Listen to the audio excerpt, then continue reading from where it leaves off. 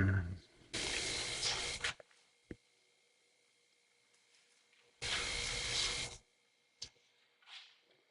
right, morning, everyone.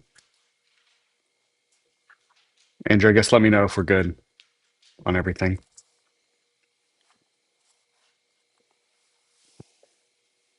Right. I'm going to pray and then we'll get going.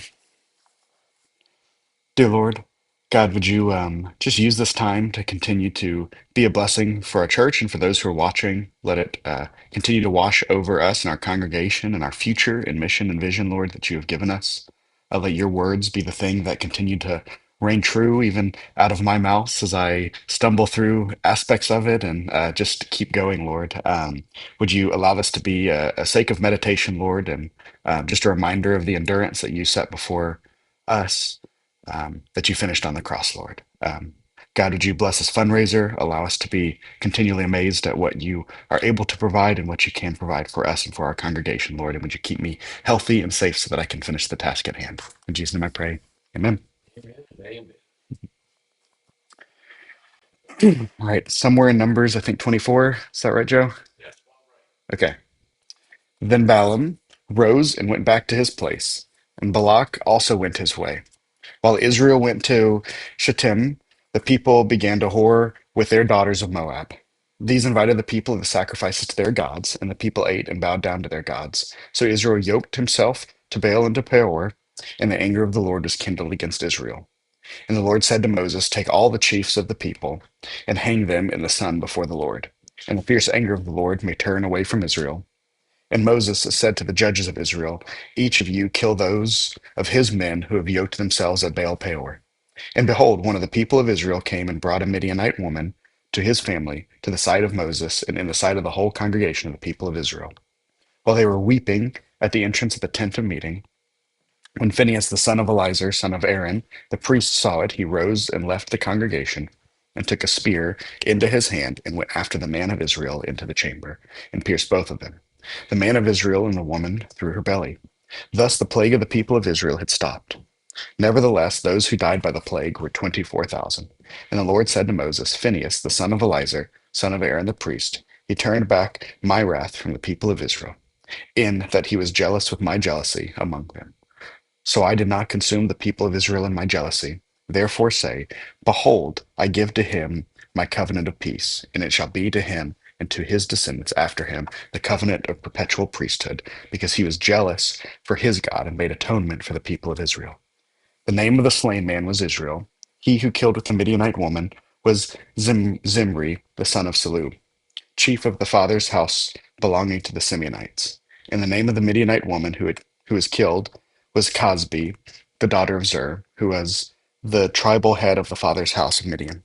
And the Lord spoke to Moses, saying, harass the Midianite and strike them down, for they have harassed you with their wiles, with while they beguiled you to the matter of Peor, and to the matter of Cosbi, the daughter of the chief of Midian, their sister, who was killed on the day of the plague on account of Peor. After the plague, the Lord said to Moses and to Eleazar, the son of Aaron the priest, take a census of all the congregation of the people of Israel, from 20 years old and upward, by their father's house, all in Israel who were able to go to war.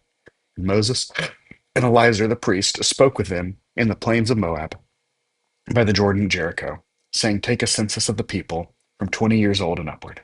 As the Lord commanded Moses, the people of Israel who came out of the land of Egypt were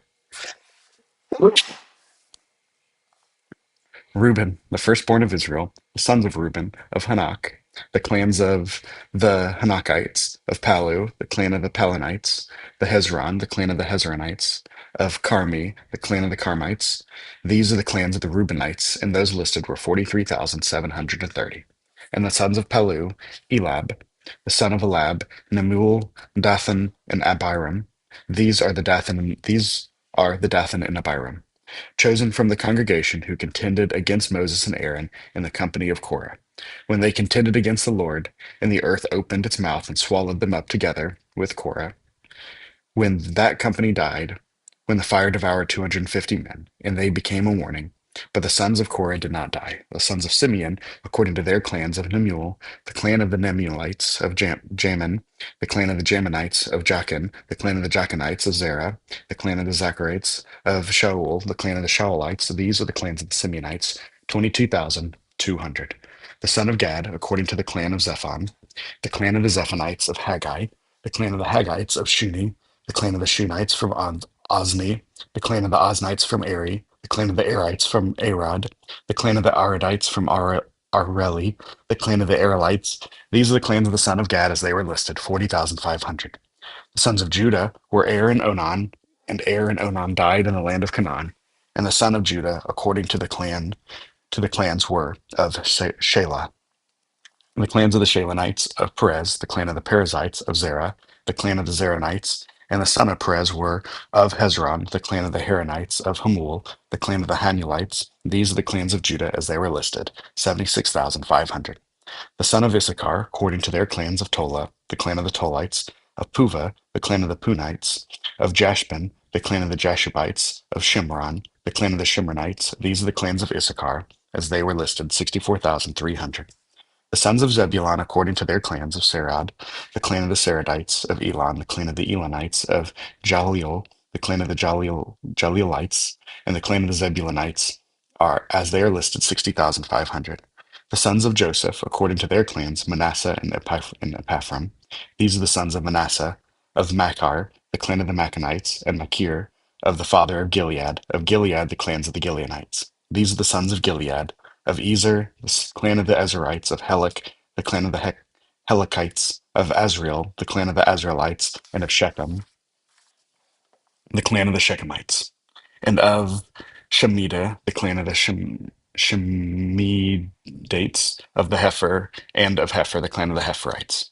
Now Zelophehad, the son of Heifer, had no sons but daughters, and the names of the daughters of Zelophehad were Mala, Noah, Hogla, Milcah, and Tisra. These are the clans of the Manasseh, and they were listed 52,700.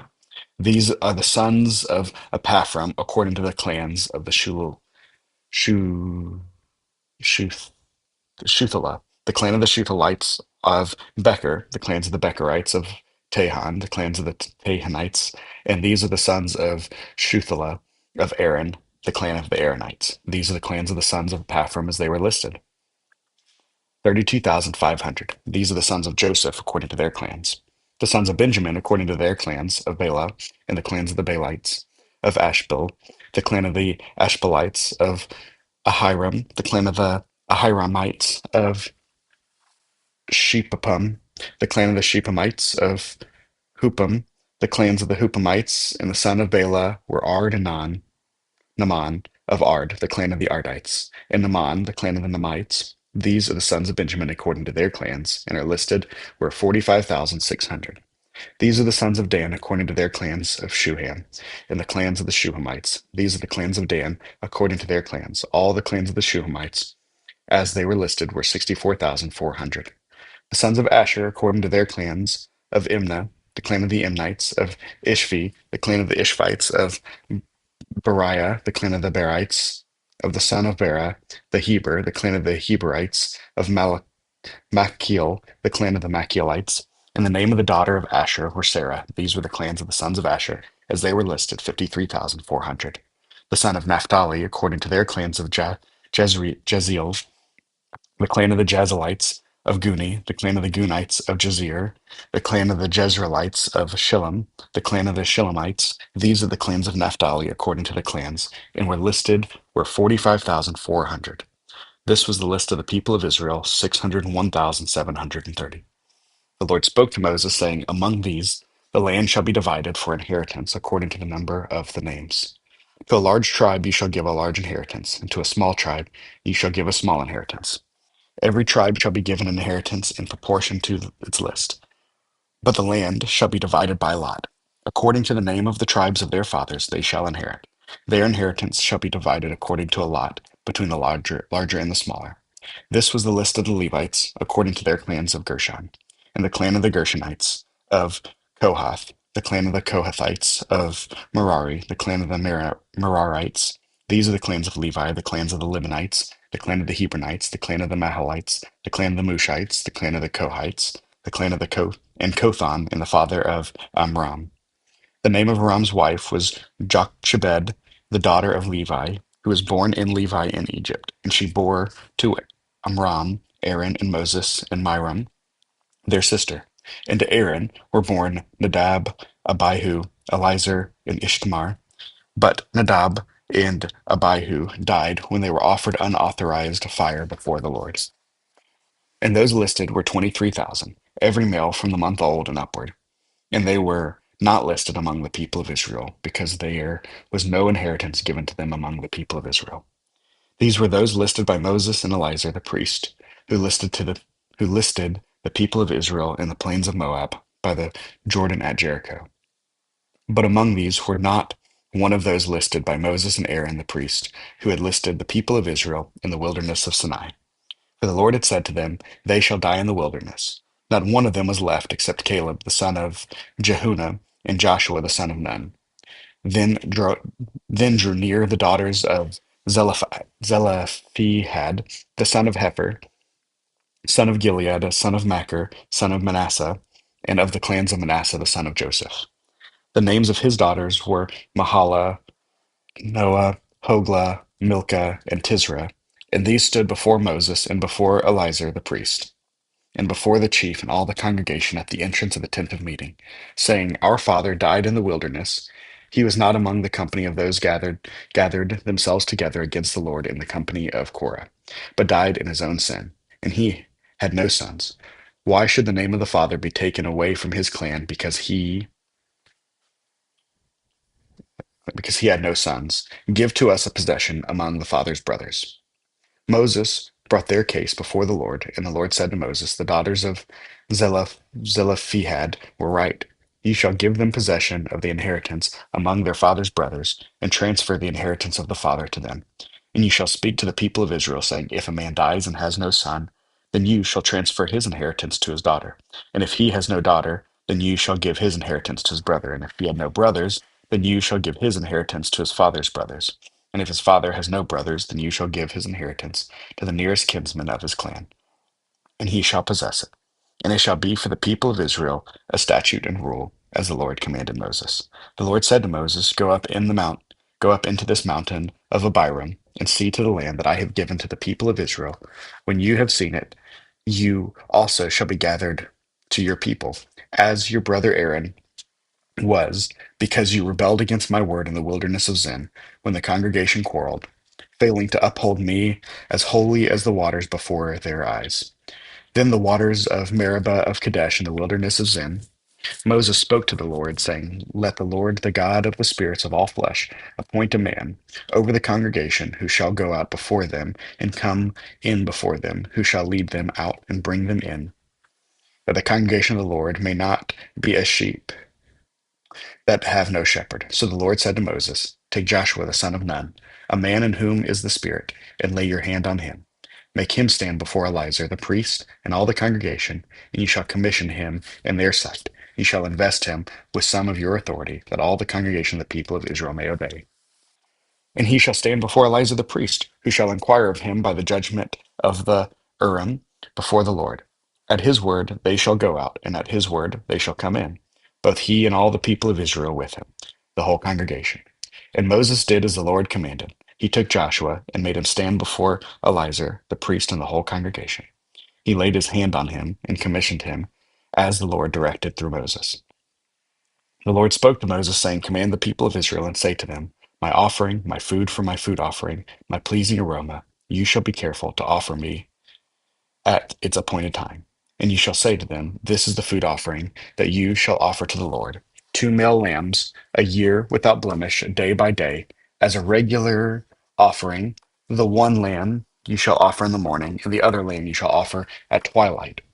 About a tenth of an ephah of fine flour for a grain offering, mixed with a quarter of a hin of beaten oil. It is a regular burnt offering, which was ordained at Mount Sinai for a pleasing aroma, a food offering to the Lord. Its drink offering shall be a quarter of a hin for each lamb. In the holy place you shall pour out a drink offering, a strong drink to the Lord. The other lamb you shall offer at twilight. like the grain offering of the morning, and like its drink offering. You shall offer it as a food offering with a pleasing aroma to the Lord. On the Sabbath day, two male lambs a year old without blemish, and two tenths of an ephah of fine flour for a grain offering mixed with oil, and its drink offering. This is the burnt offering of every Sabbath, besides the regular burnt offering and its drink offering. At the beginning of your months you shall offer a burnt offering to the Lord, two bulls from the herd, one ram, seven male lambs a year old without blemish, also three tenths of an ephah of fine flour for a grain offering mixed with oil for each bull, and two tenths of a fine flour of grain offering mixed with oil. For the one ram, a tenth of a fine flour with oil as a grain offering for every lamb, for a burnt offering with a pleasing aroma, a food offering to the Lord. Their drink offering shall be half a hin of wine for a bull, a third a hin of ram, and a quarter hin for a lamb. This is the burnt offering of each month throughout the months of the year. Also, one male goat for a sin offering to the Lord. It shall be offered beside the regular burnt offering and its drink offering. On the 14th day of the first month of the Lord's Passover, and on the 15th day of this month is a feast. 7 days shall unleavened bread be eaten. On the first day there shall be a holy convocation. You shall not do any ordinary work, but offer a food offering, a burnt offering to the Lord. Two bulls from the herd, one ram, and seven male lambs, a year old. See to it that they are without blemish. Also that their grain offering, a fine flour mixed with oil, three tenths of an ephah, shall be your offering for a bull, and two tenths of a ram. A tenth shall you offer for each of the seven lambs, also one male goat for a sin offering to make atonement for you. You shall offer these beside the burnt offering for the morning, which is for a regular burnt offering. In the same way, you shall offer daily for 7 days the food of a food offering with a pleasing aroma to the Lord. It shall be offered beside the regular burnt offering and its drink offering. And on the seventh day you shall have a holy convocation. You shall not do any ordinary work. On the day of the first fruits, when you offer a grain offering of new grain to the Lord at your feast of weeks, you shall have a holy convocation. You shall not do any ordinary work, but offer a burnt offering with a pleasing aroma to the Lord. Two bulls from the herd, one ram, seven male lambs, a year old. Also the grain offering of fine flour mixed with oil, three tenths of an ephah of each bull, two tenths of one ram, a tenth of each of the seven lambs, with one male goat to make atonement for you. Besides the regular burnt offering and its grain offering, you shall offer them and their drink offering. See that they are without blemish. On the first day of the seventh month, you shall have a holy convocation. You shall not do any ordinary work. It is a day for you to blow the trumpets, and you shall offer a burnt offering. For a pleasing aroma to the Lord, one bull from the herd, one ram, seven male lambs, a year old without blemish, and their grain offering of fine flour mixed with oil, three tenths of an ephah for the bull, two tenths for a ram, and one tenth for each of the seven lambs, with one male goat for a sin offering, to make atonement for you beside the burnt offering of the new moon and its grain offering, and the regular burnt offering and its grain offering, and their drink offering, according to the rule for them. For a pleasing aroma, a food offering to the Lord. On the 10th day of the seventh month, ye shall have a holy convocation and afflict yourselves. Ye shall do no work, but ye shall offer a burnt offering to the Lord, a pleasing aroma. One bull from the herd, one ram, seven male lambs a year old. See that they are without blemish, and their grain offering shall be of fine flour mixed with oil. Three tenths of an ephah for the bull, two tenths for the one ram, a tenth for each of the seven lambs. Also one male goat for a sin offering, beside the sin offering of atonement, and the regular burnt offering, and its grain offering, and their drink offerings. On the 15th day of the seventh month ye shall have a holy convocation. Ye shall not do any ordinary work, and ye shall keep a feast to the Lord 7 days. Shall offer a burnt offering, a food offering, and a pleasing aroma to the Lord. 13 bulls from the herd, two rams, 14 male lambs a year old, and they should be without blemish, and their grain offering of fine flour mixed with oil, three tenths of an ephah of each of the 13 bulls, two tenths of each of the two rams, and a tenth of each of the 14 lambs. Also one male goat for a sin offering, besides the regular burnt offering, its grain offering, and its drink offering. On the second day, 12 bulls from the herd, two rams, 14 male lambs, a year old without blemish, with the grain offering and the drink offerings for the bull, for the rams and for the lambs, in the prescribed quantities. Also one male goat for a sin offering, beside the regular burnt offering and its grain offering and their drink offerings. On the third day, 11 bulls, two rams, 14 male lambs, a year old without blemish, with the grain offering and the drink offerings for the bulls, for the rams, and for the lambs, and for the prescribed quantities. Also one male goat for a sin offering, beside the regular burnt offerings and its grain offering and its drink offering. On the fourth day, 10 bulls, 2 rams, 14 male lambs, a year old without blemish, with the grain offering and the drink offerings of the bull for the rams and for the lambs, in the prescribed quantities. Also, 1 male goat for a sin offering, beside the regular burnt offering, its grain offering and its drink offering. On the 5th day, 9 bulls, 2 rams, 14 male lambs, a year without a blemish, with the grain offering and the drink offering for the bulls, for the rams, for the lambs, and for the prescribed quantities. Also, 1 male goat for a sin offering, beside the regular burnt offering, and its grain offering and its drink offering. On the 6th day, 8 bulls, 2 rams, 14 male lambs, a year old without a blemish, with the grain offering and a drink offering for the bulls, for the rams, and for the lambs, in the prescribed quantities. All 1 male goat for a sin offering, besides the regular burnt offering, its grain offering, and its drink offering. On the 7th day, 7 bulls, 2 rams, 14 male lambs, a year without blemish, and the grain offering, and on the drink offerings for the bull, for the rams, and for the lambs, it is prescribed quantities. Also, 1 male goat for a sin offering, beside the regular burnt offering, its grain offering, and its drink offering. On the 8th day ye shall have a solemn assembly. Ye shall not do any ordinary work, but ye shall offer a burnt offering, a food offering, and a pleasing aroma to the Lord. 1 bull, 1 ram, 7 male lambs, a year without a blemish, and the grain offering and the drink offerings for the bull, for the ram, and for the lambs, in the prescribed quantities. Also, that 1 male goat for a sin offering, besides the regular burnt offering, and its grain offering, and its drink offering. It's like the 12 days of Christmas. These you shall offer to the Lord at your appointed feast, in the addition of your vow offerings and your freewill offerings, for your burnt offerings, and for your grain offerings, and for your drink offerings, and for your peace offerings. So Moses told the people of Israel everything, just as the Lord had commanded Moses. Moses spoke to the heads of the tribes of the people of Israel, saying, This is what the Lord has commanded. If a man vows a vow to the Lord, or swears an oath to bind himself by a pledge, he shall not break his word. He shall do according to all the proceeds out of his mouth.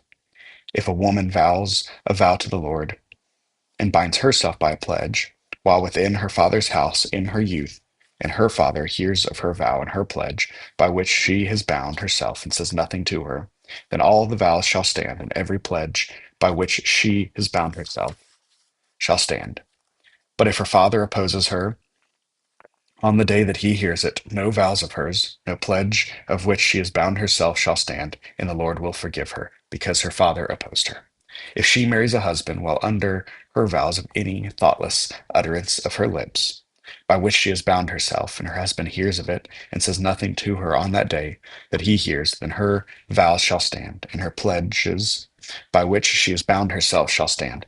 But if on that day her husband comes to hear it, he opposes her, and he makes void her vow that was on her, and the thoughtless utterance of her lips by which she bound herself, and the Lord will forgive her.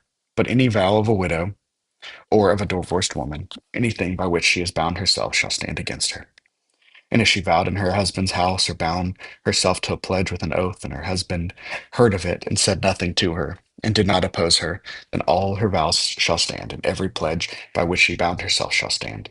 And if her husband makes them null and void on the day that he hears them, then whatever proceeds out of her lips concerning her vows or concerning her pledge of herself shall not stand. Her husband has made them void, and the Lord will forgive her. Any vow and any binding oath to afflict herself, her husband may establish, or her husband may make void. And if her husband says nothing to her from day to day, he establishes all her vows or all her pledges that are upon her. Then he establishes them because he said nothing to her on the day that he heard of them. But if he makes them null and void after he has heard of them, then he shall bear her iniquity. These are the statutes of the Lord commanded Moses by a man and his wife, and about a father and his daughter, while she is in her youth within her father's house. The Lord spoke to Moses, saying, Avenge the people of Israel on the Midianites. Afterward, ye shall be gathering to your people. So Moses spoke to the people, saying, Arm men from among you for the war, and they may go against Midian to execute the Lord's vengeance on Midian. Ye shall send 1,000 of each of the tribes of Israel to the war. So there were provided out of the thousands of Israel 1,000 from each tribe, 12,000 armed for war. And Moses sent them to the war, 1,000 from each tribe, together with Phinehas the son of Eleazar the priest, with the vessels of the sanctuary and the trumpets for the alarm in his hand. They warred against Midian as the Lord commanded Moses and killed every male. They killed the kings of Midian with the rest of their slain, Evi, Rechem, Zur, Hur, and Reba, the five kings of Midian. And they also killed Balaam, the son of Beor, with the sword. And the people of Israel took captive the women of Midian and their little ones, and they took as plunder all the cattle, their flocks, and all their goods, all their cities in their places where they lived, all of their encampments, they burned with fire. And they took all the spoil and all the plunder, both of man and beast.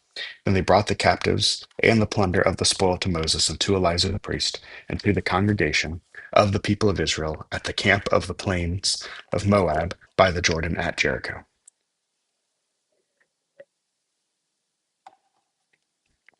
Moses and Eleazar the priest and all the chiefs of the congregation went to meet them outside the camp. And Moses was angry with the officers of the army, the commanders of thousands and the commanders of hundreds, who had come from service in the war. Moses said to them, have you let all the women live? Behold, these, on Balaam's advice, caused the people of Israel to act treacherously against the Lord in the incident of Peor. And so the plague came among the congregation of the Lord. Now, therefore, kill every male among you, among the little ones, and kill every woman who has known man by lying with him. But all the young women who have not known man by lying with him, keep alive for yourselves, and camp outside the camp 7 days.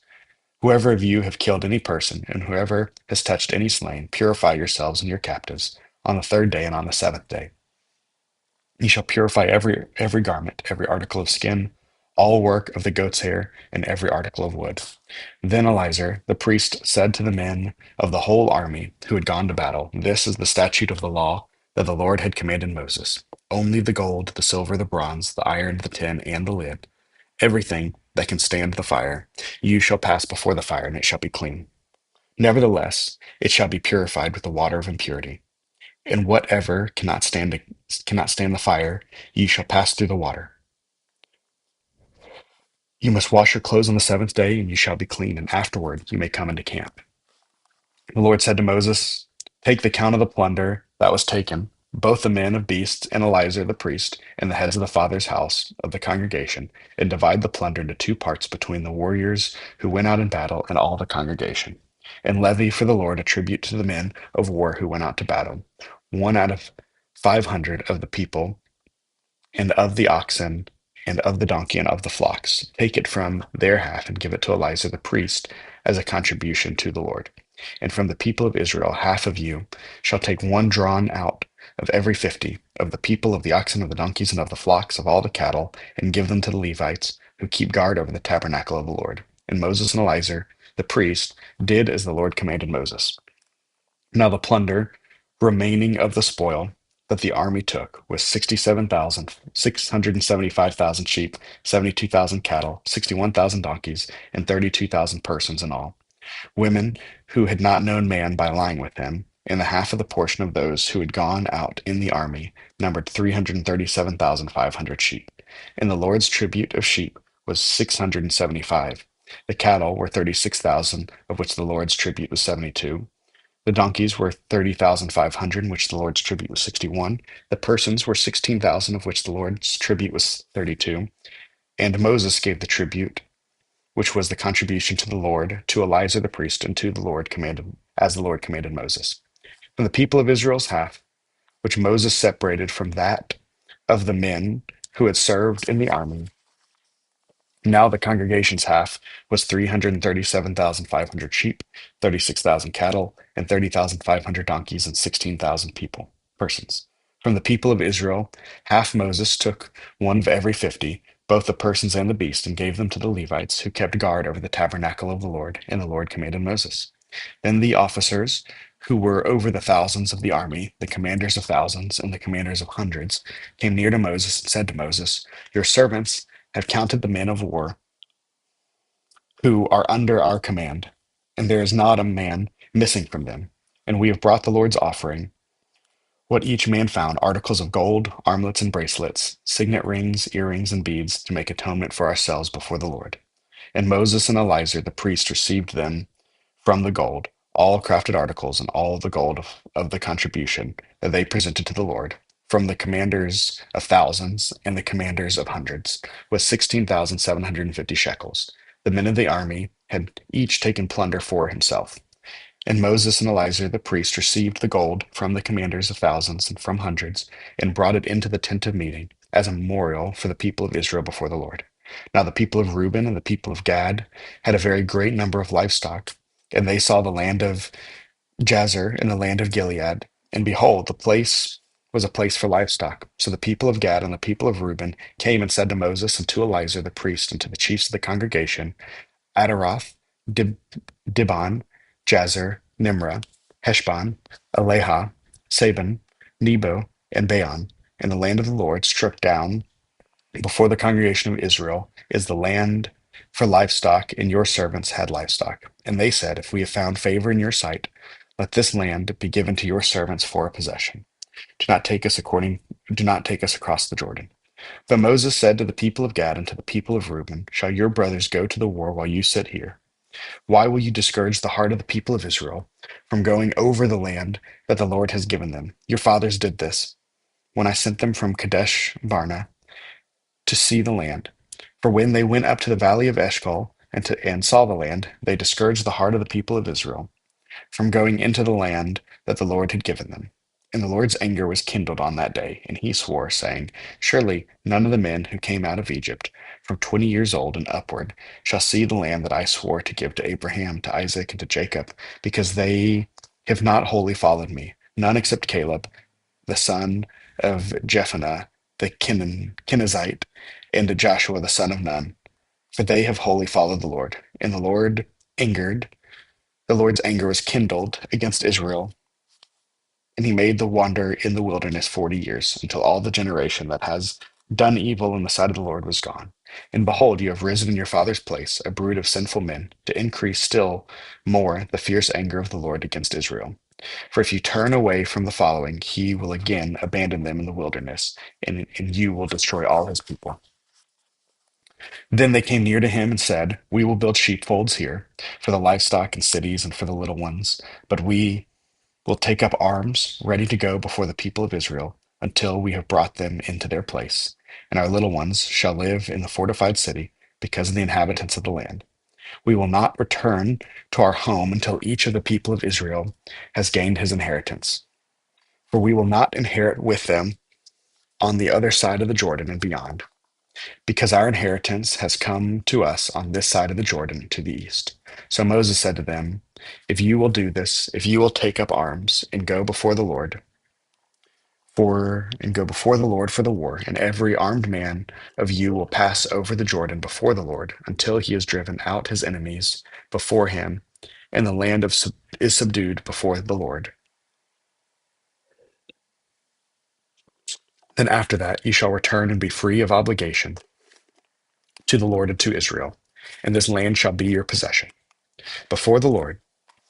But if you will not do so, behold, you have sinned against the Lord, and be sure your sin will find you out. Build cities for your little ones and folds for your sheep, and do what you have promised. And the people of Gad and the people of Reuben said to Moses, your servants will do as my Lord commands. Our little ones, our wives, our livestock, and all the cattle shall remain there in the cities of Gilead.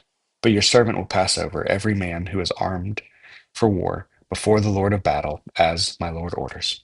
So Moses gave command concerning them to Eleazar the priest and to Joshua the son of Nun, and to the heads of the father's house for the tribes of the people of Israel. And Moses said to them, if the people of Gad and the people of Reuben, every man who is armed to battle before the Lord, will pass with you over the Jordan, and the land shall be subdued before you, then you shall give them to the land of Gilead for a possession. However, if they will not pass over with you armed, they shall have possessions among you in the land of Canaan.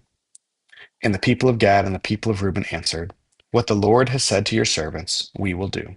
We will pass over armed before the Lord into the land of Canaan, and the possessions of our inheritance shall remain with us beyond the Jordan.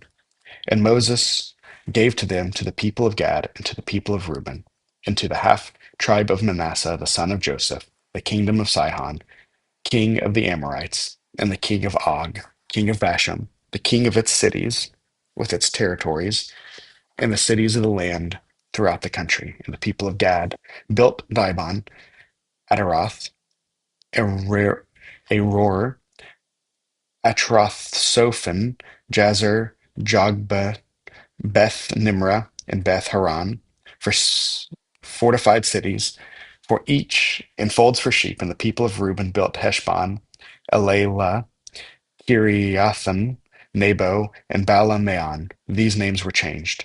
And Shibma, and they gave other names to the cities that they built.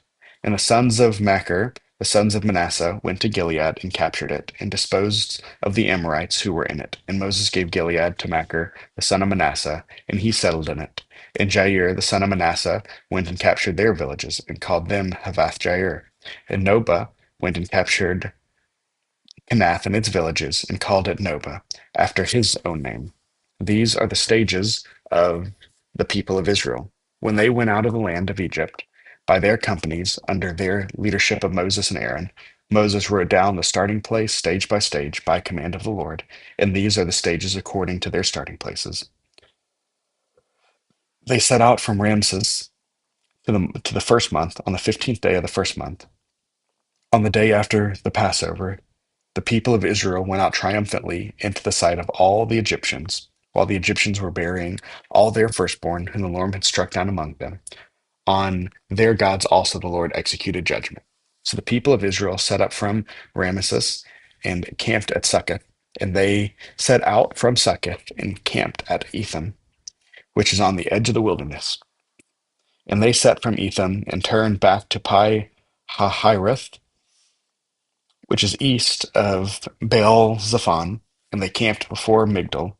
And they set out from before Hahiroth and passed through the midst of the sea into the wilderness. And they went a 3 days' journey into the wilderness of Etham and camped at Mara. And they set out from Mara and came to Elam. And at Elam there were 12 springs of water and 70 palm trees. And they camped there. And as they set out from Elam, they camped by the Red Sea. And they set out from the Red Sea and camped in the wilderness of Sin. And they set out from the wilderness of Sin and camped at Dophkah. And they set out from Dophkah and camped at Alush. And they set out from Alush and camped at Rephidim, where they say there is no water for the people to drink. And they set out from Rephidim and camped in the wilderness of Sinai. And they set out from the wilderness of Sinai and camped at Kibroth Hattava. And they set out from Kibroth Hattava and camped at Hazeroth. And they set out from Hazeroth and camped at Rithmah. And they set out from Rithmah and camped at Ramon Perez. And they set out from Ramon Perez and camped at Libah. And they set out from Libah and camped at Risha. And they set out from Risha and camped at Kehelatha, and they set out from Kehelatha and camped at Mount Sheber, and they set out from Mount Sheber and camped at Haradah, and they set out from Haradah and camped at Machalath, and they set out from Machalath and camped at Tahath, and they set out from Tahath and camped at Terah, and they set out from Terah and camped at Mithka, and they set out from Mithka and camped at Hashmanah, and they set out from Hashmanah and camped at Moseroth, and they set out from Moseroth and camped at Bene Jaakan, and they set out from Bene Jaakan and camped at Hor Haggidgad, and they set out from Hor Haggidgad and camped at Jorbetheth, and they set out from Jorbethah and camped at Abrona, and they set out from Abrona and camped at Azion Geber, and they set out from Azion Geber and camped in the wilderness of Zin, that is Kadesh, and they set out from Kadesh and camped at Mount Hor on the edge of the land of Edom. And Aaron the priest went up Mount Hor and the command of the Lord and died there in the 40th year after the people of Israel had come out of the land of Egypt, in the first day of the first fifth month. And Aaron was 123 years old when he died on Mount Hor. And the Canaanite, the king of Arad, who lived in the Negeb in the land of Canaan, heard of the coming of the people of Israel. And they set out from Mount Hor and camped at Zalmanah. And they set out from Zalmanah and camped at Punan. And they set out from Punan and camped at Oboth. And they set out from Oboth and camped at Lyre Abiram. And they set out from Moab in the territory of Moab. And they set out from Liam and camped at Debon Gad. And they set out from Debon Gad and they camped at Almon Diblathaim. And they set out from Almon Diblathaim and camped in the mountains of Abarim before Nebo. And they set out from the mountains of Abiram, and they camped in the plains of Moab by the Jordan at Jericho. And they camped by the Jordan from Beth Jereshimoth as far as the Abel Shittim in the plains of Moab. And the Lord spoke to Moses in the plains of the Moab by the Jordan at Jericho, saying, Speak to the people of Israel and say to them, When you pass over the Jordan into the land of Canaan, then you shall drive out all the inhabitants of the land from before you, and destroy all their figured stones, and destroy all their metal images, and demolish all their high places. And you shall take possession of the land and settle in it. For I have given the land to you to possess it. You shall inherit the land by lot, according to the clan, according to your clans. To a large tribe you shall give a large inheritance, and to a small tribe you shall give a small inheritance. Whenever the lot falls for anyone, that shall be his. According to the tribes of your fathers, you shall inherit.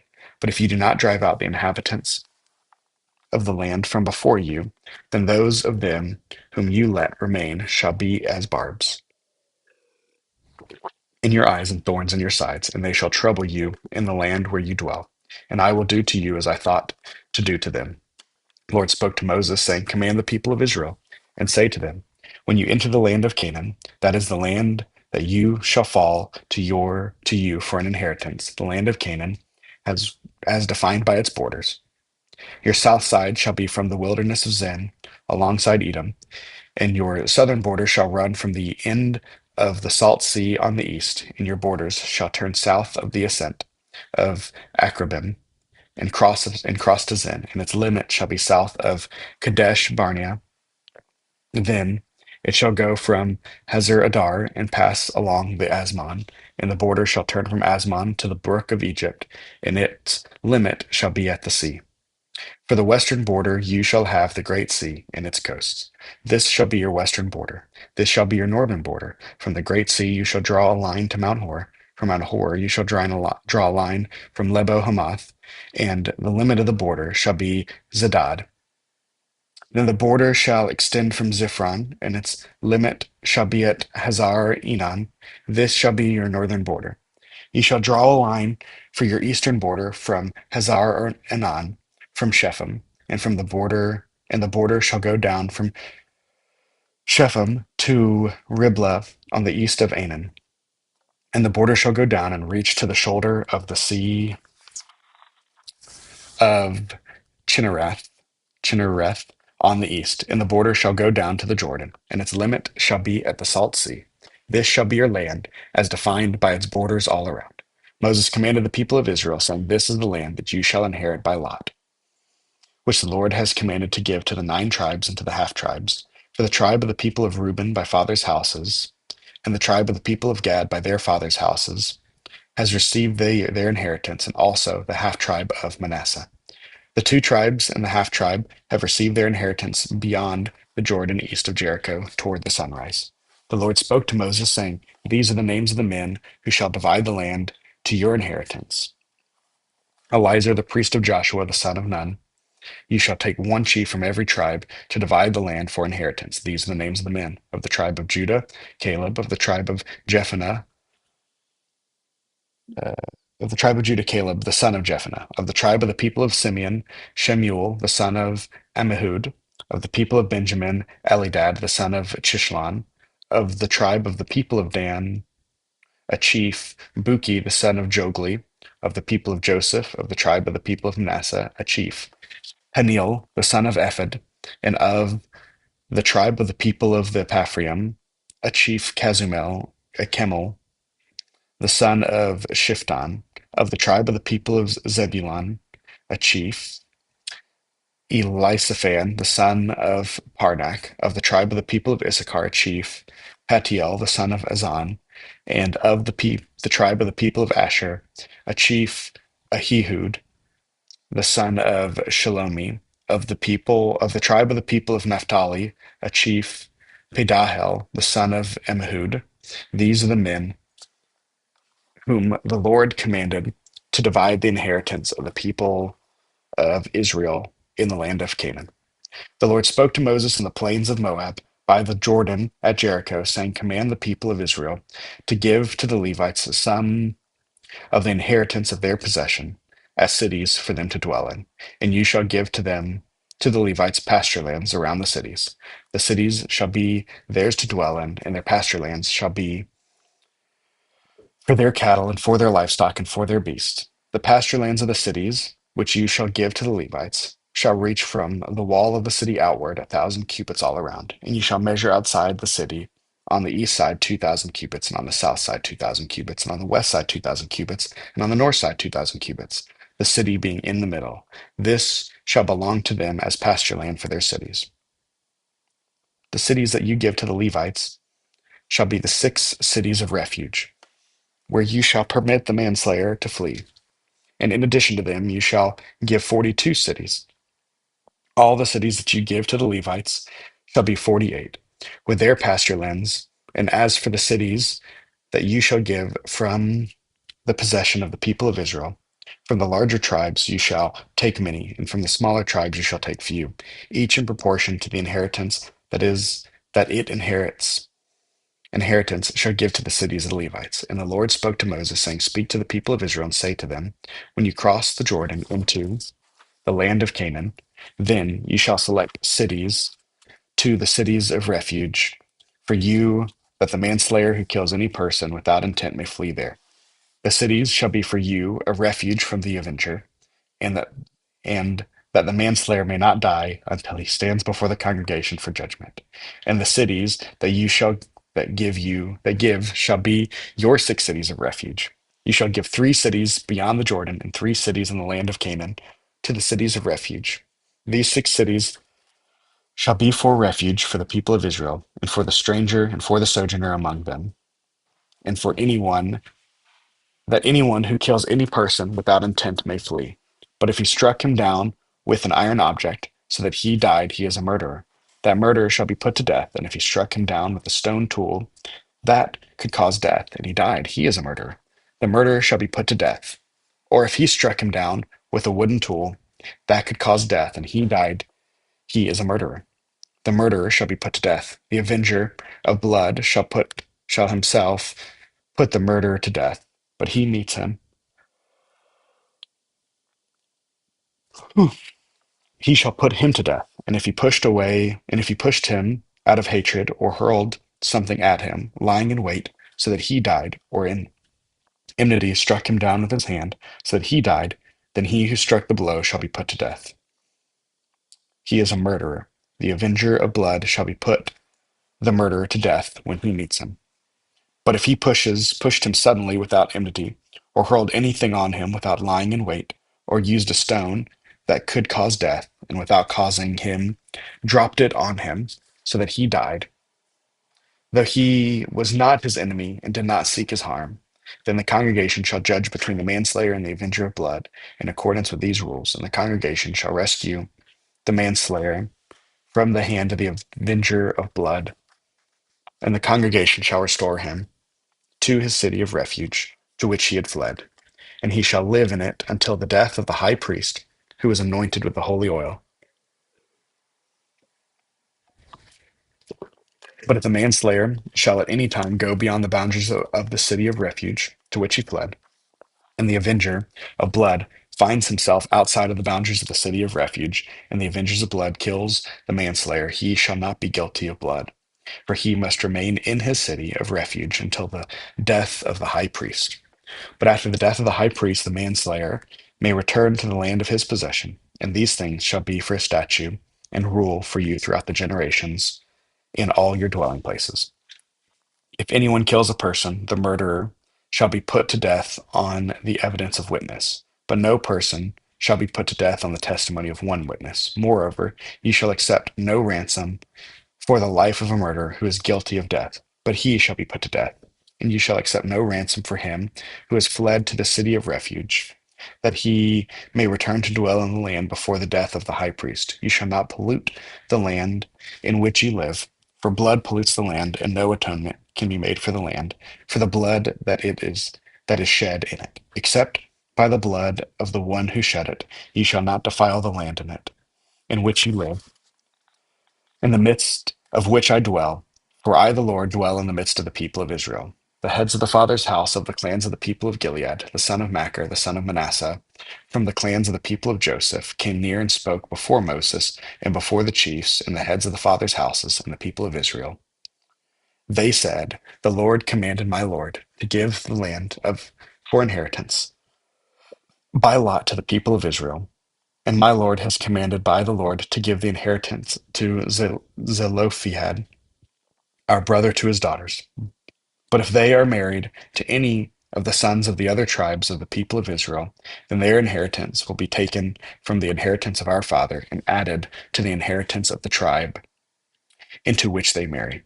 So it will be taken away from the lot of our inheritance. And when the Jubilee of the people of Israel comes, and their inheritance will be added to the inheritance of the tribe into which they marry, and their inheritance will be taken from the inheritance of the tribe of our fathers. And Moses commanded the people of Israel, according to the word of our Lord, saying, "The tribe of the people of Joseph is right.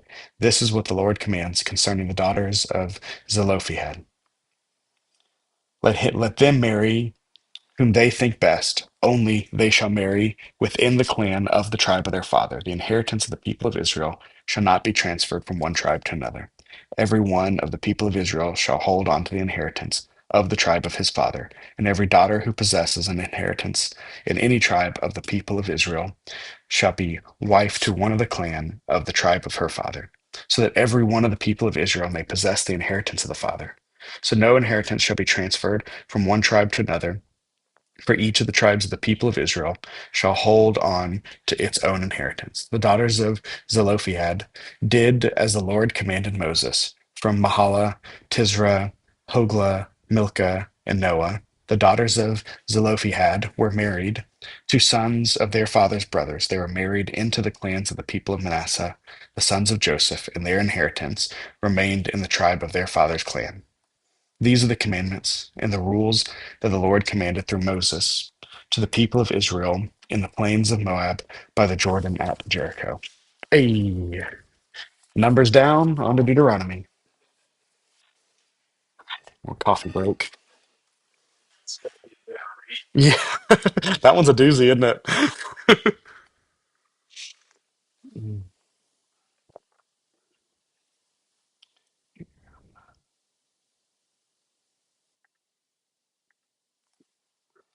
Pause for a second.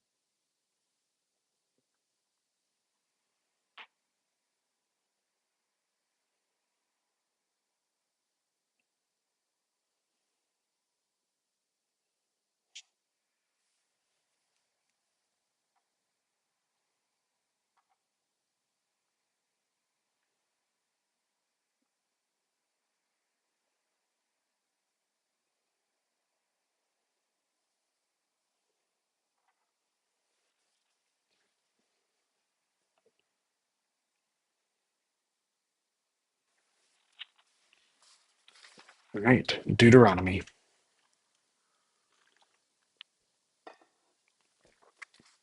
These are the words that Moses spoke to all Israel beyond the Jordan in the wilderness in the Arba, opposite Zuph, between Paran and Paphiel, Laban, Hazeroth, and Dizahab.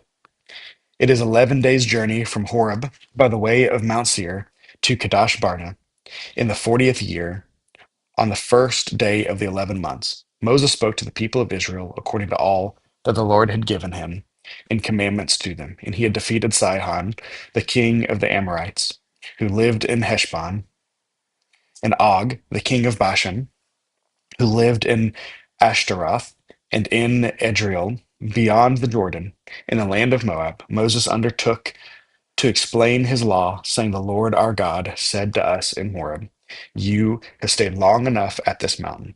Turn and take your journey, and go into the hill country of the Amorites, and to all their neighbors in the Arabah, in the hill country, and in the lowland, and in the Negeb, and by the seacoast, in the land of the Canaanites, and Lebanon, as far as the great river, the river Euphrates. See, I have set the land before you.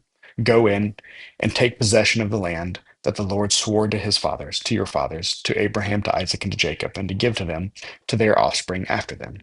At that time I said to you, I am not able to bear you by myself. The Lord your God has multiplied you, and behold, you are today as numerous as the stars of heaven. May the Lord, the God of your fathers, make you 1,000 times as many as you are, and bless them as he promised you. How can I bear by myself the weight of the burden of you and your strife? Choose for your tribe wise, understanding, and experienced men, and I will appoint them as your heads. And you answered me, The thing that you have spoken is good for us to do. So I spoke the heads of your tribes, wise and experienced men, and set them as heads over you, commanders of thousands, commanders of hundreds, commanders of fifties, commanders of tens, and officers throughout your tribes. And I charged your judges at the time, hear the cases between your brothers, the judge righteous that judge and judge righteously between a man and his brother, or the alien who is with him. You shall not be partial in judgment. You shall hear the small and the great alike. You shall not be intimidated by anyone, for the judgment is God's. In the case that is too hard for you, you shall bring to me, and I will hear it. And I command you at that time all the things that you should do. And then he set out from Horeb and went through all that great and terrifying wilderness that you saw on the way to the hill country of the Amorites, as the Lord our God commanded us. And we came to Kadesh Barnea, and I said to you, You have come to the hill country of the Amorites, which the Lord has of which the Lord our God is giving us. See, the Lord your God has set the land before you. Go up, take possession. As the Lord your God of your fathers has told you, do not fear or be dismayed. Then all of you came near and said, Let us send men before us, that they may explore the land for us, and bring us word again by of the way by which we must go up to the cities into which we shall come. The thing seemed good to me, and I took 12 men from you, one man from each tribe, and they turned and went into the hill country, and came to the valley of Escol, and spied it out. And they took in their hands some of the fruits of the land, and brought it down to us, and brought us word again, and said, It is a good land that the Lord our God is giving us. Yet you would not go up, but rebelled against the commandment of the Lord your God. And you muttered in your tents, and said, Because the Lord hated us, he has brought us out of the land of Egypt, to give us into the land of the Amorites, to destroy us. What are we going up? Our brothers have made our hearts melt, saying, The people are greater and taller than we, the cities are great and fortified up to the heavens, and besides, we have seen the sons of Anakim there. Then I said to you, Do not be in dread or afraid of them. The Lord your God, who goes before you, will himself fight for you, just as he did for you in Egypt, before your eyes. And in the wilderness, where you have seen how the Lord your God carried you, as a man carried his son, all the way that you went until you came to this place. Yet in spite of this word, you did not believe the Lord your God, who went before you in the way to seek out a place to pitch your tents, and fire by night, and in the cloud by day, to show you by what way you should go. And the Lord heard your words and was angered, and he swore, Not one of these men of this evil generation shall see the good land, and I swore to give to your fathers, except Caleb, the sons of Jephunneh. He shall see it, and to him and to his children I will give the land on which he has trodden, because he has wholly followed the Lord. Even with me, the Lord was angry on your account, and said, You also shall not go in there. Joshua the son of Nun, who stands before you, he shall enter. Encourage him, for he shall cause Israel to inherit it. And as for your little ones, who you said would become a prey, and your children, who today have no knowledge of good or evil, they shall go in there, and to them I will give it, and they shall possess it. But as for you, turn and journey into the wilderness in the direction of the Red Sea. Then you will answer me, we have sinned against the Lord. We ourselves will go up and fight, just as the Lord our God commanded us. And every one of you fastened on his weapons of war and thought it easy to go up into the hill country. And the Lord said to me, say it to them, do not go up or fight, for I am not in midst, lest you be defeated before your enemies. So I spoke to you, and you would not listen, but you rebelled against the command of the Lord and presumptuously went up into the hill country.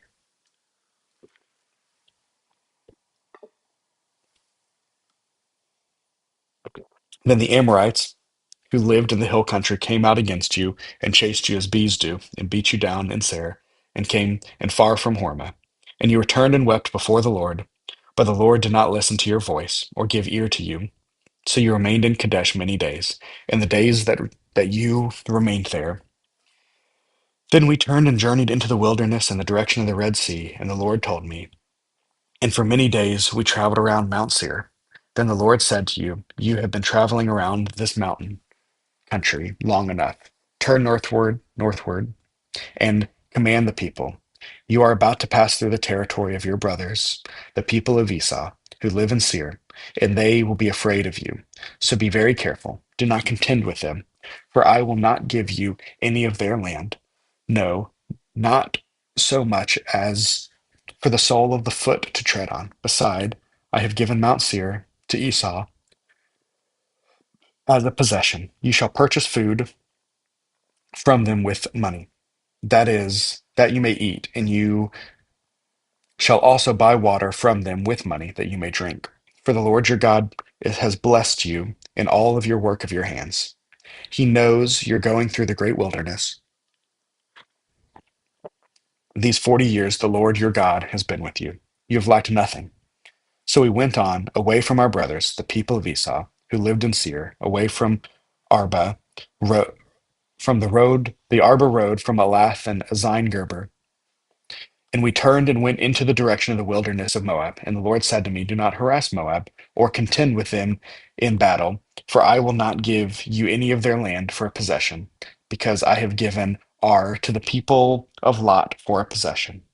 The Emim formerly lived there, a people great and many, and tall as the Anakim.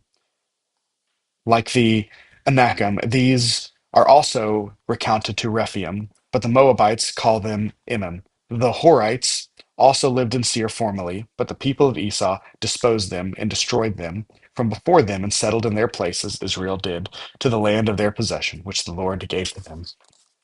Now rise up and go over the brook Zered. So we went over the brook Zered, and at the time, from our leaving Kadesh Barnea until we crossed the brook Zered was 38 years, until the entire generation, that is, the men of war, had perished from the camp, as the Lord had sworn for them.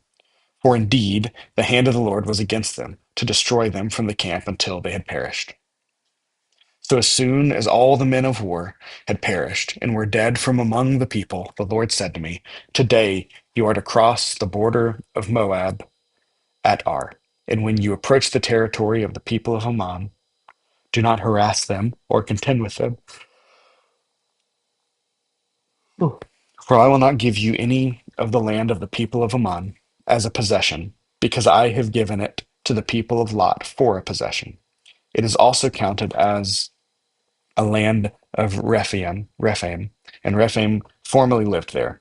But the Ammonites called them Zamzummim, the people great and many and tall as the Anakim.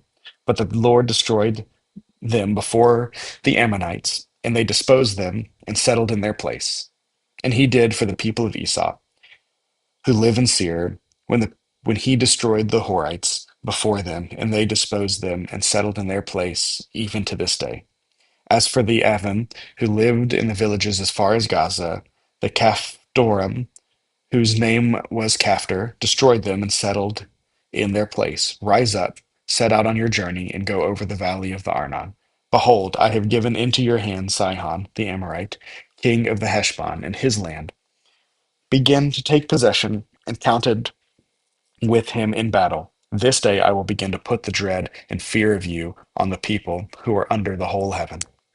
Who shall hear the report of you and shall tremble and be in anguish because of you? So I sent messengers into the wilderness of Kedemoth of Sihon, the king of Heshbon, with words of peace, saying, let me pass through your land. I will go only by the road. I will turn aside neither on the right nor the left. You shall sell me food for money that I may eat, and give me water for money that I may drink. Only let me pass through on foot, as the sons of Esau, who live in Seir, and the Moabites, who live in Ar, did for me, until I go over the Jordan into the land that the Lord had our God had given us. But Sihon, the king of Heshbon, would not let us pass by. For the Lord your God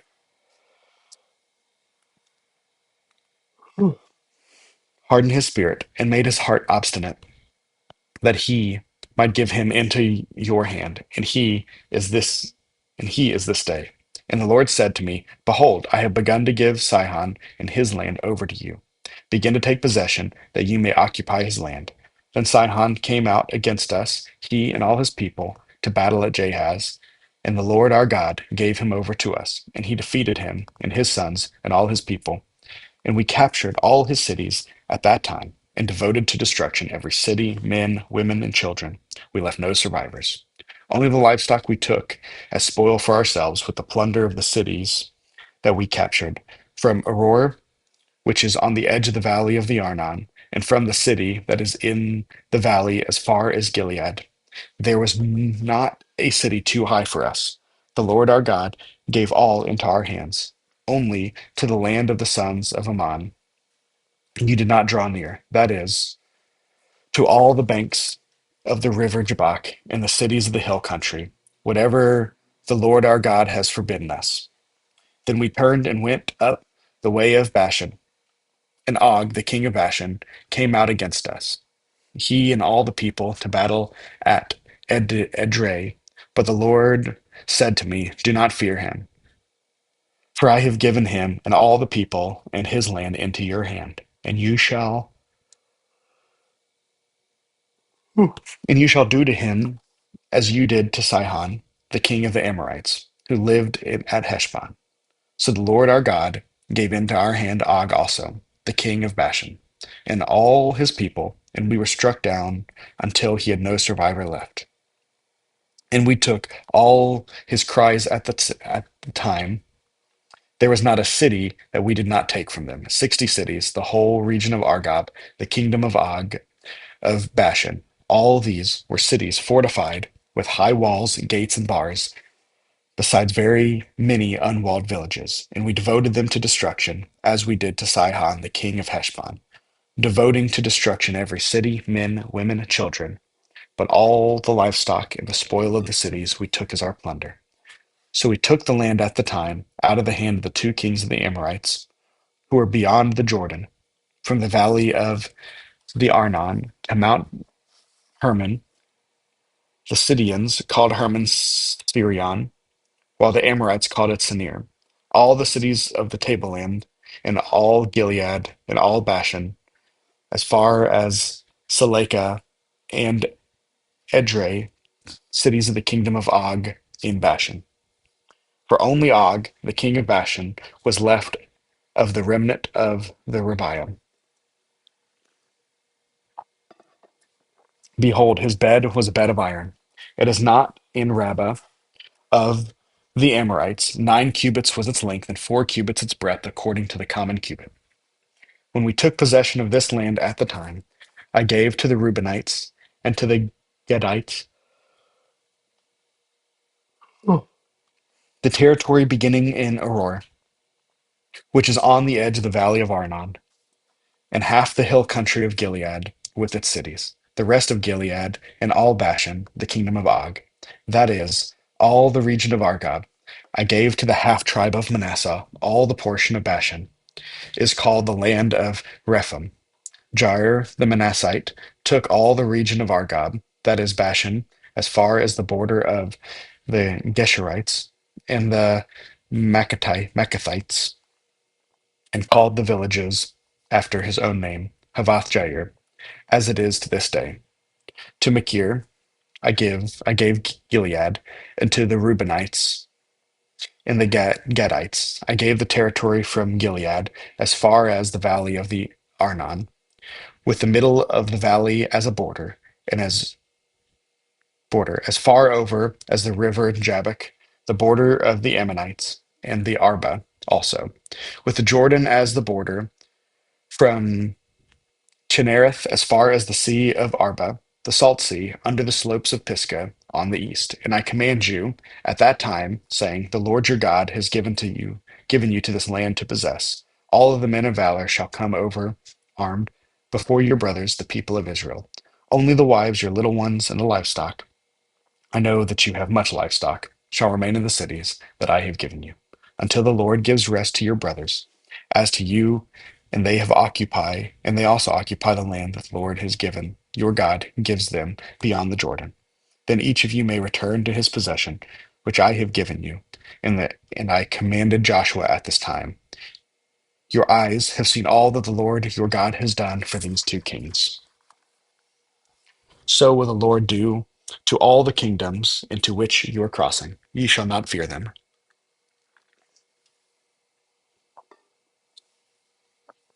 For it is the Lord your God who fights for you. And I pleaded with the Lord at the time, saying, O Lord God, you have only begun to show your servant your greatness and your mighty hand. For what God is there in heaven or on earth who can do such work and mighty acts as yours? Please let me go over and see the good land beyond the Jordan, the good hill country of Lebanon. But the Lord was angry with me because of you and would not listen to me. And the Lord said to me, Enough from you. Do not speak from me this matter again.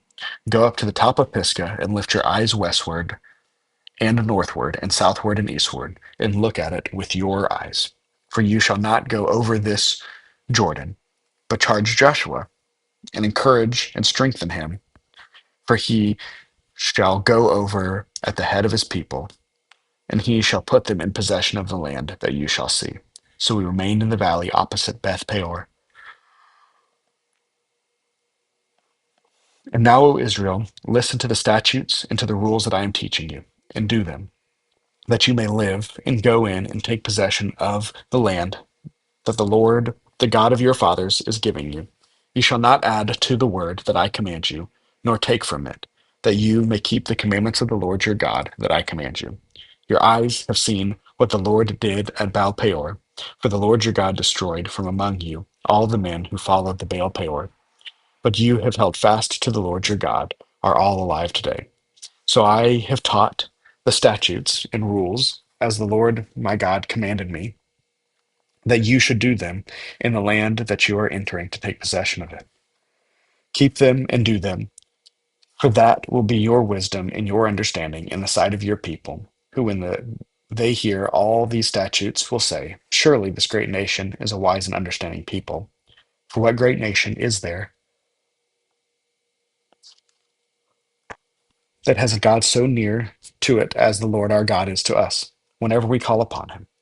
And what great nation is there that has statutes and rules so righteous as all the law that I set before you today? Only take care and keep your soul diligently, lest you forget the thing that your eyes have seen, and lest you depart from your heart all the days of your life.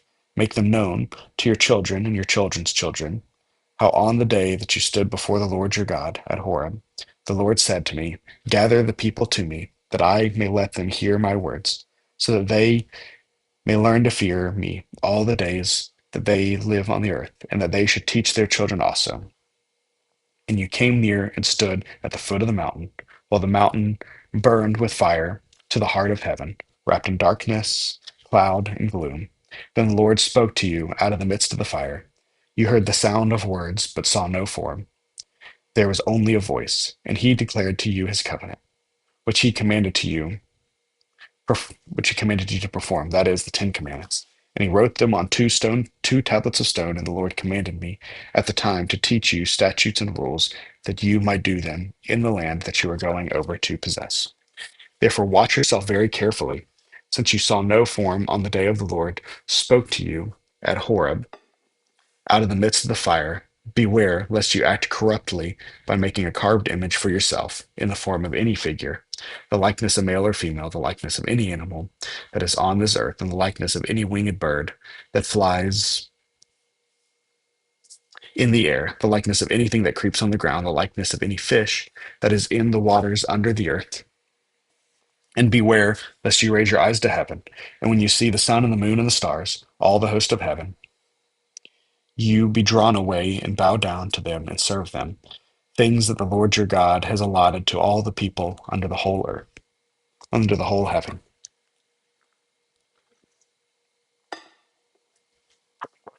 But the Lord has taken you and brought you out of the iron furnace, out of Egypt, and out of the people of his own inheritance, as you are this day. Furthermore, the Lord was angry with me because of you, and he swore that I should not cross the Jordan, and that I should not enter the good land that the Lord your God is giving you for an inheritance. For I must die in this land.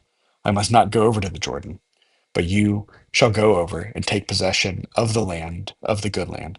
Take care lest you forget the covenant of the Lord your God, which he has made for you, and make a carved image, the form of anything that the Lord your God has forbidden you. For the Lord your God is a consuming fire, a jealous God. When your father, children, and children's children, and have grown old in the land, if you act corruptly by making a carved image in the form of anything, and by doing what is evil in the sight of your Lord, as to provoke him to anger, I call heaven and earth to witness against you today that you will soon utterly perish from the land that you are going over the Jordan to possess. You will not live long in it, but will be utterly destroyed. And the Lord will scatter you among the people, and you will be left few in number among the nations where the Lord will drive you.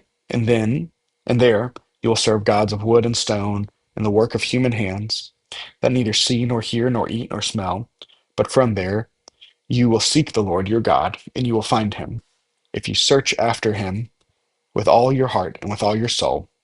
When you are in tribulation, and all these things come upon you in the latter days, you will return to the Lord your God and obey his voice. For the Lord your God is a merciful God. He will not leave you or destroy you, forget the covenant with your fathers that he has sworn to them. For ask now of the days that are past, which were before you, since the day that God created man on the earth, and ask from one end of heaven to the other, whether such a great thing as this has ever happened or will ever happen again. Did any people ever hear the voice of God speaking out in the midst of the fire, as you have heard and still live? Or has any God ever attempted to go and take a nation for himself from the midst of another nation, by trials, by signs, by wonders, and by war, by a mighty hand and by an outstretched arm, and by great deeds of terror, all of which the Lord your God did for you in Egypt before your eyes? To you is shown that you might know that the Lord is God. There is no other beside him. Out of heaven he let you hear his voice, that he might discipline you. And on earth he let you see his great fire, and you heard his words out of the midst of the fire. And because he loved your father, and chose their offering after them, and brought you out of Egypt with his own presence, by his great power, driving out before you nations greater and mightier than you, to bring you in, to give you their land for their inheritance, as it is to this day. Know therefore today, and lay it to your heart, that the Lord your God in heaven above and on the earth beneath, there is no other. Therefore you shall keep his statutes and his commandments, which I command you today, that it may go well with you and with your children after you, and that you may prolong your days in the land that the Lord your God had given you for them, for all time. Then Moses set apart 3 cities in the east beyond the Jordan, that the manslayer might flee there. Anyone who kills his neighbor unintentionally, without being at enmity with him in time past, he may flee to one of those cities and save their life. These are in the wilderness on the tableland for the Reubenites, Ramoth of Gilead for the Gadites, and Golan and Rashan from the Manassites. This is the law that Moses set before the people of Israel. These are the testimonies, the statutes, and the rules which Moses spoke to the people of Israel when they came out of Egypt beyond the Jordan in the valley opposite Beth Peor. In the land of Sihon, the king of the Amorites, who lived at Heshbon, whom Moses and the people of Israel defeated when they came out of Egypt, and they took possession of his land, and the land of Og, the land of Bashan, the two kings of the Amorites who lived in the east beyond the Jordan were Aror, which is on the edge of the valley of Arnon, as far as the Mount Siron, that is Hermon, together with all the Arba on the east side of the Jordan, as far as the sea of Arba, under the slopes of Pisgah. And Moses summoned all Israel and said to them, Hear, O Israel, the statutes and the rules that I speak in your hearing today, and you shall learn them and be careful to do them. The Lord our God made a covenant with us in Horeb.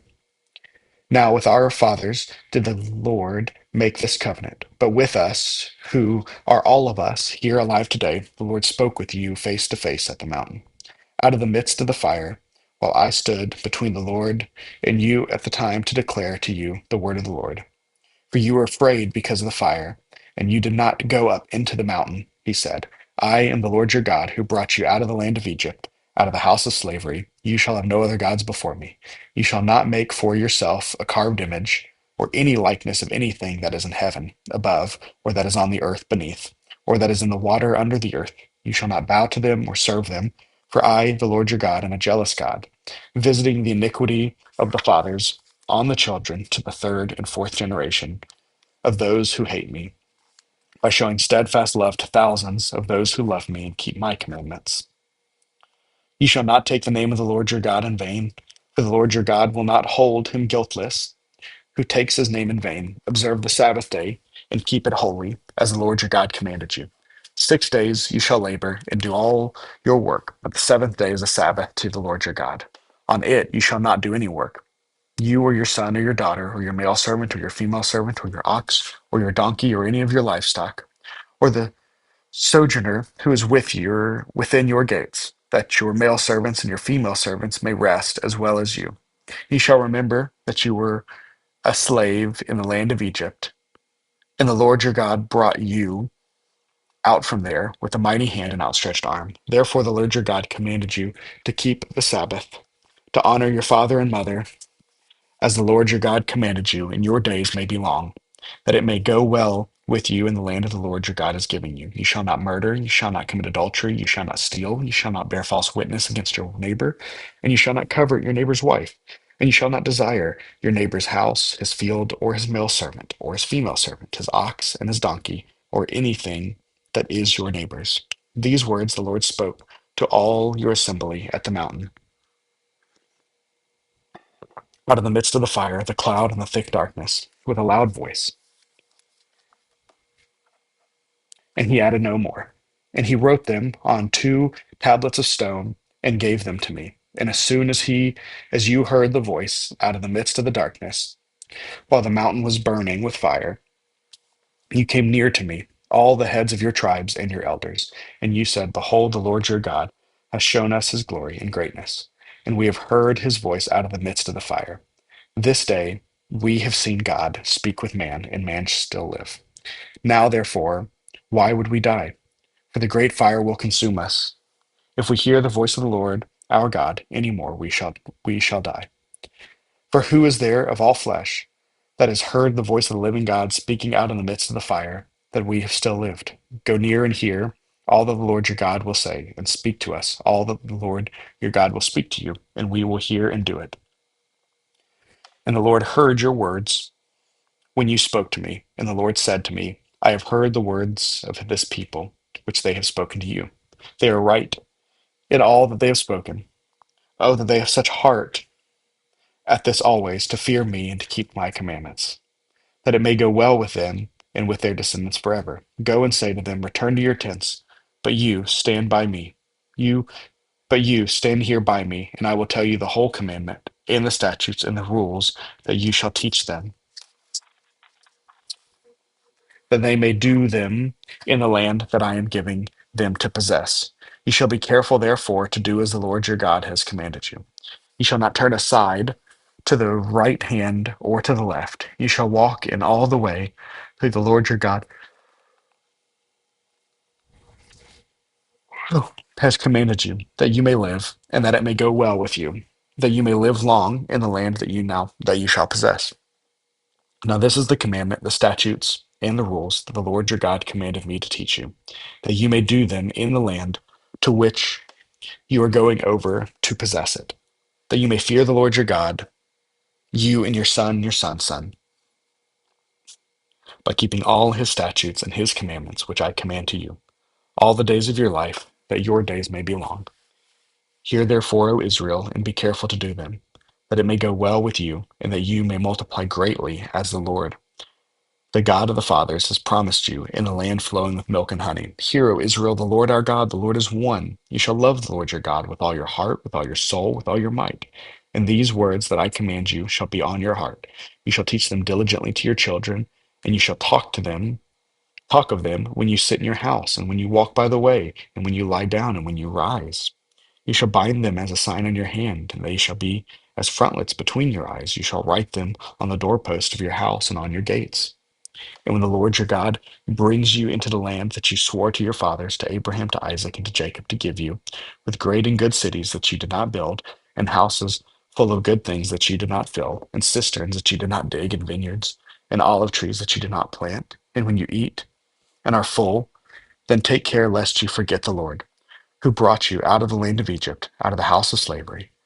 It is the Lord your God you shall fear, him who you shall serve, and by his name you shall swear. You shall not go after other gods, the gods of the people who are around you. For the Lord your God in the midst is a jealous God, lest the anger of the Lord your God be kindled against you, and he destroy you off the face of the earth.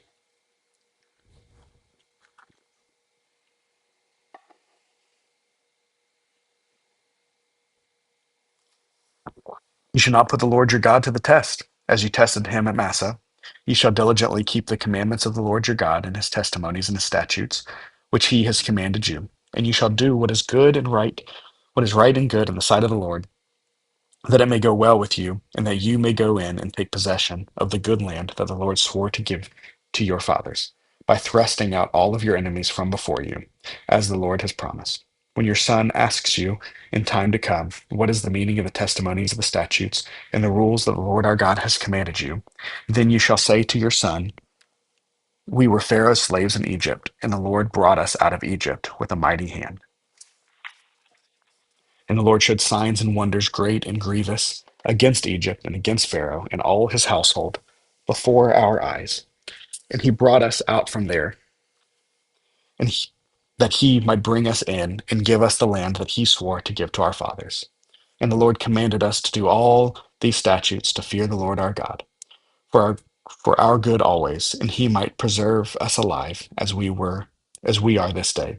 And it will be my righteous one for us, if we are careful to do all the commandments before the Lord our God, as he has commanded us. When the Lord your God brings into you the land that you are entering to take possession of it, and clears many of the nations before you, the Hittites, the Girgashites, the Amorites, the Canaanites, the Perizzites, and the Hivites, and the Jebusites, 7 nations more numerous and more mighty than you. And when the Lord your God gives them over to you and you defeat them, then you must devote them to complete destruction. You shall make no covenant with them, and show no mercy to them. You shall not intermarry with them, giving your daughters to their sons, or taking their daughters for your sons, for they would turn away from our sons from following me to serve other gods. Then the anger of the Lord would be kindled against you, and he would destroy you quickly. But thus shall you deal with them. You shall break down their altars, and dash in their pieces and their pillars, and chop down the Asherim, and burnt their carved images with fire. For you are a people holy to the Lord your God. The Lord your God has chosen to be a people for his treasured possession out of the people who are on the face of the earth. It is not because you are more in number than any other people that the Lord set his love on you and chose you, for you are the fewest of all people, but it is because the Lord loves you and is keeping the oath that he swore to your fathers, that the Lord has brought you out with a mighty hand and redeemed you from the house of slavery, from the hand of the Pharaoh, king of Egypt. Know therefore that the Lord your God is God, the faithful God, who keeps covenant and steadfast love with those who love him and keep his commandments to 1,000 generations, and repays to their face those who hate him by destroying them. He will not be slack with one who hates him. He will repay him to his face. You shall therefore be careful to do the commandment and the statutes and the rules that I command you today. And because you listen to these rules and keep and do them, the Lord your God will keep with you the covenant and the steadfast love that he swore to your fathers. He will love you, bless you, and multiply you.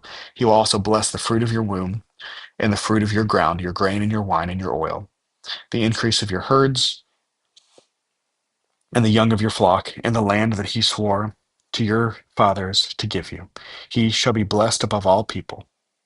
There shall not be male or female barren among you, or among your livestock. And the Lord will take away from you all sickness, and none of the evil diseases of Egypt, which you knew, will he afflict on you. But he will lay them on all who hate you, and you shall consume all the peoples the Lord your God will give over to you. Your eye shall not pity them, neither shall you serve their gods, for that would be a snare to you. If you say in your heart, these nations are greater than I, how can I dispose them? You shall not be afraid of them, but you shall remember that the Lord your God did to Pharaoh and to all of Egypt the great trials that your eyes saw, the signs, the wonders, the mighty hand, and the outstretched arm by which the Lord your God brought you out. So you will the Lord your God do to all the people of whom you are afraid. Moreover, the Lord your God will send hornets among you until those who are left and hide themselves from you are destroyed. You shall not be in dread of them, for the Lord your God is in your midst, a great and awesome God. The Lord your God will clear away these nations before you little by little. You may not make an end of them at once, lest the wild beasts grow too numerous for you. But the Lord your God will give them over to you and throw them into great confusion until you are destroyed. And he will give their kings into your hand, and you shall make their name perish from under heaven. No one shall be able to stand against you until you have destroyed them. The carved image of their gods you shall burn with fire. You shall not covet the silver or the gold that is on them to take it for yourselves, lest you be ensnared by it. For it is an abomination to the Lord your God, and you shall not bring an abominable thing into your house and become devoted to destruction like it. You shall utterly detest and abhor it, for it is devoted to destruction. The whole commandment that I command to you today, that you shall be careful to do that to do, that you may live and multiply and go in and possess the land that the Lord swore to give to your fathers. And you shall remember the whole way that the Lord your God has led you these 40 years in the wilderness, that he might humble you, testing you to know what was in your heart, whether you would keep his commandments or not. And he humbled you and let you hunger and feed you with manna which you did not know, nor did your fathers know, that he might make you know that man does not live by bread alone, but man lives by every word that comes from the mouth of the Lord. Your clothing did not wear out on you, and your foot did not swell for 40 years. Know then in your heart that as the man disciplines his son, the Lord your God disciplines you. You shall keep the commandments of the Lord your God by walking in his ways and by fearing him. For the Lord your God is bringing you into a good land, a land of brooks of water, of fountains and springs, flowing out of the valleys of hills, a land of wheat and barley, of vines and fig trees, of pomegranates, a land of olive trees and honey, a land in which you will eat without scarcity, in which you will lack nothing, a land whose stones are iron, and out of those who you can dig copper, and you shall eat and be full, and you shall bless the Lord your Father, your God, for the good land that he has given you. Take care lest you forget the Lord your God by not keeping his commandments and by his rules and his statutes, which I command you today, lest when you have eaten and are full and have built good houses and live in them, and when your herds and flocks multiply, and your silver and gold multiplied, and all that you have is multiplied, then your heart be lifted up, and you forgot the Lord your God, who brought you out of the land of Egypt and out of the house of slavery, who led you through the great and terrifying wilderness with its fiery serpents and scorpions and thirsty ground, where there was no water, who brought you water out of the flinty rock, who fed you in the wilderness with manna that your fathers did not know, that he might humble you and test you to do you good in the end. Beware lest you say in your heart, my power and the might of my hand has have gotten me this wealth. Ye shall remember the Lord your God, for it is he who gives you power to get wealth, and he may confirm his covenant that he swore to your fathers, as it is this day. And you forgot the Lord your God, and you go after other gods and serve them and worship them. I solemnly warn you today that you shall surely perish. Like the nations that the Lord makes to perish before you, so shall you perish, because you would not obey the voice of the Lord your God. Hear, O Israel, you are to cross over the Jordan today, to go in to into disposes nations greater and mightier than you, cities great and fortified up to the heaven, a people great and tall, the son of Anakam, whom you know, and of whom you have heard it said, who can stand before the sons of Anak? Know therefore today that he who goes over before you as a consuming fire is the Lord your God. He will destroy them and subdue them before you. So you shall drive them out and make them perish quickly, as the Lord has promised you. Do not say in your heart, after the Lord your God has thrust them out before you, it is because of my righteousness that the Lord has brought me in to possess this land, whereas it is because of the wickedness of these nations that the Lord has driven them out before you, not because of your righteousness or the uprightness of your heart are you going to possess this land, but because the wickedness of these nations, the Lord your God is driving them out from before you, and that he may confirm the word that the Lord swore to the fathers, to Abraham, to Isaac, and to Jacob. Know therefore that the Lord your God is not giving you this like good land to possess because of your righteousness, for you are a stubborn people. Remember and do not forget how you provoked the Lord your God to wrath in the wilderness from the day you came out of the land of Egypt until you came to this place. You have been rebellious against the Lord. Even at Horeb, you provoked the Lord to wrath, and the Lord was so angry with you that he was ready to destroy you. When I went up the mountains to receive the tablets of the stone, the tablets of the covenant that the Lord made with you, I remained on the mountain 40 days and 40 nights. I neither ate bread nor drank water, and the Lord gave me the two tablets of stone written with the finger of God, and on them were all the words that the Lord had spoken with you on this mountain, out of the midst of the fire on the day of the assembly. And at the end of the 40 days and 40 nights, the Lord gave me the two tablets of stone, the tablets of the covenant. Then the Lord said to me, Arise, go down quickly from here, for your people, whom you have brought to Egypt, have acted corruptly.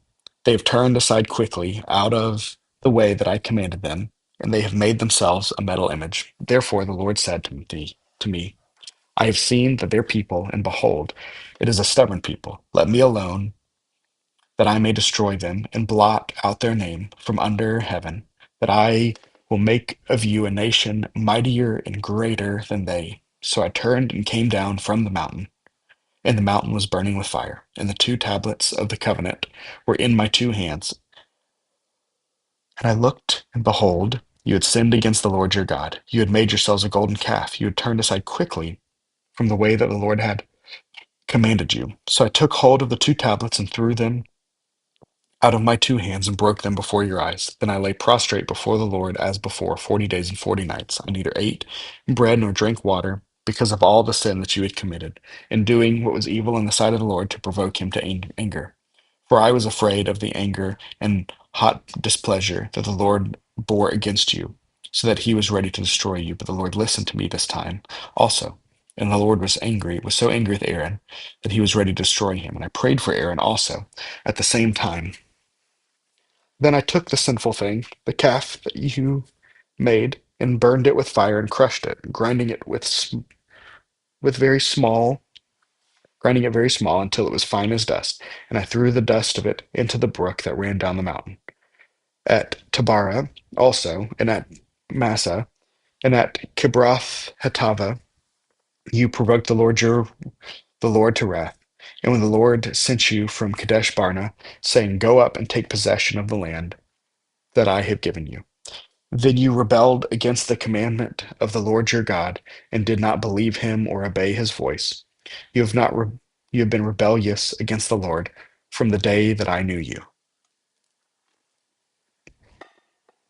So I lay prostrate before the Lord for these 40 days and 40 nights, because the Lord had said he would destroy you. And I prayed to the Lord, O Lord God, do not destroy your people and your heritage, whom you have redeemed through your greatness, whom you have brought out of Egypt with a mighty hand. Remember your servants, Abraham, Isaac, and Jacob. Do not regard the stubbornness of the people or the wickedness of their sin, lest the land from which you brought us say, because the Lord was not able to bring them into the land that he promised them. And because he hated them, he has brought them out to put them to death in the wilderness. For they are your people and your heritage, whom you brought out of your great power and out of your outstretched arm. At the time the Lord said to me, Cut from yourselves 2 tablets of stone like the first, and come up to me on the mountain and make an ark of wood, and I will write on the tablets the words that were on the first tablets that you broke, and you shall put them on the ark. So I made an ark of acacia wood, and cut 2 tablets of stone like the first, and went up the mountain with the 2 tablets in my hand, and he wrote on the tablets in the same writing as before the 10 commandments that the Lord had spoken to you on the mountain, out of the midst of the fire on the day of his assembly, and the Lord gave them to me. Then I turned and came down the mountain and put the tablets in the ark that I had made, and there they are, as the Lord commanded me. The people of Israel journeyed from Baroth ben Jaakan to Mosera. There Aaron died, and there he was buried, and his son Eleazar ministered as priest in his place. From there they journeyed to Gadoga, and from Gadoga to Jotbatha, a land with brooks of water. And at the time the Lord set apart the tribe of Levi to carry the ark of the covenant of the Lord, to stand before the Lord to minister to him, and to bless his name to this day. Therefore Levi has no portion or inheritance with his brothers. The Lord is his inheritance, as the Lord your God said to him. I myself stayed on the mountain at the first time 40 days and 40 nights, and the Lord listened to me that time also. The Lord was unwilling to destroy you, and the Lord said to me, Arise, go on your journey at the head of your people, so that they may go in and possess the land which I swore to their fathers to give you. And now, Israel, what does the Lord your God require of you, but to fear the Lord your God, to walk in all the ways, to love him, to serve the Lord your God with all your heart and with all your soul, and with all the commandments and statutes of the Lord, which I am commanding you today for your good. Behold, to the Lord your God belong heaven and the heaven of heavens, the earth with all that is in it. Yet the Lord set his heart in love of your fathers, and chose their offspring after them, you above all people, as are this day. Circumcise therefore the foreskin of your heart, and be no longer stubborn. For the Lord your God is God of gods, and the Lord of lords, the great, the mighty, and the awesome God, who is not partial and takes no bribe. He executes justice for the fatherless and the widow, and loves the sojourner, giving him food and clothing. Love the sojourner, therefore, for you were sojourners in the land of Egypt. You shall fear the Lord your God. You shall serve him and hold fast to him, and by his name you shall swear. He is your praise. He is your God, who has done for you these great and terrifying things that your eyes have seen. Your fathers went down to Egypt, 70 persons, and now the Lord your God has made you as numerous as the stars of heaven. You shall therefore love the Lord your God and keep his charge, his statutes, his rules, and his commandments always. And consider today, since I am not speaking to your children who have not known or seen it, consider the discipline of the Lord your God, his greatness, his mighty hand, and his outstretched arm, his signs and his deeds that he did in Egypt to Pharaoh, the king of Egypt, and to all his land, and what he did to the army of Egypt, to their horses and to their chariots, how he made the water of the Red Sea flow over them as they persuaded after you, and how the Lord has destroyed them to this day, and what he did to you in the wilderness until you came to this place, and what he did to Dathan and Abiram, the sons of Eliab, sons of Reuben, how the earth opened its mouth and swallowed them up, with their household, their tents, and every living thing that followed them in the midst of all of Israel. For your eyes have seen all the great works of the Lord that he did. Ye shall therefore keep the whole commandment that I command you today, that you may be strong and go in and take possession of the land that you are going over to possess, and that you may live long in the land that the Lord swore to your fathers to give to them and their offsprings, a land of flowing milk and honey. For the land that you are entering to take possession of it, not like the land of Egypt, from which you have come, where you sowed your seed and irrigated it, like a garden of vegetables. But the land that you are going over to possess is a land of hills and valleys, which drink water by the rain of heaven, a land that the Lord your God cares for. The eyes of the Lord your God are always upon it, from the beginning of the year to the end of the year. If you will indeed obey my commandments that I command to you, to love the Lord your God and to serve him with all your heart and with all your soul, he will give the rain for your land in the season, in the early rain and the latter rain, that you may gather in the grain and your wine and your oil. And he will give grass for your fields, for your livestock, and you shall eat and be full. Take care lest your heart be deceived, and you turn aside and serve other gods and worship them. Then the anger of the Lord will be kindled against you, and he will shut up the heavens, so that there will be no rain, and the lands will yield no fruit, and you will perish quickly off the good land that the Lord has given you. You shall therefore lay up those words of mine in your heart and in your soul, and you shall bind them as a sign in your hand, and you shall be on the frontlets between your eyes. You shall teach them to your children, talking to them when you are sitting in your house, when you are walking by the way, and when you lie down and when you rise. You shall write them on the doorpost of your house and on the gates, that your days, the days of your children, may be multiplied in the land that your Lord swore to your fathers to give them, as long as the heavens are above the earth. For if you will be careful to do all the commandments that I command to you, loving the Lord your God, walking in all his ways, and holding fast to them, then the Lord will drive out all of the nations before you, and you will dispose great nations and mightier than you. Every place on which the sole of your foot treads shall be yours. Your territory shall be from the wilderness to Lebanon, and from the river to the river Euphrates to the western sea. No one shall be able to stand against you. The Lord your God will lay the fear of you and the dread of you to the land that you shall tread, that he has promised you. See, I am setting before you today a blessing and a curse. And a curse. The blessing, if you obey the commandments of the Lord your God, which I command you today, and a curse, if you do not obey the commands of the Lord your God, but turn aside from the way that I am commanding you today, to go after other gods that you have not known. And when the Lord your God brings you into the land that you are entering, to take possession of it, you shall set the blessing on Mount Gerizim, and curse the Mount Ebal. Are they not beyond the Jordan, west of the road, toward the going down of the sun, in the land of the Canaanites who live in the Arabah, opposite Gilgal, beside the oak of Moreh? For you are to cross over to the Jordan, to go in to take possession of the land that the Lord your God has given you. And when you possess it and live it, you shall be careful to do all the statutes and all the rules that I am setting before you today. And these are the statutes and the rules that you shall be careful to do in the land of your Lord.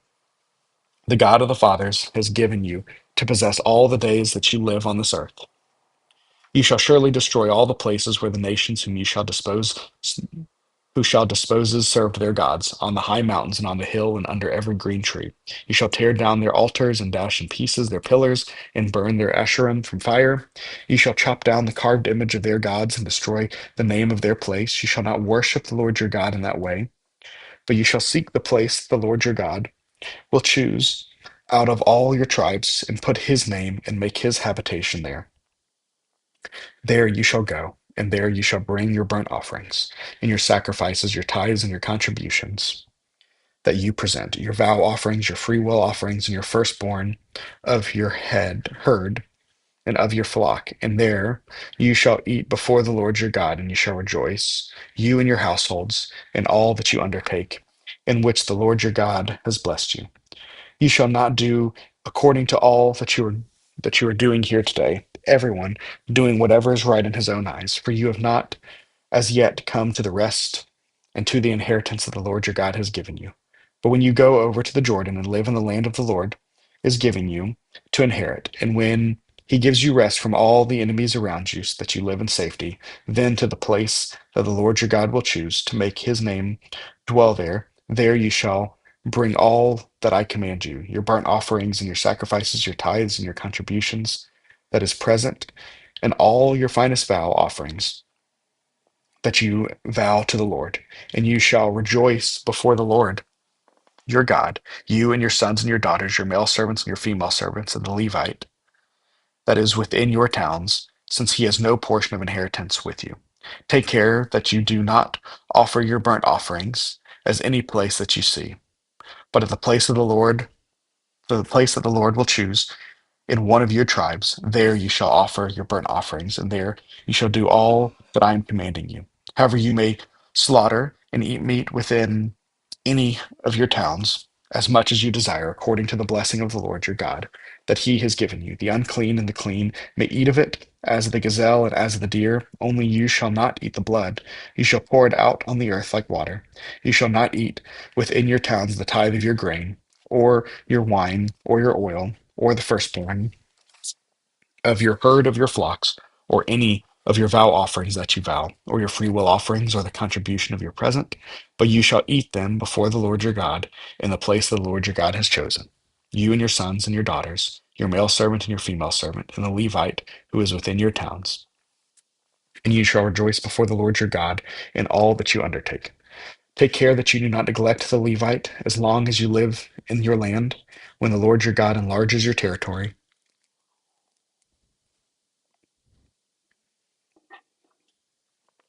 as he has promised you, and you say, I will eat meat, because you crave meat, and you eat meat whenever you desire. If the place of the Lord your God has chose to put his name, there is far there is too far from you, then you may kill any of your herd or your flock, which the Lord has given you, as I have commanded you, and you may eat within your towns whenever you desire, just as the gazelle or the deer is eaten. So you may also eat of it. The unclean and the clean alike may eat of it. Only be sure that you do not eat the blood, for the blood is the life, and that you shall not eat the life with the flesh. You shall not eat it. You shall pour it out on the earth like water. You shall not eat it, and you that all may go well with you and with your children after you. When you do what is right in the sight of the Lord, but the holy things that are due to you, and your vow offerings that you shall take, and you shall go to the place that the Lord has chosen, and offer your burnt offerings, the flesh of the blood, on the altar of the Lord your God. The blood of your sacrifices shall be poured out to the altar of the Lord your God, but the flesh you may eat. Be careful to obey these words that I command you, that it may go well with you and with your children after you forever, when you do what is good and right in the sight of the Lord your God. When the Lord your God cuts off before you the nations whom you go in to dispose, and you dispose them and dwell in their land, take care that you not be ensnared to follow them after they have been destroyed before you, and that you do not inquire about their gods, saying, how did these nations serve their gods? That I also may do the same. You shall not worship the Lord your God in that way, for every abominable thing that the Lord hates that you have done for their gods. For they even burn their sons and their daughters in the fire for their gods. Everything that I command you, you shall be careful to do. You shall not add to it or take away from it. If a prophet or a dreamer of dreams arises among you and gives you a sign or a wonder, and the sign or wonder that he tells you comes to pass, and if he says, let us go after other gods, which you have not known, and let us serve, you shall not listen to the words of the prophet or the dreamer of dreams. For the Lord your God is testing you to know whether you love the Lord your God with all your heart, with all your soul. You shall walk with the Lord your God, and fear him and keep his commandments, and obey his voice, and you shall serve him and hold fast to him.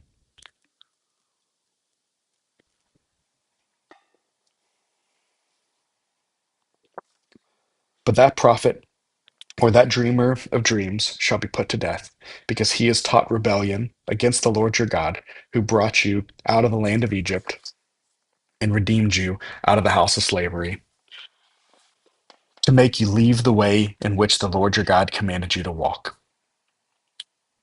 So you shall purge the evil with your midst. If your brother, the son of your mother, or your son, or your daughter, of the wife you embrace, or the wife you embrace, or your friend who is as your own soul entices you secretly, saying, let us go and serve other gods, which neither of you nor your fathers have known, some of the gods of the people who are around you, whether near you or far from you, from the other ends of the earth to the other, you shall not yield to him or listen to him. You shall, nor shall your eye pity him, nor shall you spare him, nor shall you conceal him, but you shall kill him. Your hands shall be first against him. You put him to death, and afterward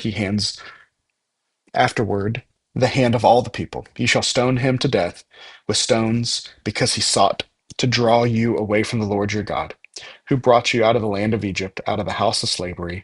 And all Israel shall hear and fear, and never again do any such wickedness as this among you. If you hear in one of your cities, which the Lord your God is giving you to dwell there, that certain worthless fellows have gone out from among you and have drawn away the inhabitants of their city, saying, let us go and serve other gods, which you have not known. Then you shall inquire and make search and ask diligently. And behold, if it is true and certain that such an abomination has been done among you, you shall surely put the inhabitants of the city to the sword, devoting to it the destruction of all who are in it and its cattle, the edge of the sword. You shall gather all of its spoil in the midst of the open square and burn it, and all the spoil with fire, as a whole burnt offering to the Lord your God. It shall be a heap forever. It shall not be built again. None of the devoted things shall stick to your hand, that the Lord may turn from the fierceness of his anger, and show you mercy, and have compassion on you, and multiply you, as he swore to your fathers. If you obey the voice of the Lord your God, keeping all his commandments that I am commanding you today, and doing what is right in the sight of the Lord your God, you are the sons of the Lord your God. You shall not cut yourselves, or make any baldness on your foreheads for the dead. For you are a people holy to the Lord your God, and the Lord has chosen you to be a people for his treasured possession out of all the people who are on the face of the earth.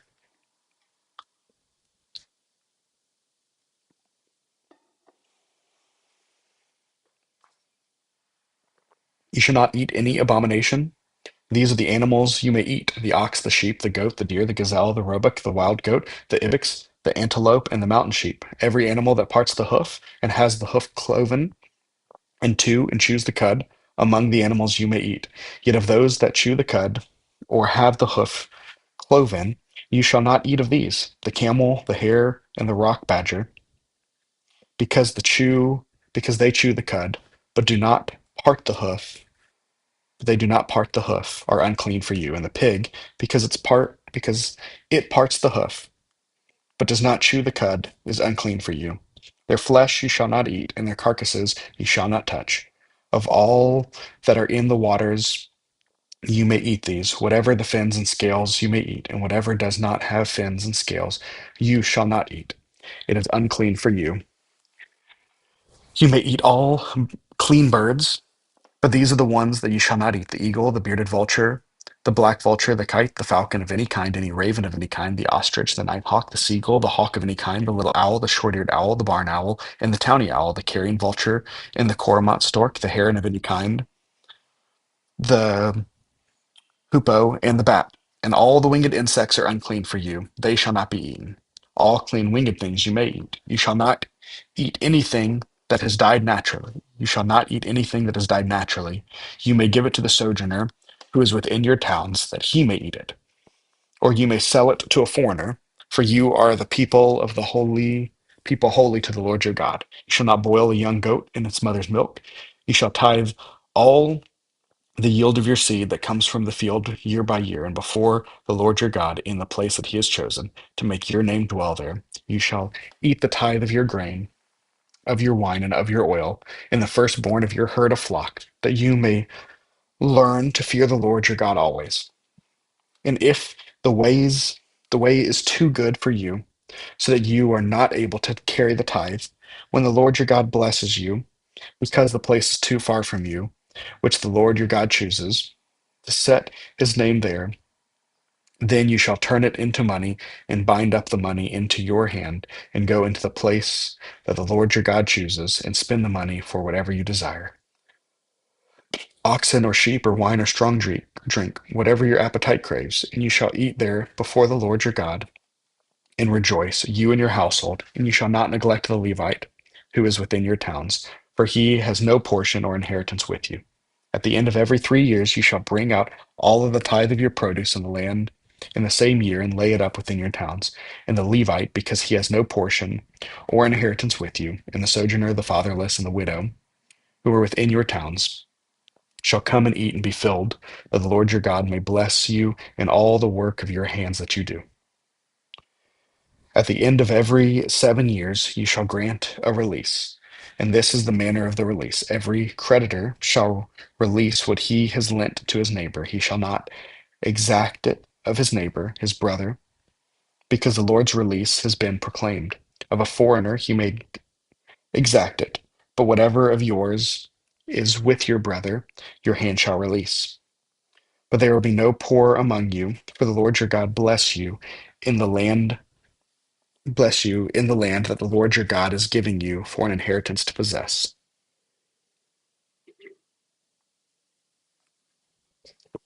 If only you will strictly obey the voice of the Lord your God, being careful to do all the commandments that I command you today. For the Lord your God will bless you as he promised you, and you shall lend to many nations, but you shall not borrow, and you shall rule over many nations, but they shall not rule over you. If among you one of your brothers should become poor in any of your towns within your land that the Lord your God is giving you, you shall not harden your heart or shut up your hand against your poor brother, but you shall open your hand to him and lend him sufficient for his needs, whatever it may be. Take care lest there be any unworthy throughout your heart, and you say, the 7th year of the year of release is near, and your eye looks grudgingly on your poor brother, and you give him nothing, and he cry to the Lord against you, and you be guilty of sin. You shall give to him freely, and your heart shall not be grudging when you give to him, because for this the Lord your God will bless you in all your work and in all that you undertake. For there will never cease to be poor in the land. Therefore I command you, you shall open wide your hand to your brother, to the needy and to the poor in your land. If your brother, a Hebrew man or a Hebrew woman,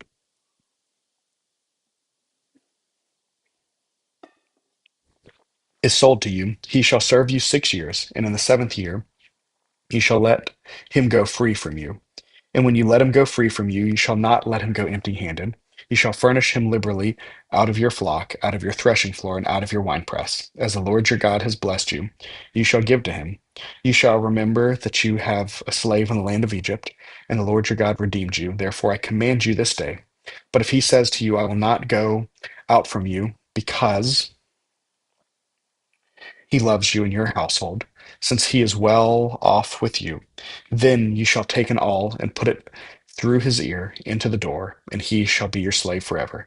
And to your female slave you shall do the same. It shall not seem hard to you when you let him go free from you, for at half the cost of the hired worker he has served you 6 years. So the Lord your God will bless you in all that you do. All the firstborn males that are born of your herd in the flock that you shall dedicate to the Lord your God, you shall do no work with the firstborn of your herd, nor shall the firstborn of your flock. You shall eat it, you and your household, before the Lord your God, year by year, at the place that the Lord will choose. But if it has any blemish, it is lame or blind, or has any serious blemish, whatever, you shall not sacrifice it to the Lord your God. You shall eat it within your towns. The unclean and the clean alike may eat it. As though it were a gazelle or a deer, only you shall not eat its blood. You shall pour it out over the ground like water. Observe the month of Abib, and keep the Passover to the Lord your God. For in the month of the Abib, the Lord your God brought you out of Egypt by night, and you shall offer the Passover sacrifice to the Lord your God from the flock or the herd, at the place that the Lord will choose to make his name dwell there. You shall eat no leavened bread with it. 7 days you shall eat it with unleavened bread, the bread of affliction. You came out of the land of Egypt in haste, that all the days of your life you may remember the day when you came out of the land of Egypt. No leaven shall be seen with you in all the territory for 7 days, nor shall any of the flesh of your sacrifice on the evening of the first day remain all night until morning. You may not offer the Passover sacrifice within any of the towns that the Lord your God has given you, but at the place that the Lord your God will choose to make his name dwell in there. There you shall offer the Passover sacrifice in the evening at sunset at the time you came to Egypt, and you shall cook it and eat it at the place that the Lord your God will choose. And in the morning you shall turn and go into your tents. For 6 days you shall eat unleavened bread, and on the seventh day there shall be a solemn assembly to the Lord your God. You shall do no work on it. You shall count 7 weeks. Begin to count the 7 weeks from the time the sickle is first put to the standing grain. Then you shall keep the feast of weeks to the Lord your God with the tribute of a freewill offering from your hands, which you shall give as the Lord your God blesses you. And you shall rejoice, therefore, the Lord your God, you and your sons and your daughter, your male servant and your female servant, the Levite who is within your towns, the sojourner, the fatherless, and the widow who are among you, at, at the place that the Lord your God will choose to make his name dwell there. You shall remember that you were a slave in Egypt, and you shall be careful to observe these statutes. You shall keep the Feast of Booths 7 days. When you have gathered in the produce from the threshing floor and your winepress, you shall rejoice in the feast, and you and your son, and your daughter, your male servant, your female servant, the Levite, the sojourner, the fatherless, and the widow who are within your towns. For 7 days you shall keep the feast of the Lord your God at the place that the Lord will choose, because the Lord your God will bless you in all the produce and in all the work of your hands, so that you will altogether be joyful. 3 times a year, all your males shall appear before the Lord your God at the place that he will choose, at the feast of unleavened bread, at the feast of weeks, at the feast of booths. They shall not appear before the Lord empty handed. Every man shall give as he is able, according to the blessing of the Lord your God that he has given you. You shall appoint judges and officers in all the town that the Lord your God has given you, according to your tribes, and they shall judge the people with righteous judgment. You shall not pervert justice, you shall not show partiality, and you shall not accept a bribe, for the bribe blinds the eyes of the wise and subverts the cause of the righteous. Justice and only justice you shall follow, that you may live and inherit the land that the Lord your God is giving you. You shall not plant any tree in the Ashabah besides the altar of the Lord your God that you shall make, and you shall not set up a pillar which the Lord your God hates. You shall not sacrifice to the Lord your God an ox or a sheep in which is a blemish and defect whatever, for it is an abomination to the Lord your God. If there is found among you within any of your towns that the Lord your God is giving you, a man or woman who does what is evil in the sight of the Lord your God, in transgressing his covenant, and has gone and served other gods and worshipped them, or the sun or the moon or any of the host of heaven, which I have forbidden. And it is told you, and you hear it, that you shall inquire diligently.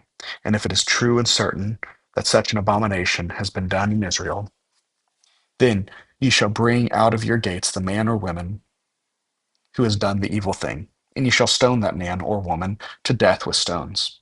On the evidence of 2 witnesses or of 3 witnesses, the one who is to die shall be put to death. A person shall not put to death on the evidence of 1 witness. The hand of the witness shall be fire against him to put him to death, and afterward the hand of all the people. So you shall purge the evil from your mind. If any case arises requiring the decision between one kind of homicide and another, one kind of legal right or another, or one kind of assault and another, any case within your towns that is too difficult for you, then you shall arise and go up to the place that the Lord your God will choose. And you shall come to the Levitical priest and to the judge who is in office in those days, and you shall consult them, and they shall declare to you the decision. Then you shall do according to that, to what they declare to you from the place that the Lord will choose.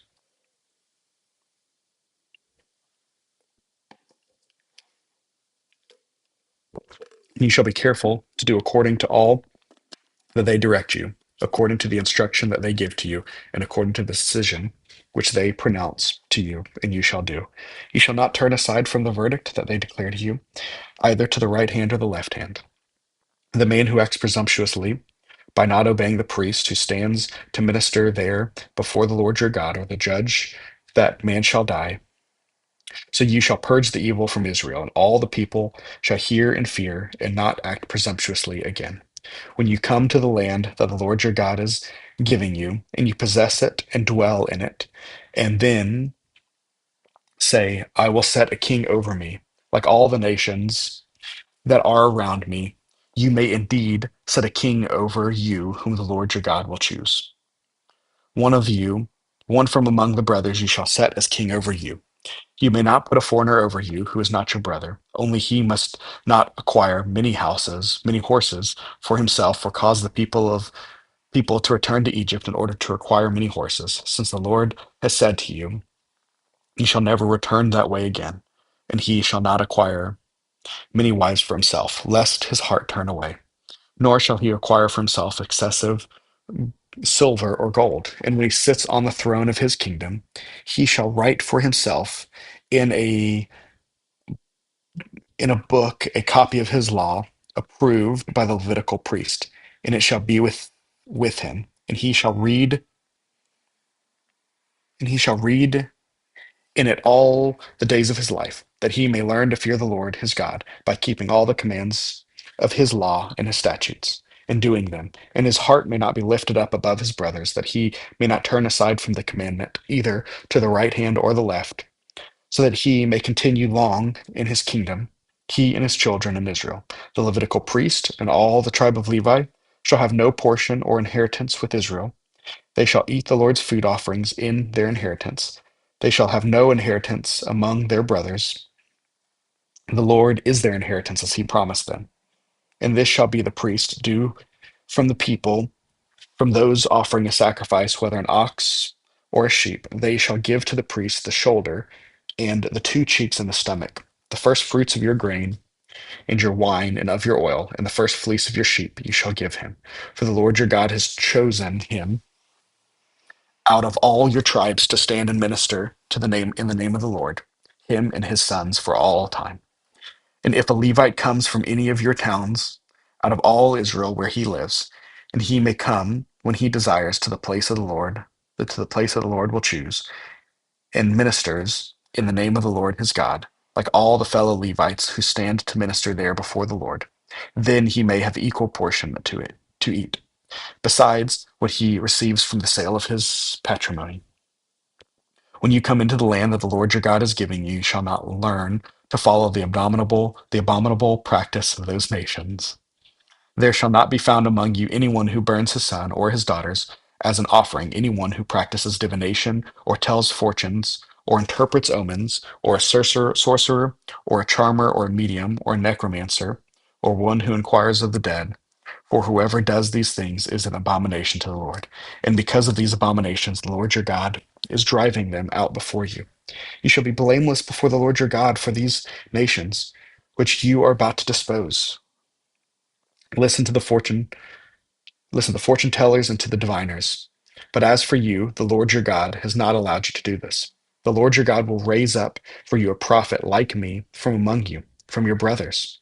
It is to him you shall listen, just as you desired of the Lord your God at Horeb on the day of your assembly, when you said, let me not hear again the voice of the Lord your God, and see this great fire no more, lest I die. And the Lord said to me, they are right in what they have spoken. I will raise up for them a prophet like you from among their brothers, and I will put my words in their mouth, and he shall speak to them all that I command him. And whoever will listen to my words that he shall speak in my name, I will require of it, I will require it of him. But the prophets who presumes to God a work in my name that I have not commanded him to speak, or who speaks in the name of other gods, the same prophet shall die. And if you say in your heart, how may we know that the word of the Lord has not spoken? When a prophet speaks in the name of the Lord, if the word does not come to pass or come true, that is, a word from the Lord has not spoken, then the prophet has spoken it presumptuously. You need not be afraid of him. When the Lord your God cuts off the nations whose land the Lord your God is giving you, and you disposes them and dwell in their cities and in their houses, you shall set apart 3 cities for yourselves in the land that the Lord your God is giving you to possess. You shall measure the distances and divide them into 3 parts, the area of the land that the Lord your God gives you as a possession, so that any manslayer can flee to them.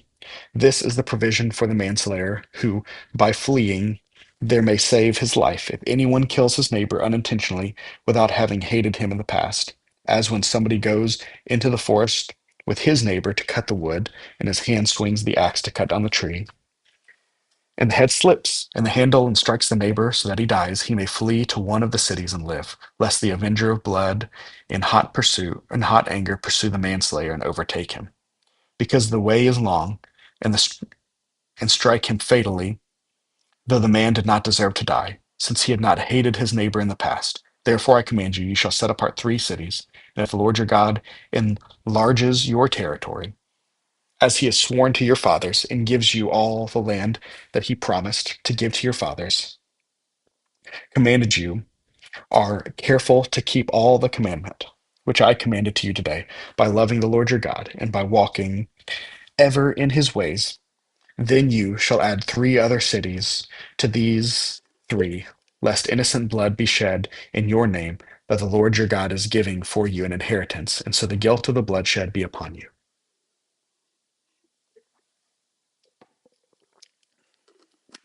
But if anyone hates his neighbor and lies in wait for him and attacks him and strikes him fatally, so that he dies, and he flees into one of these cities, then the elder of his city shall send and take him from there, and land him over to the avenger of blood, so that he may die. Your eye shall not pity him, but you shall purge the guilt of innocent blood from Israel, so that it may be well with you. You shall not move your neighbor's landmark, which the men of old have set, in the inheritance that you will hold in the land that the Lord your God is giving you to possess. A single witness shall not suffice against a person for any crime or for any wrong in connection with any offense that he has committed. Only on the evidence of 2 witnesses or 3 witnesses shall a charge be established. If a malicious witness arises to accuse a person of wrongdoing, then both parties to the dispute shall appear before the Lord, before the priest and the judges who are in the office of those 2 days. The judges shall inquire diligently, and if the witness is a false witness and has accused his brother falsely, then you shall do to him as he has meant to do to his brother. You shall purge the evil in the midst, and the rest shall hear and fear, and shall never again commit any such evil among you. Your eye shall not pity.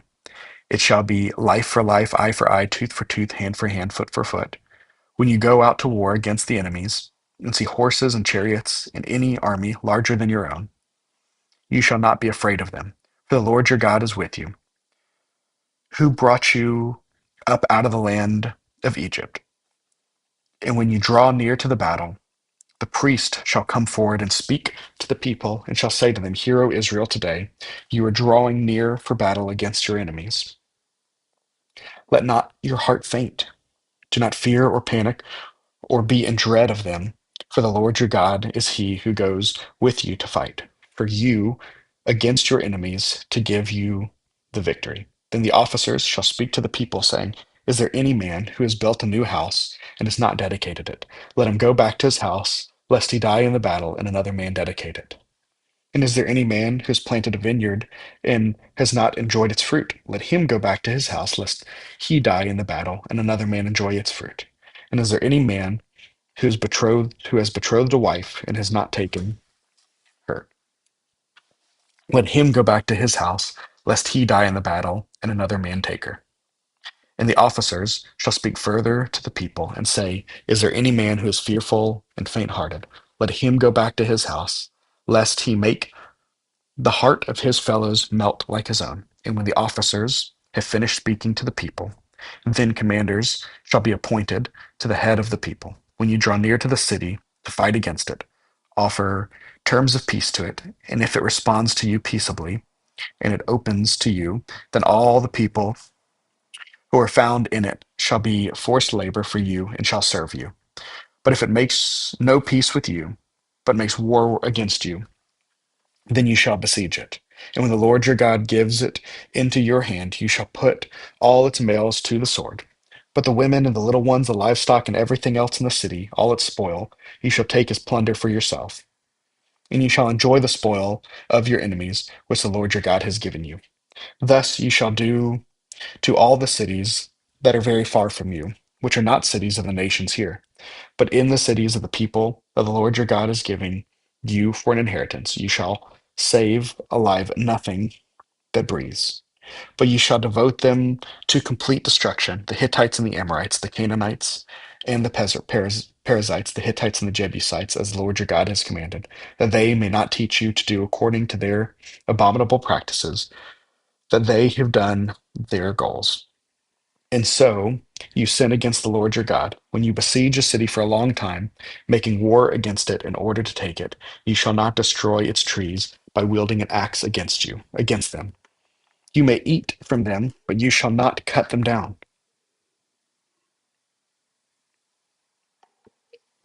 Are there trees in the field human that they should not besiege by you? Only the trees that you know are not trees for food, you may destroy and cut down, that you may build siege works against the cities, that makes war within you until it fails. If in the land that the Lord your God is giving you to possess someone, if in the land the Lord your God is giving you to possess someone is found slain, lying in the land open, and it is not known who killed him, then your elders and your judges shall come out, and they shall measure the distance to the surrounding cities. And the elders of the city that is nearest to the slain man shall take a heifer that has never been worked and has not been pulled in a yoke, and the elders of the city shall bring the heifer down to a valley with running water, which is neither plowed nor sown, and shall break the heifer's neck there in the valley. Then the priest and the son of the Levi shall come forward, for the Lord your God has chosen them to minister to them and to bless in the name of the Lord. And by their word every dispute and every assault shall be settled. And all the elders of the city nearest to the slain man shall wash their hands over the heifer whose neck was broken in the valley, and they shall testify. Our hands did not shed its blood, nor did our people see it shed, except atonement, O Lord, for your people Israel, whom you have redeemed, and do not set the guilt of the innocent blood in the midst of your people Israel, so that their blood guilt be atoned for. So you shall purge the guilt of innocent blood from your midst when you do what is right in the sight of the Lord, when you go out to war against your enemies, and the Lord your God gives them into your hands, and you take them captive, and you see among the captives a beautiful woman, and you desire to take her to be your wife, and you bring her home to your house, she shall shave her head and pare her nails, and she shall take off the clothes in which she was captured, and she shall remain in your house and lament her father and her mother a full month. After that, you may go into her and be her husband, and she shall be your wife. But if you no longer delight in her, you shall let her go where she wants.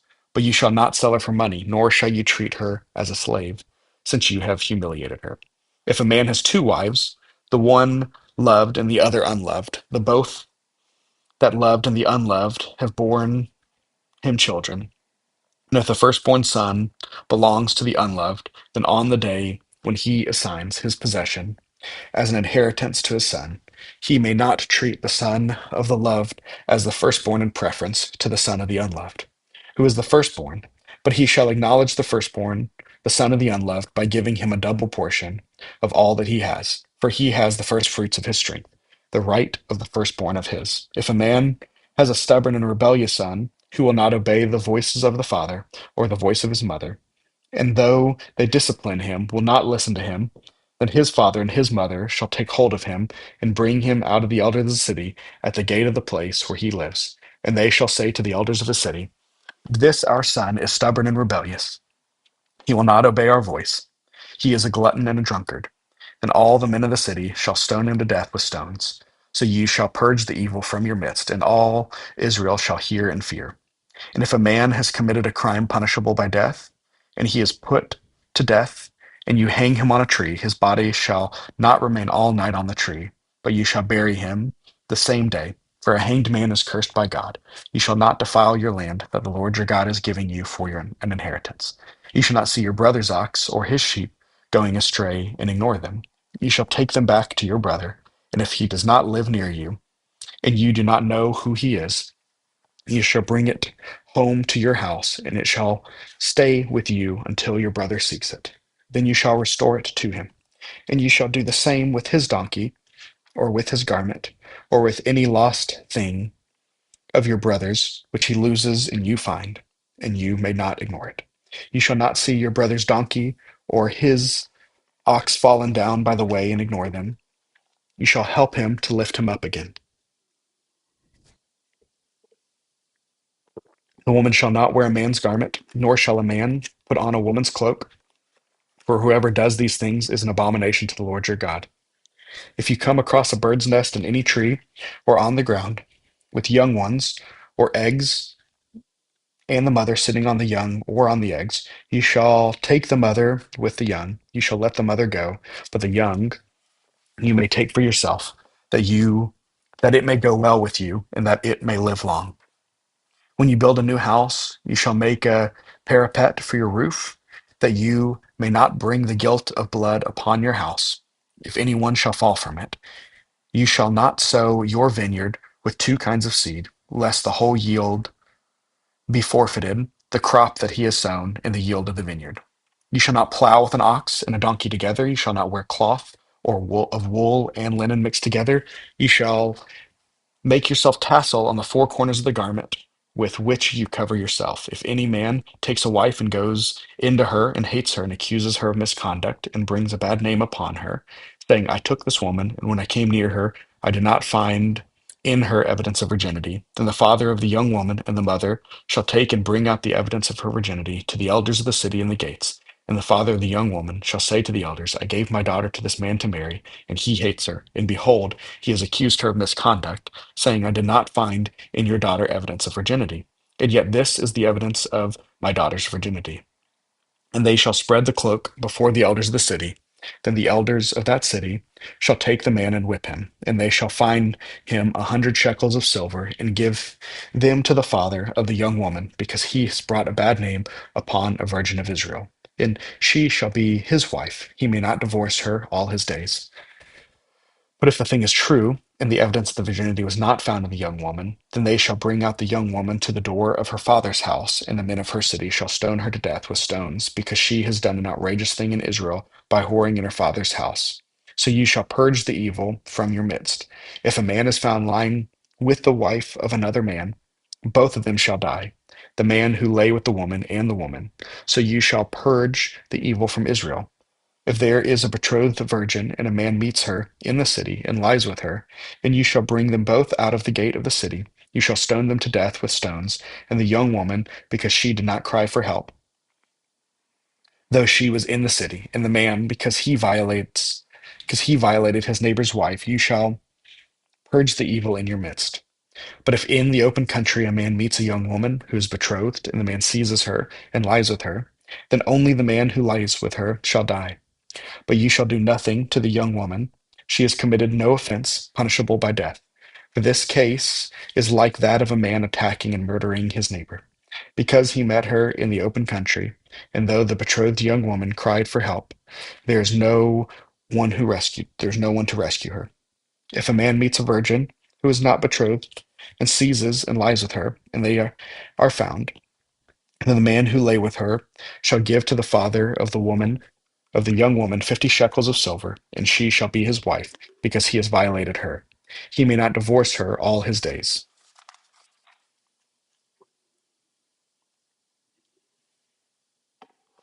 A man shall not take his father's wife, so that he does not uncover his father's nakedness. No one whose testicles are crushed, or whose male organ is cut off, shall enter the assembly of the Lord. No one born of a forbidden union may enter the assembly of the Lord, even to the 10th generation. None of his descendants may enter the assembly of the Lord. No Ammonite or Moabite may enter the assembly of the Lord. Even to the 10th generation, none of them may enter the assembly of the Lord forever, because they did not meet you with bread and with water on their way. When you came out of Egypt, and because they hired against you Balaam, the son of Beor, from Pethor in Mesopotamia to curse you, but the Lord your God would not listen to Balaam. Instead, the Lord your God turned the curse into the blessing for you, because the Lord your God loved you. You shall not seek their peace or their prosperity all of your days forever. You shall not abhor an Edomite, for he is your brother. You shall not abhor an Egyptian, because you are a sojourner in the land. Children born to them in the third generation may enter the assembly of God. When you are encamped against your enemies, then you shall keep yourself from every evil thing. If any man among you becomes unclean because of a nocturnal emission, then he shall go outside the camp. He shall not come inside the camp, but when evening comes, he shall bathe himself in water, and as the sun sets, he may come inside the camp. You shall have a place outside the camp, and you shall go out to it, and you shall have a trowel with your tools. And when you sit down outside, you shall dig a hole with it, and turn back the cover of your excitement of excrement, because the Lord your God walks in the midst of your camp to deliver you and to give up your enemies before you. Therefore, the camp must be holy, so that you may not see anything indecent among you and turn away from you. You shall not give up to his master a slave who has escaped from his master to you. He shall dwell with you in your midst, in the place that he has chosen within one of your towns, whatever it suits him. You shall not wrong him. None of the daughters of Israel shall be a cult prostitute, and none of the sons of Israel shall be a cult prostitute. You shall not bring the fee of a prostitute or the wages of a dog into the house of the Lord your God in payment for any vow. For both of these are an abomination to the Lord your God. You shall not charge interest on loans to your brother, interest on money, interest on food, interest on anything that is lent for interest. You shall charge a foreigner interest, but you shall not charge your brother interest, that the Lord your God may bless you in all that you undertake in the land that you are entering to take possession of it. If you take a vow to the Lord your God, you shall not delay fulfilling it. For the Lord your God will surely require it of you, and you will be guilty of sin. But if you refrain from vowing, and you will not be guilty of sin. Ye shall be careful to do what has passed your lips, for you have voluntarily vowed to the Lord your God what you have promised within your mouth. If you go into your neighbor's vineyard, you may eat your fill of grapes, as many as you wish, but you shall not put any in your bag. If you go in your neighbor's standing grain, you may pluck the ears with your hand, but you shall not put a sickle into your neighbor's a sickle to your neighbor's standing grain. When a man takes a wife and marries her, if then she finds no favor in his eyes because he has found some indecency in her, and he writes her a certificate of divorce, and puts it in her hand, and sends her out of the house, and she departs out of his house. And if she goes and becomes another man's wife, and the latter man hates her, and writes her a certificate of divorce, and puts her in the hand, and sends her out of his house, and if the latter man dies, who took her to be his wife, and her former husband, who sent her away, may not take her again to be his wife after she has been defiled. For this is an abomination before the Lord, and you shall not bring sins upon the land that the Lord your God is giving you for an inheritance. When a man is newly married, he shall not go out with the army or be liable for any other public duty. He shall be free at home 1 year to be happy with his wife whom he has taken. No one shall take a mill or an upper millstone in pledge, for that would be taking a life in pledge. If a man is found stealing one of his brothers of the people of Israel, and he treats himself as a slave or sells them, then that thief shall die. So you shall purge the evil from your midst. Take care in case of leprous disease to be careful to do according to all that the Levitical priests shall direct you. As I command you, so you shall be careful to do. Remember what the Lord your God did to Miriam on the way as you came out of Egypt. When you make your neighbor a loan of any sort, you shall not go into his house to collect his pledge. You shall stand outside, and the man to whom you make the loan shall bring the pledge out of you. And if he is a poor man, you shall not sleep in his pledge. Ye shall restore to him the pledge as the sun sets, and he may sleep in the cloak and bless you. And it shall be righteous for you before the Lord your God. You shall not oppress a hired worker who is poor and needy, whether he is one of your brothers or one of the sojourners who are in your land within your towns. You shall give him his wages on the same day before the sun sets, for he is poor and counts on it, lest he cry against you to the Lord and be guilty of sin. Fathers shall not be put to death because of their children, nor shall children be put to death because of their fathers. Each one shall be put to death for his own sin. Ye shall not pervert the justice due to the sojourner, or to the fatherless, or take a widow's garment in pledge, but ye shall remember that you were a slave in Egypt, and the Lord your God redeemed you from there. Therefore I command you to do this. When you reap your harvest in your field, and forget a sheaf in the field, you shall not go back to get it. It shall be for the sojourner, the fatherless, and the widow, that the Lord your God may bless you in all the work of your hands. When you beat your olive tree, you shall not go over to them again. It shall be for the sojourner, the fatherless, and the widow. When you gather the grapes of your vineyard, you shall not strip it afterwards. It shall be the sojourner, the fatherless, and the widow. You shall remember that you were a slave in the land of Egypt. Therefore I command you to do this. If there is a dispute between men,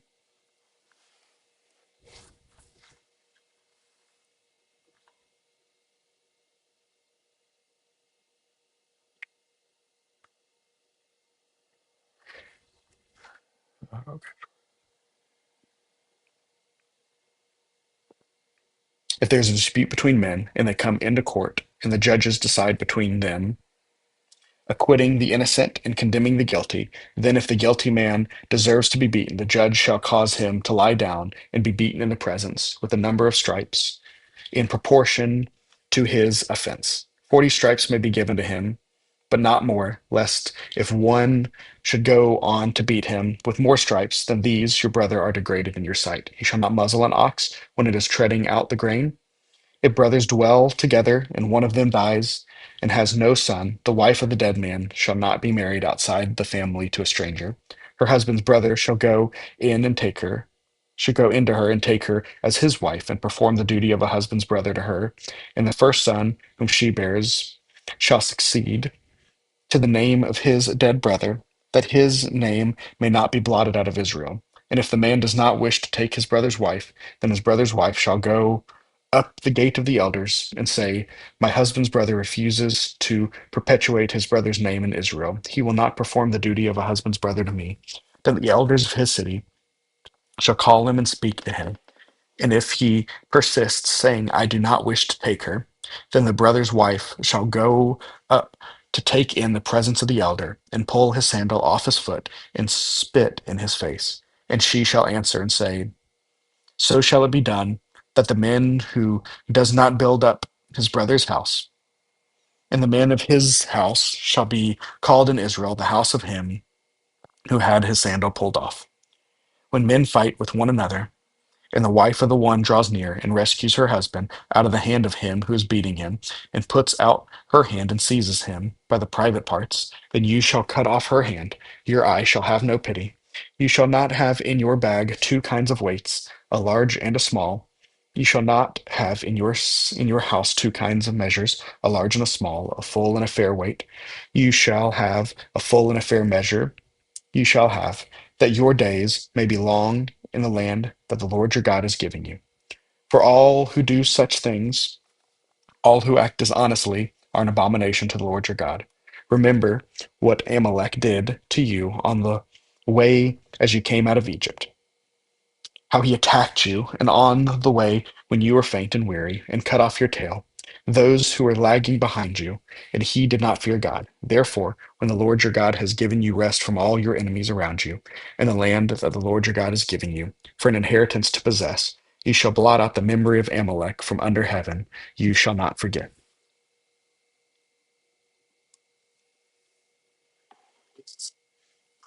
When you come into the land that the Lord your God is giving you for an inheritance, and have taken possession of it and live in it, you shall take some of the first of all the fruits of the ground, which you harvest from your land that the Lord your God is giving you. and you shall put it in the basket, and you shall go to the place that the Lord your God will choose, to make his name and to dwell there. And you shall go to the priest who is in the office at the time, and you shall say to him, I declare today to the Lord your God that I have come into the land that the Lord swore to our fathers to give us. Then the priest shall take the basket from your hand and set it down before the altar of the Lord your God. And you shall make response before the Lord your God. A wandering Aramean was my father, and he went down into Egypt and sojourned there, few in number, and there he became a nation, great, mighty, and populous. And the Egyptians treated us harshly and humiliated us and laid on us hard labor. Then he cried to the Lord, the God of our fathers, and the Lord heard our voice and saw our affliction, our toil, and our oppression. And the Lord brought us out of Egypt with a mighty hand and an outstretched arm, with mighty deeds of terror, with signs and wonders. And he brought us into his place and gave us this land, a land flowing with milk and honey. And behold, now I bring the first of the fruits of the ground with you, which you, O Lord, have given me. And you shall set it down before the Lord your God, and worship before the Lord your God, and you shall rejoice in all the good that the Lord your God has given you. And to your house, you and the Levite and the sojourner who is among you. When you have finished paying all the tithe of your produce in the third year, which is the year of tithing, giving it to the Levite, a sojourner, the fatherless, and the widow, so that they may eat within your towns and be filled, that you shall say before the Lord your God, I have removed the sacred portion out of my house, and moreover, I have given it to the Levite, the sojourner, the fatherless, and the widow, according to all your commandment that you have commanded me. I have not transgressed any of your commandments, nor have I forgotten them. I have not eaten of the tithe when I was mourning, or removed any of it while I was unclean, or offered any of it to the dead. I have obeyed the voice of the Lord my God. I have done according to all that you have commanded me. Look down from your holy habitation, from heaven, and bless your people Israel, and the ground that you have given us, as you swore to our fathers, a land flowing with milk and honey. This day the Lord your God commands you to do these statutes and rules. You shall therefore be careful to do them with all your heart and with all your soul. You have declared today the Lord your God, that you will walk in his ways and will keep his statutes and his commandments and his rules and will obey his voice. And the Lord has declared today that you are a people for his treasured possession, that he has promised you, and that you are to keep all his commandments, and that he will set you in praise and in fame and in fame and in honor high above all the nations that he has made, and that you shall be a people holy to the Lord your God, as he promised. Now Moses and the elders of Israel commanded the people, saying, keep the whole commandment that I commanded you today, and on the day that you cross over the Jordan to the land that the Lord your God is giving you, you shall set up large stones and plaster them with plaster, and you shall write on them all the words of this law. When you cross over to enter the land of the Lord that your God is giving you, a land flowing with milk and honey, as the Lord your God, the God of your father, has promised you. And when you have crossed over the Jordan, you shall set up these stones concerning which I command you today on Mount Ebal, and you shall plaster them with plaster, and you shall build an altar to the Lord your God, an altar of stones. You shall wield no iron tools on them. You shall build an altar to the Lord your God of uncut stones, and you shall offer burnt offerings to the Lord your God, and you shall sacrifice peace offerings, and you shall eat there, and you shall rejoice there before the Lord your God, and you shall write on the stones all of the words of this law very plainly. Then Moses and the Levitical priests said to all of Israel, keep silence and hear, O Israel. This day you have this day you have become the people of the Lord your God. You shall therefore obey the voice of the Lord your God, keeping his commandments and his statutes, which I command to you today.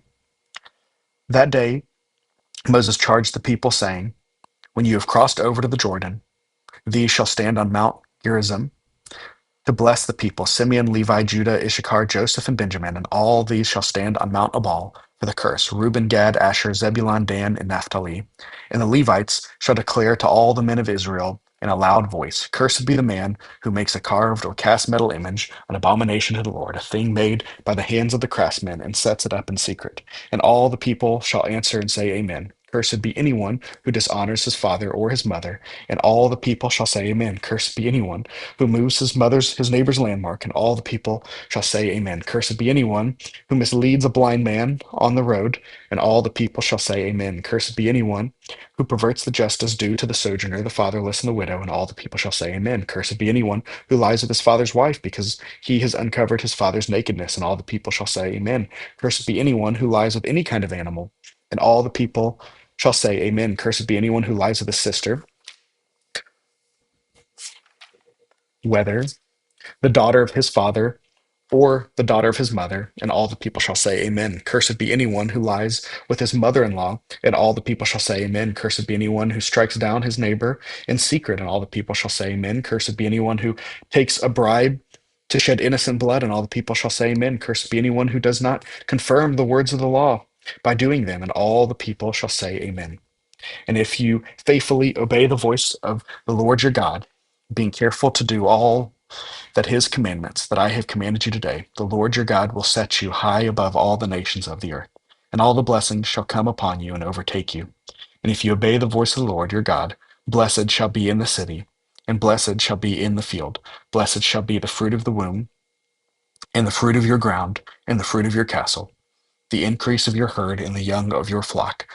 Blessed shall be your basket and your kneading bowl. Blessed shall you be when you come in, and blessed shall you be when you go out. The Lord will cause your enemies who rise against you to be defeated before you. They shall come out against you one way and flee before you seven ways. The Lord will command the blessing on you in your barns and in all that you undertake, and he will bless you in the land that the Lord your God is giving you. The Lord will establish you as a people holy to himself, as he has sworn to you. If you keep the commandments of the Lord your God and walk in his ways, and all the people of the earth shall see that you are called by the name of the Lord, and they shall be afraid of you. And the Lord will make you abound in prosperity in the fruit of your womb, and in the fruit of your livestock, and the fruit of the ground, within the land that the Lord swore to your fathers to give you.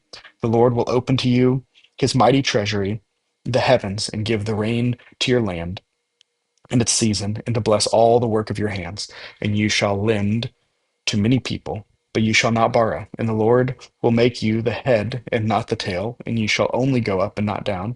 And if you obey the commandments of the Lord your God, which I command you today, being careful to do them, and if you do not turn aside from any of the words that I command you today to the right hand or to the left, to go after other gods to serve them, but if you will not obey the voice of the Lord your God, or be careful to do all the commandments and his statute that I command you today, then all the curses shall come upon you and overtake you. Cursed, cursed shall be in the city, and cursed shall be in the field. Cursed shall be in the basket of your kneading bowl. Cursed shall be in the fruit of your womb, in the fruit of your ground, the increase of your herds, and the young of your flock. Cursed shall be when you come in, and you cursed shall you be when you go out. The Lord will send on your curses confusion and frustration in all that you undertake to do, until you are destroyed and perish quickly on account of the evil of your deeds. Because you have forsaken me, the Lord will make the pestilence stick to you until he has consumed you off the land that you are entering to take possession of it. The Lord will strike you with wasting disease and with fever, inflammation and fiery heat, and with drought and with blight and with mildew. They shall pursue you until you perish, and the heavens over your head shall be bronze, and the earth under you shall be iron. The Lord will make the rain of your land powder, from heaven dust shall come down on you until you are destroyed. The Lord will cause you to be defeated before your enemies, and you shall go out one way against them and flee seven ways before them, and you shall be a horror to all the kingdoms of the earth, and your dead body shall be food for all the birds of the air and for the beasts of the field, and there shall be no one to frighten them. The Lord will strike you with the boils of Egypt and with tumors and scabs, an itch of which you cannot be healed. The Lord will strike you with madness and blindness and confusion of mind, and you shall grope at noonday, as the blind grope in darkness, and you shall not prosper in your ways, and you shall live, and you shall be only oppressed and robbed continually, and there shall be no one to help you. You shall betroth a wife, but another man shall ravish her. You shall build a house, but you shall not dwell in it. You shall plant a vineyard, but you shall not enjoy its fruit.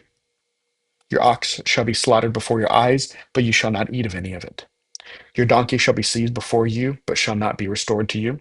Your sheep shall be given to your enemies, but there shall be no one to help you. Your sons and your daughters shall be given to another people, while your eyes look on and fail, and longing for them all day long.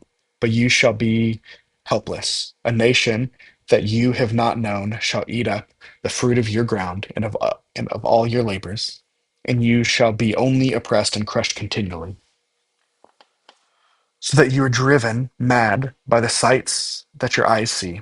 The Lord will strike you on the knees and on the legs with grievous boils of which you cannot be healed. From the sole of your foot to the crown of your head, the Lord will bring you in your kingdom, whom you set over, whom you set over you to a nation that neither you nor your fathers have known. And there you shall serve other gods of wood and stone, and you shall become a horror, a proverb, and a byword among all the people where the Lord will lead you away. Will lead you away. You shall carry much seed into the field, and you shall gather in little, for the locust shall consume. You shall plant vineyards and dress them, but you shall neither drink of your wine nor gather the grapes. For your worm shall eat them. You shall have olive trees throughout all your territory, but you shall not anoint yourself with the oil, for your olives shall drop off. You shall father sons and daughters, but they shall not be yours, for you shall go into captivity.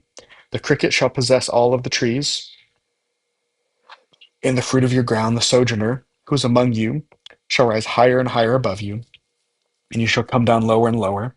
He shall lend to you, and you shall not lend to him.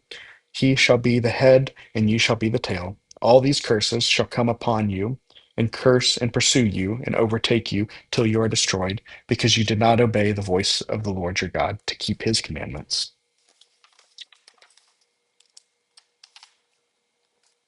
and his statutes that he commanded you. They shall be a sign and a wonder against you and your offspring forever, because you did not serve the Lord your God with joyfulness and gladness of heart, because of the abundance of all things. Therefore you shall serve your enemies, whom the Lord will send against you in hunger and thirst and nakedness and lacking everything, and he will put a yoke of iron on your neck until he has destroyed you. The Lord will bring a nation against you from far away and from the ends of the earth, swooping down like an eagle, a nation whose language you do not understand, a hard faced nation who shall not respect the old or show mercy to the young. It shall eat the offspring of your cattle and the fruit of your ground until you are destroyed.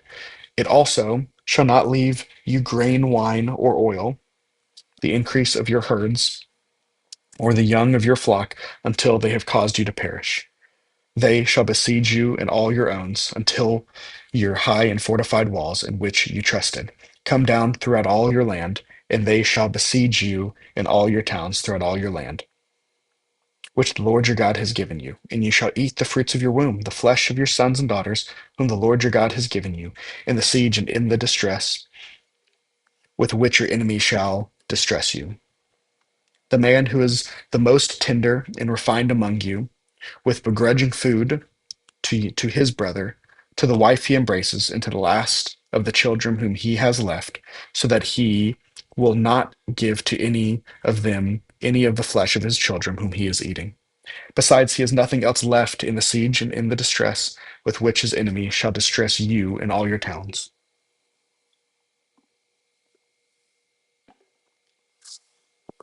The most tender and refined woman among you, who would not venture to set the sole of her foot on the ground, because she is so delicate and tender, will begrudge to her husband she embraces, to her son and to her daughter, her afterbirth that comes out from between her feet, and her children whom she bears, because lacking everything, she will eat them secretly in the siege and in the distress with which your enemy shall distress you in your own towns. If you are not careful to do all that the words of the law that are written in this book, that you may fear the glorious and awesome nature of the Lord your God, then the Lord will bring on you and your offspring extraordinary afflictions severe and lasting, and sickness grieving and lasting. And he will bring upon you again all the disease of Egypt, of which you were afraid, and they shall cling to you. Every sickness also and every affliction that is not recorded in the book of this law, the Lord will bring upon you until you are destroyed. Whereas you were as numerous as the stars of heaven, you shall be left few in number, because you did not obey the voice of the Lord your God. And as the Lord took delight in doing you good and multiplying you, so the Lord will take delight in bringing ruin upon you and destroying you. And you shall be plucked off the land that you are entering to take possession of it. And the Lord will scatter you among all people, from one end of the earth to the other. And there you shall serve other gods of wood and stone, which neither you nor your fathers have known. And among these nations you shall find no respite, and there shall be no resting place for the sole of your foot. But the Lord will give you will give you there a trembling heart and failing eyes and a languishing soul. Your life shall hang in doubt before you night and day. You shall be in dread and have no assurance in your life. In the morning you shall say, if only it were evening. And at evening you should say, if only it were morning, because of the dread that your heart shall feel, and the sighs of your eyes shall see. And the Lord will bring you back in ships to Egypt, a journey that I promised that you should never make again. And there you shall offer yourself for sale to your enemies as male and female slaves, but there will be no buyer.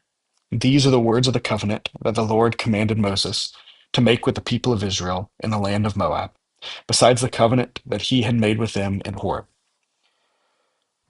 And Moses summoned all Israel and said to them, you have seen all that the Lord did before your eyes in the land of Egypt, to Pharaoh and to all his servants and to all his land, the great trials that your eyes saw, the signs and those great wonders. But to this day the Lord has not given you a heart to understand, or eyes to see, or ears to hear. I have led you 40 years in the wilderness. Your clothes have not worn out on you, and your sandals have not worn off your feet. You have not eaten bread, and you have not drunk wine or strong drink, that you may know that I am the Lord your God. And when you came to this place, Sihon the king of Heshbon and Og the king of Bashan came out against us to battle, but we defeated them. We took their land and gave it for their inheritance to the Reubenites, the Gadites, and the half tribe of the Manassites. Therefore, keep the words of the covenant and do them, that you may prosper in all that you do. You are standing today, all of you, before the Lord your God, the heads of your tribes, your elders, and your officers, all the men of Israel, your little ones, your wives, and your sojourner, who is in your camp, from the one who chops your wood to the one who draws your water, so that you may enter into the sworn covenant of the Lord your God, which the Lord your God is making with you today, that he may establish you today as his people, and that he may be your God, as his promise to you. And he has sworn to your fathers, to Abraham, to Isaac, and to Jacob. It is not with you alone that I am making the sworn covenant, but with whoever is standing here with us today before the Lord your God, with whoever is not here with us today. You know how we have lived in the land of Egypt, and how we came through the midst of the nations through which you have passed, and you have seen their detestable things, their idols of wood and stone, of silver and gold, which were among them. Beware lest there be among you a man, a woman, or a clan or tribe, whose heart is turning away from the Lord our God to go and serve the gods of those nations. Beware lest there be among you a root bearing poisonous and bitter fruit, one who, when he hears the words of the sworn covenant, blesses himself in his heart, saying, I shall be safe, though I walk in the stubbornness of my heart. This will lead to the sweeping away of moist and dry alike. The Lord will not be willing to forgive, but rather the anger of the Lord and his jealousy will smoke against that man. And the curse is written in the book will settle upon him, and the Lord will blot out his name from under heaven. And the Lord will single him out from all the tribes of Israel for calamity, in accordance with all the curses of the covenant written in the book of the law. And the next generation, your children who rise up after you, and the foreigner who comes from a far land will say, when they see the affliction of the land and the sickness with which the Lord has made sick the whole land, burned out with brimstone and salt, nothing sown and nothing growing, but no plant can sprout, an overthrow like that of Sodom and Gomorrah, Admah and Zeboiim, which the Lord overthrew in his anger and wrath. All the nations will say, what has the Lord done thus to this land? What caused the heat of this great anger? Then people will say, it is because they abandoned the covenant of the Lord, the God of their fathers, which is made with them when he brought them out of the land of Egypt, and went and served other gods and worshipped them, gods whom they have not known and whom they have not allotted to them. Therefore the anger of the Lord was kindled against this land, bringing upon it all the curses written in this book. And the Lord uprooted them from their land in anger and fury and great wrath, and cast them into another land, as they are this day. The secret things belong to the Lord our God, but the things that are revealed belong to us and to our children forever, that we may do all the words of this law. And when all these things come upon you, the blessings and the curse, which I have set before you, and you call them to mind among all the nations, where the Lord your God has driven you, and return to the Lord your God, you and your children, and obey your voice in all that I command you today, with all your heart, with all your soul, then the Lord your God will restore your fortunes and have mercy on you, and he will gather you again from all the people where the Lord your God has scattered you. If your outcasts are in the uttermost parts of heaven, from there the Lord your God will gather you, and from there he will take you.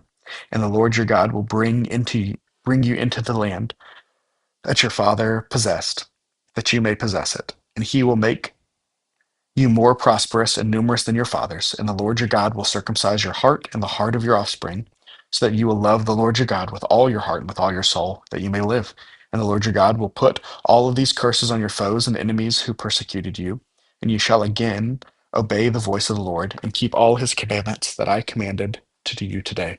The Lord your God will make you abundantly prosperous in all the work of your hand, in the fruit of your womb, and in the fruit of your cattle, and in the fruit of your ground. For the Lord will again take delight in prospering you, as he took delight in your fathers. When you obey the voice of the Lord your God to keep his commandments and his statutes that are written in the book of the law, when you turn when you turn to the Lord your God with all your heart and with all your soul. For this commandment that I commanded you today is not too hard for you, neither is it far off. Neither is it far off. It is not in heaven that you should say, who will ascend to heaven for us and bring it to us, that we may hear it and do it. Neither it is beyond the sea that you shall say, who will go over to the sea for us and bring it to us, that we may hear and do it. But the word is very near to you. It is in your mouth and is in your heart, so that you can do it. See, I have set before you today life and good, death and evil, if you obey the commandments of the Lord your God that I command you today, by loving the Lord your God, by walking in his ways, and by keeping his commandments, and his statutes and his rules, then you shall live and multiply, and the Lord your God shall bless it in the land that you are entering and taking possession of it. But if your heart turns away, and you will not hear it, but are drawn away to worship other gods and serve it, and I declare to you today, that you shall surely perish. You shall not live long in the land that you are going over the Jordan to enter and possess it. I call heaven and earth to witness against you today, that I have set before your life and your death, blessing and curse. Therefore choose life, that you and your offspring may live, loving the Lord your God, obeying his voice, and holding fast to him. For he is your life and length of days, and that you may dwell in the land that the Lord swore to your fathers, to Abraham, to Isaac, and to Jacob, to give them. So Moses continued to speak these words to all Israel. And he said to them, I am 120 years old today. I am no longer able to go out and come in. The Lord said to me, you shall not go over this Jordan.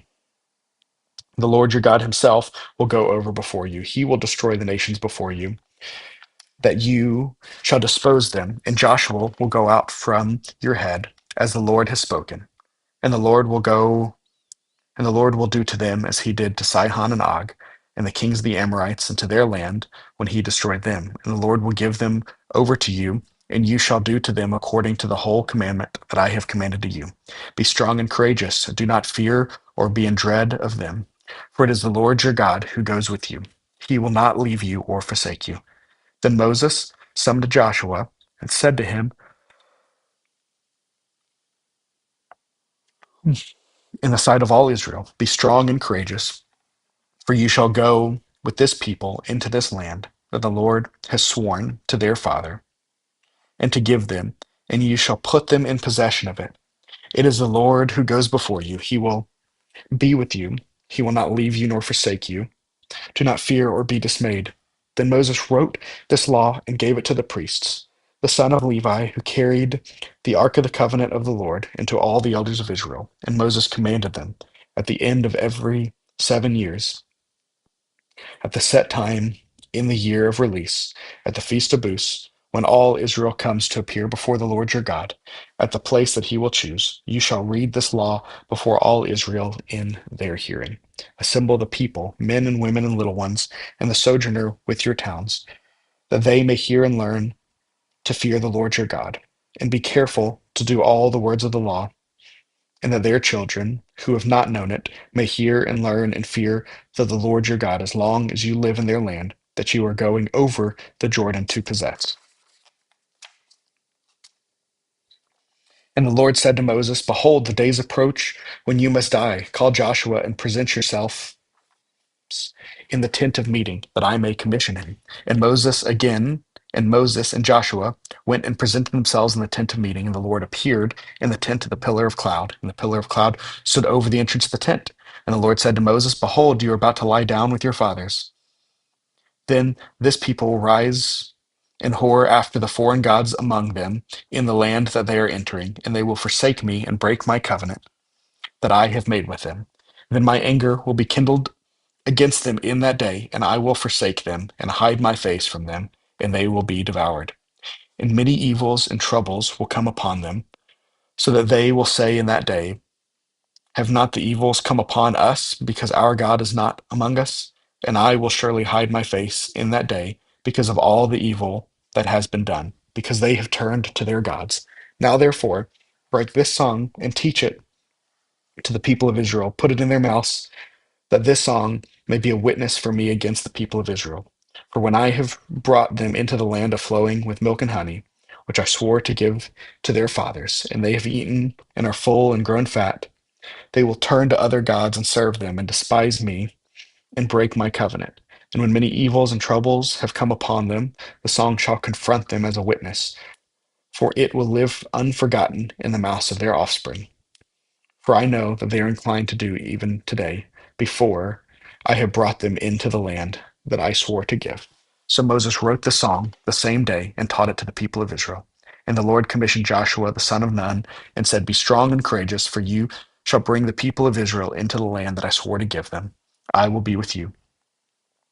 When Moses had finished writing the words of the law, of this law in the book at the very end, Moses commanded the Levites who carried the ark of the covenant of the Lord, take this book of the law and put it by the side of the ark of the covenant of the Lord your God, that it may be there for a witness against you.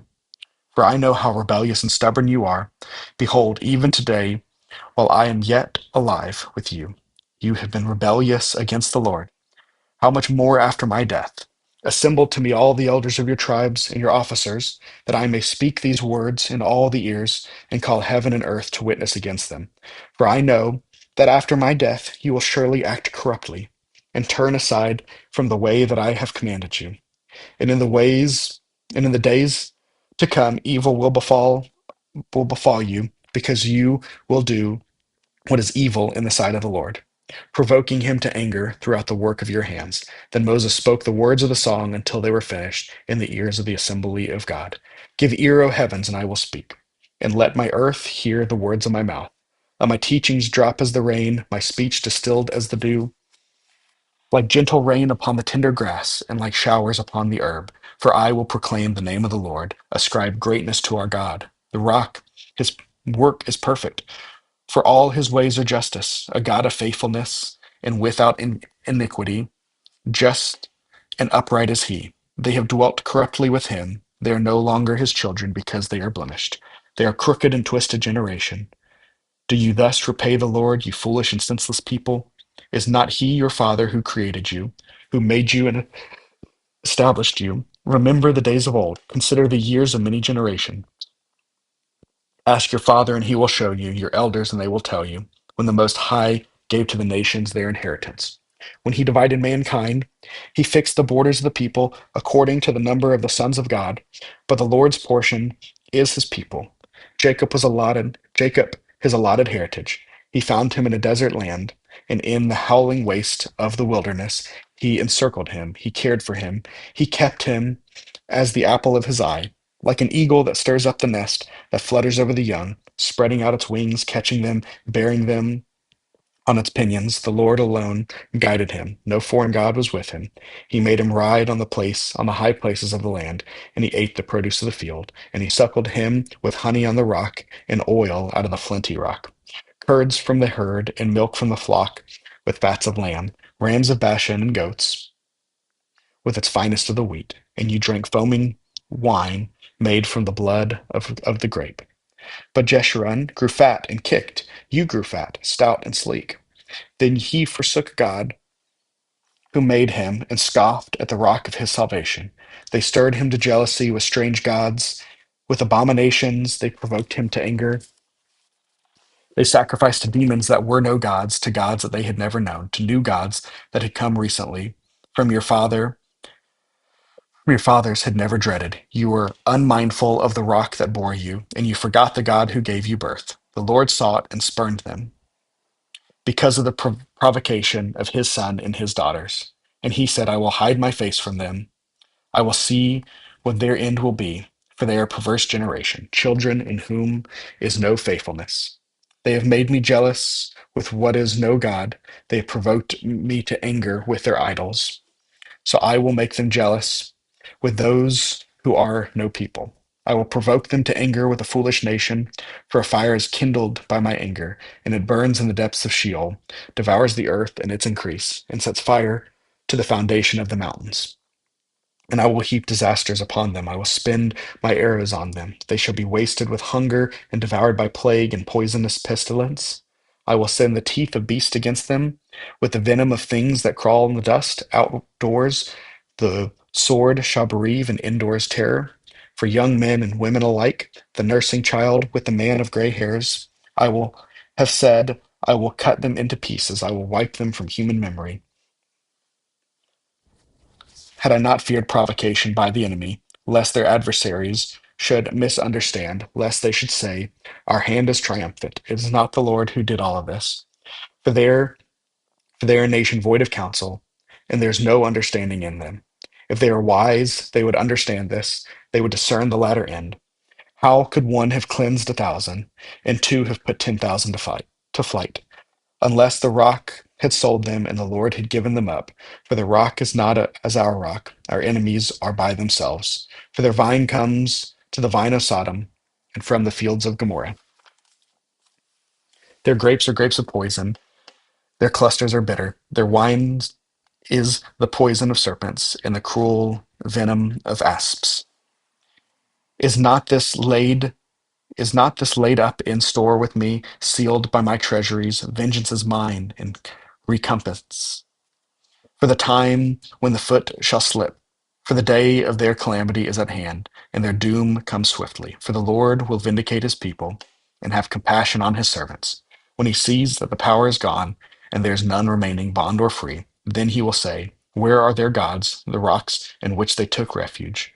Who they ate the fat of their sacrifices and drank the wine of their drink offering. Let them rise up and help you. Let them be your protection. See now that I, even I, am He, and there is no God beside me. I kill and I make alive, I wound and I heal, and there is none that can deliver me out of His hand, out of my hand. For I lift up my hand to heaven and swear, as I live forever, if I sharpen my flashing sword, and my hand takes hold on judgment, I will take vengeance on my adversaries, and will repay those who hate me. I will make my arrows drunk with blood, and my sword shall devour flesh, with the blood of the slain and the captives, from the long-haired heads of their enemies. Rejoice with him, O heavens, bow down to him, all gods.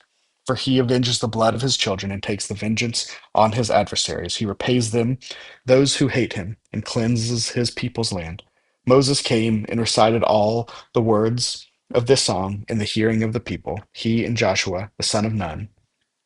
And when Moses had finished speaking all the words to all of Israel, he said to them, take to heart all the words by which I am warning you today, that you may command them to your children, that they may be careful to do all the words of this law. For it is no empty word for you, but your very life. And by this word you shall live long in the land that you are going over the Jordan to possess. The very day the Lord spoke to Moses, go up to the mountain of Abram, Mount Nebo, which is in the land of Moab, opposite Jericho, and view the land of Canaan, which I am giving to the people of Israel for a possession, and die on the mountain which you go up, and be gathered to your people, as Aaron your brother did in Mount Or. And was gathered to his people, because you broke faith with me in the midst of the people of Israel, as the waters of Meribah Kadesh in the wilderness of Zin, and because you did not treat me as holy in the midst of the people of Israel, for you shall see the land before you, but you shall not go there into the land that I am giving to the people of Israel. This is the blessing with which Moses, the man of God, blessed the people of Israel before his death. He said, the Lord came from Sinai and dawned from Seir upon us. He shone forth that from Mount Paran. He came from 10,000 of holy ones with flaming fire at his right hand. Yes, he loved his people. All his holy ones were in his hand, so they followed in your steps, receiving direction from you. When Moses commanded us a law as a possession of the assembly of Jacob, thus the Lord became king in Jerusalem, where he heads where the Jerusalem, when the heads of the people were gathered, all the tribes of Israel together. Let Reuben live and not die, but let his men be few. And this he said to Judah, hear, O Lord, the voice of Judah, and bring him in his people. With your hand contend for him, and be a help against his adversaries. And of Levi he said, give to Levi your Thummim and your Urim to your godly one, whom you tested at Manasseh, with whom you quarreled at the waters of Meribah, who said of his fathers and mother, I regard them not. He disowned his brother and ignored his children, for they observed your word and kept your covenant. They shall teach Jacob your rules and Israel your law. They shall put incense before you and whole burnt offerings to your altar. Blessed, O Lord, his substance, and accept the work of his hands. Crush the loins of his adversaries, of those who hate him, that they may rise not again. Of Benjamin he said this, the beloved of the Lord dwells in safety. The high God surrounds him all day long and dwells between his shoulders. And of Joseph he said this, blessed by the Lord be the land, with the choicest gifts of heaven above, and of the deep that crouches beneath, and of the choicest fruits of the sun, and the rich yield of his months, with the finest produce of the ancient mountains, and the abundance of the everlasting hills, with the best gifts of the earth and its fullness, and the favor of him who dwells in the bush.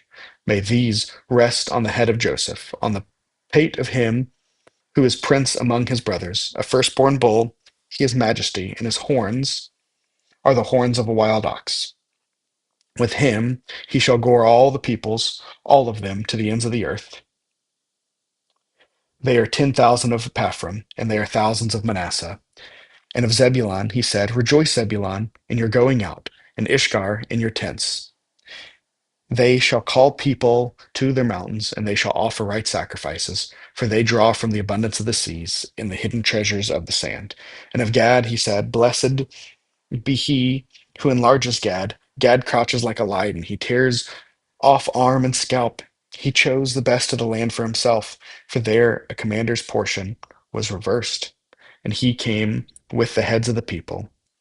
With Israel he executed the justice of the Lord and his judgment for Israel. And of Dan he said, Dan is a lion's cub that leaps from Bashan. And of Naphtali he said, O Naphtali, salted with favor and full of the blessed of the Lord, possess the lake and the south. And of Asher he said, most blessed be sons of Asher. Let him be the favorite of his brothers, and let him dip his foot in oil. His bars shall be iron and bronze, and as your days, so shall your strength be. There is none like God, O Jerusalem, who rides through the heavens to your help, through the skies to your majesty. The eternal God is your dwelling place, and underneath of the everlasting arms. And he thrust out the enemy before you, and he said, Destroy. O Israel lived in safety. Jacob lived alone in a land of grain and wine, whose heavens drop down dew. Happy are you, O Israel. Who is like you? People saved by the Lord, a shield of your help and the sword of your triumph. Your enemies shall come fawning to you, and you shall tread upon their backs. Then Moses went up from the plains of Moab to Mount Nebo, to the top of Pisgah, which is opposite Jericho. And the Lord showed him all the land, Gilead as far as Dan, all Naphtali, the land of Paphram, and Manasseh, all the land of Judah, as far as the western sea, the Negeb and the plain, that is, the valley of Jericho, the city of palm trees, as far as Zorar. And the Lord said to him, This is the land of which I swore to Abraham, to Isaac, and to Jacob. I will give it to your offspring. I will let you see it with your eyes, but you shall not go over there. So Moses, the servant of the Lord, died there in the land of Moab, according to the word of the Lord. And he buried himself in the valley of the land of Moab opposite Bereth Peor. But no one knows the place of his burial to this day. Moses was 120 years old when he died. His eyes were undimmed, and his vigor unabated. And the people of Israel wept for Moses in the plains of Moab 30 days. Then the days of weeping and mourning for Moses had ended, and Joshua the son of Nun was full of the spirit of wisdom, for Moses had laid his hands on him. So the people of Israel obeyed him and did as the Lord had commanded Moses. And there he has arisen a prophet since and there has not arisen a prophet since in Israel like Moses, whom the Lord knew face to face, none like him for all the signs and the wonders that the Lord sent him to do it in the land of Egypt, to Pharaoh and to all the servants and to all his land, and for all the mighty power and all the great deeds of terror, that Moses died in the sight of all Israel. Whew. We are done with that one. That is officially all of the Pentateuch read. We're going to take a break here, and I'll join back in 5 minutes on our next book.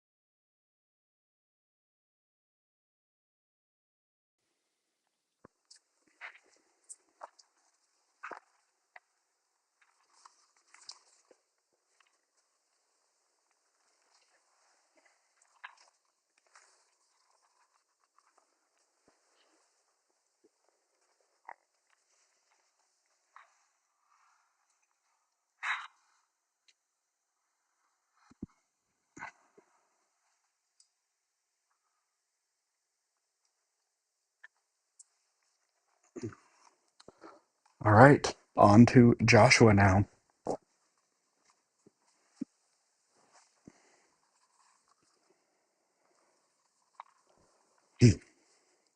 After the death of Moses, the servant of the Lord said to Joshua, the son of Nun, Moses' assistant, Moses, my servant is dead. Now therefore arise, go over this Jordan, you and all your people, into the land that I am giving to them, to the people of Israel. Every place that the sole of your foot will tread upon, I have given to you, just as I promised to Moses. From the wilderness and this Lebanon, as far as the great river, the river Euphrates, all the land of the Hittites to the great sea, toward the toward the going down of the sun, shall be your territory.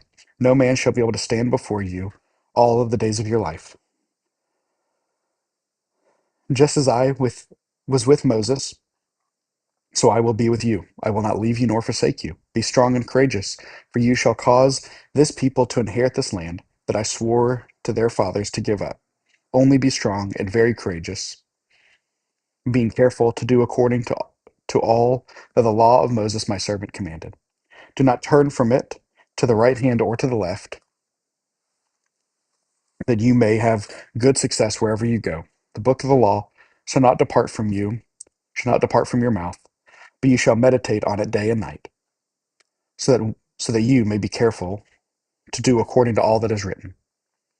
For then you will you'll make your way prosperous, and then you will have good success. Have I not commanded you? Be strong and courageous. Do not be frightened and not be dismayed, for the Lord your God is with you wherever you go. And Joshua commanded the officers of his people, pass through the midst of the camp, and command the people, prepare your provisions, for within 3 days you are to pass over this Jordan, to go in to take possession of the land that the Lord your God has given you to possess. And to the Reubenites and the Gadites and the half tribe of Manasseh, Joshua said, remember the word that Moses, the servant of the Lord, commanded you, saying, the Lord your God is providing you a place to rest and will give you this inheritance. Your wives, your little ones, and your livestock shall remain in the land that Moses gave you beyond the Jordan. But all the men of valor among you shall pass over armed before you, your brothers, and shall help you, until the Lord gives rest to your brothers as he has to you, and they also take possession of the land that the Lord your God is giving them. Then you shall return to the land of your possession and shall possess it, and the land that Moses, the servant of the Lord, gave you beyond the Jordan toward the sunrise. And they answered Joshua, all that you have commanded us we will do, and wherever you send us we will go. Just as we obeyed Moses in all things, so we will obey you. Only may the Lord your God be with you, as he be with Moses. Whoever rebels against your commandment and disobeys your words, whatever you command him, shall be put to death. Only be strong and courageous. And Joshua the son of Nun sent 2 men secretly to Shittim as spies, saying, go, view the land, especially Jericho. And they went and came into the house of a prostitute, whose name was Rahab, and lodged there. And it was told to the king of Jericho, behold, men of Israel have come here tonight to search out our land. And the king of Jericho sent to Rahab, saying, bring out the men who have come to you, who entered your house, for they have come to search out the land. But the woman had taken the 2 men and hidden them. And she said, true, the men came to me, but I did not know where they were from. And when the gate was about to be closed at dark, the men went out. If I do not know where the men went, pursue them quickly, for you will overtake them. But she had brought them up to the roof and hid them with the stalks of the flax that she had laid in order on the roof. So the men pursued after them on the way to the Jordan, as far as the fords. And the gate was shut as soon as the pursuers had gone out. Before the men lay down, she came up to them on the roof and said to them, I know that the Lord has given you to the land, and that the fear of you has fallen upon us, and that all the inhabitants of the land melt away before me. For we have heard how the Lord had dried up the waters of the Red Sea before you when you came out of Egypt, and what you did to the two kings of the Amorites who were beyond the Jordan, to Sihon and Og, whom you devoted to destruction. And as soon as we heard it, our hearts melted, and there was no spirit left in any man because of you. For the Lord your God, he is God in the heavens above and on earth beneath. Now then, please swear to me by the Lord that as I have dealt kindly with you, you also will deal kindly with my father's house, and give me a sure sign that you will save alive my father and mother, my brothers and sisters, and all who belong to them, and deliver our lives from death. And the men said to her, our life for yours, even to death. If you do not tell this business of ours, then when the Lord gives us to the land, we will deal kindly and faithfully with you. Then she let them down by the rope through the window, for her house was built into the city wall, so that she lived in the wall. And she said to them, go into the hills, or to the pursuers, or the pursuers will encounter you, and hide there 3 days until the pursuers have returned. Then, afterward, you may go on your way. The men said to her, I will be guiltless with respect to this oath of your sisters that you have made us swear. Behold, when we come into the land, you shall tie this scarlet cord in the window through which you let us down, and you shall gather into your house your father and your mother, your brothers, and all of your father's household. Then, if anyone goes out of the doors of your household into the street, his blood shall be on his own head, and we shall be guiltless. But if a hand is laid on anyone who is with you in the house, his blood shall be on our head. But if you tell the business of ours, then we shall be guiltless with respect to the oath that you have made us swear. And she said, according to your word, so be it. Then she sent them away, and they departed, and she tied the scarlet cord into the window. They departed and went into the hills and remained there 3 days until the pursuers returned, and the pursuers searched all along the way and found nothing. Then the two men returned. They came down from the hills and passed over and came to Joshua the son of Nun. And they told him all that had happened to them. And they said to Joshua, truly, the Lord has given all the land into our hands, and also all the inhabitants of the land melt away because of us. Then Joshua rose early in the morning, and they set out from Shittim, and they came to the Jordan, he and all the people of Israel, and lodged there before they passed over. At the end of 3 days, the officers went through the camp and commanded the people, as soon as you see the ark of the covenant of the Lord your God being carried by the Levitical priest, then you shall set out from your place and follow it. Yet there shall be a distance between you and it of about 2,000 cubits in length. Do not come near it, in order that you may know the way you shall go, for you have not passed this way before. Then Joshua said to the people, consecrate yourselves, for tomorrow the Lord will do wonders among you. And Joshua said to the priests, take up the ark of covenant, and pass on before the people. So they took up the ark of the covenant, and they went before the people. The Lord said to Joshua, today I will begin to exalt you in the sights of all Israel, that they may know that, as I was with Moses, so I will be with you. And as for you, command the priests who bear the ark of the covenant.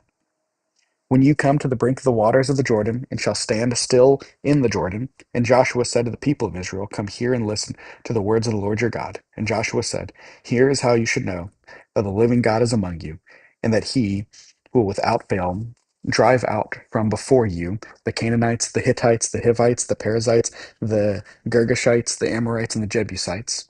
Behold, the ark of the covenant of the Lord of all the earth is passing over before you into the Jordan. Now therefore, take 12 men from the tribes of Israel, from each tribe a man, and when the soles of the feet of the priest bearing the ark of the Lord of all the earth, shall rest in the waters of the Jordan. The waters of the Jordan shall be cut off from the flowing, and the waters coming down from above shall stand in one heap.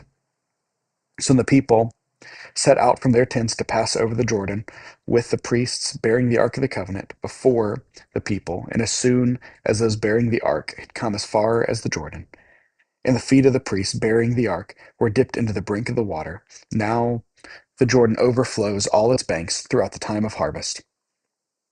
The waters coming down from above stood and rose up in the heap, very far away, at Adam, the city that is beside Zarethan, and those flowing down towards the sea of Arabeth. The salt sea were completely cut off, and the people passed over opposite Jericho. Now the priests, being the ark of the covenant of the Lord, stood firmly on dry ground in the midst of the Jordan. And all Israel was passing over on dry ground until all the nation finished passing over the Jordan. When all the nations had finished passing over the Jordan, the Lord said to Joshua, "Take 12 men from the people, from each tribe of man, and command them, saying, Take 12 stones from here, out of the midst of the Jordan, from the very place where the priest's feet stood firmly, and bring them over with you, and lay them down in the place where you lodge tonight." Then Joshua called the 12 from the people of Israel, whom he had appointed, a man from each tribe.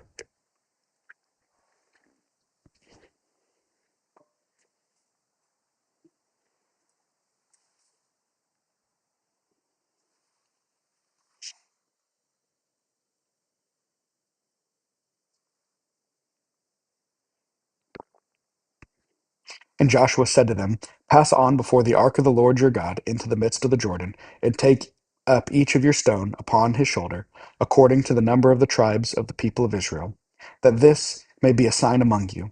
When your children ask in time to come, 'What do those stones mean to you?' Then you shall tell them that the waters of the Jordan were cut off before the ark of the covenant of the Lord. When it passed over the Jordan, the waters of the Jordan were cut off. So these stones shall be to the people of Israel a memorial forever." And the people of Israel did just as Joshua commanded, and took up 12 stones out of the midst of the Jordan, according to the number of the tribes of the people of Israel, just as the Lord told Joshua. And they carried them over with them to the place where they lodged, and laid them down there. And Joshua set up 12 stones in the midst of the Jordan, in the place where the feet of the priest bearing the ark of the covenant had stood. And they are there to this day. For the priest bearing the ark stood in the midst of the Jordan until everything was finished, for the Lord commanded Joshua to help the people, according to all that Moses had commanded Joshua. The people passed over in haste. When all the people had finished passing over, the ark of the Lord and the priest passed over before the people.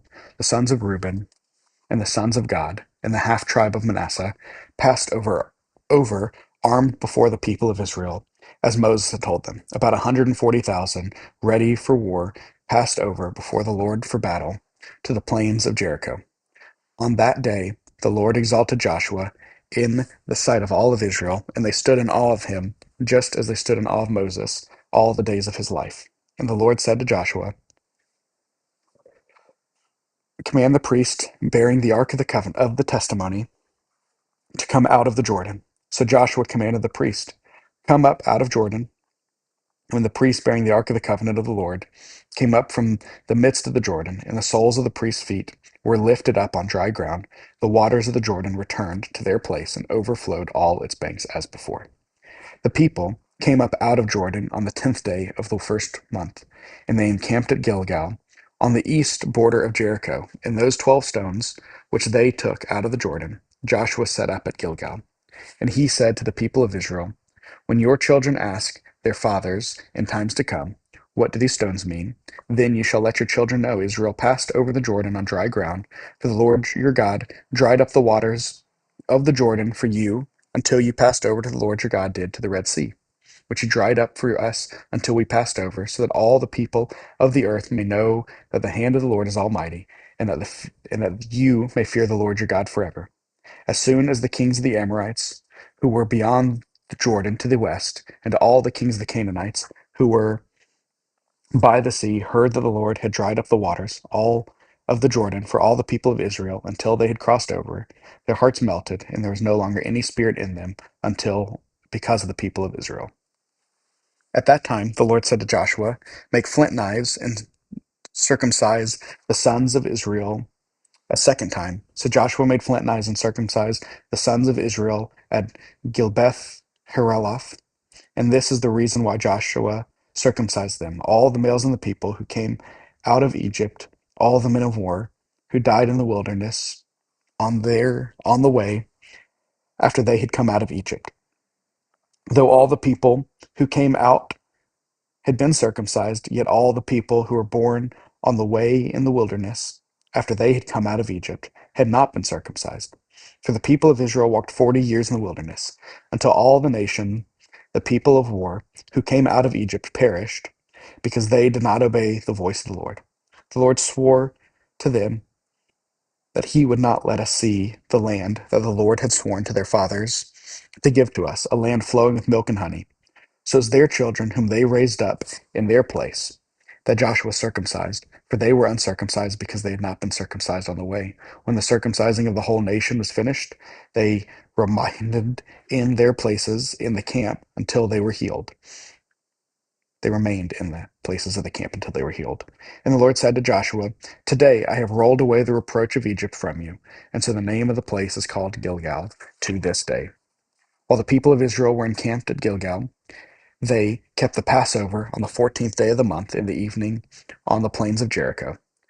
And the day after the Passover, on that very day, they ate of the produce of the land, unleavened cakes and parched grain. And the manna ceased that day after they had ate of the produce of the land. And there was no longer manna for the people of Israel, but they ate of the fruit of the land of Canaan that year. When Joshua was by Jericho, he lifted his eyes and looked, and behold, a man was standing before him with his drawn sword in his hand. And Joshua went to him and said to him, Are you for us or for our adversaries? And he said, No, but I am the commander of the army of the Lord. Now I have come. And Joshua fell on his face to the earth and worshipped and said to him, What does my Lord say to his servant? And the commander of the Lord's army said to Joshua, Take off your sandals from your feet, for the place where you are standing is holy. And Joshua did this. Now Jericho was shut up inside and outside because of the people of Israel. None went out and none came in. And the Lord said to Joshua, See, I have given Jericho into your hand, with its king and mighty men of valor. You shall march around the city, all the men of war, going around the city once. Thus shall you do for 6 days. 7 priests shall bear trumpets of ram's horns before the ark. On the seventh day you shall march around the city 7 times, and the priests shall blow the trumpets. And when they make a long blast from the ram's horn, when you hear the sound of the trumpet, then all the people shall shout with a great shout, and all the people of the city will fall down flat. And the people shall go up everyone straight before him. So Joshua, the son of Nun, called the priests and said to him, Take up the ark of the covenant, and let 7 priests bear 7 trumpets of ram's horns before the ark of the Lord. And he said to the people, Go forward, march around the city, and let the armed men pass on before the ark of the Lord.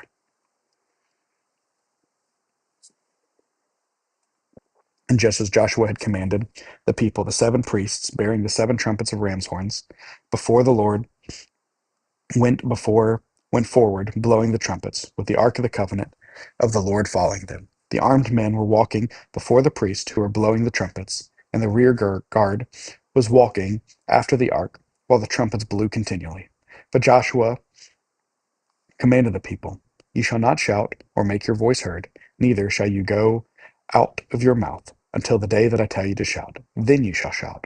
So he caused the ark of the Lord to circle the city, going about at once. And they came into the camp and spent the night in the camp. Then Joshua arose the next morning, and the priests took up the ark of the Lord, and the 7 priests bearing the 7 trumpets of ram's horns before the ark of the Lord walked on, and they blew the trumpets continually. And the armed men were walking before them, and the rear guard was walking after the ark of the Lord, while the trumpets blew continually. And the second day they marched around the city once, and returned into camp. So they did for 6 days. On the seventh day they rose early, at the dawn of the day, and marched around the city in the same manner 7 times. It was only on that day they marched around the city 7 times. And at the seventh time, when the priest had blown the trumpets, Joshua said to his people, Shout, for the Lord has given you the city, and all that is within it shall be devoted to the Lord for destruction. Only Rahab the prostitute and all who are with her in her house shall live, because she hid the messengers whom he whom we sent.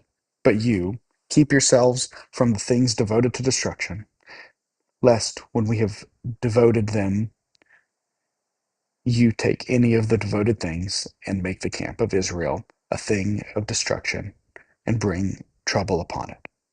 But all silver and gold, and every vessel of bronze and iron, are holy to the Lord.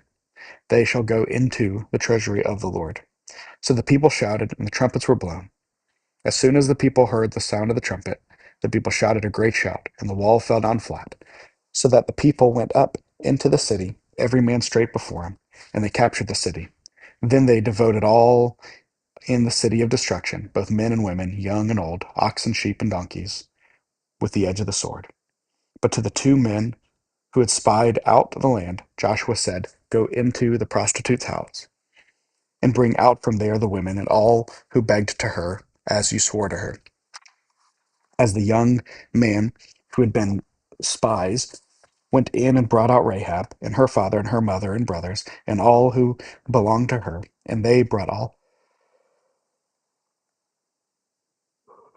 whew, and they brought all her relatives and put them outside the camp of Israel, and they burned the city with fire and everything in it. Only the silver and the gold and the vessels of bronze and of iron they put into the treasury of the house of the Lord. But Rahab, the prostitute, and her father's household, and all who belonged to her, Joshua saved alive. And she was living in Israel to this day, because she hid the messengers from Joshua sent to spy out Jericho. Joshua laid an oath for them at the time, saying, "Cursed before the Lord be the man who rise up and rebuild the city of Jericho. At the cost of the firstborn shall he lay its foundation, and at the cost of the youngest son shall he set up its gates." So the Lord was with Joshua, and his fame was in all the land. But the land of Israel broke faith in regard to the devoted things. For Achan, the son of Carmi, son of Zabdi, the son of Zerah, in the tribe of Judah, took some of the devoted things, and the anger of the Lord burned against the people of Israel. Joshua sent men from Jericho to Ai, which is near Bethaven, east of Bethel, and said to them, "Go up and spy out the land." And the men went up and spied out Ai. As they returned to Joshua, they said, "Do not have all the people go up, but let about 2 or 3 thousand men go up and attack Ai. Do not make the whole people toil up there, for they are few." So about 3,000 men went up there from the people, and they fled before the men of Ai. And the men of Ai killed about 36 in the men of their men, and chased them before the gates as far as Shebarim, and struck them at their descent. And the hearts of the people melted and became as water. Then Joshua tore his clothes and fell to the earth on his face before the ark of the Lord until the evening.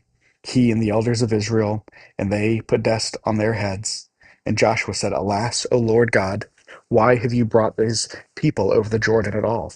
To give us into the hands of the Amorites to destroy us? Would that have been content to dwell among beyond the Jordan? O Lord, what can I say when Israel has turned their backs before their enemies? For the Canaanites and all the inhabitants of the land will hear of it, and will surround us and cut off our name from the earth. And what will you do for your great name?" The Lord said to Joshua, "Get up. Why have you fallen on your face? Israel has sinned. They have transgressed my covenant that I commanded them. They have taken some of the devoted things. They have stolen and lied and put them among their own belongings. Therefore, the people of Israel cannot stand before the enemies. They turn their backs before their enemies because they have become devoted for destruction. I will be with you no more unless you destroy the devoted things from among you. Get up, consecrate the people, and say, 'Consecrate yourselves for tomorrow.' For thus says the Lord God, O Israel, there are devoted things in your midst, O Israel. You cannot stand before the enemies until you take away the devoted things from among you. In the morning, therefore, you shall be brought near by your tribes. And the tribe that the Lord takes by lot shall come near by clans. And the clan that the Lord shall take comes near by households, and the households that the Lord shall take come near by man. And he who is taken with the devoted things shall be burned with fire, he and all that he has, because he has transgressed the covenant of the Lord. and because he has done an outrageous thing in Israel. So Joshua rose up early in the morning and brought Israel near tribe by tribe, and the tribe of Judah was taken, and he brought near the clans of Judah. And the clan of the Zerahites was taken, and he brought near the clan of the Zerahites man by man. And Zabdi was taken, and he brought near his household man by man. And Achan, the son of Carmi, son of Zabdi, said to Achan, My son, give glory to the Lord, God of Israel, and give praise to him. And tell me now what you have done. Do not hide it from me. And Achan answered Joshua, Truly, I have sinned against the Lord God of Israel, and this is what I did. When I saw among the spoil a beautiful cloak from Shinar, and 200 shekels of silver, and a bar of gold weighing 50 shekels, then I coveted them and took them. And see, they are hidden in the earth inside my tent, with the silver underneath. So Joshua sent messengers, and they ran into the tent, and behold,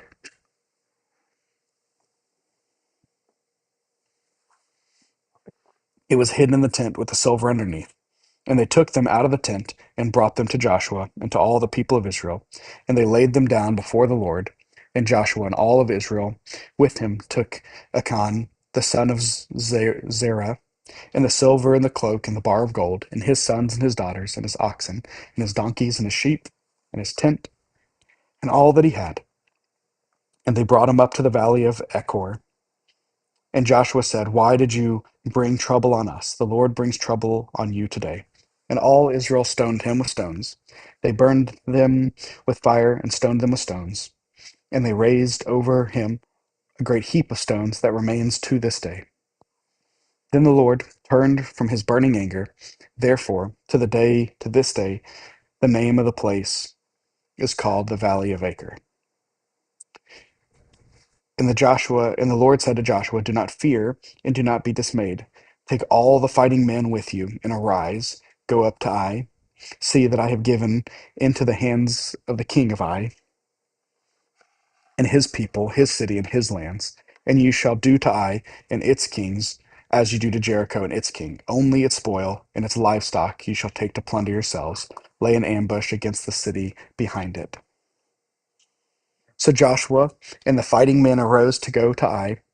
And Joshua chose 30,000 mighty men of valor, and sent them out by night. And he commanded them, Behold, you shall lie in ambush against the city behind it. Do not go very far from the city, but all of you remain ready.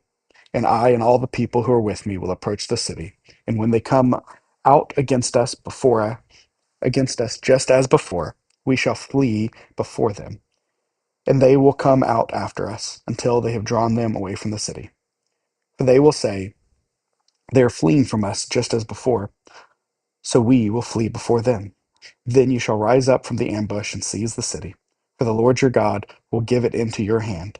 And as soon as you have taken the city, you shall see the city on fire. You shall do according to the word of the Lord. See, I have commanded you. So Joshua sent them out, and they went to the place of ambush and lay between Bethel and Ai, to the west of Ai. But Joshua spent that night among the people. Joshua arose early in the morning and mustered the people and went up, he and the elders of Israel, before the people of Ai, and all the fighting men who were with him went up and drew near before the city and encamped on the north side of Ai, with the ravine between them and Ai. He took about 5,000 men and set them in ambush between Bethel and Ai, to the west of the city. So they stationed the forces, the main encampment that was north of the city, and its rear guard west of the city. But Joshua spent the night in the valley. And as soon as the king of Ai saw this, he and all his people, the men of the city, hurried and went out early to the appointed place toward the Arabah to meet Israel in battle. He did not know that there was an ambush against him. Behold, the city and Joshua and all of Israel pretended to be beaten before them and fled in the direction of the wilderness. So all the people who were in the city were called together to pursue them. And as they pursued Joshua, they were drawn away from the city. Not a man was left in Ai or Bethel who did not go out after Israel. They left the city open and pursued Israel.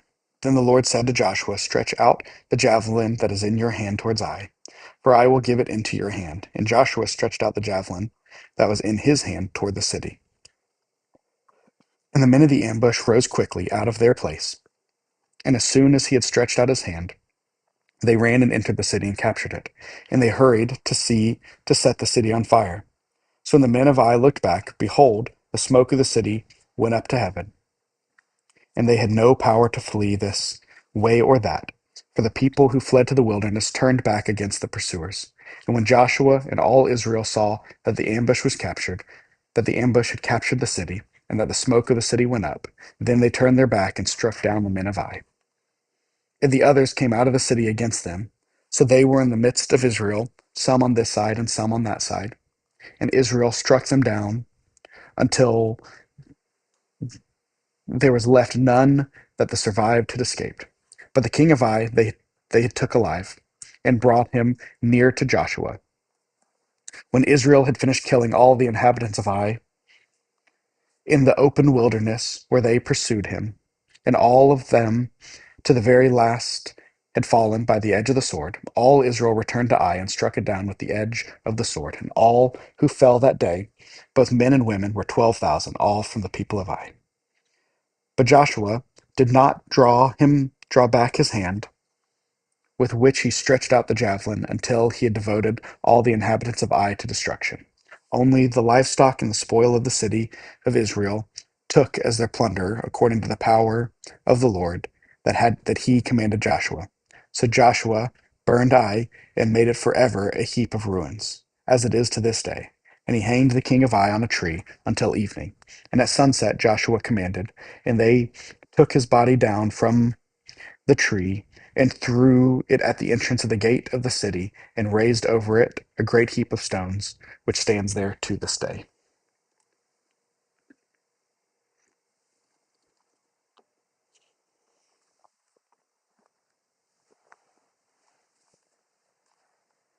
At that time, Joshua built an altar to the Lord, the God of Israel of Mount Ebal, just as Moses, the servant of the Lord, had commanded the people of Israel, as it is written in the book of the law of Moses, an altar of uncut stones upon which no man had wielded an iron tool. And they offered on its burnt offerings to the Lord, and sacrificed peace offerings. And there, in the presence of the Lord of Israel, he wrote on the stones a copy of the law of Moses, which he had written. And all Israel sojourner, as well as native born, with their elders and officers and their judges, stood on opposite sides of the ark before the Levitical priests, who carried the ark of the covenant of the Lord, half of them in front of the Mount Gerizim, and half of them in front of Mount Ebal, just as Moses, the servant of the Lord, had commanded at first to bless the people of Israel. And afterward he read all the words of the law, and all the blessing and the curse, according to all that is written in the book of the law. There is not a word of all that Moses commanded that Joshua did not read before all the assembly of Israel, and the women and the little ones, and the sojourners who lived among them. As soon as all the kings who were beyond the Jordan in the hill country and in the lowland, and all along the coast of the Great Sea, toward Lebanon, the Hittites, the Amorites, the Canaanites, the Perizzites, the Hivites, and the Jebusites heard of this, they gathered together as one to fight against Joshua of Israel. But when the inhabitants of Gibeon heard what Joshua had done to Jericho and to Ai, they, on their part, acted with cunning, and went and made ready provisions, and took worn-out sacks for their donkeys, and wineskins worn out from torn and mended, with worn-out patched sandals on their feet, and worn-out clothes, and all the provisions were dry and crumbly. And they went to Joshua in the camp of Gilgal, and said to him and to the men of Israel, "We have come from a distant country to now make a covenant with us." But the men of Israel said to the Hivites, "Perhaps you live among us. Then how can we make a covenant with you?" They said to Joshua, "We are your servants." And Joshua said to them, Who are you, and where do you come from?" They said to him, "From a very distant country your servants have come, because of the name of the Lord your God. For we have heard a report of him, and all that he did in Egypt, and all that he did to the two kings of the Amorites, who were beyond the Jordan, to Sihon the king of Heshbon, and to Og king of Bashan, who lived in Ashur. Ashtaroth. So our elders and all the inhabitants of our countryside said to us, take provisions from your hand for the journey, and go to meet them, and say to them, we are your servants. Come now, make a covenant with us. Here is our bread. It was still warm when we took it from our houses as our food for the journey on the day we set out to come to you. But now, behold, it is all dry and crumbly. These wineskins were new when we filled them, and behold, they have burst. And their garments and sandals of ours were worn out from the very long journey. So the men took some of these provisions, but did not ask counsel from the Lord. And Joshua made peace with them and made a covenant with them, and let them live. And the leaders of the congregation swore to them. At the end of 3 days, after they had made a covenant with them, they heard that they were their neighbors, and that they lived among them. And the people of Israel set out and reached the cities on the third day. Now their cities were Gibeon, Chephirah, Beeroth, and Kirath-Jearim. But the people of Israel did not attack them, because the leaders of the congregation had sworn to them by the Lord, the God of Israel. Then all the congregation murmured against the leaders, but all the leaders said to all the congregation, we have sworn to them by the Lord, the God of Israel, and now we may not touch them. This we will do to them. Let them live, lest wrath be upon us, because of the oath that we swore to them. And the leaders said to them, let them live. So they became cutters of wood and drawers of water for all the congregation, just as the leaders had said to them. Joshua summoned them, and he said to them, why did you deceive us? We are very far from you when you dwell among us. Now therefore you are cursed, and some of you shall never be anything but servants, cutters of wood, and drawers of water for the house of my God. They answered Joshua, because it was told to your servants for a certainty that the Lord your God has commanded your servant Moses to give you all of the land and to destroy all the inhabitants of the land from before you. So we feared greatly for our lives because of you, and did this thing. And now, behold, we are in your hand. Whatever seems good and right in your sight to do to us, do it. So he did this to them, and delivered them out of the hand of the people of Israel, and they did not kill them. But Joshua made them that day cutters of wood and drawers of water for the congregation and for the altar of the Lord to this day in the place that he should choose. In the place that he should choose. As soon as Adonizedek, king of Jerusalem, heard how Joshua had captured Ai and had devoted to the destruction, doing to Ai and to its king, as he had done to Jericho and its king, and how the inhabitants of Gibeon had made peace with Israel and were among them, he feared greatly, because Gibeon was a great city, like one of the royal cities, and because it was greater than Ai, and all its inhabitants were warriors. So Adonizedek, king of Jerusalem, sent to Horam, king of Hebron, to Pilgrim, king of Jarmuth, to Japhia, king of Lachish, and to Deber, king of Elgon, saying, come up to me and help me, and let us strike Gibeon. For it has made peace with Joshua and with the people of Israel. Then the 5 kings of the Amorites, the king of Jerusalem, the king of Hebron, the king of Jarmuth, the king of Lachish, the king of Elgon, gathered their forces and went up with all their armies and encamped against Gibeon and made war against it. And the men of Gibeon sent to Joshua at the camp of Gilgal, saying, do not relax your hand from your servants.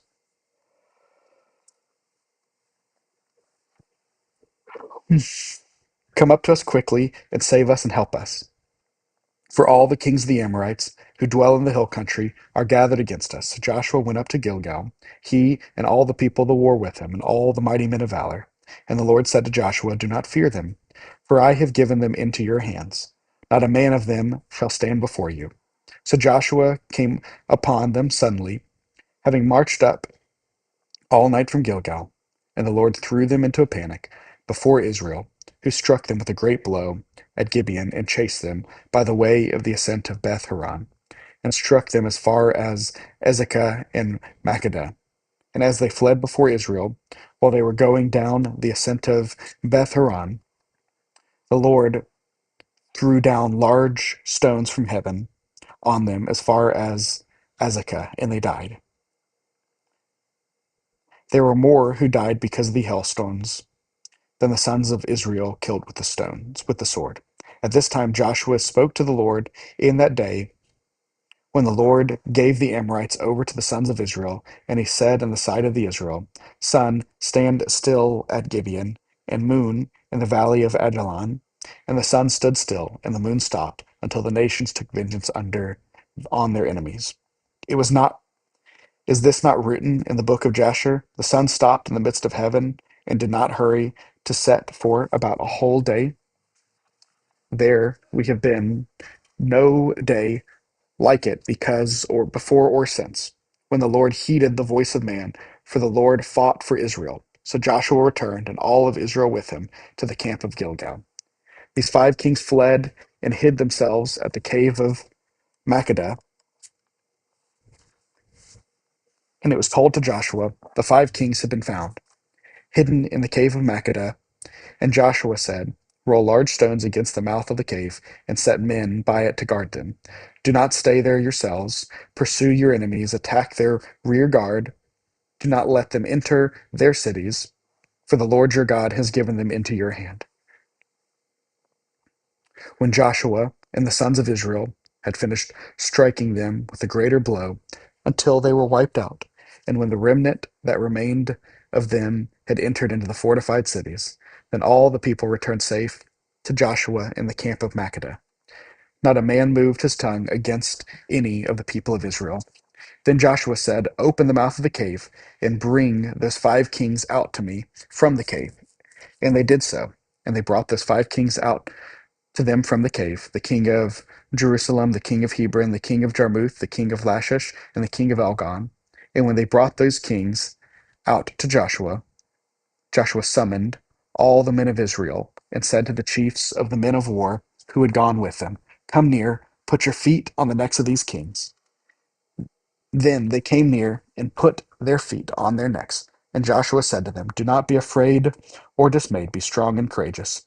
For thus the Lord will do to all your enemies against whom you fight. And afterward Joshua struck them and put them to death, and he hanged them on 5 trees. And they hung on the trees until evening. But at the time of the going down of the sun, Joshua commanded, and they took them down from the trees and threw them into the cave where they had hidden themselves. And they set large stones against the mouth of the cave, which remains to this very day. As for Makkedah, Joshua captured it on that day and struck it and its king with the edge of the sword. He devoted to destruction every person in it. He left none remaining.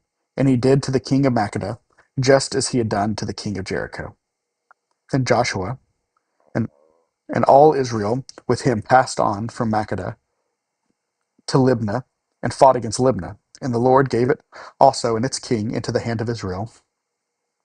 And he struck it with the edge of the sword, and every person in it. He left none remaining in it. And he did it to its king as he had done to the king of Jericho. Then Joshua and all Israel with him passed on from Libnah to Lachish, and laid siege to it and fought against it. And the Lord gave Lachish into the hand of Israel, and he captured it on the second day and struck it with the edge of the sword, and every person in it, as he had done to Libnah. Then Horam, king of Gezer, came up to help Lachish, and Joshua struck him and his people until he left none remaining. Then Joshua and all of Israel with him passed on from Lachish to Elgon, and they laid siege to it and fought against it. And they captured it on that day, and struck it with the edge of the sword. And he devoted every person in it to the destruction of that day, as he had done in Lachish. Then Joshua and all Israel with him went up from Elgon to Hebron, and they fought against it and captured it and struck it with the edge of the sword, and its king and its towns and every person in it. He left none remaining, as he had done to Elgon, and devoted it to destruction and every person in it. Then Joshua and all of Israel with him turned their back to Debir, and fought against it, and he captured it with its king and all its towns. And they struck them with the edge of the sword, and devoted to destruction every person in it. He left none remaining, just as he had done to Hebron and to Libnah and its king. So he did to Debir and to its king. So Joshua struck the whole land, the hill country, and the Negeb, and the lowland, and the slopes, and all the kings. He left none remaining, but devoted to destruction all that breathed, just as the Lord God of Israel commanded. And Joshua struck them from Kadesh Barnea as far as Gaza, and all the country of Goshen as far as Gibeon. And Joshua captured all the kings in their lands at one time, because the Lord God of Israel fought for Israel. Then Joshua returned, and all Israel with him, to the camp at Gilgal. When Jabin, king of Hazor, returned to this, he sent to Jobin, the king of Madon, and to the king of Shimron, and to the king of Ashba, and to the king who were in the northern hill country, and to the Arabah south of Chinneroth, and to the lowland, and in Naphath Dor on the west to the Canaanites, in the east to the west, the Amorites, the Hittites, the Perizzites, the Jebusites in the hill country, and the Hivites under Hermon to the land of Mizpah. And they came with all their troops, a great horde, in number like the sand that is on the seashore, with very many horses and chariots. And all these kings joined their forces, and came and encamped together at the waters of Merom to fight against Israel. And the Lord said to Joshua, do not be afraid of them, for tomorrow at this time I will give over all of them, slain to Israel. Ye shall hamstring your horses, and burn their chariots with fire. So Joshua and all the warriors came suddenly against them by the waters of Merom, and fell upon them. And the Lord gave them into the hand of Israel, who struck them and chased them as far as Great Sidon and Misrephoth Maim, and eastward as far as the valley of Mizpah. And they struck them until they left none remaining. And Joshua did to them just as the Lord had said. He hamstrung their horses and burned their chariots with fire. And Joshua turned back at the time and captured Hazor and struck its king with the sword. But Hazor formerly was the head of all those kingdoms, and they struck with the sword all who were in it, devoting them to destruction. There was none left that breathed, and he burned Hazor with fire. And all the cities of those kings and all their cities Joshua captured, and struck them with the edge of the sword, devoting them to destruction, just as Moses, the servant of the Lord, had commanded. But none of the cities that stood on mounds did Israel burn, except Hazor alone, that Joshua burned, and all the spoil of the cities and the livestock, and the people of Israel took for their plunder. But every person they struck with the edge of the sword until they had destroyed them. And they did not leave any who breathed, just as the Lord had commanded Moses his servant. So Moses commanded Joshua, and so Joshua did. He left nothing undone of all that the Lord had commanded Moses. So Joshua took all the land, the hill country, and all the Negeb, and all the land of Goshen, and the lowland, and the Arba, and the hill country of Israel, and its lowland from Mount Halak, which rises toward Seir, as far as Baalgad, in the valley of the Lebanon, below Mount Hermon. And he captured all their kings, and struck them, and put them to death. Joshua was made war along with all those kings. There was not a city that made peace with the people of Israel except the Hivites, the inhabitants of Gibeon. They took them all in battle, for it was the Lord's doing to harden their hearts, that they should come against Israel in battle, in order that they should be devoted to destruction, and therefore receive no mercy, but be destroyed, just as the Lord commanded Moses.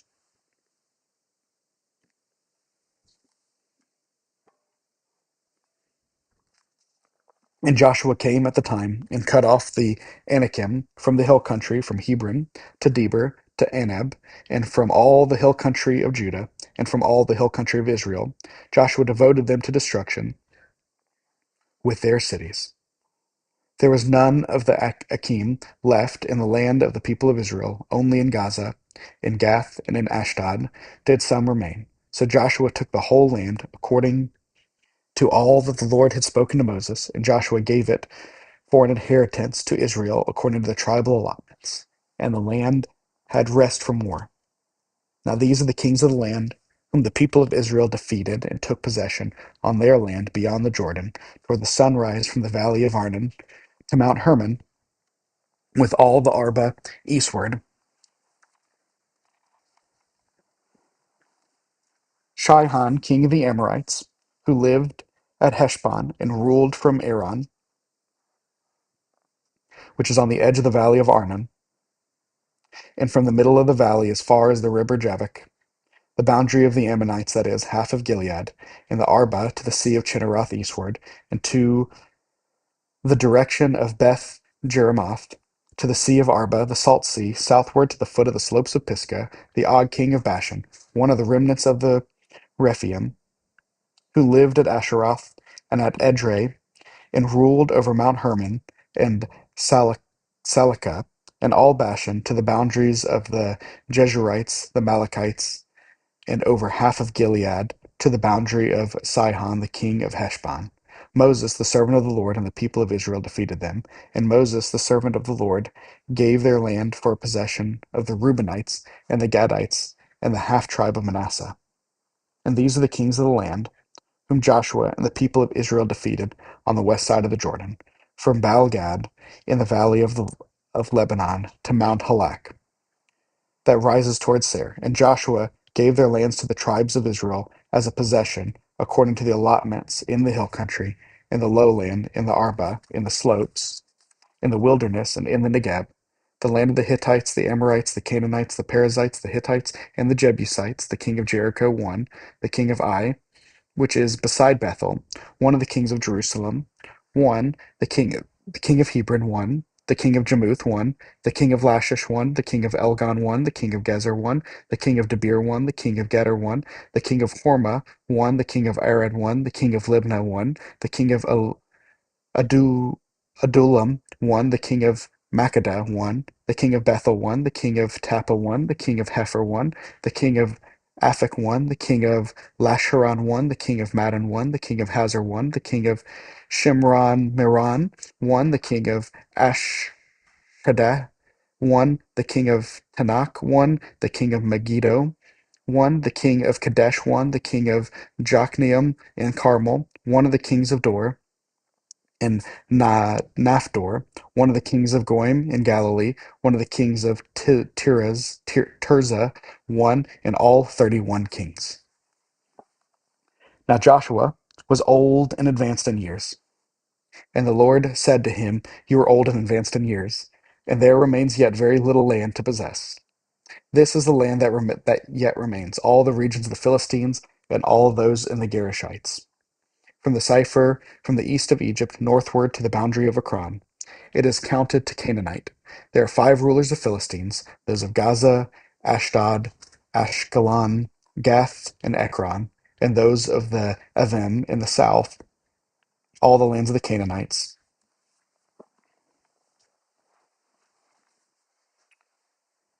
and Meara, that belong to the Sidonians, to Aphek, to the boundary of the Amorites, and to the land of the Gebalites, and to the Lebanon, toward the sunrise, from Balgad, below Mount Hermon, from Lebo Hamath, to the inhabitants of the hill country, from Laban to Misrephoth Maim, even all the Sidons. I myself will drive them out from before the people of Israel. Only allot the land to Israel for an inheritance, as I have commanded you.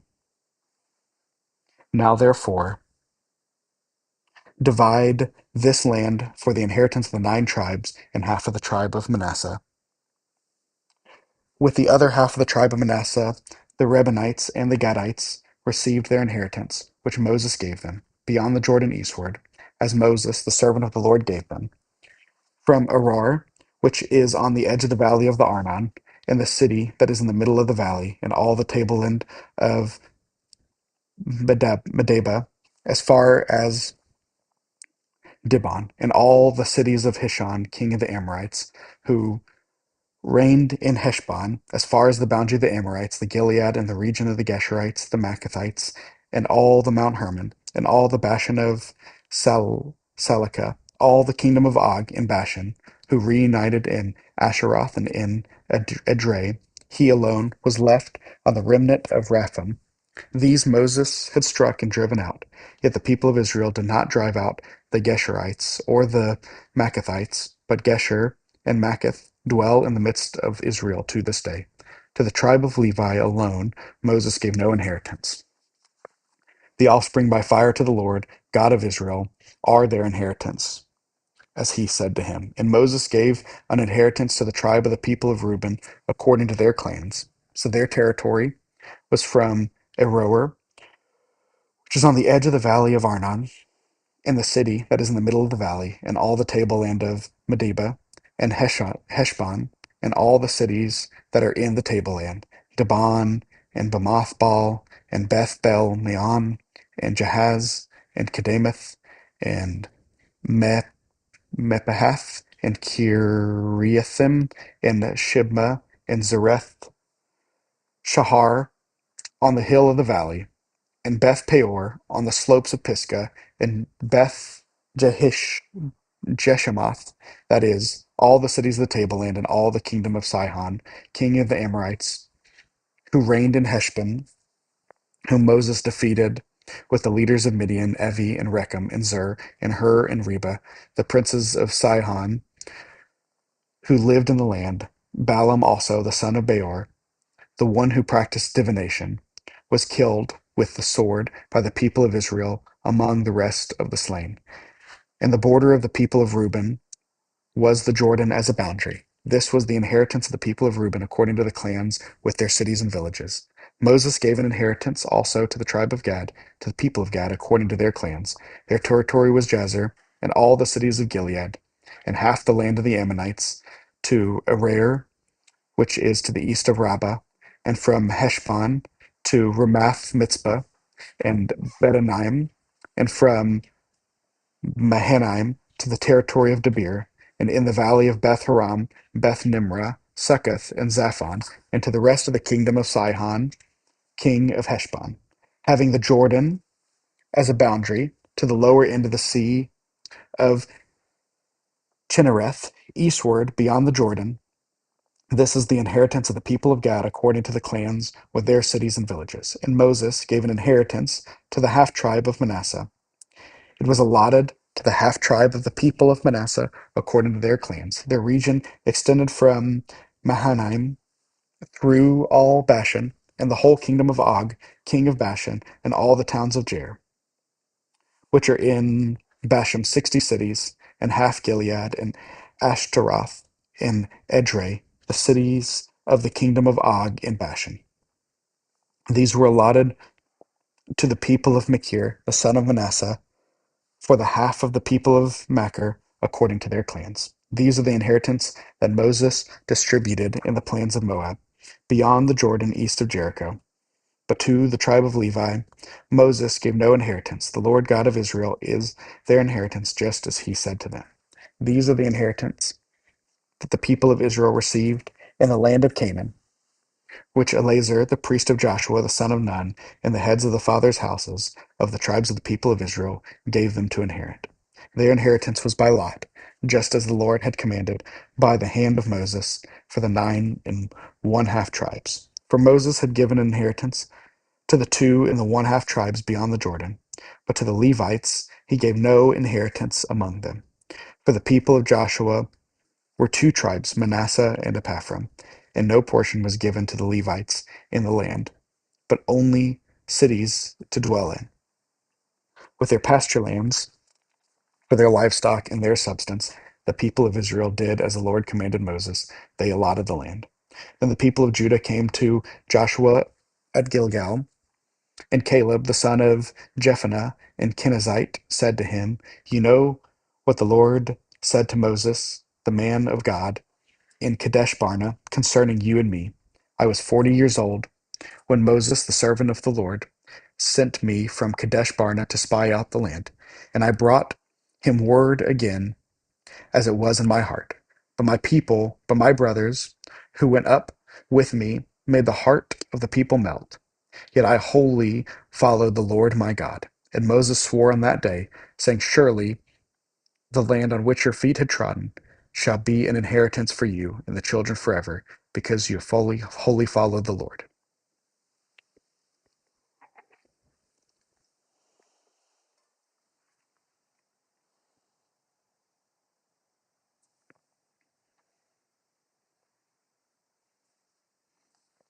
And now, behold, the Lord has kept me alive, just as he said, these 45 years since the time that the Lord spoke the words to Moses, while Israel walked in the wilderness. And now, behold, I am this day 85 years old. I am still as strong today as I was in the day of Moses, the day that Moses sent me. My strength now is my strength was then, for war and for going and coming. So now give me this hill country of which the Lord spoke on that day.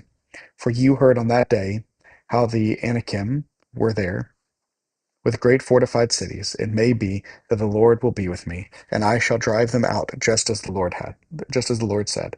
Then Joshua blessed him, and he gave Hebron to Caleb, the son of Jephunneh, for the inheritance. Therefore Hebron became the inheritance of Caleb, the son of Jephunneh, the Kenizzite, to this day, because he wholly followed the Lord, the God of Israel. Now the name of Hebron formerly was Kirath Arba. Arba was the greatest man among the Anakim. The land had rest from war. The allotment for the tribe of the people of Judah, according to their clan, reached southward to the boundary of Edom, to the wilderness of Zin at the farthest south. And their south boundary ran from the end of the Salt Sea, from the bay that faces southward.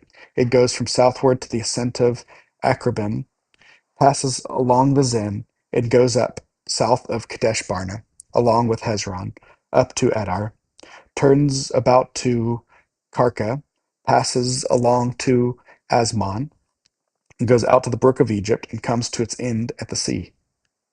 This shall be the south boundary, and the east boundary is the Salt Sea, to the mouth of the Jordan. And the boundary of the north side runs from the bay of the sea at the mouth of the Jordan, and the boundary goes up from Beth Hoglah and passes along north of Beth Harbah, and the boundary goes up to the stone of Bohan and the son of Reuben, and the boundary goes up to Debir from the valley of Acher, and to northward, turning towards Gilgal, which is opposite the ascent of Adumim, which is on the south side of the valley. And the boundary passes along to the waters of the En Shemesh and the ends of En Rogel. Then the boundary goes up by the valley of the son of Hinnom to the south shoulder of the Jebusites, that is Jerusalem.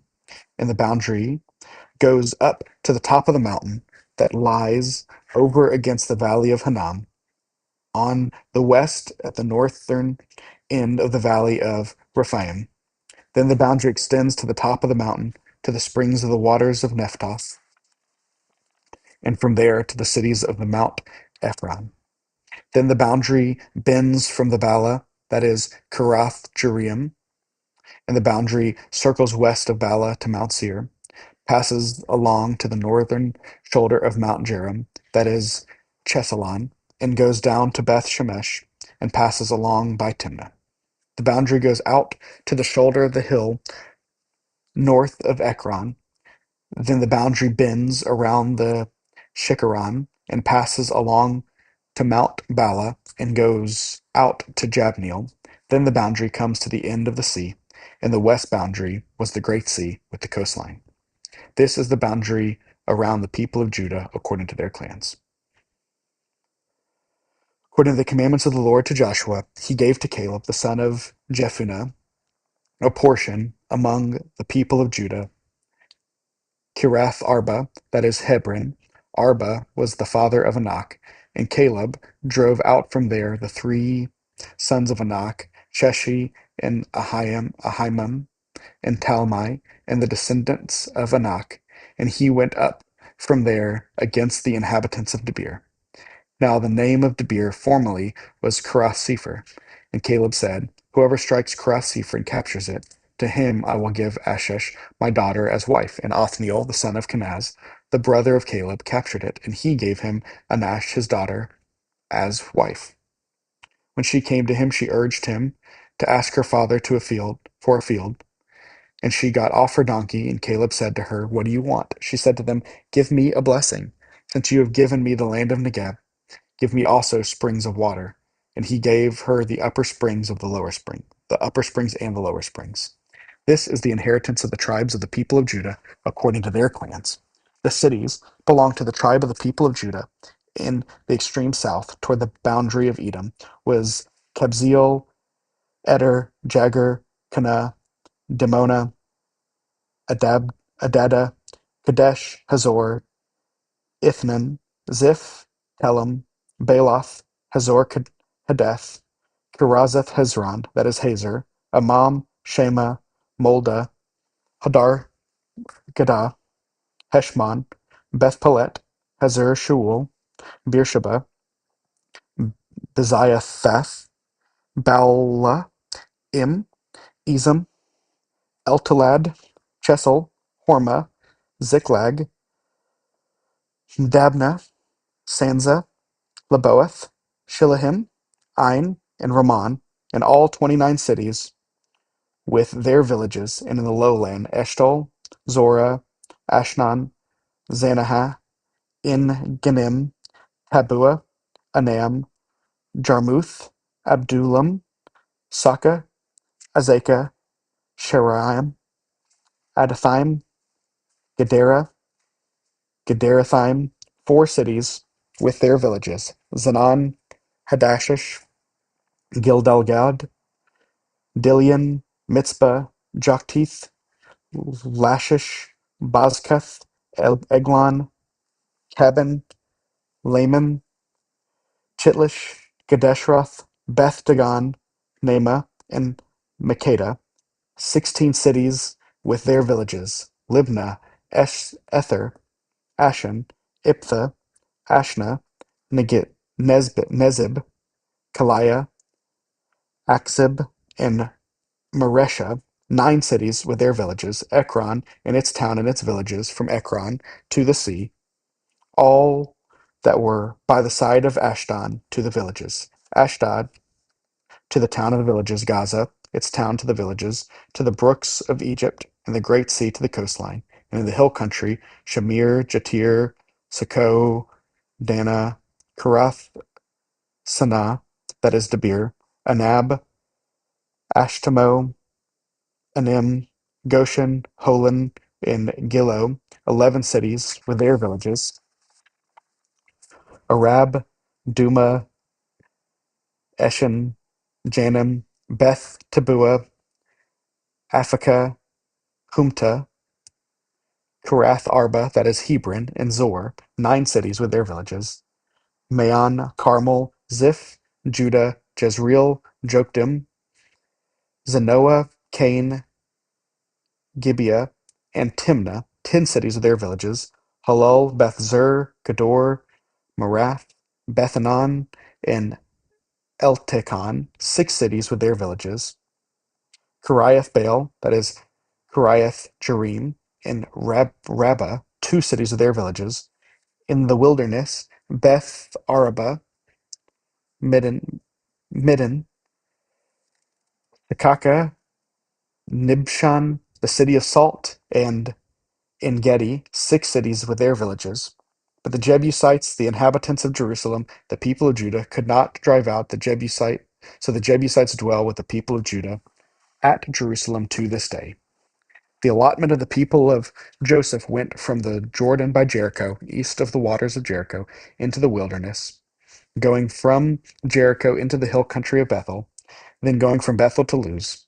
It passes along the Adaroth, the territory of the Architites. Then it goes down westward to the territory of the Japhilites, as far as the territory of Lower Beth-horon, then the Jezer, and it ends at the sea. The people of Joseph, Manasseh, and Ephraim received their inheritance.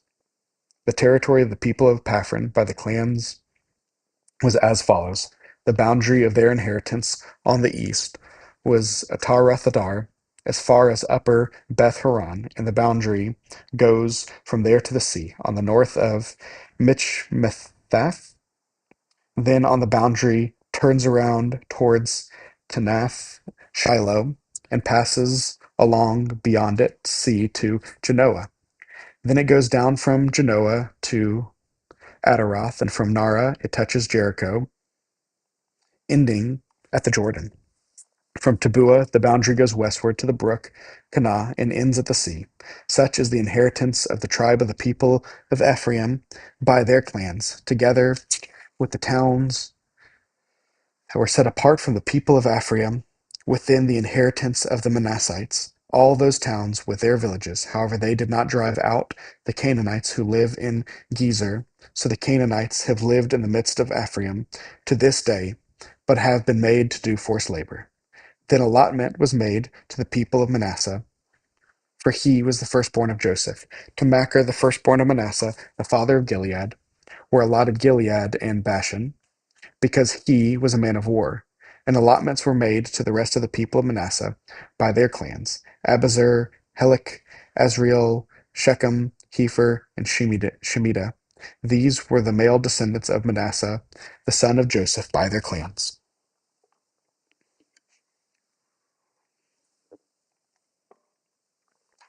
Now Zelophehad, the son of Hepher, son of Gilead, son of Machir, son of Manasseh, had no sons, but only daughters. And these are the names of the daughter: Mahala, Noah, Hoglah, Milcah, and Tirzah. They approached Eleazar, the priest, and Joshua, the son of Nun, and the leaders had said, "The Lord commanded Moses to give us an inheritance along with our brothers. So according to the mouth of the Lord, he gave them an inheritance among the brothers of the father. Thus there fell to Manasseh 10 portions, beside the land of Gilead and Bashan, which is on the other side of the Jordan, because the daughters of Manasseh received an inheritance along with his sons. The land of Gilead was allotted to the rest of the people of Manasseh. The territory of Manasseh reached from Asher to Michmetheth, which is east of Shechem. Then the boundary goes along the southward of its inhabitants from En Tabua. The land of Tabua belonged to Manasseh, but the town of Tabua on the boundary of Manasseh belonged to the people of Ephraim. Then the boundary went down to the brook Kanah.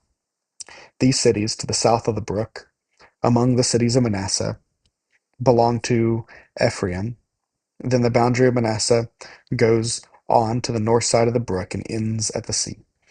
The land to the south being Ephraim, and to the north being Manasseh, with the south forming its boundary. On the north Asher is reached, and on the east Issachar. Also in Issachar and in Asher Manasseh had Bethshean and its villages, and Ibleam and its villages, and the inhabitants of Dor and its villages, and the inhabitants of Endor and its villages, and the inhabitants of Tekan and its villages, and the inhabitants of Megiddo and its villages. The third is Naphath.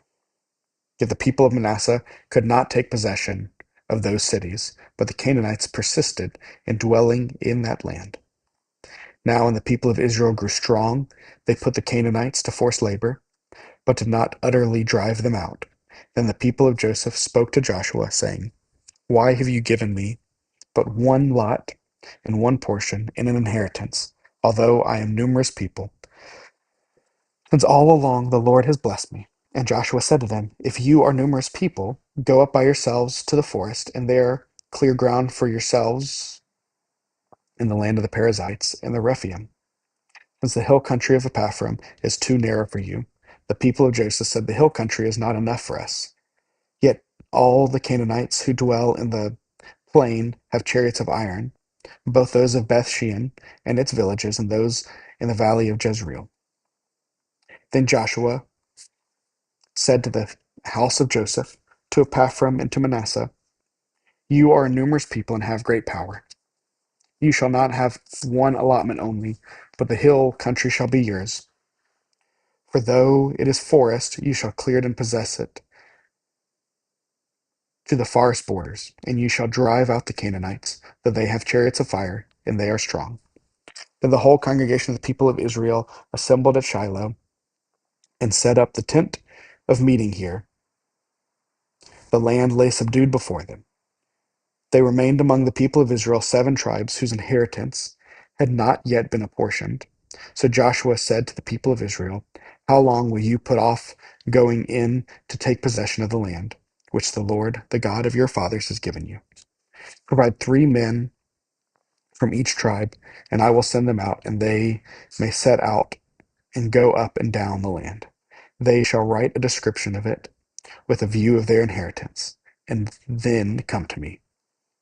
They shall divide it into 7 portions. Judah shall continue to his territory on the south, and the house of Joseph shall continue in their territory on the north.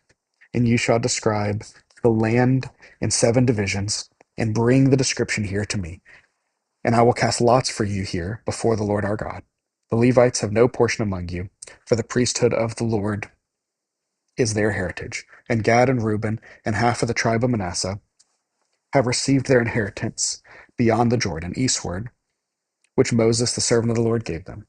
So the men arose and went, and Joshua charged those who went to write the description of the land, saying, Go up and down in the land and write a description, and, and return to me, and I will cast lots for you here before the Lord of Shiloh. So the men went and passed up and down in the land, and wrote in a book a description of its towns in 7 divisions. Then they came to Joshua to the camp of Shiloh, and Joshua cast lots for them in Shiloh before the Lord. And there Joshua apportioned the land to the people of Israel, to each his portion. The lot of the tribe of the people of Benjamin, according to its clans, came up, and the territory allotted to it fell between the people of Judah and the people of Joseph. On the northern side of the boundary began at the Jordan. Then the boundary goes up to the shoulder north of Jericho, then up through the hill country westward, and it ends in the wilderness of Bethaven. From there the boundary passes along south side in the direction of Luz, to the shoulder of Luz, that is Bethel. Then the boundary goes down to Adaroth Adar on the mountain that lies south of lower Beth Horon. Then the boundary goes in another direction, turning on the western side southward from the mountain that lies to the south opposite Beth Horon. It ends at Kiriath-baal, that is Kiriath-jearim, a city belonging to the people of Judah.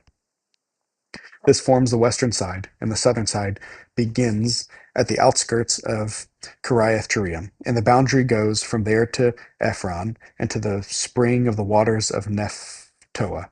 Then the boundary goes down to the border of the mountain that overlooks the valley of the son of Hinnom, which is at the north end of the valley of Rephaim. And it then goes down to the valley of Hinnom, south of the shoulder of the Jebusites, and downward to En Rogel. Then it bends in a northerly direction, going on to En Shemesh, and from there goes on to Gililoth, which is opposite of the ascent of Adummim. Then it goes down to the stone of Bohan and the son of Reuben, and passed on to the north of the shoulder of Beth Araba. It goes down to the Arba. Then the boundary passes on to the north of the shoulder of Beth Hogla. Then the boundary ends at the northern side of the Salt Sea and the south end of the Jordan. This is the southern border. The, the Jordan forms its boundaries on the eastern side. This is the inheritance of the people of Benjamin according to their clans, boundary by boundary, all around. Now the cities of the tribes of the people of Benjamin according to their clans were Jericho, Beth Hogla, Emek Keziz, Beth Arba,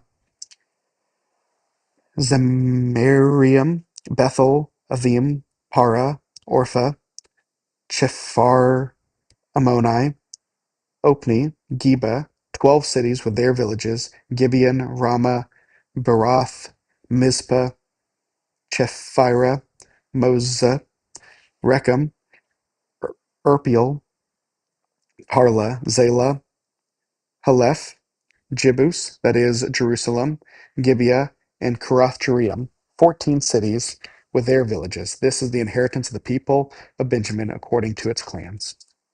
The second lot came out of Simeon, for the tribe of the people of Simeon according to their clans, and their inheritance was in the midst of the inheritance of the people of Judah. And they had for their inheritance Beersheba, Sheba, Molda, Hazar, Shual, Bala, Ezem, Eltolad, Bethul, Hormah, Ziklag, Beth Maccaboth, Hazar Hazar Susa, Beth Leboeth, and Shar-Uhin, 13 cities with the villages Anin, Ramon, Esther, and Ashan, 4 cities with their villages together, with all the villages around these cities as far as Baalath Beer, Ramah of the Negeb. This was the inheritance of the tribe of the people of Simeon according to their clans. The inheritance of the people of Simeon formed a part of the territory of the people of Judah, because the portion of the people of Judah was too large for them. The people of Simeon attained an inheritance in the midst of their inheritance. The third lot came for the people of Zebulun according to their clans, and the territory of their inheritance reached as far as Sarid. Their boundary goes up westward and on to Moriel and touches Debesheth. Then the brook is that is east of Jochim. From Sarid, it goes to the direction eastward towards the sunrise to the boundary of Kisloth Tabor. From there, it goes to Debereth, then up to Japhia. From there, it passes along to the east toward the sunrise of Gath Hefer to Eth Kazin, and going on to Ramon, it bends towards Neha. Then to the north of the boundary, turns from Hanathon, and it ends in the valley of Iftahel, and Tath, Nahala, Shimron, Adela, and Bethlehem. 12 cities with their villages. This is the inheritance of the people of Zebulun according to their clans, these cities with their villages. The fourth lot came out of Iskar for the people of Iskar according to their clans. Their territory included Jezreel, Chesulith, Shunem, Hephiram, Shihon, Anaharath, Rabith, Kishion, Abez, Rameth, En Gemin, En Hadah, Beth Pezez. The boundary also touches Tabor, Shahazuma, and Beth Shemesh, and its boundaries east of the Jordan, 16 cities with its villages. This is the inheritance of the people of the tribe of the people of Issachar, according to the clans of the cities of the villages. The fifth lot came from the tribe of the people of Asher, according to their clans. Their territory included Helketh, Hali, Beton, Asheth, Alamelech, Amad, and Mishal. On the west side, it touches Carmel and Shihor Libnath. Then it turns eastward. It goes from Beth Dagon and touches Zebulun, and then the valley of Iftahel, northward of Bethemek and Nael. Then it continues in the north to Kabul, Abron, Rahab, Haman, Kanah, as far as Sidon the Great. Then the boundaries turn to Ramah, reaching to the fortified city of Tyre. Then the boundary turns from Hosah, and it ends in the sea, Mahaleb, Akzib, Umah, Aphek, and Rahab, 22 cities with their villages. This is the inheritance of the tribe of Asher, according to their clans.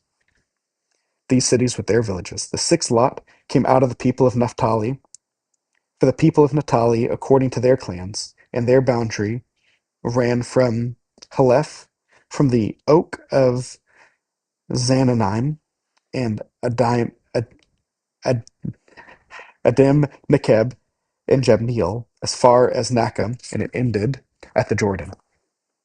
Then the boundary turns westward from Aznoth Tabor, and it goes from there to Hukok, touching Zebulun at the south and Asher on the west, and Judah on the east at the Jordan. The fortified city of Ziddim, Zer, Hamath, Rakath, Chinnereth, Adama, Ramah, Hazor, Kadesh, Adare, En Hazor, Yairun, Migdal-el, Horam, Beth-anan, and Beth-shemesh, 19 cities with their villages. This is the inheritance of the tribe of the Naphtali, according to their clans, the cities of the villages.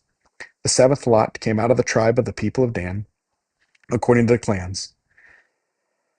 The territory of the inheritance includes Zorah, Eshtaol, Shemesh, Shaalbim, Ajalon, Ithlaha, Elon, Timnah, Ekron, Eltekeh, Gibbethon, Baalath, Jehud, Bene Barak, Gathramon, and Me Jarkon, and Rakan, with the territory over against Joppa.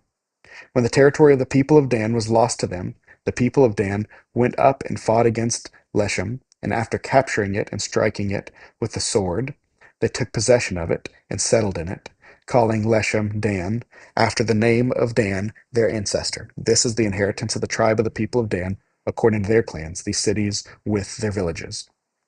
When they had finished distributing the several territories of the land of inheritance, the people of Israel gave an inheritance among them to Joshua the son of Nun, by command of the Lord. They gave him the city that is Ast Timnah Serah in the hill country of Ephraim, and he rebuilt the city and settled in it. These are the inheritance of Eliezer the priest, and Joshua the son of Nun, and the heads of the fathers' houses of the tribes of the people of Israel, distributed by lot at Shiloh before the Lord at the inheritance of the tent of meeting. So they finished dividing the land. Then the Lord said to Joshua, say to the people of Israel, appoint the cities of refuge, of which I spoke to you through Moses, that is manslayer, who strikes any person without intent, or unknowingly may flee there. They shall be for you a refuge from the avenger of blood. He shall flee to one of these cities, and shall stand at the entrance of the gate of the city, and explain his case to the elder of the city. Then they shall take him into the city and give him a place, and he shall remain with him. And if the avenger of blood pursues him, they shall not give up the manslayer into the hand, because he struck his neighbors unknowingly, and did not hate him in the past. And he shall remain in the city until he has stood before the congregation for judgment, until the death of him who is high priest at the time. Then the manslayer may return to his own town and his own home, and to the town of that which he fled.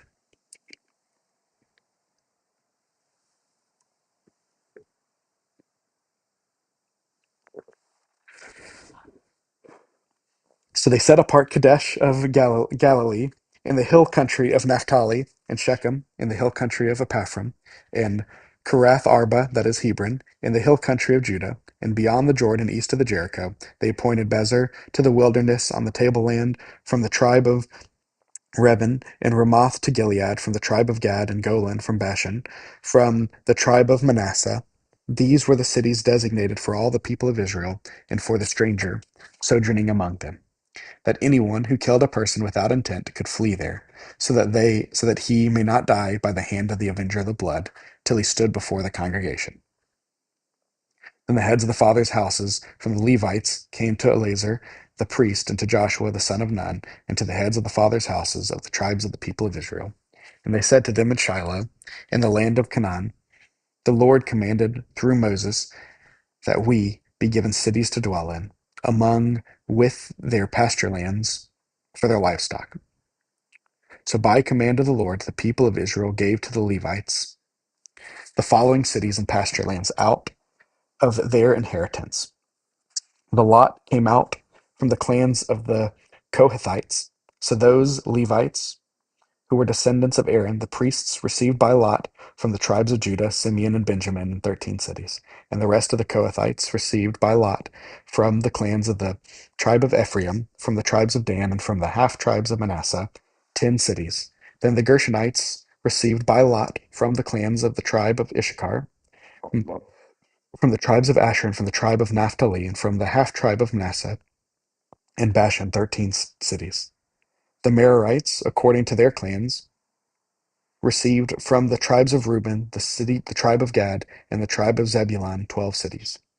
These cities and their pasture lands the people of Israel gave by lot to the Levites, as the Lord had commanded through Moses. Out of the tribe of the people of Judah and the tribe of the people of Simeon, they gave the following cities mentioned by name, which went the descendants of Aaron, one of the clans of the Kohathites, who belonged to the people of Levi, since the lot fell to them first. They gave them Kirath Arba, Arba being the father of Anak, that is Hebron, in the hill country of Judah, along with the pasture lands around it. But the fields of the city and its villages had been given to Caleb the son of Jephunneh as his possession.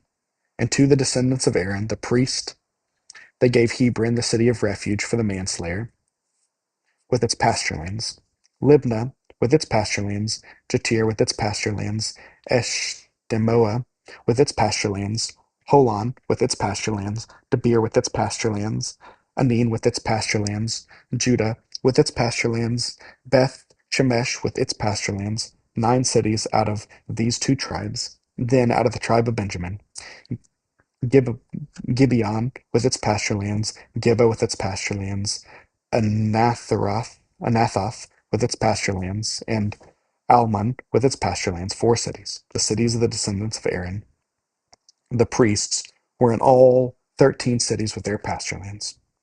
As to the rest of the Kohathites belonging to the Kohathite clans of the Levites, the cities allotted to them were out of the tribe of Ephraim.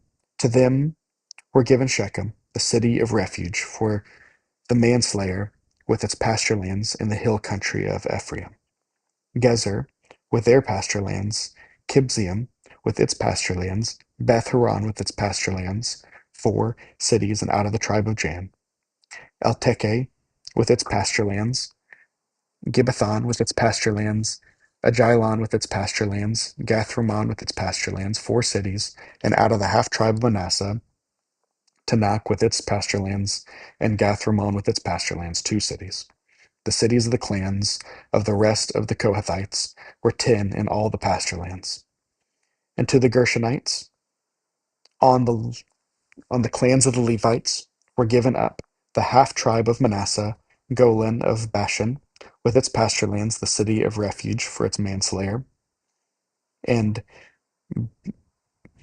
Beeshterah with its pasture lands, 2 cities, and out of the tribe of Issachar, Kishion with its pasture lands, Daberath with its pasture lands, Jarmuth with its pasture lands, En-Gammon with its pasture lands, 4 cities, and out of the tribe of Asher, Mishal with its pasture lands, Abdon with its pasture lands, Helkath with its pasture lands, and Rahab with its pasture lands, 4 cities, and out of the tribe of Naphtali, Kadesh in Galilee with its pasture lands, the city of refuge for the manslayer, Harmath Dor with its pasture lands, and Kartan with its pasture lands, 3 cities. The cities of several clans of the Gershonites were in all 13 cities with their pasture lands. And to the rest of the Levites, the Merite clans were given out of the tribe of Zebulun, Jokneam with its pasture lands, Carda with its pasture lands, Dimnah with its pasture lands, Nahala with its pasture lands, 4 cities, and out of the tribes of Reuben, Bezer with its pasture lands, Jahaz with its pasture lands, Kedemoth with its pasture lands, and Mephith with its pasture lands, 4 cities, and out of the tribe of Gad, Ramoth of Gilead with its pasture lands, the city of refuge for the manslayer, Mahanaim with its pasture lands, Heshbon with its pasture lands, Jazer with its pasture lands, 4 cities in all. As for the cities of the several Mer- Mer- Mer- Merarite clans, that is, the remainder of the clans of the Levites, those allotted to them were in all 12 tribes. The cities of the Levites in the midst of the possession of the people of Israel were in all 48 cities with their pasture lands. These cities, each with their pasture lands around it. So it was with these cities. Thus the Lord said to Israel, all the land that he swore to give to his fathers, and they took possession of it, and they settled there. And the Lord gave them rest on every side, just as he had sworn to their fathers. Not one of all of the enemies had withstood them. For the Lord had given all the enemies into their hands. Not one word of the good promises that the Lord had made to the house of Israel had failed. All came to pass.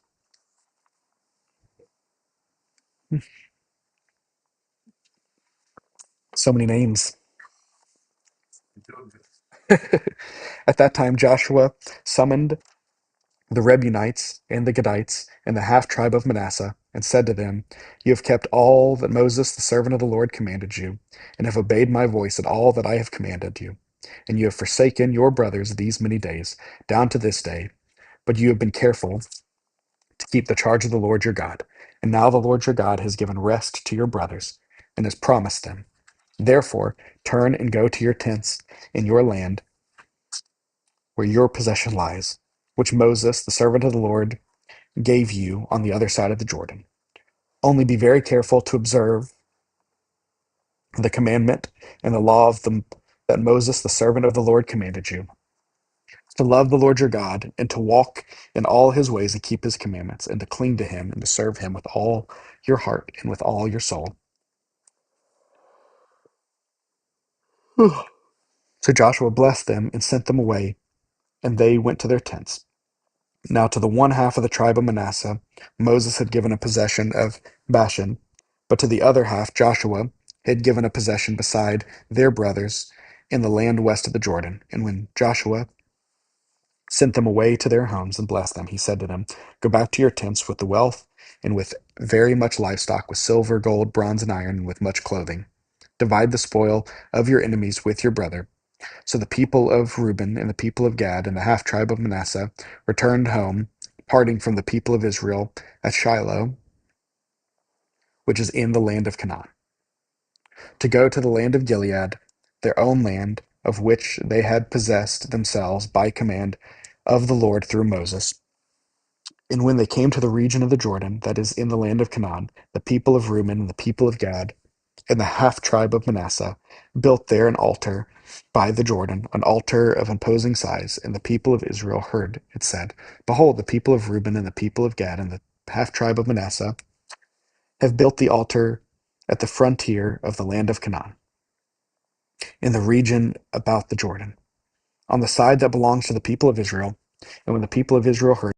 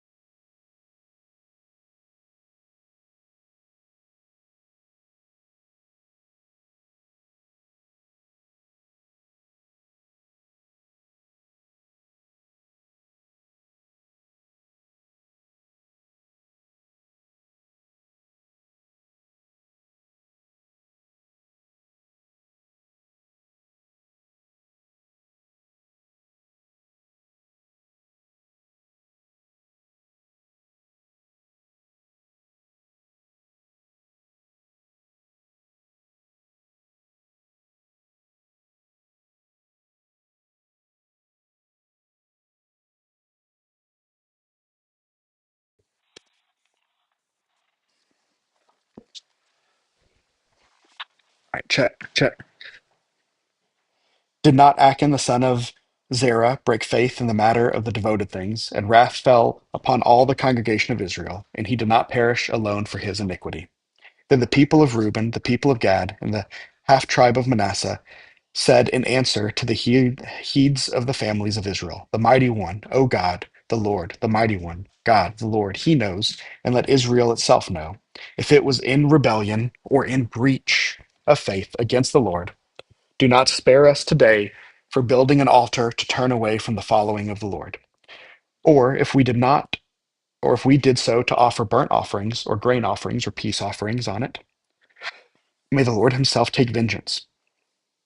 No, but we did it from fear that in time to come your children might say to our children, what have you to do with the Lord our God of Israel? For the Lord has made the Jordan a boundary between us and you, and the people of Reuben and the people of Gad. You have no portion in the Lord's. So your children might make our children cease to worship the Lord. Therefore, we said, let us now build an altar not for burnt offerings, nor for sacrifice, but to be a witness between us and you, and between our generations after us, that we do perform the service of the Lord in his presence with our burnt offerings and sacrifices and peace offerings. So your children will not say to our children in time to come, you have no portion in the Lord. And we thought, said, if this should be said to us or to our descendants in time to come, we should say, behold, the copy of the altar of the Lord, which our fathers made, not for burnt offerings nor for sacrifice, but to be a witness between us and you. Far be it from us that we should rebel against the Lord and turn away this day from following the Lord by building an altar for burning for burnt offerings, grain offerings, or sacrifice other than the altar of the Lord that our God stands before the tabernacle.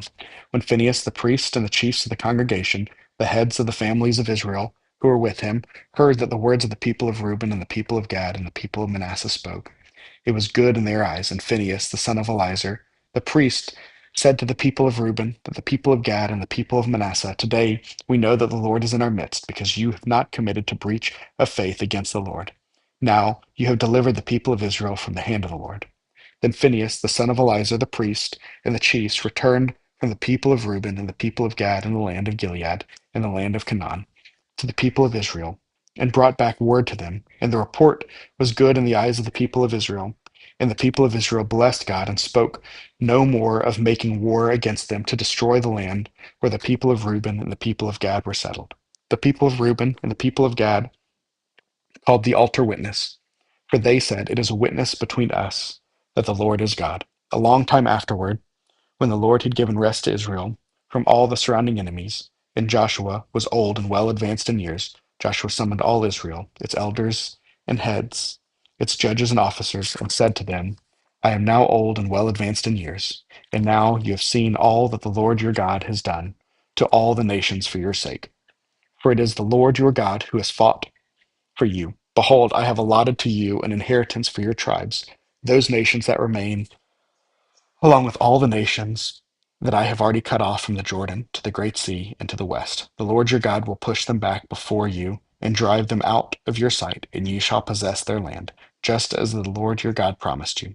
Therefore, be very strong to keep and do all that is written in the book of the law of Moses, turning aside from it neither to the right hand nor to the left, that you may not mix with these nations remaining among you, or make mention of the names of their gods, or swear to them, or serve them, or bow down to them. But you shall cling to the Lord your God, just as you have done to this day. For the Lord has driven out before you great and strong nations, and as for you, no man has been able to stand before you to this day. One man of you puts to flight 1,000, since it is the Lord your God who fights for you, just as he promised you. Be very careful, therefore, to love the Lord your God. For if you turn back and cling to the remnant of these nations remaining among you, and make marriages with them, so that you associate with them and they with you, know for certain that the Lord your God will no longer drive out these nations before you, but they shall be a snare and a trap and a whip on your sides and thorns in your eyes until you perish off this good ground that the Lord your God has given you. And now I am about to go the way of all the earth. And you know in your hearts and your souls, should, your souls, all of you, that no one word has failed of all the good things that the Lord your God promised concerning you. All you have come to pass for you, not one of them has failed. But just as all the good things that that the Lord your God promised concerning you have been fulfilled for you, so that the Lord brings upon you all the evil things until he has destroyed you from off the good land that the Lord your God has given you. If you transgress the covenant of the Lord your God, which he commanded you, and go and serve other gods and bow down to them, then the anger of the Lord will be kindled against you, and you shall perish quickly from off the good land that he has given to you. Joshua gathered all the tribes of Israel to Shechem, and he summoned the elders, the heads, the judges, and the officers of Israel. And they presented themselves before God. And Joshua said to all the people, "Thus says the Lord, the God of Israel, long ago your fathers lived beyond the Euphrates, Terah, the father of Abraham, and Nahor, as they served other gods. Then I took your father Abraham from beyond the river, and led him through the land of Canaan, and made his offspring many. I gave him Isaac, and to Isaac I gave Jacob and Esau, and to Esau the hill country of Seir to possess. But Jacob and his children went down to Egypt, and I sent Moses and Aaron, and I plagued Egypt with what I did in the midst of it, and afterward I brought you out. Then I brought your fathers out of Egypt, and you came to the sea, and the Egyptians pursued your fathers with chariots and horsemen to the Red Sea. And when they cried to the Lord, he put darkness between you and the Egyptians, and made the sea come upon them and cover them. And your eyes saw what I did in Egypt. And you lived in the wilderness a long time. And then I brought you to the land of the Amorites, who lived on the other side of the Jordan. They fought with you, and I gave them into your hand, and you took possession of their land, and I destroyed them before you. Then Balak the son of Zippor, king of Moab, arose and fought against Israel. And he sent and invited Balaam the son of Beor to curse you. But I would not listen to Balaam. Instead, he blessed you.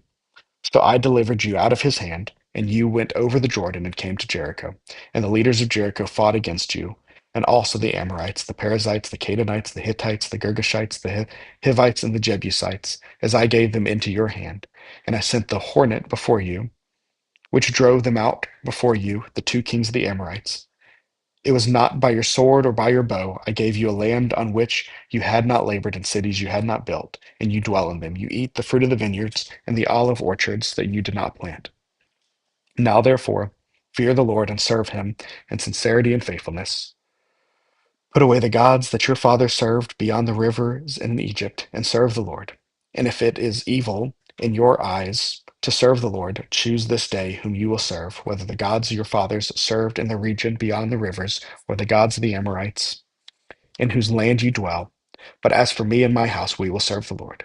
Then the people answered, Far be it from us that we should forsake the Lord to serve other gods, for it is the Lord our God who brought us and our fathers up from the land of Egypt out of the house of slavery, and who did those great signs in our sight and preserved us in all the way that we went and among all the people through whom we passed. And the Lord drove out before us all the people, that the Amorites who lived in the land. Therefore, we also will serve the Lord, for he is God. But Joshua said to his people, You are not able to serve the Lord, for he is a holy God. He is a jealous God. He will not forgive your transgressions or your sins. If you forsake the Lord and serve foreign gods, then he will turn and do you harm and consume you after having done you good. And the people said to Joshua, No, but we will serve the Lord. Then Joshua said to the people, You are witnesses against yourselves that you have chosen the Lord to serve him. And they said, We are witnesses. He said, Then put away your foreign gods that are among you, and incline your heart to the Lord your God of Israel. And the people said to Joshua, The Lord our God we will serve, and his voice we will obey. So Joshua made a covenant with the people that day, and put in place statutes and rules for them in Shechem. And Joshua wrote these words in the book of the law of God, and he took a large stone and set it up there under the terebinth that was by the sanctuary of the Lord. And Joshua said to the people, Behold, this stone shall be a witness against us, for it has heard all that the word of the Lord has spoken to us. Therefore, it shall be a witness against you, lest you deal falsely with your God. So Joshua sent the people away, every man to its inheritance. After these things, Joshua the son of Nun, the servant of the Lord, died, being 110 years old, and they buried him in his own inheritance at Timnath Serah, which is the hill country of Ephraim, north of the mountain of Gash. Israel served the Lord all the day of Joshua and all the days of the elders who outlived Joshua and had known of the work that the Lord did in Israel. As for the bones of Joseph, which the people of Israel brought up from Egypt, they buried them in Shechem, and in the piece of land that Jacob brought from the sons of Hamor, the fathers of Shechem, for hundreds of pieces of money. It became an inheritance of the descendants of Joseph. And Eliezer the son of Aaron died, and they buried him at Gibeah, the town of Phinehas his son, which has now been given to him in the hill country of Ephraim. Book of Joshua down on to Judges. Take a 5 minute break.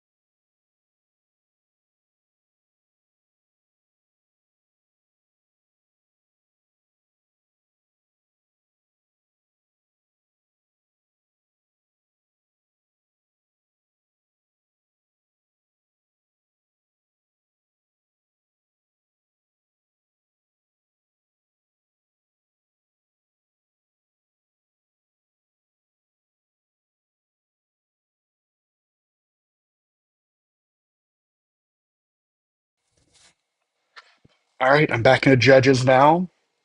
Just went through this as a church, so this one should be a breeze. After the death of Joshua, the people of Israel inquired of the Lord, who shall go up first from against the Canaanites to fight against them? The Lord said, Judah shall go up. Behold, I have given the land into their hand. And Judah said to Simeon his brother, Come up with me against the territory allotted to me, and we may fight against the Canaanites. And I likewise will go with you into the territory allotted to you. So Simeon went with him. Then Judah went up, and the Lord gave the Canaanites and the Perizzites into the hands, and they defeated 10,000 of them to Bezek. They found Adonai Bezek from Bezek and fought against him and defeated the Canaanites and the Perizzites. Adonai-Bezek fled, but they pursued him and caught him and cut off his thumbs and his big toes. And Adonai-Bezek said, 70 kings with their thumbs and their big toes cut off used to pick up scraps under my table. As I have done, so God has repaid me. And they brought him to Jerusalem, and he died there. And the man of Judah fought against Jerusalem and captured it and struck it with the edge of the sword and set the city afire. And afterward, the men of Judah went down to the fight against the Canaanites who lived in the hill country in Negeb and in the lowland. And Judah went against the Canaanites who lived in Hebron. Now the name of Hebron was formerly Kirath Arba, and they defeated Sheshai and Almon and Talmai. And there they went against the inhabitants of Debir. The name of Debir was formerly Kirath-Sepher, and Caleb said, He who attacks Kirath-Sepher and captures it, I will give him Achsah, his daughter, for a wife. And Othniel, the son of Kenaz, Caleb's younger brother, captured it. And he gave him Ashish, his daughter, for a wife. When he came to him, he urged him to ask her father for a field. And she dismounted from her donkey, and Caleb said to her, What do you want? She said to him, Give me a blessing, since you have set in the land of Negeb. Give me also springs of water. And Negeb gave her the upper springs and the lower springs. And the descendants of the Kenite, Moses' father-in-law, went up with the people of Judah to the city of Psalms into the wilderness of Judah, which lies in the Negeb near Arad. And they went and settled with the people, and Judah went with Simeon his brother, and they defeated the Canaanites, who inhabited Zephath, and devoured to the destruction. So the name of the city was called Hormah. Judah also captured Gaza with its city, and Ashkelon with its territory, and Ekron with its territory, and the Lord with Judah, and he took possession of the hill country. But he could not drive out the inhabitants of the plain, because they had chariots of iron. And Hebron he gave to Caleb, as Moses he had said, and he drove them out from the three sons of Anak. And the people of Benjamin did not drive out the Jebusites who lived in Jerusalem. For the Jebusites have lived with the people of Benjamin in Jerusalem this day. The house of Joseph also went up against Bethel, and the Lord was with them. And the house of Joseph scouted out Bethel. Now the name of the city was formerly Luz, and the spies saw a man coming out of the city, and they said to him, Please show us the way into the city, and we will deal kindly with you. And he showed them the way into the city, and they struck the city with the edge of the sword. But they let the man and all his family go, and the man went to the land of the Hittites, and built a city, and called the name Luz. That is the name of the day.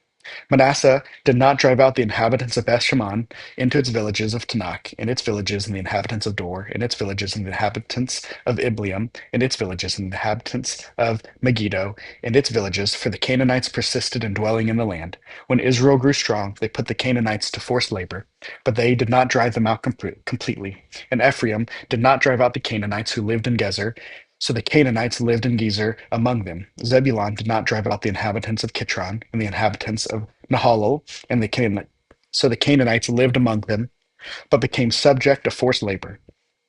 Asher did not drive out the inhabitants of Echo, or the inhabitants of Sidon, or of Ahalab, and Askib, and Helba, or the Akik, and the Rahab. So the Asherites lived among the Canaanites and the inhabitants of the land, for they did not drive them out. Naphtali did not drive out the inhabitants of Beth Shemesh or the inhabitants of Beth Anan. So they lived among the Canaanites, the inhabitants of the land. Nevertheless, the inhabitants of Beth Shemesh and Beth Anan became subjects of forced labor for them. The Amorites pressed the people of Dan back into the hill country, for they did not allow them to come down to the plain. The Amorites persisted in dwelling in Mount Ares, in Aijalon, in Shalabim, but the hand of the house of Joseph rested heavily on them, and they became subject to forced labor. And the border of the Amorites ran from the ascent of Akrabim, from Selah and upward. Now the angel of the Lord went from Gilgal and Bochum, and he said, I brought you up from Egypt and brought you into the land that I swore to give to your fathers. I said, I will never break my commandment with you, and you shall make no covenant with the inhabitants of the land. He shall break down the altars, but you also not obeyed my voice. What is it that you have done? So now I say, I will not drive them out before you, but they shall become thorns in your sides, and their gods shall be the snare. And as soon as the angel of the Lord spoke these words to all the people of Israel, the people lifted up their voices and wept, and they called the name of the Lord Bochum, and they sacrificed there to the Lord. When Joshua dismissed the people of Israel went each to his inhabitants to take possession of the land, and the people served the Lord all the days of Joshua and all the days of the elders who outlived Joshua, who had seen all the great work that the Lord had done for Israel. And Joshua the son of Nun, the servant of the Lord, died at the age of 110 years. And they buried him within the boundaries of his inheritance at Timnath Heres, in the hill country of Ephraim, north of the mountain of Gash. And all the generations also were gathered to their fathers. And there arose another generation after them who did not know the Lord, or the work that he had done in Israel. And the people of Israel did what was evil in the sight of the Lord and served the Baals. And they abandoned the Lord. And the people of God who had brought them out of the land of Egypt, they went after other gods who among the God of the people who were around them, and bowed down to them, and they provoked the Lord of anger. They abandoned the Lord, and served the Baals and the Asheroth. So the anger of the Lord was kindled against Israel, and he gave them over to the plunderers, who plundered them, and he sold them into the hands of the surrounding enemies, so that they could no longer withstand their enemies. Whenever they marched out, the hand of the Lord was against them for harm, as the Lord had warned, and as the Lord had sworn them, and they were in terrible distress. Then the Lord raised up judges who saved them out of the hand of those who plundered them. Yet they did not listen to their judges, for they whored after their other gods and bowed down to them. They soon turned aside from the way in which their fathers had walked, who had obeyed the commandments of the Lord, and they did not do so. Whenever the Lord raised up judges for them, the Lord was with the judge, and he saved them from the hand of the enemies all the days of the judge. For the Lord had moved to pity by their groaning, because of those who afflicted and oppressed their groaning, because of those who afflicted and oppressed them. But whenever the judge died, they turned back and were more corrupt than their fathers, going after other gods, serving them and bowing down to them. They did not drop any of the practices of their stubborn ways. So the anger of the Lord was kindled against Israel. And he said, because this people have transgressed my covenant that I commanded their fathers, have not obeyed my voice, I will no longer drive out before them any of the nations of Joshua left when he died, in order to test Israel by them, whether they will take my care to walk in the way of the Lord, as their fathers did, or not. So the Lord left those nations, not driving them out quickly, and he did not give them into the hands of Joshua. Now these are the nations of the Lord left, to test Israel by them, that is, all in Israel who had not experienced all the wars in Canaan. It was only in order of the generations of the people of Israel might know war, to teach war to those who had not known it before. These are the nations, the five lords of the Philistines and the Canaanites, and the Sidonites and the Hivites, who lived on Mount Lebanon, from Mount Baal Hermon as far as Lebo Hamath. They were for the testing of Israel, to know whether Israel would obey the commandments of the Lord, which he commanded their fathers by the hand of Moses. So the people of Israel lived among the Canaanites, the Hittites, the Amorites, the Perizzites, the Hivites, and the Jebusites, and their daughters they took to themselves for wives, and their own daughters they gave to their sons, and they served their gods. And the people of Israel did what was evil in the sight of the Lord. They forgot the Lord their God and served the Baals and the Asheroth. Therefore the anger of the Lord was kindled against Israel, and he sold them into the hand of Cushan Rishathaim, king of Mesopotamia. And the people of Israel served Cushan Rishathaim 8 years. But when the people of Israel cried out to the Lord raised up a deliverer of the people of Israel who saved them, Othniel the son of Kenaz, Caleb's younger brother. The Spirit of the Lord was upon him, and he judged Israel. He went out to war, and the Lord gave Cushan Rishathaim, king of the Mesopotamia, into the hands, and he had prevailed over Cushan Rishathaim, so that the land had rest for 40 years. Then Othniel, the son of Kenaz, died, and the people of Israel again did what was evil in the sight of the Lord. And the Lord strengthened Eglon, the king of Moab, against Israel, because he had done what was evil in the sight of the Lord. He gathered to himself the Ammonites and the Amalekites and went and defeated Israel, and they took possession of the city of palms. And the people of Israel served Eglon, the king of Moab, 18 years. Then the people of Israel cried out to the Lord, and the Lord raised up to them a deliverer, Ehud, the son of Gera, and Benjamite, a left-handed man. The people of Israel sent tribute to him, to Eglon, the king of Moab. And Ehud made for himself a sword of 2 edges, a cubit in length, and he bound it to the right thigh under his clothes. And he presented the tribute of Eglon, king of Moab. Now Eglon was a very fat man, and when Ehud had finished presenting the tribute, he sent away the people who carried the tribute. But he himself turned back to the idols near Gilgal and said, I have a secret message from you, O king. And he commended silence. And all his attendants went out for his presence, and Ehud came to him, and he was sitting alone in the cool roof chamber. And Ehud said, I have a message from God for you. And he arose from his seat, and Ehud reached with his left hand, took the sword with his right thigh, and thrust it into his belly. And the hilt also went as far as the blade, and the fat closed over the blade, and he did not pull the sword out of the belly, and the dung came out. Then Ehud went out into the porch and closed the door of the roof of the chamber behind him and locked them.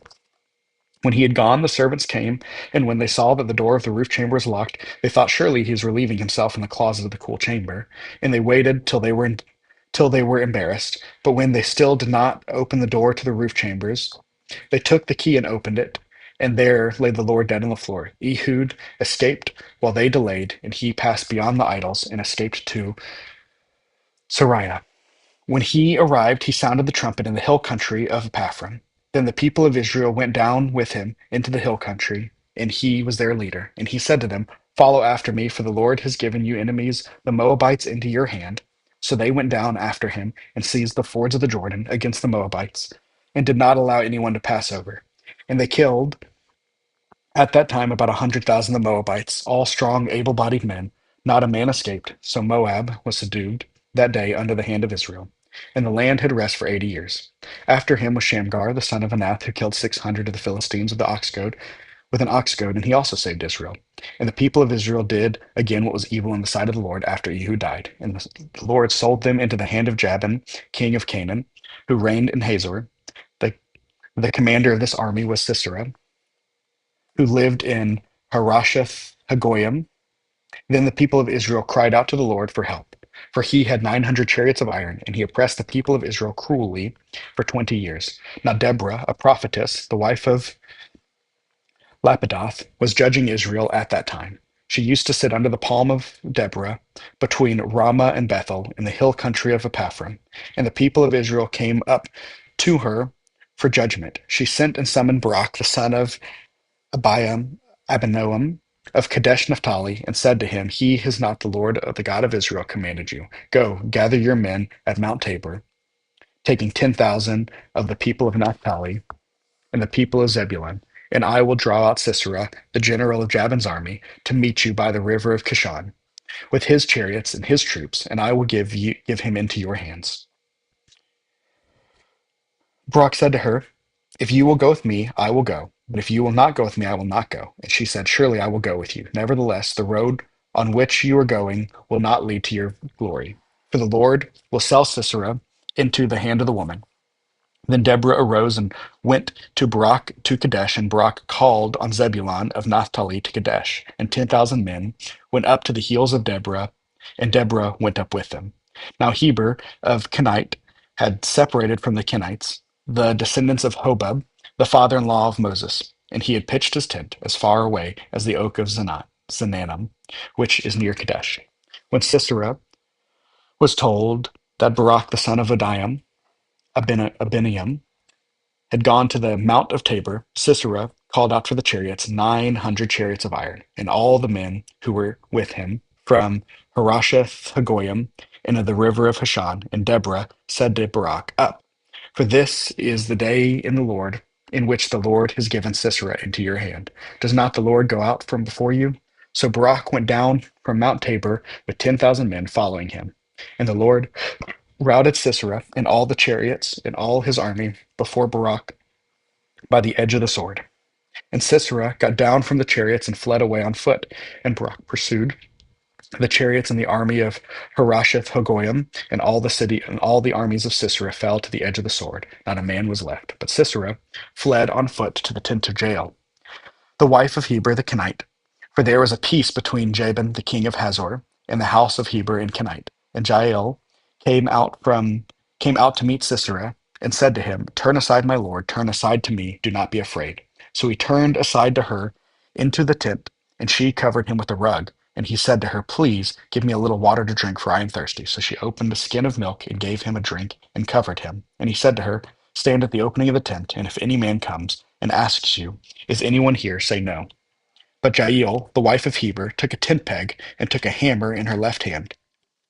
Then she went softly to him and drove the peg into his temple until it went down into the ground, while he was lying fast asleep from weariness. So he died. And behold, as Barak was pursuing Sisera, Jael went out to meet him and said to him, "Come, and I will show you the man whom you are seeking." So he went out to the tent, and there lay Sisera dead, with the tent peg in his temple.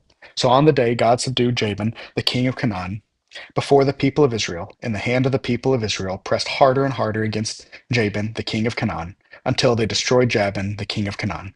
Then sang Deborah and Barak, the son of Abinum, on that day, that the leaders took the lead in Israel, that the people offered themselves willingly, bless the Lord. Hear, O kings, give ear, O princes, to the Lord I will sing. I will make melody to the Lord, the God of Israel. Lord, when you went out from Seir, when you marched from the region of Edom, the earth trembled and the heavens dropped. Yes, the clouds dropped water. The mountains quaked before the Lord, even Sinai before the Lord, the God of Israel. In the days of Shamgar, son of Anath, to the days of Jeel, the highways were abandoned. The travelers kept to the byways. The villagers ceased in Israel. They ceased to be until I arose. I, Deborah, arose as a mother in Israel.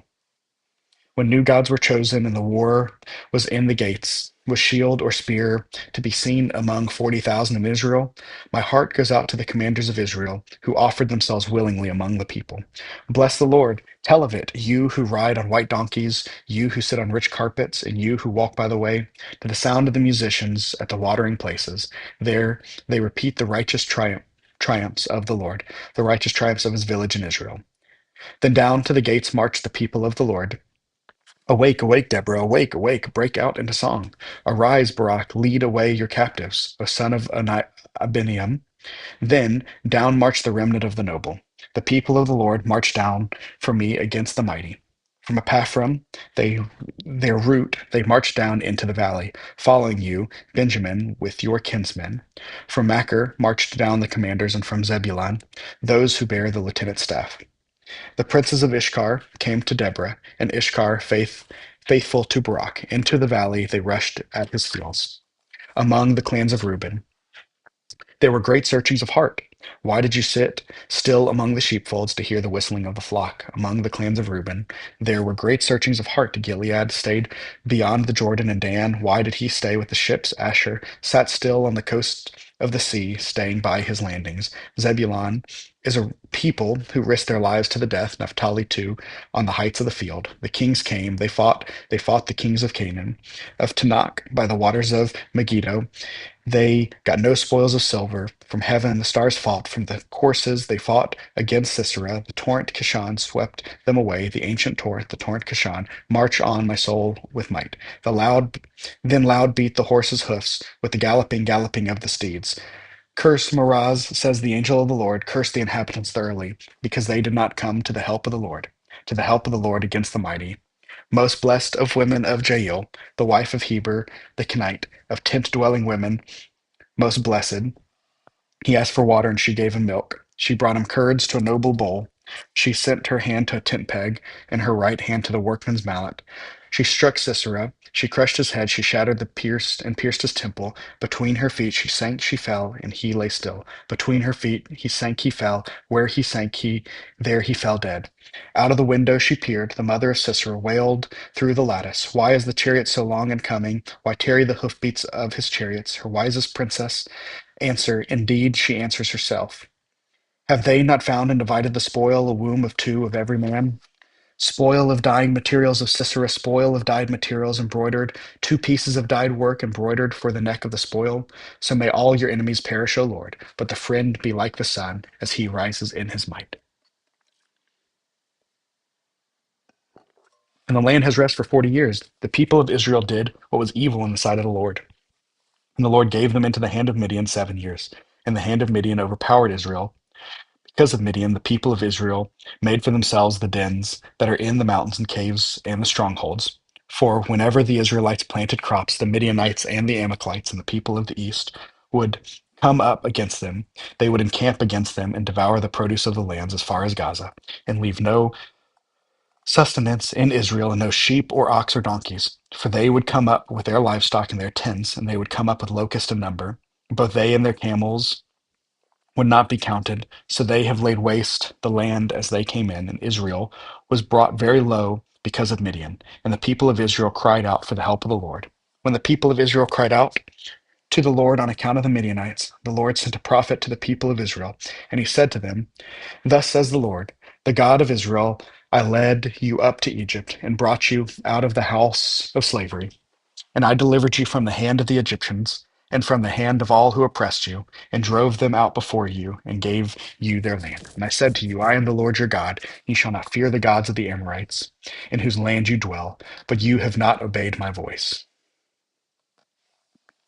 Now the angel of the Lord came and sat under the terebinth of Orpah, which belonged to Joash the Abiezrite, while his son Gideon was beating out wheat in the winepress to hide from the Midianites. And the angel of the Lord appeared to him and said to him, the Lord is with you, O mighty man of valor.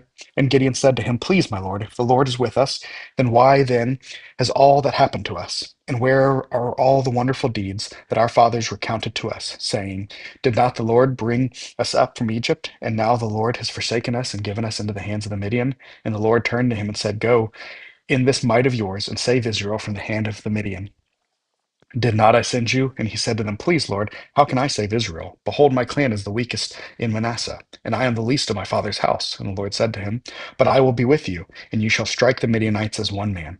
And he said to him, If now I have found favor in your eyes, then show me a sign that is you who speak with me. Please do not depart from here until I come to you and bring out my present and set it before you. And he said, I will stay till you return. So Gideon went into the house and prepared a young goat and unleavened cake with an ephah of flour. The meat he put in the basket, and the broth he put in the pot. He brought them to him under the terebinth and presented them. And the angel of God said to him, Take the meat and the unleavened cakes and put them on this rock and pour the broth over it. And he did so. Then the angel of the Lord reached out the tip of the staff that was in his hand and touched the meat and the unleavened cakes. And fire sprang up from the rock and consumed the meat and the unleavened cake. And the angel of the Lord vanished from his sight. Then Gideon perceived that he was the angel of the Lord. And Gideon said, Alas, O Lord God, for now I have seen the angel of the Lord face to face. And the Lord said to him, Peace be to you. Do not fear, you shall not die. Then Gideon built an altar there to the Lord and called it, The Lord is Peace. To this day it still stands in Orpah, which belongs to the Abiezrites. The night of the Lord said to him, Take your father's bull, and the second bull 7 years old, and pull down the altar of Baal that your father has, and cut down the Asherah that is beside it, and build an altar to the Lord your God on the top of the stronghold here, with stones laid in due order. And then take the second bull and offer it to the burnt offerings with the wood of the Asheroth that you shall cut down. So Gideon took 10 men in his servants and did as the Lord had told him. But because he was too afraid of his family and the men of the town to do it by day, he did it by night. When the men of the town arose early in the morning, behold, the altar of Baal was broken, and the Asheroth beside it cut down, and the second bull was offered on the altar that had been built. And they said to one another, What has done this thing? And after they had searched and acquired it, they said, Gideon, the son of Joash, has done this thing. Then the men of the town said to Joash, Bring out your son, and he may die, for he has broken down the altar of Baal and cut down the Asherah beside it. But Joash said to all those who avoid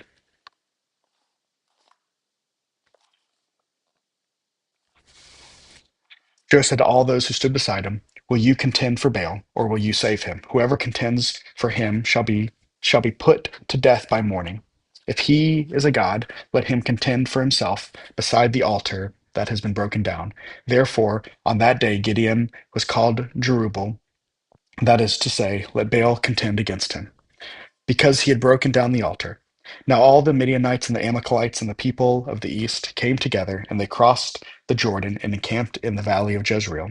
But the Spirit of the Lord clothed Gideon, and he sounded the trumpet, and the Abiezrites had called out to follow him. And he sent messengers through the Manasseh, and they too were called out to follow him. And he sent messengers of Asher, Zebulun, and Naphtali, and they went out to meet him.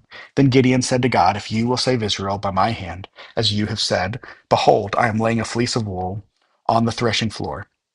If there is dew on the fleece alone, and it is dry on all the ground, then I shall know that you will save Israel by my hand, as you have said. And it was so. Then he rose early next morning and squeezed the fleece. He wrung enough dew from the fleece to fill a bowl with water. Then Gideon said to God, let not the anger burn against me. Let me speak just once more. Please let me test just once more with the fleece. Please let it be dry on the fleece and on the ground. Let there be dew. And God did that night, and it was dry on the fleece, and there was dew on the ground. Then Jerubbaal, that is Gideon, and all the people who were with him arose early and encamped beside the spring of Harod. And the camp of Midian was north of them by the hill of Moreh in the valley. And the Lord said to Gideon, the people with you were too many for me to give the Midianites into their hand, lest Israel boast over me, saying, my own hand has saved me. Now therefore proclaim in the ears of the people, saying, whoever is fearful and trembling, let him return home and hurry away from Mount Gilead. Then 22,000 of the people returned, and 10,000 remained. And the Lord said to Gideon, the people are still too many. Take them down to the water, and I will test them for you. And anyone of whom I say to you, this one shall go with you, shall go with you. And anyone whom I say to you, this one shall not go with you, shall not go. So he brought the people down to the water. And the Lord said to Gideon, every one who laps the water with his tongue, as a dog laps, you shall set by himself. Likewise, everyone who kneels down to drink. And the number of those who lapped, putting their hands to their mouth, was 300 men. But of all the rest of the people knelt down to drink the water. And the Lord said to Gideon, with the 300 men who lapped, I will save you and give the Midianites into your hand, and let all the others go, every man to his home. So the people took provisions in their hands and their trumpets, and he sent all the rest of Israel, every man to his tent, but retained the 300 men. And the men of Midian was below him in the valley. The same night the Lord said to him, arise, go down against the camp, for I have given it to your hand. But if you are afraid to go down to the camp of Purah, your servant, and you shall hear what they say. And afterward your hands shall be strengthened to go down against the camp. Then he went down to Purah, his servant, to the outpost of the armed men who were in the camp, and the Midianites and the Amalekites and all the people of the east lay along the valley like locusts in abundance, and their camels were without number, as the sand that is on the seashore in abundance. When Gideon came, behold, a man was telling a dream to his comrade, and he said, behold, I dreamed a dream, and behold, a cake of barley bread tumbled into the camp of Midian and came to the tent and struck it, so that it fell, and turned it upside down, so that the tent lay flat. And his comrade answered, this is no other than the sword of Gideon and the son of Joash, the man of Israel. God has given into the hand of Midian at the camp. As soon as Gideon heard the telling of the dream and its interpretation, he worshipped, and he returned to the camp of Israel. And he said, arise, for the Lord has given the host of Midian into your hand. And he divided the 300 men into 3 companies, and put trumpets in the hands of them, and empty jars with torches inside the jars. And he said to them, look at me, and do likewise. When I come out of the outskirts of the camp, do as I do. When I blow the trumpets, I and all of you who are with me, then blow your trumpets on every side of the camp, and shout for the Lord and for Gideon. So Gideon and the 100 men who were with him came to the outskirts of the camp at the beginning of the middle watch, when they had just set the watch, and they blew the trumpets and smashed the jars. Then they were in the hands. Then the 3 companies blew the trumpets and broke the jars. They held in their left hand the torches, and in their right hands the torches to blow. And they cried out, a sword for the Lord and for Gideon. Every man stood in his place around the camp, and all the army ran. They cried out, and they fled. When they blew the 300 trumpets, the Lord set every man's sword against the comrade and against all the army. And the army fled as far as Bereth Shittah towards Zerah, as far as the border of Abel Meholah. by Tabbath. And the men of Israel were called out from Naphtali and from Asher and from all Manasseh, and they pursued from after Midian. Gideon sent messengers throughout all the hill country of Ephraim, saying, Come down against the Midianites, and capture the water against them, as far as Beth Barah, and also the Jordan. So all the men of Ephraim had called out and captured the waters as far as the Berath Barah, and also the Jordan. And they captured the two princes of Midian, Oreb and Zeb, and they killed Oreb with the rock of Oreb, and Zeb they killed at the winepress of Zeb. And then they pursued Midian, as they brought the heads of Oreb and Zeb to Gideon across the Jordan.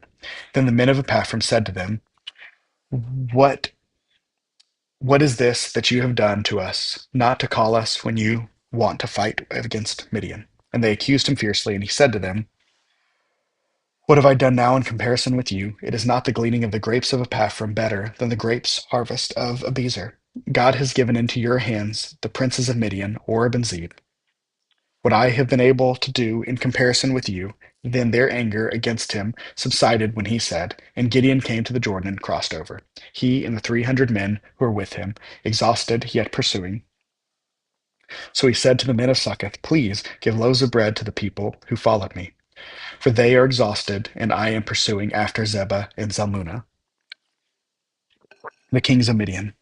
And the officials of Succoth said, Are the hands of Zebah and Zalmunna already in your hand, that we should give bread to your army? So Gideon said, Well then, when the Lord has given Zebah and Zalmunna into my hand, I will flail your flesh with the thorns of the wilderness with their briars.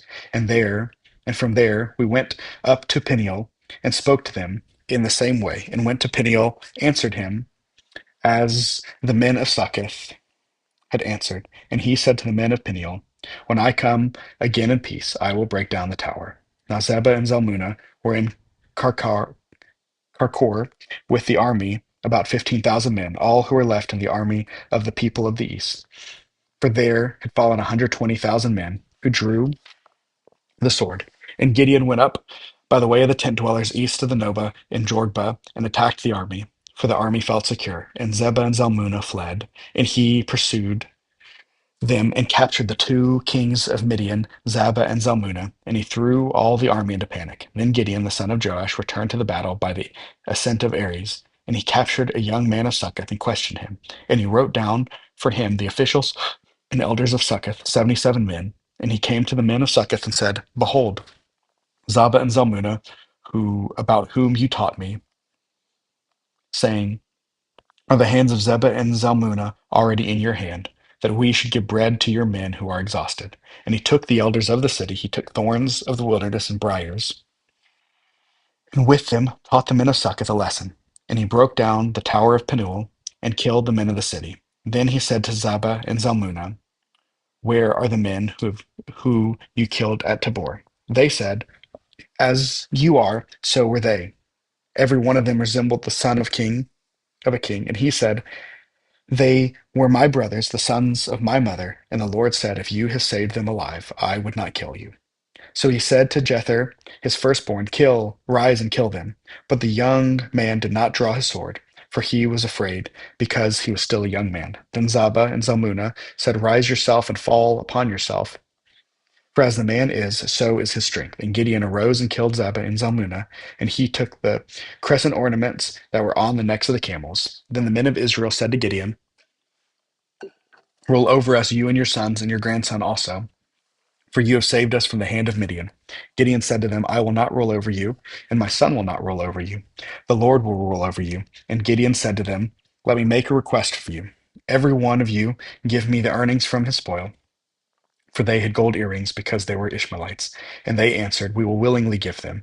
And they spread a cloak, and every man threw in the earrings of his spoil. And the weight of the golden earrings that he had requested was 1,700 shekels of gold, beside the crescent ornaments and the pendants and the purple garments worn by the king of Midian, and besides the collars that were around the neck of the camels. And Gideon made an ephod of it, and put it in the city in Orpah. And all of Israel whored after it, and it became a snare to Gideon and to his family. So Midian, after subduing the people of Israel, and they raised their heads no more into the land of rest 40 years to the day of Gideon.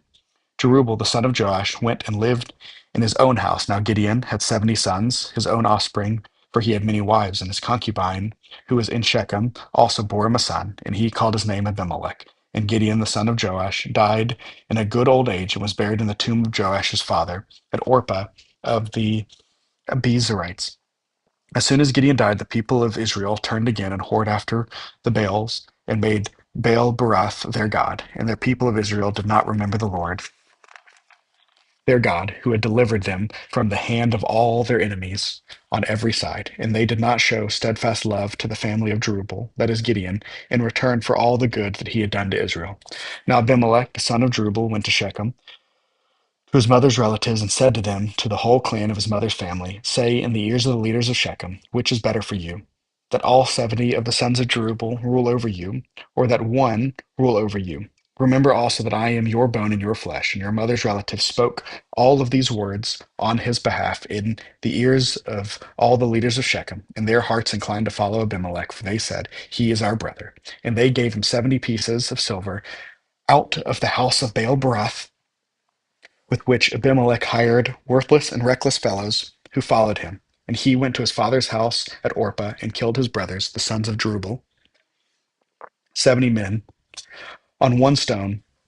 But Jotham and the youngest of Jerubbaal was left, and he hid himself. And all the leaders of Shechem came together, and all Beth Millo, and they went and made Abimelech king by the oak of the pillar of Shechem.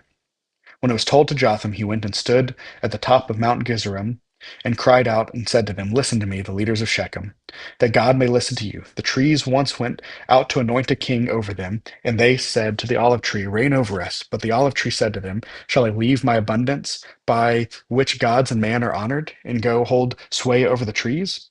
And the trees said to the figs, you come and reign over us. But the fig said to them, shall I leave my sweetness and my good fruit, and go hold sway over the trees? And the trees said to the vine, you come and reign over us.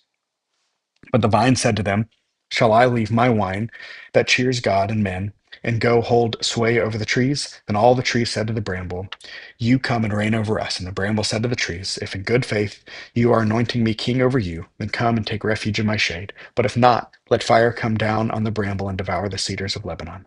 Now therefore, if you acted in good faith and integrity when you made Abimelech king, and if you have dealt well with Jerubbaal and his house, and have done to him as his deeds deserved, for my father fought for you and risked his life and delivered you from the hand of Midian, and you have risen up against my father's house this day, and have killed his sons, 70 men on one stone, and have made Abimelech, the son of his female servants, king over the leaders of Shechem, because he is your relative. If you then have acted in good faith and integrity of Jerubbaal, and with his house this day, then rejoice in Abimelech, and let him also rejoice in you. But if not, let fire come out from Abimelech and devour the leaders of Shechem and Beth Millo, and let fire come out of the leaders of Shechem and from Beth Millo, and devour Abimelech. And Jotham ran away and fled and went to Beer and lived there because of Abimelech his brother. Abimelech ruled over Israel 3 years, and God sent an evil spirit between Abimelech and the leaders of Shechem, and the leaders of Shechem dealt treacherously with Abimelech, for the violence done to the 70 sons of Jerubbaal might come, and their blood be laid on Abimelech their brother, who killed them, and on the men of Shechem, who strengthened his hands to kill his brothers. And the leaders of Shechem put men in anguish and ambush against them on the mountaintops, and they robbed all who passed by them along their way. And it was told to Abimelech. Then Gal the son of Ebed moved from Shechem with his relatives and the leaders of Shechem, put confidence in him, and they went out into the field and gathered the grapes from the vineyards and trod and held a festival. And they went into the house of the God and ate and drank and reviled Abimelech. And Gal the son of Abad said, who is Abimelech, and who are we of Shechem that we should serve him?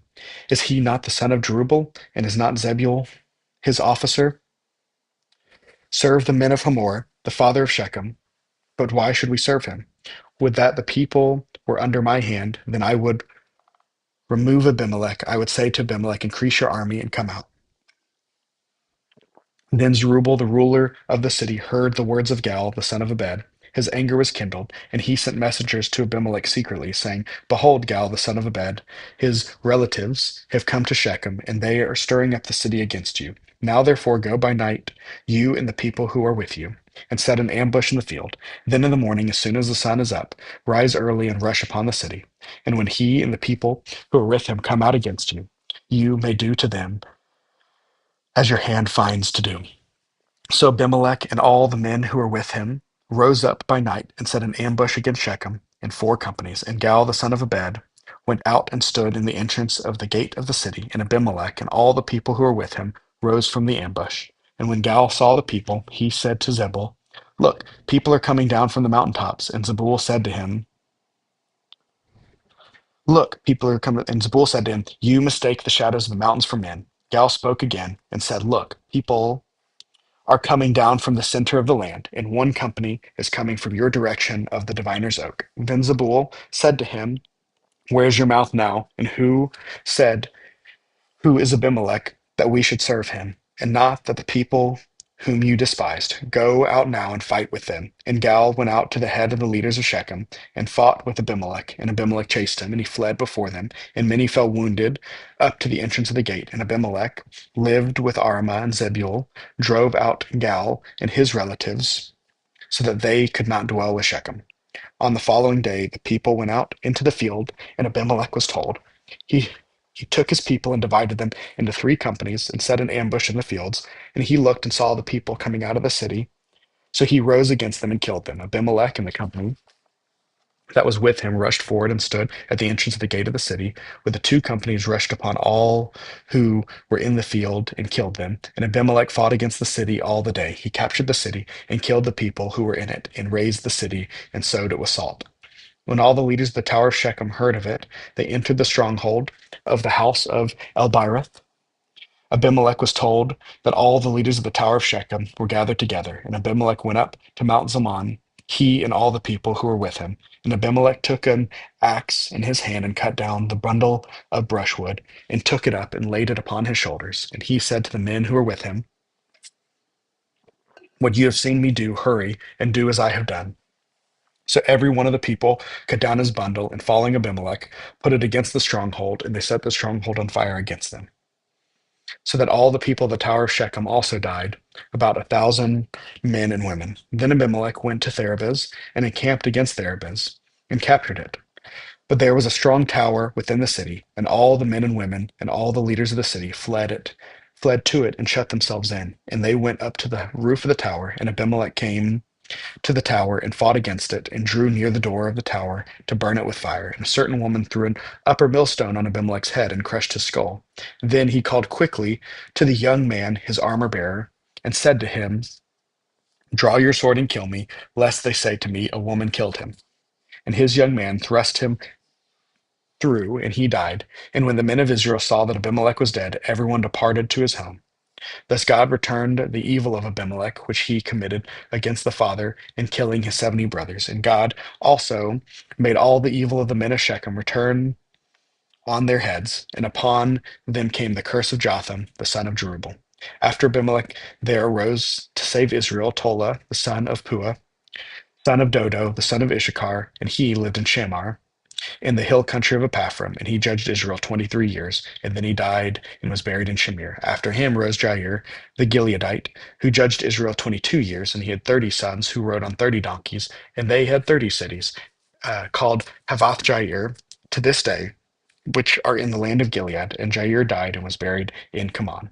The people of Israel again did what was evil in the sight of the Lord, and served the Baals and the Asheroth, and the gods of Syria, and the gods of Sidon, and the gods of Moab, and the gods of the Ammonites, and the gods of the Philistines. And they forsook the God and did not serve him. So the anger of the Lord was kindled against Israel. He sold them into the hands of the Philistines and into the hand of the Ammonites, and they crushed and oppressed the people of Israel for a year. For 18 years they oppressed all the people of Israel who were beyond the Jordan in the land of the Amorites, which is in Gilead. And the Ammonites crossed the Jordan to fight also against Judah and against Benjamin and against the house of Ephraim, so that Israel was severely distressed. And the people of Israel cried out to the Lord, saying, "We have sinned against you, because we have forsaken our God and have served the Baals." And the Lord said to the people of Israel, "Did I not save you from the Egyptians and from the Amorites and from the Ammonites and from the Philistines? The Sidonians also and the Amalekites and the Maonites oppressed you, and you have cried out to me, and I saved you out of their hand. Yet you have forsaken me and served other gods. Therefore I will save you no more. Go and cry out to the gods whom I have chosen. Let them save you in the time of your distress." And the people of Israel said to the Lord, "We have sinned. Do to us whatever seems good to you. Only please deliver us this day." So they put away the foreign gods from among them and served the lords, and he became impatient over the misery of Israel. And the Ammonites were called to arms, and they encamped in Gilead. And the people of Israel came together, and they encamped in Mizpah. And the people of the leaders of Gilead said to one another, "Who is the man who will begin to fight the Ammonites? He shall be head over all the inhabitants of Gilead." Now Jephthah the Gileadite was a mighty warrior, but he was the son of the prostitute. Gilead was the father of Jephthah, and Gilead's wife, who bore him sons. And when his wife's sons grew up, they drove Jephthah out and said to him, "You shall not have an inheritance in our house, in our father's household, for you are the sons of another woman." Then Jephthah fled from his brothers and lived in the land of Tob. And worthless fellows collected around Jephthah and went out to him. After the time of the Ammonites made war again against Israel, and after the Ammonites made war against Israel, the elder of the Gilead went to bring Jephthah to the land of Tob. And they said to Jephthah, "Come and be our leader, that we may fight against the Ammonites." But Jephthah said to the elders of the Gilead, "Did you not hate me and drive me out of my father's house? Why have you come to me now when you are in distress?" And the elders of Gilead said to Jephthah, "This is why we have turned to you now, that you may go with us and fight against the Ammonites, and be the head over all the inhabitants of Gilead." Jephthah said to the elders of Gilead, "If you bring me home again to fight against the Ammonites, and the Lord gives them over to me, I will be your head." And the elders of Gilead said to Jephthah, "The Lord will be my witness between us, if we do not do as you say." So Jephthah went to the elders of Gilead, and the people made him head and leader over them. And Jephthah spoke all the words before the Lord of Mizpah. Then Jephthah sent messengers to the king of the Ammonites and said, "What do you have against me, that you have come to me to fight against my lad?" And the king of the Ammonites answered the messengers of Jephthah, "Because Israel was coming up from Egypt and took away my land, from the Arnon to the Jabbokuk and to the Jordan. Now therefore restore it peaceably." Jephthah again sent the messengers to the king of the Ammonites and said to him, "Thus says Jephthah, Israel did not take away the land of Moab or the land of the Ammonites, but when they came up from Egypt, Israel went through the wilderness of the Red Sea and came to Kadesh. Israel then sent messengers to the king of Edom, saying, "Please let us pass through your land." But the king of Edom would not listen. And they sent also to the king of Moab, but he would not consent. So Israel remained at Kadesh. And they journeyed through the wilderness and went around the land of Edom and the land of Moab, and arrived on the other side, on the east side of the land of Moab, and camped on the other side of Arnon. But they did not enter the territory of Moab, for the Arnon was the boundary of Moab. Israel then sent messengers to Sihon, king of the Amorites, king of the Heshbon. And Israel said to him, "Please let us pass through your land to our country." But Sihon did not trust Israel to pass through his territory. So Sihon gathered all his people together and encamped at Jahaz and fought with Israel. And the Lord, the God of Israel, gave Sihon and all his people into the hand of Israel, and they defeated him. So Israel took possession of all the land of the Amorites who inhabited the country, and they took possession of all the territory of the Amorites, from the Arnon to the Jabbok, and from the wilderness to the Jordan. So then the Lord, the God of Israel, disposed the Amorites from before his people of Israel. And are you to take possession of them? Will you not possess what Cheremosh your God gives you to possess? And all that the Lord your God has disposed before us, we will now possess. Now are you any better than Balak the son of Zippor, king of Moab? Did he ever contend against Israel? Did he ever go to war with them? While Israel lived in Heshbon and in its villages, and in Aror and its villages, and in all the cities that are on the banks of the Arnon, 300 years, why did you not deliver them within that time? I therefore have not sinned against you, and you did not do wrong by making war with me. The Lord, the judge, decided that this day between the people of Israel and the people of Ammon. But the king of the Ammonites did not listen to the words of Jephthah that he had sent to him. And the Spirit of the Lord came upon Jephthah, and he passed through Gilead and Manasseh, and passed on to Mitzvah to Gilead, and from Mitzvah to Gilead he passed on to the Ammonites. And Jephthah made a vow to the Lord and said, "If you will give the Ammonites into my hand, then whatever comes out of the doors of my house to meet me when I return to peace with the Ammonites shall be the Lord's, and I will offer it up for a burnt offering. So Jephthah crossed over to the Ammonites to fight against him, and the Lord gave them into his hand, and he struck them from Aroer to the neighborhood of Minnith, 20 cities, and as far as Abel Keramim, with a great blow. So the Ammonites were subdued before the people of Israel. And Jephthah came to his home to Mitzvah, and behold, his daughter came out to meet him with tambourines and dance. She was his only child. Besides her, he had neither son nor daughter, and as soon as he saw her, he tore his clothes and said, Alas, my daughter, you have brought me very low, and you have become the cause of great trouble for me, for I have opened my mouth to the Lord, and I cannot take back my vow. And she said to him, My father, you have opened your mouth to the Lord. Do to me according to what you have done out of your mouth, now that the Lord has avenged you on your enemies, on the Ammonites. So he, so she said to her father, Let this thing be done for me. Leave me alone for 2 months, that I may go up and down the mountain and weep for my virginity, and I my companions. So he said, Go.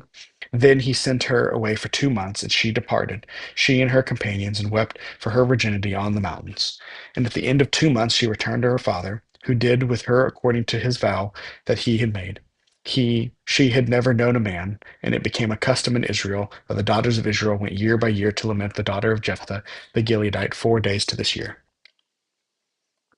The men of Epaphram were called to arms, and they crossed to Zaphon, and said to Jephthah, Why did you cross over to fight against the Ammonites, and did not call us to go with you?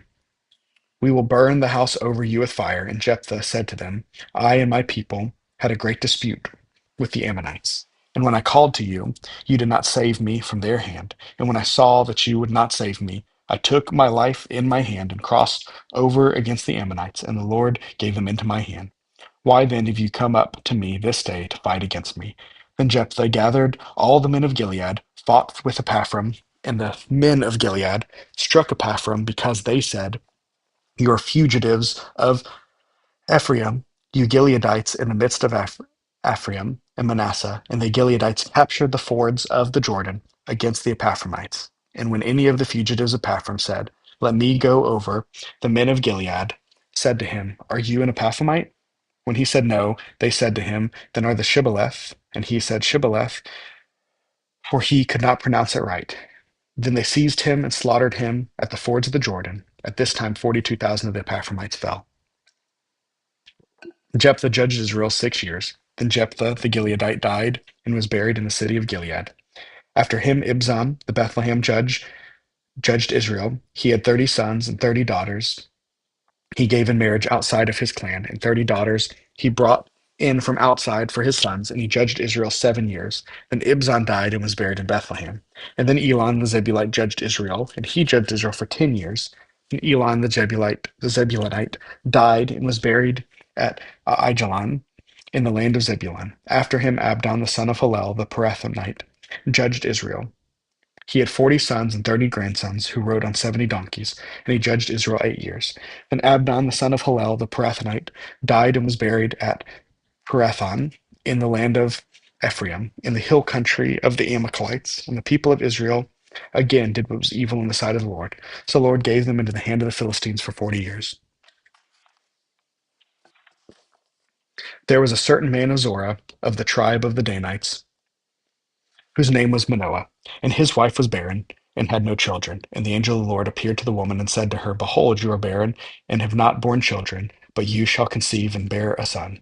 Therefore be careful and drink no wine or strong drink, and eat nothing unclean. For behold, you shall conceive and bear a son. No razor shall come upon his head, for this child shall be a Nazarite to God from the womb, and he shall begin to save Israel from the hand of the Philistines.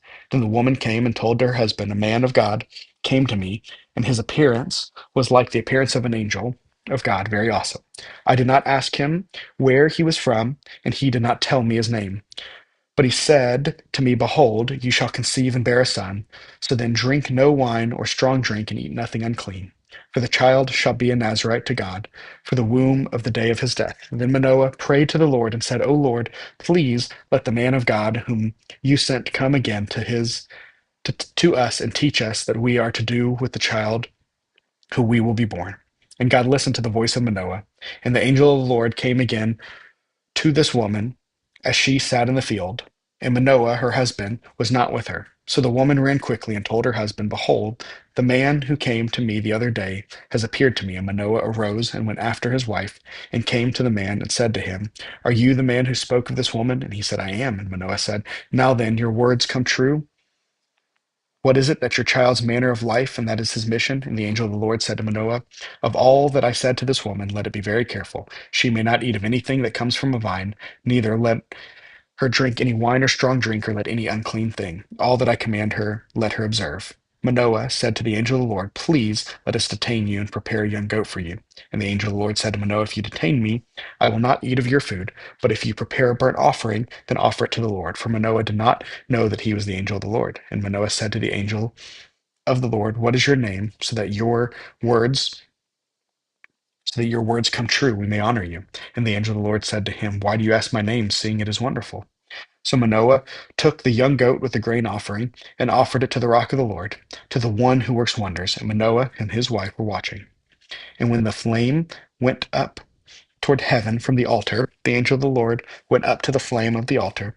Now Manoah and his wife were watching, and they fell on their faces to the ground. The angel of the Lord appeared no more to Manoah and to his wife. Then Manoah knew that he was the angel of the Lord. And Manoah said to his wife, We shall surely die, for we have seen God. But his wife said to him, If the Lord has meant to kill us, we would not have accepted a burnt offering and a grain offering at our hands, or shown us all of these things, or now announced to us such things as these. And the woman bore a son and called his name Samson. And the young man grew, and the Lord blessed him, and the Spirit of the Lord began to stir him in Menahadan between Zorah and Eshtaol. Samson went down to Timnah, and at Timnah he saw one of the daughters of the Philistines. Then he came up and told his father and mother, I saw one of the daughters of the Philistines at Timnah. Now get her for me as my wife. But his father and his mother said to him, Is there not a woman among the daughters of your relatives, or among all the people, that you must go take a wife from an uncircumcised Philistine? But Samson said to his father, Get her for me, for she is right in my eyes. His father and mother did not know that it was from the Lord, for they are seeking an opportunity against the Philistines. And at the time the Philistines ruled over Israel. Then Samson went down with his father and mother in Timnah, and they came into the vineyards of Timnah. And behold, a young lion came toward him roaring. Then the Spirit of the Lord rushed upon him, and although he had nothing in his hands, he tore the lion in pieces as one tears a young goat. And he did not tell his father or his mother what he had done. Then he went down and talked with the woman, and she was right in Samson's eyes. After him, after some days he returned to take her, and he turned aside to see the carcass of the son of the lion. Behold, there was a swarm of bees in the body of the lion and the honey. He scraped it into the hands and went on, eating as he went. And he came to his father and mother, and he gave some of them, and they ate. But he did not tell them that he had scraped the honey from the carcass of the lion. His father went down to the woman, and Samson prepared a feast for there. For so the young men used to do.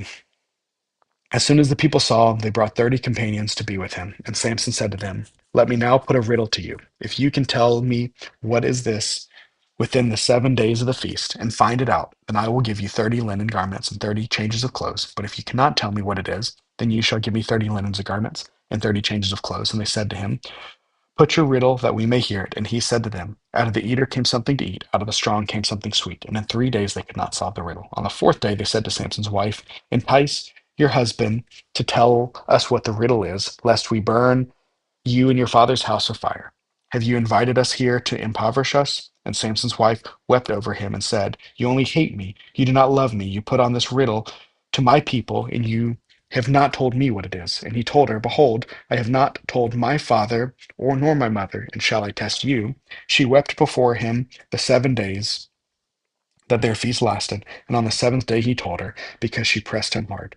Then she told the riddle to her people, and the men of the city said to him on the seventh day before the sun went down, What is sweeter than honey? What is stronger than a lion? And he said to them, If you have not plowed with my heifer, you would not have found out my riddle. And the Spirit of the Lord rushed upon him, and he went down to Ashkelon, and he struck down 30 men of their city, and took their spoil, and gave the garments to those who he had told the riddle. In hot anger, he went back to his father's house, and Samson's wife had given to his companion, whom who had been his best man.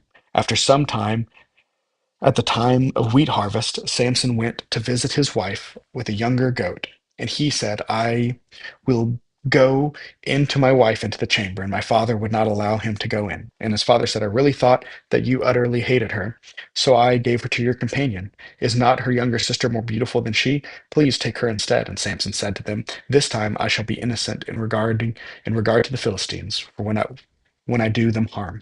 So Samson went and caught 300 foxes and took torches, and he turned them tail to tail and put the torch between each pair of their legs. And when he had set fire to the torches, he let the foxes go into the standing grain of the Philistines, and he set fire to the stacked grain and standing grain, as well as the olive orchards. Then the Philistines said, Who has done this? And they said, Samson, the son in law of the Timnite, because he had taken his wife and given her to his companions. And the Philistines came up and burned her and her father with fire. And Samson said to them, If this is what you will do, I swear I will be avenged on you, and after that I will quit. And he struck them hip and thigh with a great blow, and he went down and he stayed in the cleft of the rock of Edom. Then the Philistines came up and encamped in Judah and made a raid on Lai. And the men of Judah said, Why have you come up against us? They said, We have come up to bind Samson, to do to him as he did to us. Then 3,000 men of Judah went down to the cleft of the rock of Edom and said to Samson, Do you not know that the Philistines are rulers over us?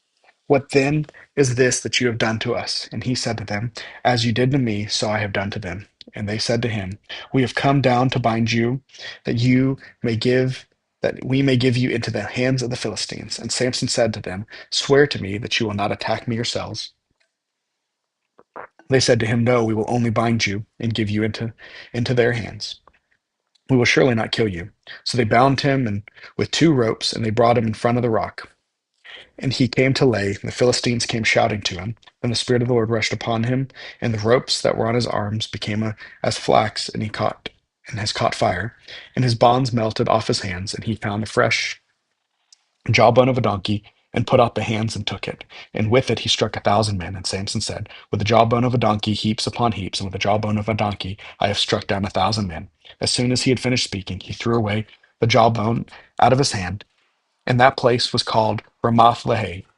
And he was very thirsty, and he called upon the Lord and said, You have granted this great salvation by the hand of your servant. And shall I now die of thirst and fall into the hands of the uncircumcised? And God split open the hollow place that is in Lai, and water came out of it. And when he drank, his spirit returned, and he revived. Therefore, the name of it was In Hakkore, that is, at Lai, to this day. And he judged Israel in the days of the Philistines 20 years. Samson went to Gaza, and there he saw a prostitute, and he went to her. The Gazites were told, Samson has come here, and they surrounded the place and set an ambush for him all night at the gates of the city. They kept quiet all night long, saying, Let us wait till the light of the morning, then we will kill him. But Samson lay till midnight. And at midnight he arose, and he took hold of the doors of the gates of the city, and the two posts, and he pulled them up, bar and all, and he put them on his shoulders, and carried them to the top of the hill that is in front of Hebron. After this, he loved a woman in the valley of Sorek, whose name was Delilah. And the lords of the Philistine came up to her, and said to her, Seduce him, and see where the great strength lies, and buy him, and that we will give you 1,100 pieces of silver. So Delilah said to Samson, Please tell me where you get your great strength, and how you might be bound, that one could subdue you. Samson said to her, If they bind me with 7 fresh bowstrings that have not been dried, then I shall become weak and be like any other man. Then the lords of the Philistines brought up to her 7 fresh bowstrings that had not been dried, and she bound him with them. Now she had men lying in ambush in an inner chamber, and she said to him, The Philistines are upon you, Samson. And he snapped the bowstrings as a thread of flax snaps when it touches the fire, so the secret of the strength was not known. Then Delilah said to Samson, Behold, you have mocked me and told me lies. Please tell me how you might be bound. And so he said to her, If they bound me with new ropes, and that have not been used, then I shall become weak and be like any other man. So Delilah took new ropes and bound him with them and said to him, The Philistines are upon you, Samson. And the men lying in ambush were in the inner chamber. But he snapped the ropes off his arms like a thread. Then Delilah said to Samson, Until now you have mocked me and told me lies. Tell me how you might be bound. And he said to her, If you were the 7 locks on my head, with the web and fasten it and tight with a pin, then I shall become weak and should be like any other man. So while he slept, Delilah took the 7 locks of his head and wove them into the web, and she made them tight with a pin and said to him, The Philistines are upon you, Samson. And he awoke with his sleep and pulled away the pin, the loom, and the web. And she said to him, How can you say I love you when your heart is not with me? You have mocked me with these 3 times, and you have not told me where your great strength lies. And when she pressed him hard with her words day after day, and urged him, his soul was vexed to death. And he told her with all his heart, and said to her, A razor has never come upon my head, for I have been a Nazarite of God from my mother's womb. If my head is shaved, then my strength will leave me, and I shall become weak like any other man. When Delilah saw that he had told her all his heart, she sent and called the lords of the Philistines, said, Come up again, for he has told me with all his heart. And the lords of the Philistine came up to her and brought the money into their hands. She made him sleep on her knees, and she called a man and had him shave off the 7 locks of his head. And she began to torment him, and his strength left him. And she said, The Philistines are upon you, Samson. And he awoke from his sleep and said, I will go out as at other times and shake myself free. And he did not know that the Lord had left him. And the Philistines seized him and gouged his eyes and brought him out, brought him down to Gaza into the bound and bound him with bronze shackles. And he ground at the mill of the prison. But the hair of the head began to grow again after he had shaved. Now the Lord of the Philistines gathered to offer a great sacrifice to Dagon, their God, and to rejoice. They said, Our gods have given Samson, our enemy, into our hand. And when the people saw him, they praised their God, for they said, Our God has given our enemy into our hand, the ravager of our country, who has killed many of us. And when their hearts were merry, they said, Call Samson, that he may entertain us. So they called Samson out of the prison, and he entertained them. They made him stand between the pillars, and Samson said to the young man who held him by the hand, Let me feel the pillars on which the house rests, that I may lean against them. Now the house was full of men and women, and the Lord of the Philistines were there. And on the roof there were about 3,000 men and women who looked on while Samson entertained. Then Samson called to the Lord and said, O Lord God, please remember me and please strengthen me. Only this once, O Lord, that I may be avenged on the Philistines for my 2 eyes. And Samson grasped the 2 middle pillars on which the house rested, and he leaned his weight against them, his right hand on the one and his left hand on the other. And Samson said, Let me die with the Philistines. Then he bowed his head with all his strength, and the house fell upon the lords and upon the people who were in it. So the dead whom he killed at the death were more than those who he had killed during his life. Then his brothers and all his families came down and took him and brought him up and buried him between Zor and Eshtaol in the tomb of Manoah, his father. He had judged Israel 20 years. There was a man in the hill country of Ephraim, those whose name was Micah. And he said to his mother, The 1,100 pieces of silver that were taken from you, about which you uttered a curse, and also spoke it in my ears, Behold, the silver is with me. I took it. And his mother said, Blessed be my son by the Lord. And he restored the 1,100 pieces of silver to his mother. And his mother said, I dedicate the silver to the Lord from the hand for my son, and make a carved image and a metal image. Now therefore I will restore it to you. So when he restored the money to his mother took 200 pieces of silver and gave it to the silversmith, who made it into a carved image and a metal image, and it was in the house of Micah. And the man Micah made a shrine, and he made an ephod and household gods, and ordained one of his sons, who became his priest. In those days there was no king of Israel. Everyone did what was right in their own eyes. Now there was a young man of Bethlehem in Judah, of the family of Judah, who was a Levite, and he sojourned there. And the man departed from the town of Bethlehem in Judah to sojourn where he could find a place. And as he sojourned, he came to the hill country of Ephraim, to the house of Micah. And Micah said to him, Where do you come from? And he said to him, I am a Levite of Bethlehem in Judah, and I am going to sojourn where I may find a place. And Micah said to him, Stay with me, and be to my father and a priest, and I will give you 10 pieces of silver a year, and a suit of clothes in your living. Then the Levite went in, and the Levite was content to dwell with the man, and the young man became to him like one of his sons. And Micah ordained the Levite, and the young man became his priest, and was in the house of Micah. Then Micah said, Now I know that the Lord will prosper me, because I have a Levite as a priest. In those days there was no king of Israel, and in those days the tribe of people of Dan was seeking for itself an inheritance to dwell in. For until then, no inheritance among the tribes of Israel have fallen to them. So the people of Dan sent 5 able men from the whole number of the tribe, from Zorah and from Eshtaol, to spy out the land and to explore it. And they said to him, Go and explore the land. And they came to the hill country of Epaphram, to the house of Micah, and lodged there. When they were by the house of Micah, they recognized the voice of the young Levite, and they turned aside and said to him, Who brought you here? Why, what are you doing in this place? What is your business here? And he said to them, This is how Micah dealt with me.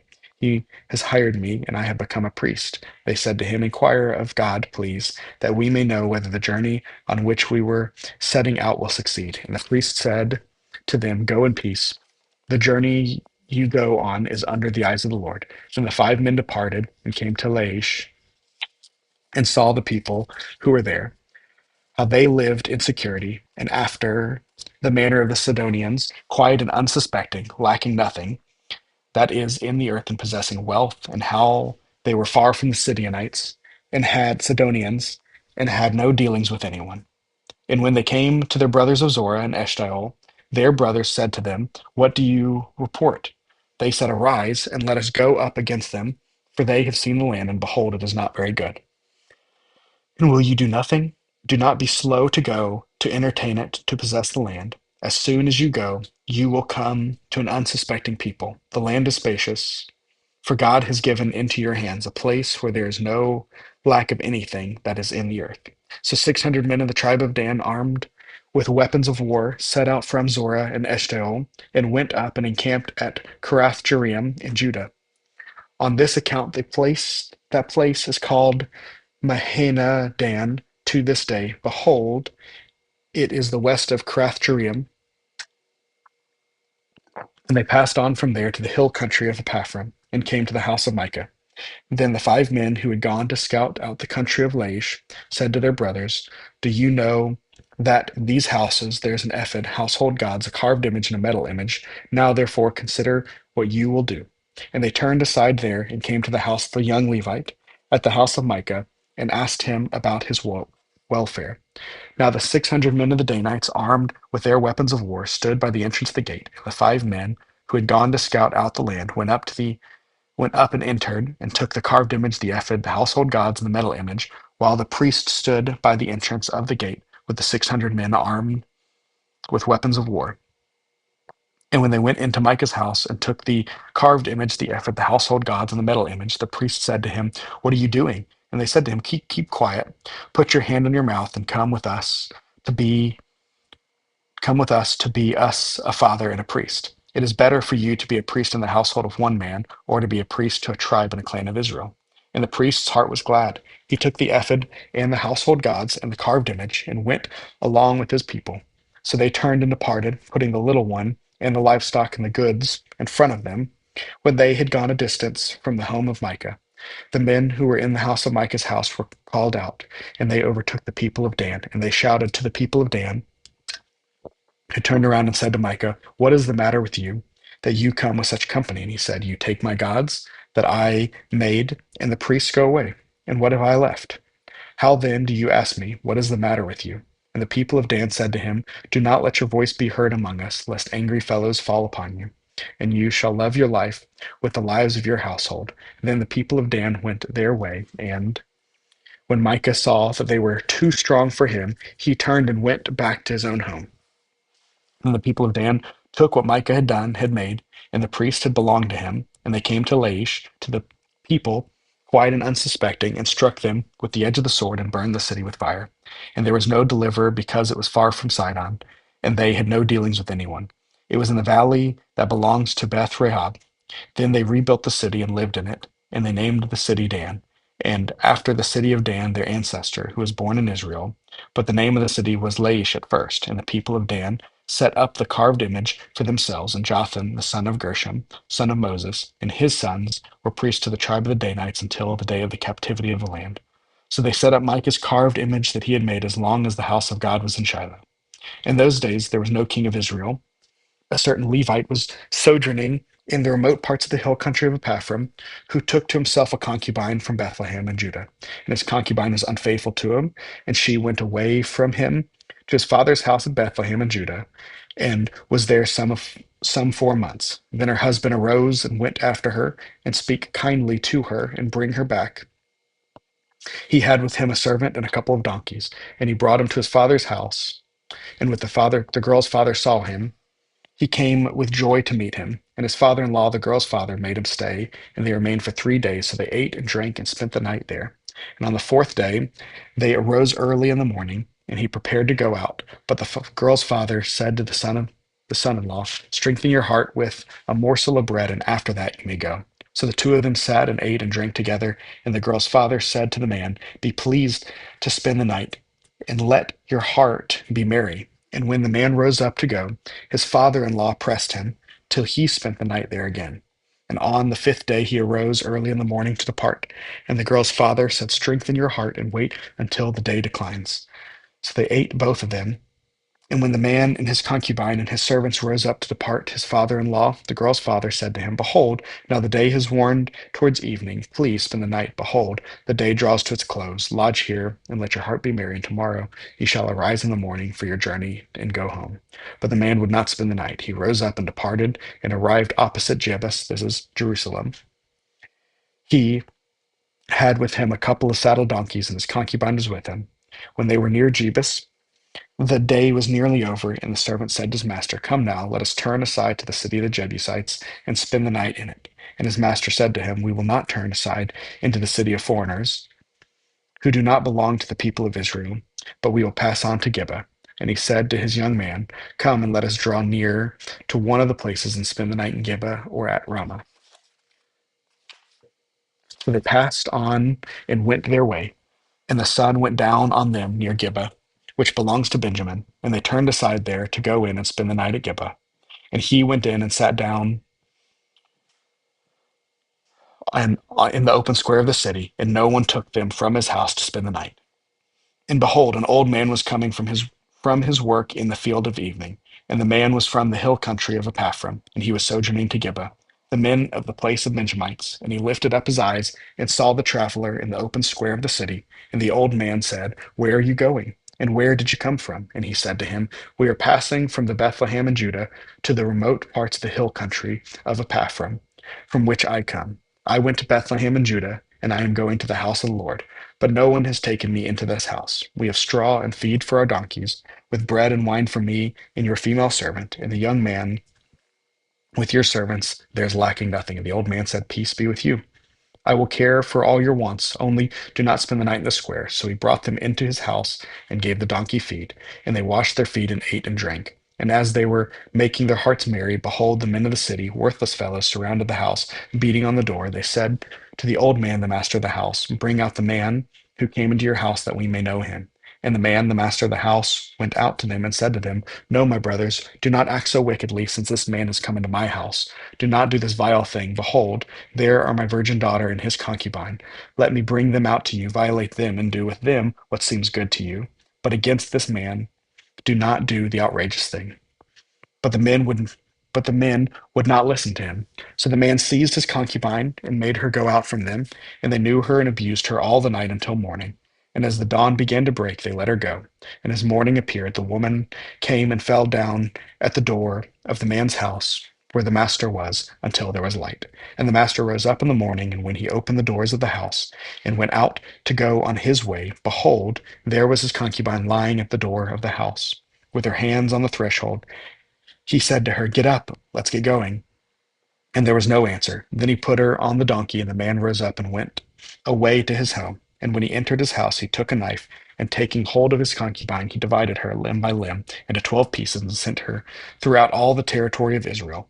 And all who saw this, such a thing has never happened or been seen from the day that the people of Israel came up to the land of Egypt until this day, consider it, take counsel and speak. And all the people of Israel came out from Dan to Beersheba, including the land of Gilead, and the congregation assembled as one man to the Lord at Mizpah. And the chiefs of all the people, of all the tribes of Israel, presented themselves in the assembly of the people of God, 400,000 men on foot that drew the sword. Now the people of Benjamin heard that the people of Israel had gone to Mizpah, and the people of Israel said, "Tell us, how did this evil happen?" And the Levite, the husband of the woman who was murdered, answered and said, "I came to Gibeah and belonged to Benjamin, I and my concubine, to spend the night. And the leaders of Gibeah rose against me and surrounded the house against me by night. They meant to kill me, and they violated my concubine, and she is dead. So I took hold of my concubine and cut her into pieces and sent her throughout all the country of the inheritance of Israel, for they have committed abomination and outrage in Israel. Behold, you people of Israel, all of you, give your advice and your counsel here." And all the people arose as one man, saying, "None of us will go out to his tent, and none of us will return to his house. But now this is what we will do to Gibeah. We will go up and against it by lot, and we will take 10 men of 100 throughout all the tribes of Israel, and 100 of 1,000, and 1,000 of 10,000, and bring provisions for the people, that when they come, they may repay Gibeah for Benjamin for all the outrage that they have committed to Israel."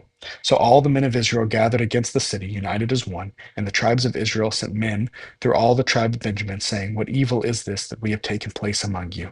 Now therefore give up the men of worthless fellows of Gibeah, that we may put them to death and purge evil from Israel."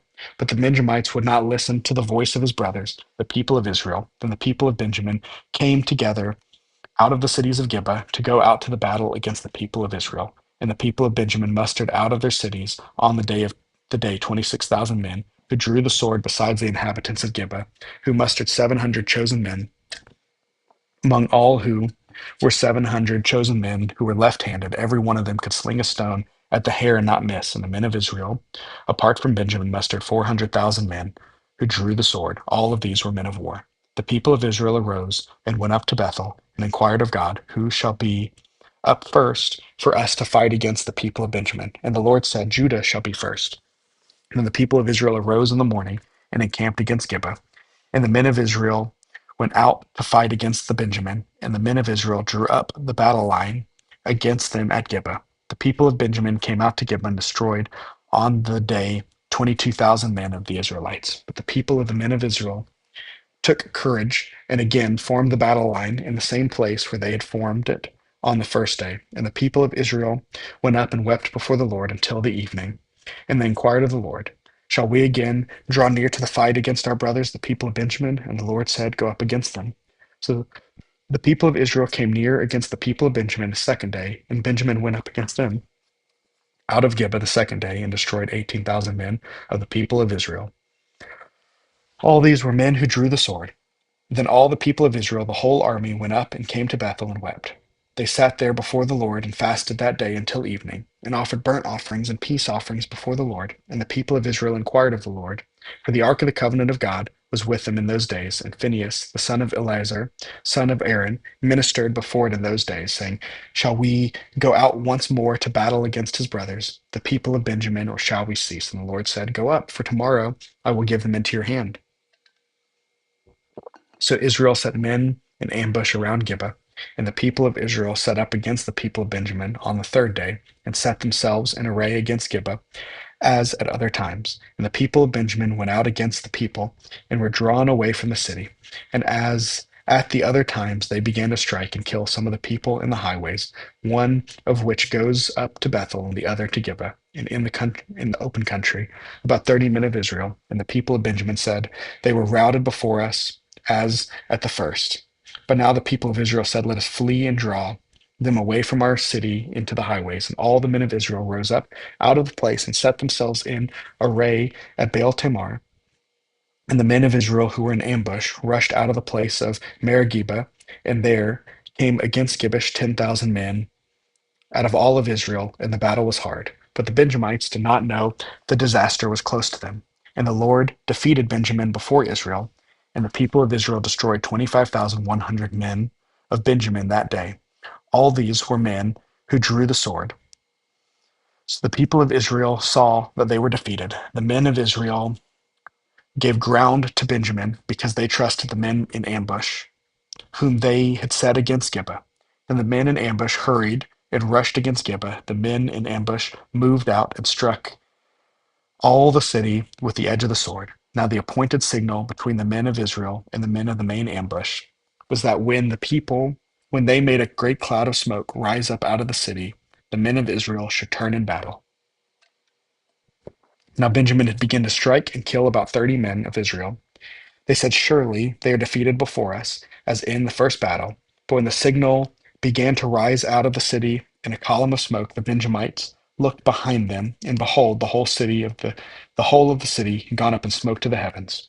Then the men of Israel turned, and the men of Benjamin were dismayed, for they saw the disaster was close upon them. Therefore they turned their backs from the men of Israel in the direction of the wilderness, but the battle overtook them, and those who came out of the cities were destroyed, destroying them in their midst. Surrounding the Benjamites, they pursued them and trod them down from Noah as far as the opposite of Gibeah to the east. 18,000 men of Benjamin fell, all of them men of valor, and they turned and fled towards the wilderness to the rock of Rimmon. 5,000 men of them were cut down in the highways, and they were pursued hard to Gideon, and 2,000 men of them were struck down. So all who fell that day in Benjamin was 25,000 men who drew the sword, all of them men of valor. But 600 men returned and fled towards the wilderness to the rock of Rimmon, and remained at the rock of Rimmon 4 months. And the men of Israel turned their back to the people of Benjamin and struck them with the edge of their sword, the city, the men, the beasts, and all that they had found.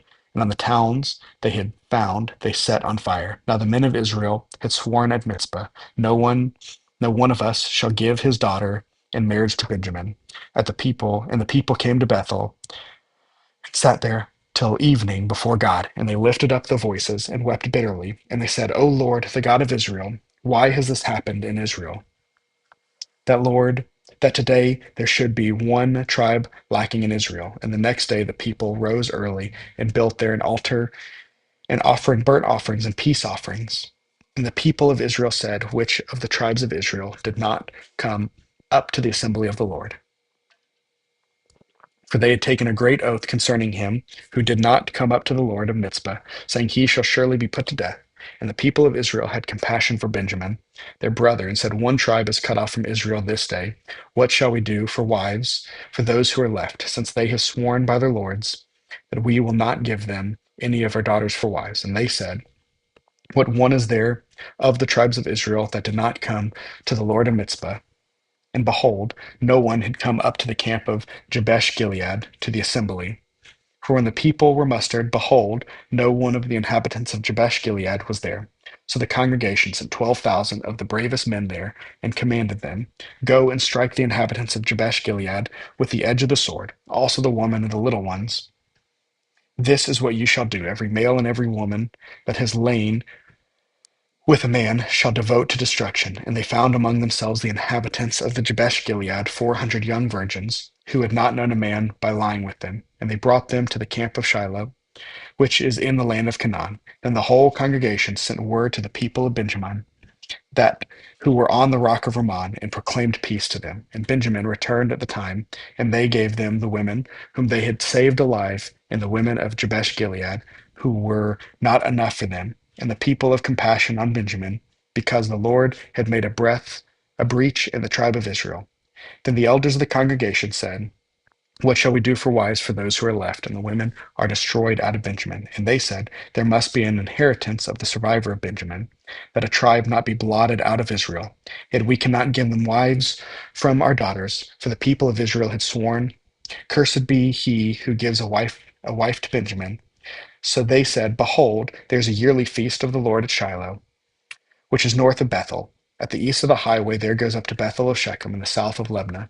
They commanded the people of Benjamin, saying, Go and lie in the ambush in the vineyards and watch. If the daughters of Shiloh come out to dance in the dances, then come out of the vineyards and snatch each man his wife from the daughters of Shiloh and from the land of Benjamin. And when their fathers or their brothers come to complain to us, we will say to them, Grant them graciously to us, because we did not take for each man for them a wife in battle, neither did you give them to them, else you would now be guilty. And the people of Benjamin did so and took their wives according to the numbers from the dancers whom they carried off. Then they went and returned to the inheritance and rebuilt the towns and lived in them. And the people of Israel departed from there at the time, every man to his tribe and family, and they went out from every man to his inheritance. In those days there was no king of Israel, and everyone did what was right in their own eyes. Judges complete. Yeah, yeah, maybe so. I'm just gonna rock straight on to Ruth just to knock it out because it's a short one. Ruth says this. In the days when the judges ruled, there was a famine in the land, and a man of Bethlehem in Judah went to sojourn in the country of Moab, he and his wife and his two sons. The name of the man of was Abimelech, and the name of his wife Naomi, and the names of his two sons were Mahlon and Chilion. They were Ephrathites from Bethlehem in Judah. They went into the country of Moab and remained there. But Abimelech, the husband of Naomi, died, and she was left with her two sons. These were Moabite wives. The name of the one was Orpah, and the other was Ruth. They lived for about 10 years, and both Mahlon and Chilion died. So the woman was left with her two sons and her without her two sons and husbands. Then she arose with her daughters-in-law, returned from the country of Moab, for she had heard in the fields of Moab that the Lord had visited his people and given them food. So she set out from the place where she was with her two daughter-in-laws, and they went on their way to return to the land of Judah. But Naomi said to her two daughters-in-law, go return each of you to her mother's house. May the Lord deal kindly with you, as you have dealt with the dead and with me. The Lord grant that you may find rest, each of you, in the house of her husband. Then she kissed them, and they lifted up their voices and wept. And they said to her, now we will return with you to your people. But Naomi said, turn back, my daughters. Why will you go with me? Have I yet sons in my womb, that they may have become your husbands? Turn back to my daughters, go your way, for I am too old to have a husband. If I should say, I have hope, even if I should have a husband this night and should bear sons, would you therefore wait till they have grown? Would you therefore refrain from marrying? No, my daughters, for this is exceedingly bitter for me, for your sake, that the hand of the Lord had gone out from against me. Then they lifted up their voices and wept again, and Orpah kissed her mother-in-law, but Ruth clung to her. And she said, see, your sister-in-law had gone back to her people and to her gods. Return after your sister-in-law. But Ruth said, do not urge me to leave you or to return from following you. For where you go, I will go, and where you lodge, I will lodge. For people shall be my people, and your God may be my God. Where you die, I will die, and there will I be buried. May the Lord do so to me, and more also, if anything but death parts me from you. And when Naomi saw that there was a determined to go with her, she said no more. So the two of them went on their way until they came to Bethlehem. And when they came to Bethlehem, the whole town was stirred because of them. And the woman said, is this Naomi? She said to them, do not call me Naomi, call me Mara, for the Almighty has dealt very bitterly with me. I went away full, and the Lord had brought me back empty. Why call me Naomi when the Lord has testified against me, and the Almighty has brought calamity upon us? So Naomi returned, and Ruth the Moabite, her daughter-in-law, with her, who returned from the country of Moab, and they came to Bethlehem at the beginning of barley harvest. Now Naomi was a relative of her husband's, a worthy man of the clan of Abimelech, whose name was Boaz.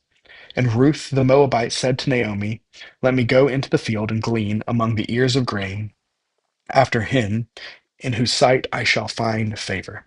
And she said to her, go, my daughters. So she set out and went and gleaned in the field after the reapers. And she happened to come to the part of the field belonging to Boaz, who was in the clan of Elimelech.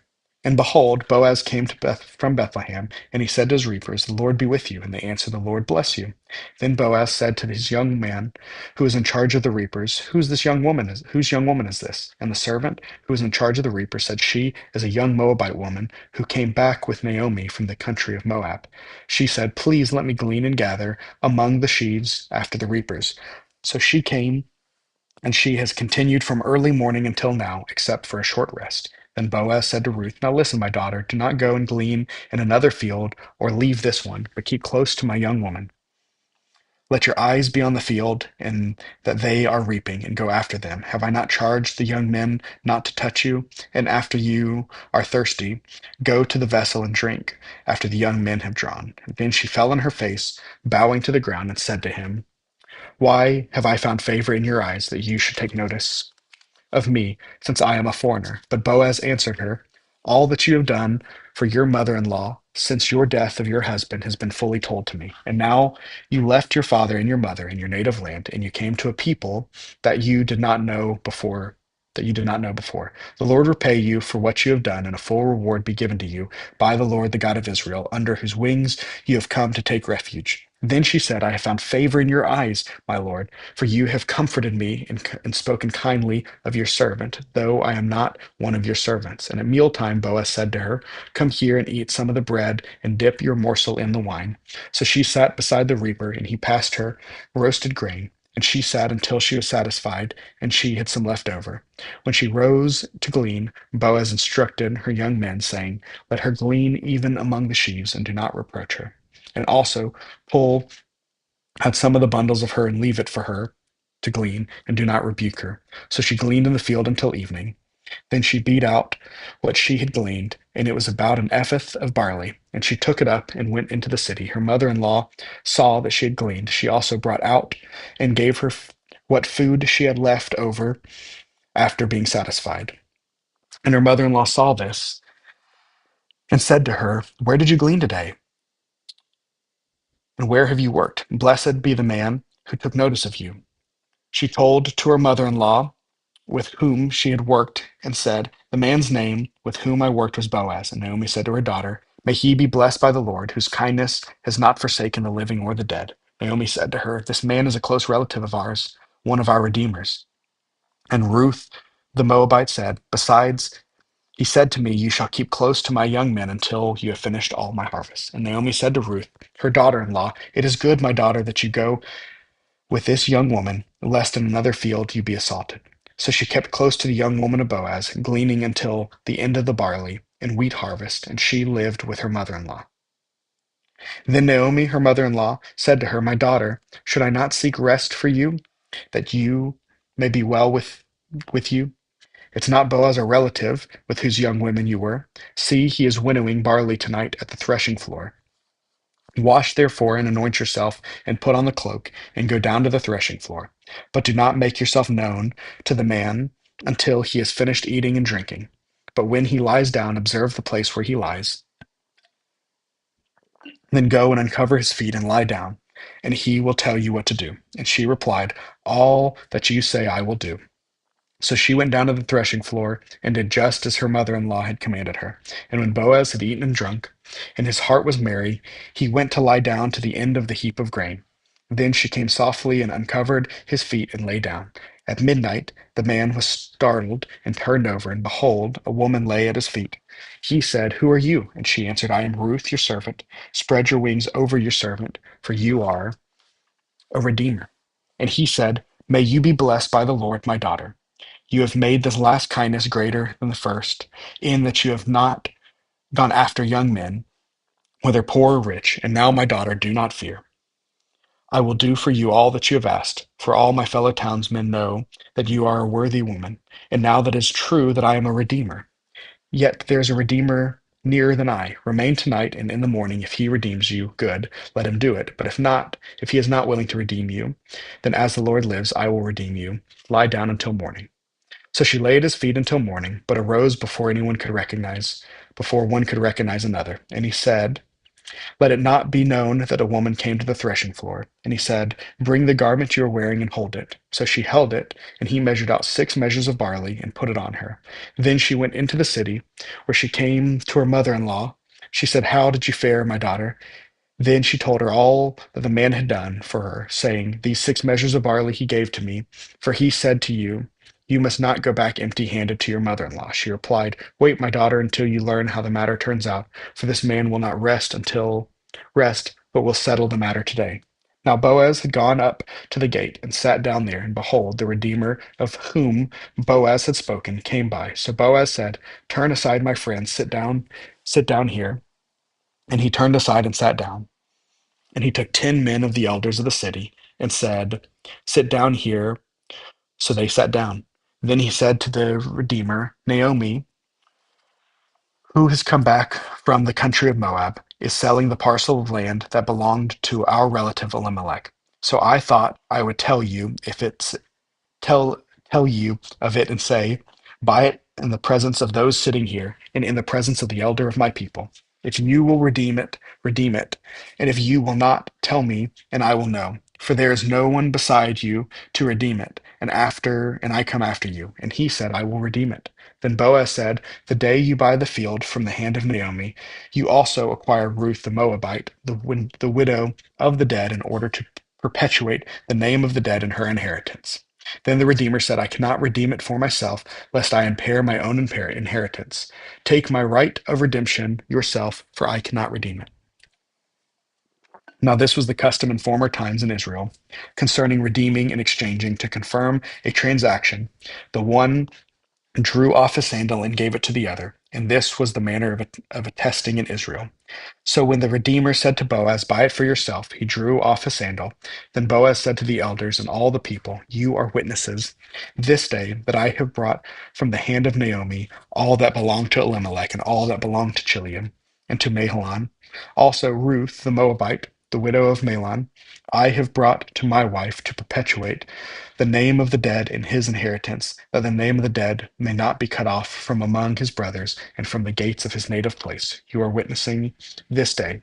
And all the people who were at the gates and the elders said, you are my witnesses. May the Lord make the woman who is coming into your house like Rachel and Leah, who together built up the house of Israel.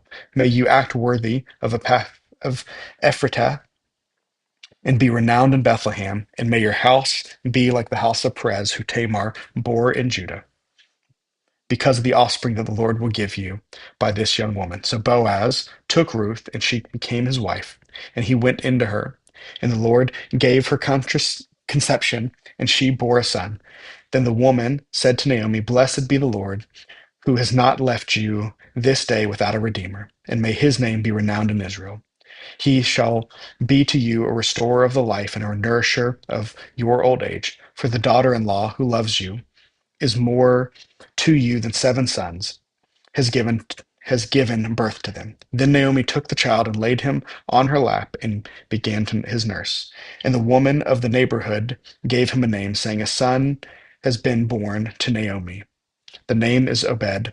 He is the father of Jesse and the father of David. Now these are the generations of Perez. Perez fathered Hezron. Hezron fathered Ram. Ram fathered Abinadab. Abinadab fathered Nahshon. Nahshon fathered Salmon. Salmon fathered Boaz. Boaz fathered Obed. Obed fathered Jesse, and Jesse fathered David.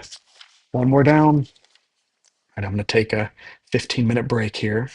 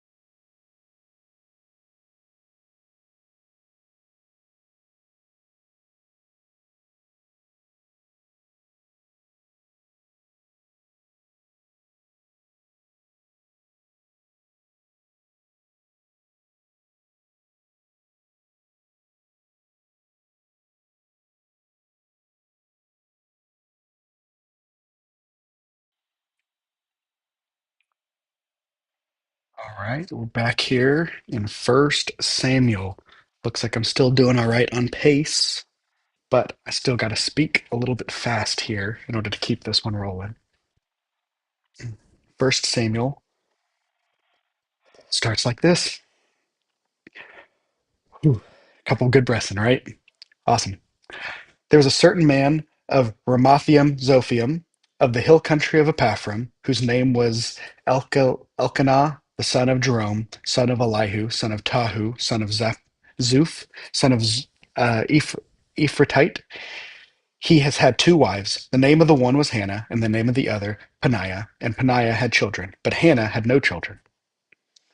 Now this man used to go up year by year from the city of worship and to sacrifice to the Lord the host of Shiloh, where the two sons of Eli, Hophni and Phinehas, were priests of the Lord. On the day when Elkanah sacrificed, we would give portions of Peninnah his wife to all of her sons and daughters, but to Hannah we gave a double portion, because he loved her, though the Lord had closed her womb. And her rival used to provoke her grievously, to irritate her, because the Lord had closed her womb. So it went on year by year, and often as she went up to the house of the Lord, she used to provoke her. Therefore Hannah wept and would not eat. And Elkanah, her husband, said to her, Hannah, why do you weep? And why do you not eat? And why is your heart sad? Am I not more to you than 10 sons? And they had eaten and drunk in Shiloh, and Hannah rose. Now Eli, the priest, was sitting on the seat beside the doorpost of the temple of the Lord. She was deeply distressed and prayed to the Lord and wept bitterly. And she vowed a vow and said, O Lord of hosts, if you will indeed look for the afflictions of your servant, and remember me, and not forget your servant, but you will give to your servant a son, then I will give to him to the Lord all the days of his life, and no razor shall touch his head.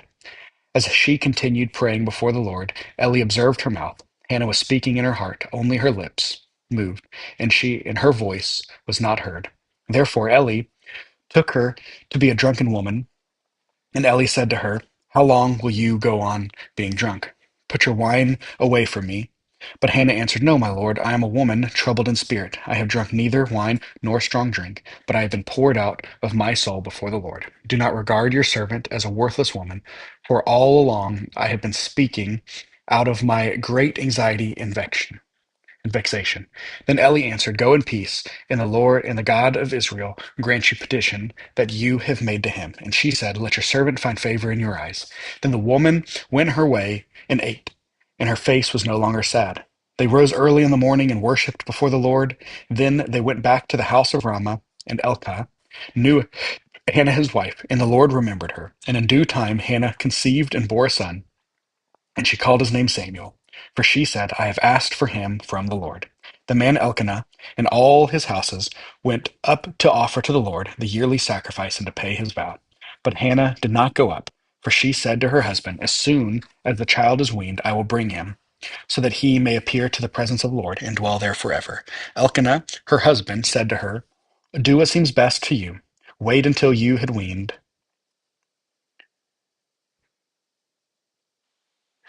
him. Only may the Lord establish his word. So the woman remained and nursed her son until she weaned him. And when she had weaned him, she took him up to her with all the 3-year-old bowl, an ephah of flour, and a skin of wine. And she brought him to the house of the Lord at Shiloh, and the child was young. Then they slaughtered the bull, and they brought the child to Eli. And she said, O my Lord, as you live, my Lord, I am the woman who is standing here in your presence praying to the Lord. For this child I prayed, and the Lord has granted me my petition that I made to him. Therefore I have lent him to the Lord. As long as he lives, he is lent to the Lord. And he worshipped the Lord there. And Hannah prayed and said, My heart exults in the Lord. My horn is exalted in the Lord. My mouth derides my enemies because I rejoice in your salvation. There is none holy like the Lord, for there is none beside you. There is no rock like our God. Talk no more very proudly. Let no arrogance come from your mouth. For the Lord is a God of knowledge, and by him actions were weighed. The bows of the mighty are broken, but the feeble bind on strength. Those who are full and hired themselves out for bread. For those who are hungry have ceased to hunger. The barren has borne seven, but she who has many foreign, for she has many children, is forlorn. The Lord kills and brings his life. He brings down to Sheol and raises up. The Lord makes poor and makes rich. He makes low and he exalts. He raises up the poor from the dust. He lifts the needy up from the ash heap to make them sit with princes and inherit a seat of honor. For the pillars of the earth are the Lord's, and on him he has set the world. He will guard the feet of the faithful one, but the wicked shall cut off the darkness. For not my might shall a man prevail. The adversaries of the Lord shall be broken into pieces. Against them he will thunder into heaven. The Lord will judge the ends of the earth. He will give strength to his king and exalt the horn of his anointed. Then Elkanah went home to Ramah, and the boy was ministering to the Lord in the presence of Eli, the priest. Now the sons of Eli were the worthless men. They did not know the Lord. The custom of the priests with the people was that when any man offered sacrifice, the priest's servant would come, while the meat was boiling, with a three-pronged fork in his hand, and he would thrust it into the pan or kettle or cauldron or pot. All the fork brought up to the priest would take for himself. This is what they did at Shiloh to all the Israelites who came there. Moreover, before the fat was burned, the priest's servant would come and say to the man who is sacrificing, give meat to the priest to roast, for he will not accept boiled meat for you, but only raw. And if the man said to him, let them burn the fat first, and then take as much as you wish, he would say, no, you must give it now, and if not, I will take it by force. Thus the sins of the young men were very great in the sight of the Lord. For the men treated the offering of the Lord with contempt. Samuel was ministering before the Lord, a boy clothed with a linen ephod, and his mother used to make for him a little robe and take it to him each year when she went up with her husband to offer the yearly sacrifice. Then Eli would bless Elkanah and his wife and say, may the Lord give you children by this woman for the petition she asked for the Lord. So then they would return to their home. Indeed, the Lord visited Hannah, and she conceived and bore three sons and three daughters, and the boy Samuel grew in the presence of the Lord. Now Eli was very old, and he kept hearing all that his sons were doing to all Israel, and how they lay with the woman who they were serving at the entrance of the tent of meeting. And he said to them, why do you do such things? For I hear of your evil doings from all these people. No, my sons, it is not good report that I hear the people of the Lord spreading abroad. If someone sins against a man, God will mediate for him. But if someone sins against the Lord, who can intercede for him? But they would not listen to the voice of the Father, for it was the will of the Lord to put them to death. Now the boy Samuel continued to grow both in stature and in favor with the Lord and also with man. And there came a man of God to Eli and said to him, thus says the Lord, did I indeed reveal myself to the house of your father when they were in Egypt, subject to the house of Pharaoh? Did I choose him out of all the tribes of Israel to be my priest, to go up to my altar to burn incense, to wear an ephod before me? I gave to the house of your father all my offerings by fire from the people of Israel.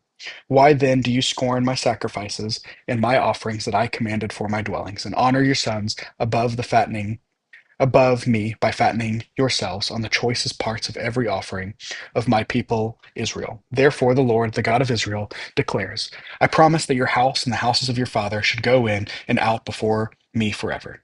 But now the Lord declares, far be it from me, for those who honor me I will honor, and for those who despise me shall be lightly esteemed. Behold, the days are coming when I will cut off your strength and the strength of your father's house, so that there will not be an old man in your house. Then, in distress, you will look with envious eyes on all the prosperity that shall be bestowed on Israel, and there shall not be an old man in your house forever. The only one of you whom I shall not cut off from my altar shall be spared to weep his eyes out, to grieve his heart, and all the descendants of your house shall die by the sword of man. And this that shall come upon your sons, your two sons, Hophni and Phinehas, shall be the sign to you both. Both of them shall die on the same day, and I will raise up for myself a faithful priest, who shall do according to what is in my heart and in my mind. And I will build him a sure house, And he shall go in and out before my anointed forever. And everyone who is left in your house shall come to implore him for a piece of silver or a loaf of bread, and shall say, Please put me in one of the priest's places, that I may eat a morsel of bread. Now the boy Samuel was ministering to the Lord in the presence of Eli. And the word of the Lord was rare in those days. There was no frequent vision. At that time Eli, whose eyesight had begun to grow dim, so that he could not see, was lying down on the same place. The lamp of God had not yet gone out, and Samuel was lying down in the temple of the Lord, where the ark of God was. Then the Lord called Samuel, and he said, Here I am, and ran to Eli and said, Here I am, for you called me. But he said, I did not call. Lie down again. So he went and lay down, and the Lord called him Samuel. And Samuel arose and went to Eli and said, Here I am, for you called me. But he said, I did not call. My son, lie down. Now Samuel did not yet know the Lord, and the word of the Lord had not yet revealed to him. And the Lord called Samuel again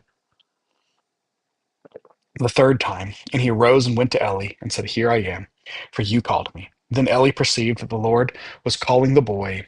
Therefore Eli said to Samuel, Go lie down, as if he calls you. You shall say, Speak, Lord, for your servant hears. So Samuel went and lay down in his place. And the Lord came and stood, calling as at other times, Samuel, Samuel. And Samuel said, Speak, for your servant hears. Then the Lord said to Samuel, Behold, I am about to do a thing in Israel in which the 2 ears of everyone who hears it will tingle. On that day I will fulfill against Eli all that I have spoken concerning his house from beginning to end. And I declare to him that I am about to punish his house forever for the iniquity that he knew, because his sons were blaspheming God, and he did not restrain them. Therefore I swear to the house of Eli that the iniquity of Eli's house shall not be atoned for by sacrifice or offering forever. Samuel lay until morning, and he opened the doors of the house of the Lord, and Samuel was afraid to tell the vision to Eli. But Eli called Samuel and said, Samuel, my son. And he said, Here I am. And Eli said, What was it that he told you? Do not hide it from me. May God do so to you, and more also, if you hide anything from me at all that he told you. So Samuel told him everything, and hid nothing from him. And he said, It is the Lord. Let him do what seems good to him. And Samuel grew, and the Lord was with him, and let none of his words fall to the ground. And all Israel from Dan to Beersheba knew that Samuel was established as a prophet of the Lord. And the Lord appeared again to Shiloh, for the Lord revealed himself to Samuel at Shiloh by the word of the Lord. And the word of Samuel came to all of Israel. Now Israel went out to battle against the Philistines. They encamped at Ebenezer, and the Philistines encamped at Aphek. The Philistines grew up in line against Israel, and when the battle spread, Israel was defeated before the Philistines, who killed about 4,000 men on the field of the battle. And when the people came to the camp, the elders of Israel said, Why has the Lord defeated us today before the Philistines? Let us bring the ark of the covenant of the Lord here to Shiloh, that it may come among us and save us from the power of our enemies. So the people sent to Shiloh and brought from there the ark of the covenant of the Lord of the hosts, who enthroned on the cherubim. And the two sons of Eli, Hophni, Phinehas, were there with the ark of the covenant of God. As soon as the ark of the covenant of the Lord came into the camp, all Israel gave a mighty shout, so that the earth resounded. And when the Philistines heard the noise of the shouting, they said, What does this great shouting in the camp of the Hebrews mean? And when they learned that the ark of the covenant had come to the camp, the Philistines were afraid, for they said, A God has come into the camp. And they said, Woe to us, for nothing like this has happened before. Woe to us, who can deliver us from the power of these mighty gods? These are the gods who struck the Egyptians with every sort of plague in the wilderness. Take courage and be men, O Philistines, lest you become slaves to the Hebrews, and they have been to you. Be men and fight. So the Philistines fought, and the Israel was defeated, and they fled, every man to his home. And there was a very great slaughter, for 30,000 foot soldiers of Israel fell. And the ark of God was captured, and the two sons of Eli, Hophni and Phinehas, died. A man of Benjamin ran from the battle line and came to Shiloh the same day, with his clothes torn and with dirt on his head. When he arrives, Eli was sitting on his seat by the road watching, for his heart trembled for the ark of God. And when the man came into the city and told the news, all the city cried out. When Eli heard the sound of the outcry, he said, What is this uproar? Then the man hurried and came and told Eli. Now Eli was 98 years old, and his eyes were set so that he could not see. And the man said to Eli, I am he who has come from the battle. I fled from the battle today. And he said, How did it go, my son? He who brought the news answered and said, Israel has fled before the Philistines, and there he has been a great defeat among the people. Your two sons also, Hophni and Phinehas, are dead, and the ark of the God has been captured. As soon as he mentioned the ark of God, Eli fell over backwards from his seat by the side of the gate, and his neck was broken, and he died, for the man was old and heavy. He had judged Israel 40 years. Now his daughter-in-law, the wife of Phinehas, was pregnant, about to give birth. And when she heard the news that the ark of God had captured, and that her father-in-law had her husband, and her husband was dead, she bowed and gave birth, for her pains came upon her. And upon the time of her death, the woman attending her said to her, Do not be afraid, for you have borne a son. But she did not answer or pay attention, and she named the child Ichabod, saying, The glory has departed from Israel, because the ark of God has been captured, and because of her father-in-law and her husband. And she said, The glory has departed from Israel, for the ark of God has been captured. When the Philistines captured the ark of God, they brought it from Ebenezer to Ashdod. Then the Philistines took the ark of God and brought it into the house of Dagon, and set it beside Dagon. And when the people of Ashdod arose early the next day, behold, Dagon had fallen face downward on the ground before the ark of the Lord. So they took Dagon and put him back in his place. But when they fell, but when they rose early to the next morning, behold, Dagon had fallen face down towards the ground before the ark of the Lord. And the head of Dagon and both his hands were lying cut off on the threshold. Only the trunk of Dagon was left to him. This is why the priest of Dagon and all who enter the house of Dagon did not tread on the threshold of Dagon in Ashdod for this day.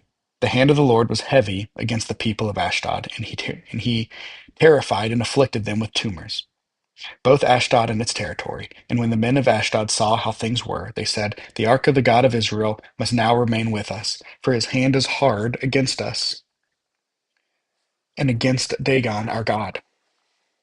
So they sent and gathered together all the lords of the Philistines and said, What shall we do with the ark of the God of Israel? They answered, Let the ark of the God of Israel be brought around to Gath. So they brought the ark of God of Israel there. But after they had brought it around, the hand of the Lord was against the city, causing a great panic, and he afflicted the men of the city, both young and old, so that the tumors broke out of them. So they sent the ark of the God to Ekron. But as soon as the ark of God came to Ekron, the people of Ekron cried out, They have brought around us the ark of the God of Israel to kill us and our people. They sent therefore and gathered together all the lords of the Philistines and said, Send away the ark of the God of Israel, and let it return to its own place, that it may not kill us and our people.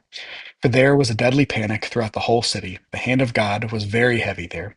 The men who did not die were struck with tumors, and the cry of the city went up to heaven. The ark of the Lord was in the country of the Philistines 7 months, and the Philistines called for the priests and the diviners and said, What shall we do with the ark of the Lord? Tell us with what we shall send in its place. They said, If you send away the ark of the Lord of Israel, do not send it empty, but by all means return him a guilt offering. Then you will be healed, and it will be known to you why this hand does not turn away from you. And they said, What is the guilt offering that we shall return to him? They answered, 5 gold tumors and 5 golden mice, according to the number of the lords of Philistines. For the same plague was on all of you and on your lords. So you must make images of your tumors and images of your mice that have ravaged the land, and give glory to God of Israel. Perhaps he will lighten his hand from you and your gods in your land. Why should you harden your hearts as the Egyptians and the Pharaohs hardened theirs? After he has dealt severely with them, did they not send the people away, and they departed? Now then, take and prepare a new cart and 2 milk cows, on which there has never come a yoke, and the yoke of the cows to the cart. But take their calves home, away from them, and take the ark of the Lord and place it onto the cart, and put it in a box on its side, the figures of the gold, which you are returning to him as a guilt offering. Then send it off and let it go its way and watch. If it goes up on the way to its own land at Beth Shemesh, then it is he who has done us this great harm. But if not, then he shall know that it is not his hand that struck us. It happened to us by coincidence. The men did so, and took two milk cows and yoked them to the cart, and shut up their calves at home. And they put the ark of the Lord onto the cart and the box with the golden mice and the image of the tumors. And the cows went straight in the direction of Beth Shemeth, along one highway, lowering as they went. They turned neither to the right nor to the left, and the Lord of the Philistines went after them as far as the border of Beth Shemesh. Now the people of Beth Shemesh were reaping their wheat harvest in the valley, and when they lifted up their eyes and saw the ark, they rejoiced to see it. The cart came into the field of Joshua of Beth Shemesh and stopped there. A great stone was there, and they split up the wood cart and offered the cows as a burnt offering to the Lord. And the Levites took down the ark of the Lord and the box that was beside it, in which there was a golden figure, and set them upon the great stone. And the men of Beth Shemesh offered burnt offerings and sacrifices on the day of the Lord. And when the five lords of the Philistines saw it, they returned that day to Ekron. These are the golden tumors that the Philistines returned as a guilt offering to the Lord: one of Ashdod, one of Gaza, one of Ashkelon, one of Gath, one of Ekron, and the golden mice, according to the number of all the cities of the Philistines, belonging to the five lords, both fortified cities and unwalled villages. The great stone beside which they sat down the ark of the Lord is a witness to this day in the field of Joshua of Bethshemesh. And he struck some of the men of Bethshemesh because they looked upon the ark of the Lord. He struck 70 men of them, and the people mourned because the Lord had struck the people with a great blow.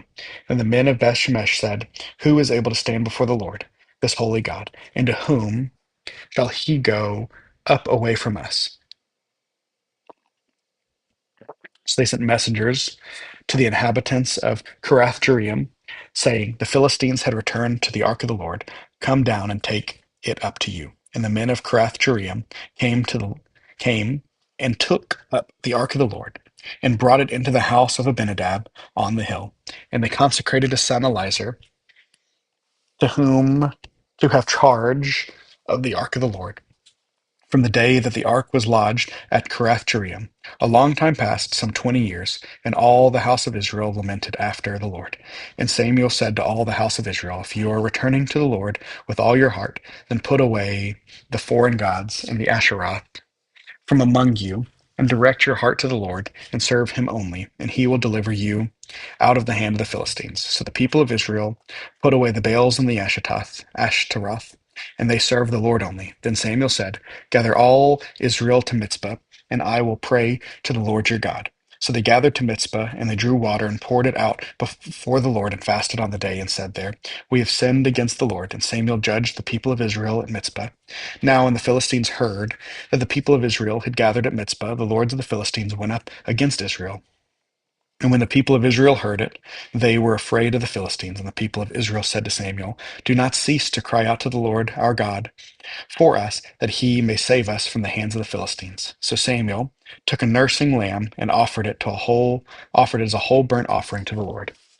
And Samuel cried out to the Lord for Israel, and the Lord answered him. As Samuel was offering up the burnt offering, the Philistines drew near to attack Israel. But the Lord thundered with a mighty sound the day against the Philistines, and threw them into confusion. And they were defeated before Israel, and the men of Israel went out from Mizpah and pursued the Philistines and struck them as far as below Bethkar. Then Samuel took a stone and set it up between Mizpah and Shen, and called its name Ebenezer. And he said, "Till now the Lord has helped us." So the Philistines were subdued and did not again enter the territory of Israel. And the hand of the Lord was against the Philistines all the days of Samuel. The cities that the Philistines had taken from Israel were restored to Israel from Ekron to Gath, and Israel delivered their territory from the hand of the Philistines. There was peace also between Israel and the Amorites.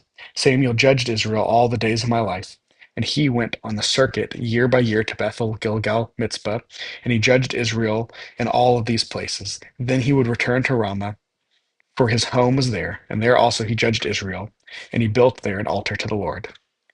When Samuel became old, he made his sons judges over Israel. The name of the firstborn son was Joel, and the name of the second Abijah. They were judges in Beersheba. Yet his sons did not walk in his ways, but turned aside after gain. They took bribes and perverted justice.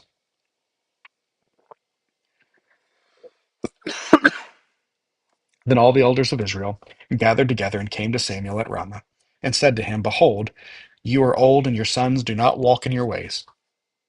Now appoint for us a king to judge us like all the nations. But the thing displeased Samuel when they said, Give us a king to judge us. And Samuel prayed to the Lord, and the Lord said to Samuel, Obey the voice of the people in all that they say to you, for they have not rejected you, but they have rejected me from being king over them, according to all the deeds that they have done from the day I brought them up out of Egypt, even to this day, forsaking me and serving other gods, so that they are doing to you. Now then, obey their voice only, that you shall solemnly warn them, and show them the ways of the king who shall reign over them. So Samuel told all of the words of the Lord to the people who were asking for a king from them. He said, These will be the ways of the king who will reign over you. He will take your sons and appoint them to the chariots and to be his horsemen, and to run before the chariots. And he will appoint to himself commanders and thousands of commanders of fifties, and some plow his ground and to reap his harvest, and to make him his implements of war and the equipment of his chariots. He will take your daughters to be performers and cooks and bakers, and he will take the best of your fields and vineyards and olive orchards and give them to his servants. He will take the tenth of your grain and your vineyards and give it to his officers and to his servants. He will take the male servants and the female servants and the best of your young men and your donkeys and put them to work. He will take the tenth of your flocks, and you shall be his slaves. And in the day you will cry out because of your king, whom you have chosen for yourself. But the Lord will not answer you in that day. But the people refused to obey the voice of Samuel, and they said, No, but there shall be a king over us, that we also may be like all the nations, and that our king may judge us, and go out before us, and fight our battles. And then Samuel had heard all the words of the Lord. He repeated them in the ears of the Lord. And the Lord said to Samuel, Obey their voices, and make them a king. Samuel said to them, to the men of Israel, Go every man to the city. There was a man of Benjamin, whose name was Kish, the son of Abiel, son of Zeror, son of Bechorath, son of Aphiah, a Benjamite, a man of wealth. And he had a son whose name was Saul, a handsome young man. There was not a man among the people of Israel more handsome than he. For his shoulders upward, he was taller than any of the other people. Now the donkeys of Kish, Saul's father, were lost. So Kish said to Saul, his son, Take one of the young men with you, and arise, go and look for the donkeys. And he passed through the hill country of Epaphram, and passed through the land of Shalisha, but they did not find them. And they passed through the land of Shalem, but they were not there. Then they passed through the land of Benjamin, but did not find them.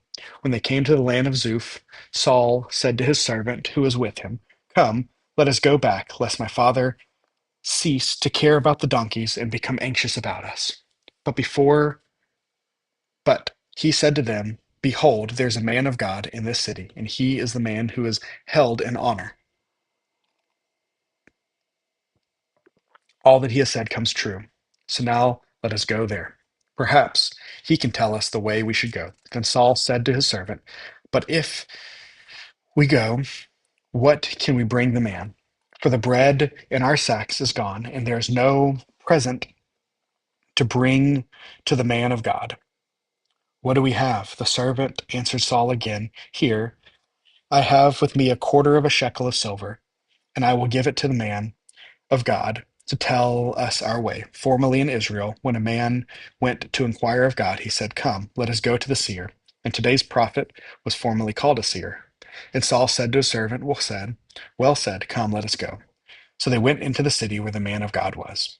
As they went up to the hill of the country, they met young women coming out of the draw water, and said to them, Is that seer here? They answered, He is. Behold, he is just ahead of you. Hurry, he has come just now to the city. because the people have a sacrifice today on the high place. As soon as you enter the city, you will find him before he goes up to the high place to eat. For the people will not eat till he comes, since he must bless the sacrifice afterward. Those who are invited will eat. Now go up, for you will meet him immediately. So they went up to the city, and they were entering the city. And they saw Samuel coming out towards them on his way up to the high place. Now the day before Saul came, the Lord had revealed to Samuel, tomorrow, about this time, I will send to you a man from the land of Benjamin, and you shall anoint him to be prince over my people Israel. He shall save my people from the hands of the Philistines, for I have seen my people, because their cry has come to me. When Samuel saw Saul, the Lord told him, here is the man of whom I spoke to you. He it is who shall restrain my people. Then Saul approached Samuel in the gate and said, tell me, where is the house of the seer? Samuel answered Saul, I am the seer. Go up before me to the high place, for today you shall eat with me, and in the morning I will let you go, and will tell you all that is on your mind. As for your donkeys that we lost 3 days ago, do not set your mind on them, for they have been found, and for whom is all that is desirable in Israel. It is not for you and for your father's house. Saul answered, am I not a Benjamite from the least of the tribe of Israel? And is not my clan the humblest of all the clans of the tribe of Benjamin? Why then have you spoken to me this way? Then Samuel took Saul and his young man and brought them into the hall and gave them a place at the head of those who had been invited, who were about 30 persons. And Samuel said to the cook, bring the portion I gave you, of which I said to you, put it aside. So the cook took up the leg and what was on it, and set it before Saul. And Samuel said, see, what was kept is set before you. Eat, because it was kept for you until the hour appointed, that you might eat with your guests. So Saul ate with Samuel that day, and when they came down from the high place into the city, a bed was spread for Saul on the roof, and he lay down to sleep. Then at the break of dawn, Samuel came to Saul on the roof. Up, that I may send you on your way. So Saul arose, and both he and Samuel went out into the street. As they were going down the outskirts of the city, Samuel said to Saul, tell the servant to pass on before us, and when he passes on, stop here yourself for a while, that I may make known to you the word of God. Then Samuel took a flask of oil and poured it on his head and kissed him and said, has not the Lord anointed you to be prince over his people of Israel? And you shall reign over the people of Israel, and you shall save them from the hand of the surrounding enemies. And this shall be the sign to you that the Lord has anointed you to be prince over the heritage.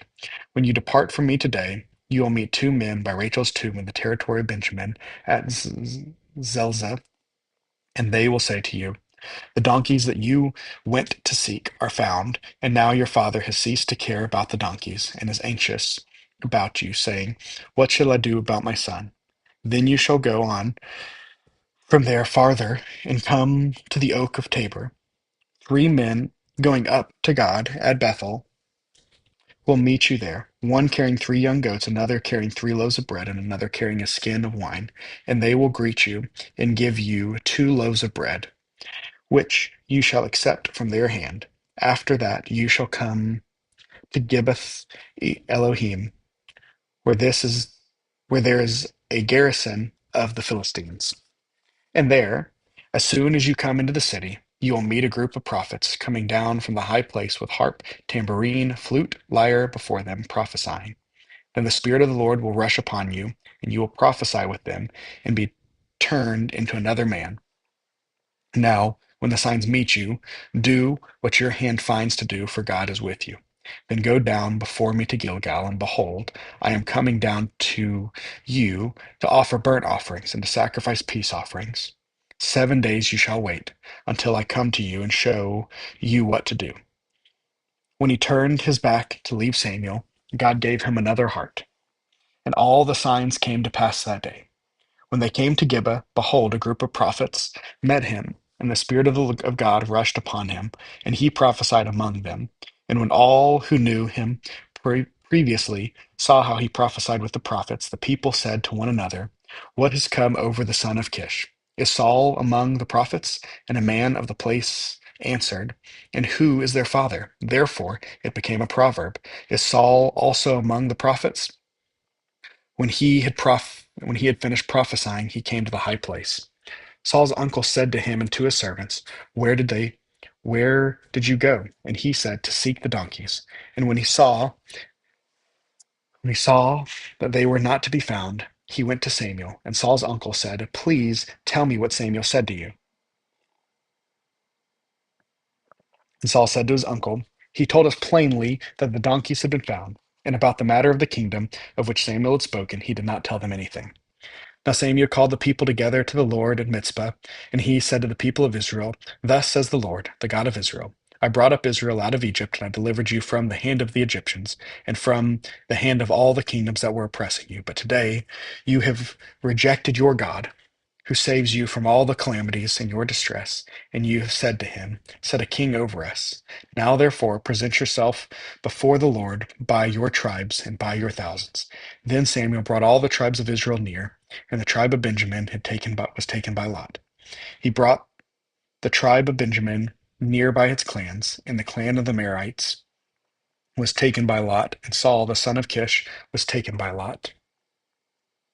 But when they sought him, he could not be found.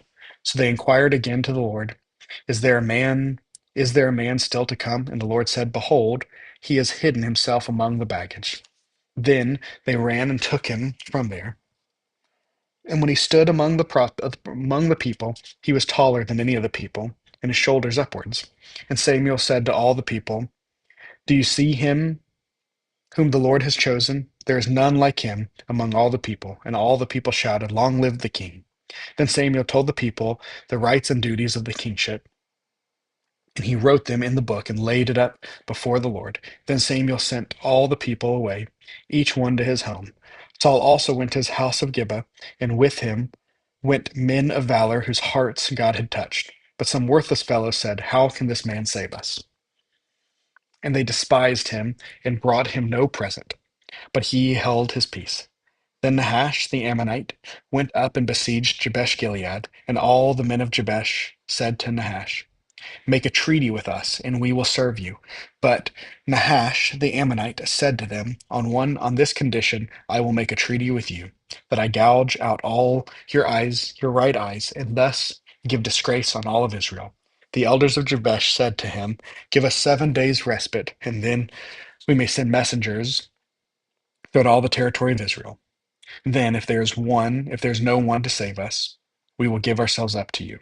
When the messengers came to Gibeah of Saul, they reported the matter in the ears of the people, and all the people wept aloud. Now, behold, Saul was coming from the field behind the oxen, and Saul said, What is wrong with the people that they are weeping? So they told him the news of the men of Jabesh, and the Spirit of God rushed upon Saul when he heard these words, and his anger was greatly kindled.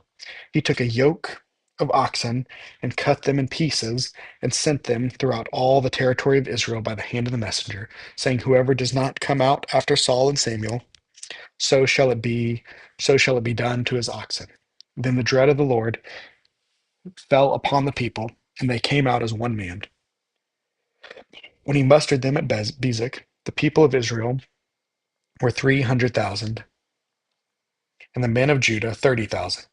And they said to the messengers who had come, Thus shall you say to the men of Jabesh Gilead, Tomorrow, by the time the sun is hot, you shall have salvation. When the messengers came and told the men of Jabesh, they were glad. Therefore the men of Jabesh said, Tomorrow we will give ourselves up to you, and you may do to us whatever seems good to you. And the next day Saul put the people in 3 companies, and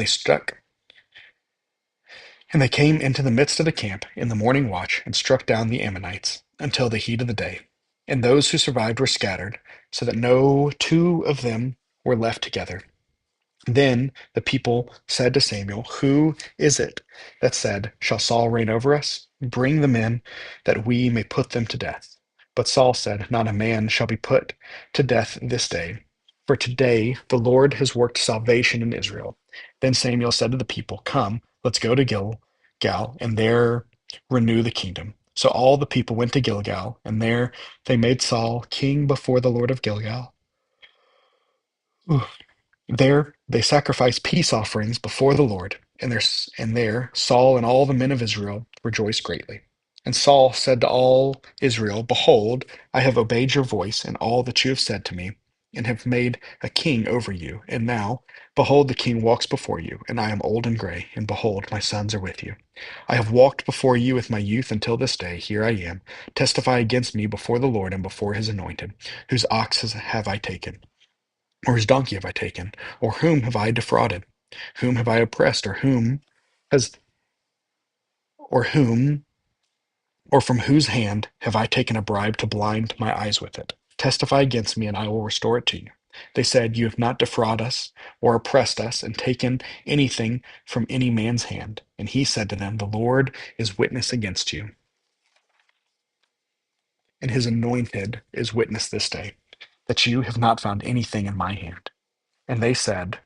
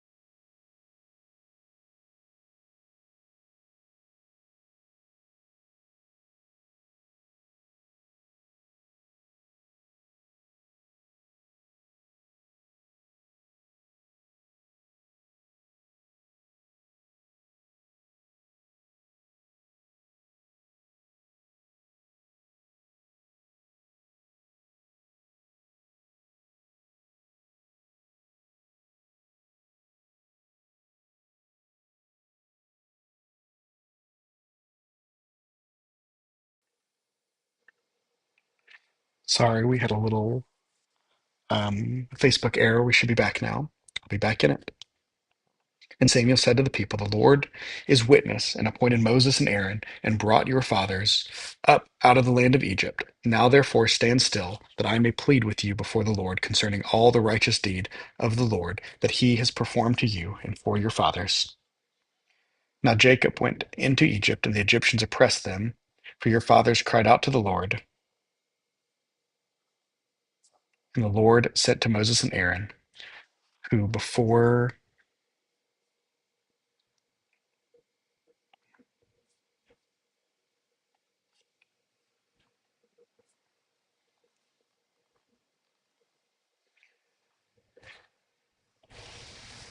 they forgot the Lord their God, and he sold them into the hands of the Sisera, commander of the army of Hazor, and into the hand of the Philistines, and into the hand of the king of Moab. And they fought against them, and they cried out to the Lord and said, We have sinned, because we have forsaken the Lord, and we have served the Baals and the Ashtaroth.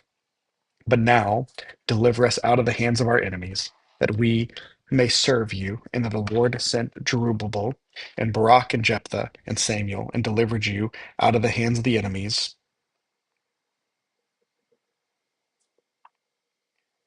on every side, and you lived in safety. And when you saw the Nashish, the king of the Ammonites, came against you, you said to me, no, but a king shall reign over us when the Lord your God was your king.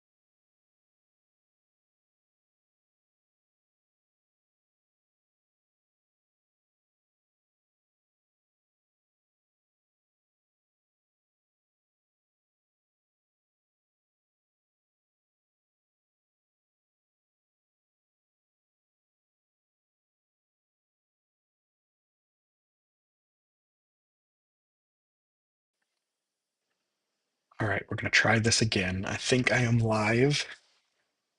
I think I'm back at it. And Samuel, and delivered you out of the hand of your enemies on every side of you lived in safety.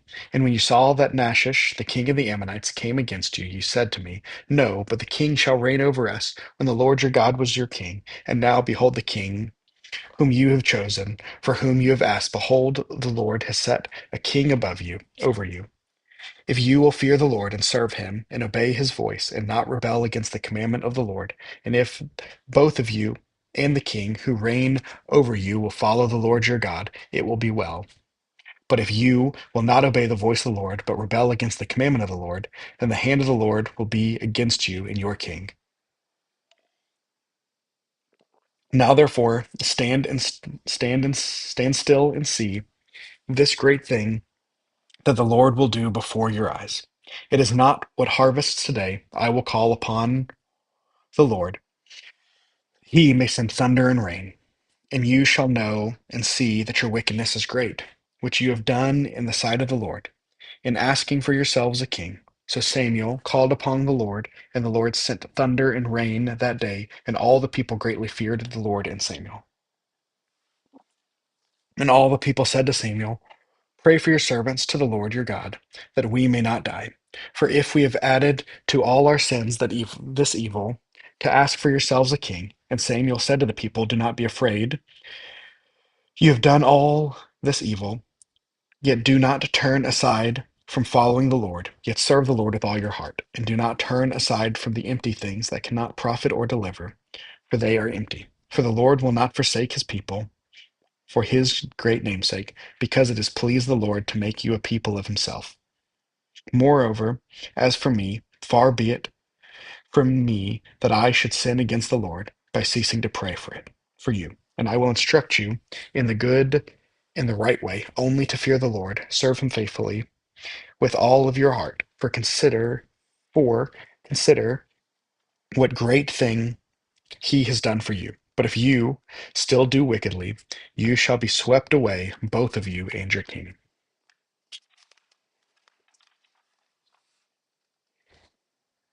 Saul lived for 1 year and then became king. And when he reigned for 2 years over Israel, Saul chose 3,000 men of Israel. 2,000 were with Saul in Mishmash in the hill country of Bethel, and 1,000 were with Jotham in Gibeah of Bethlehem. The rest of the people he sent home, every man to his tent. Jotham defeated the garrison of the Philistines that was at Gibeah, and the Philistines heard of it. And Saul blew the trumpet throughout all the land, saying, let the Hebrews hear.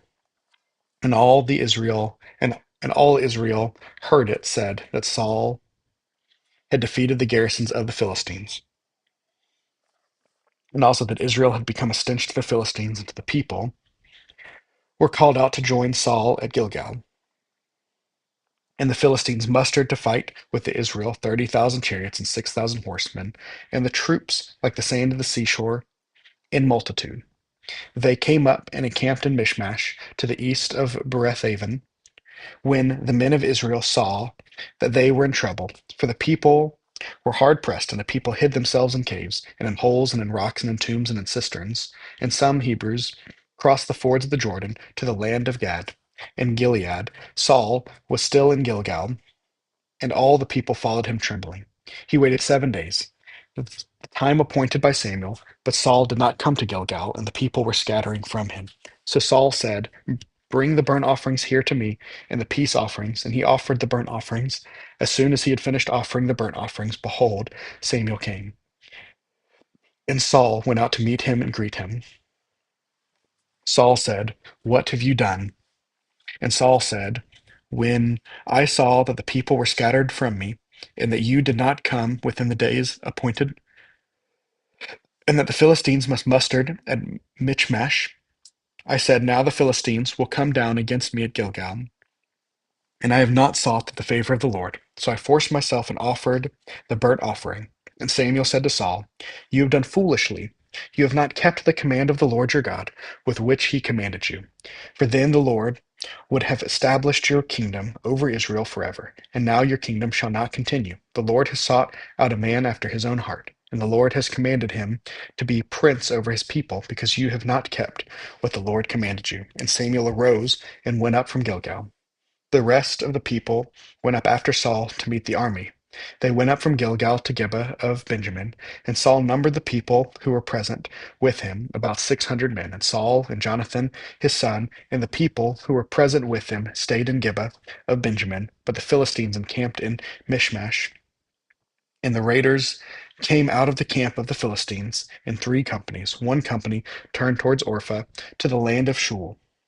Another company turned towards Beth Horon, and another company turned towards the border that looked down in the valley of Zeboim toward the wilderness. Now there was no blacksmith to be found throughout all the land of Israel. For the Philistines said, lest the Hebrews make themselves swords or spears. But every one of the Israelites went down to the Philistines to sharpen his plows there. his mattock, his axe, and his sickle, and the charge was 2/3 of the shekel for the plowshares, and for the mattocks, and for the third of the shekel, so sharpening the axe, and for setting the goads. So on the day of the battle there was neither the sword nor spear found in the hand of any of the people of Saul and Jonathan. But Saul and Jonathan his son had them, and the garrisons of the Philistines went out to the pass of Michmash. One day Jonathan, the son of Saul, said to the young man who carried his armor, "Come, let us go over to the Philistine garrison on the other side." And he did not tell his father. Saul was staying in the outskirts of the Gibeah, in the pomegranate cave at Migron. The people who were with him were about 600 men, including Ah- Ahijah, the son of Ahitub, Ichabod's brother, the son of Phinehas, son of Eli, the priest of the Lord in Shiloh, wearing an ephod. And the people did not know that Jonathan had gone within the passes by which Jonathan sought to go over to the Philistine garrison. There was a rocky crag on the one side and the rocky crag on the other side. The name of one was Bozez, and the name of the other was Seneh. The one crag rose to the north in front of Michmash, and the other on the side in front of Gibeah. Jonathan said to the young man who carried his armor, "Come, let us go over to the garrison of the uncircumcised. It may be that the Lord will work for us, for nothing can hinder the Lord from saving by many or by few." And his armor bearer said to him, "Do all that is in your heart. Do as your wish. Behold, I am with you heart and soul." Then Jonathan said, "Behold, we will cross over to the men, and we will show ourselves to them. If they say to us, 'Wait until we come to you,' then we will stand still in our place, and we will not go up to them. But if they say, 'Come up to us,' then we will go up, for the Lord has given them into our hand, and this shall be a sign to us." So both of them showed themselves to the garrison of the Philistines, and the Philistines said, "Look, Hebrews are coming out of the holes where they had hidden themselves." And the men of the garrison hailed to Jonathan and his armor bearer and said, "Come up to us, and we will show you a thing." And Jonathan said to his armor bearer, "Come up after me, for the Lord has given them into the hand of the Israel." Then Jonathan climbed up on his hands and feet, and his armor bearer after him, and they fell before Jonathan, and his armor bearer killed them after him. And that first strike which Jonathan and his armor bearer made killed about 20 men within as it were half a furrow length in an acre of land. And there was a panic in the camp, in the field, and among all the people. The garrisons and even the raiders trembled, and earthquaked, and it was a very great panic. And the watchmen of Saul, of Gibeah, of Benjamin, looked, and behold, the multitude was dispersing here and there. Then Saul said to the people who were with him, "Count and see who has gone from us." And when they had counted, behold, Jonathan and his armor bearer were not there. So Saul said to Ahijah, "Bring the ark of God here." For the ark of the God went at the time with the people of Israel. Now, while Saul was talking to the priest, the tumult in the camp of the Philistines increased more and more. So Saul said to the priest, "Withdraw your hand." Then Saul and all the people who were with him rallied and went into the battle. And behold, every Philistine sword was against his fellow, and there was great confusion. Now the Hebrews who had been with the Philistines before that time, and who had gone up with them into the camp, even they had turned to be with the Israelites who were with Saul and Jonathan. Likewise, when all the men of Israel who had hidden themselves in the hill country of Ephraim heard that the Philistines were fleeing, they too followed hard after them in the battle. So the Lord saved Israel that day, and the battle passed beyond Beth Aven, and the men of Israel had been hard pressed that day. So Saul had laid an oath on the people, saying, "Cursed be the man who eats food until it is evening, and I am avenged now on my enemies." So no, so none of the people had tasted food. Now, when all the people came to the forest, behold, there was honey on the ground. And when the people entered the forest, behold, the honey was dropping. But no one put his hand on his mouth, for the people feared the oath. But Jonathan had not heard his father charge the people with the oath. So he put out the tip of the staff that was in his hand and dipped it in the honeycomb, and put his hand to his mouth, and his eyes became bright. Then one of the people said, "Your father strictly charged the people with an oath, saying, 'Cursed be the man who eats food this day. And the people were faint. Then Jonathan said, My father has troubled the land. See how many eyes have become bright because I tasted a little of this honey. How much better if the people had eaten freely today of the spoil of the enemies that they had found. Now that the defeat among the Philistines has not been great, they struck down the Philistines that day, the mishmash of Ajalon, and the people were very faint.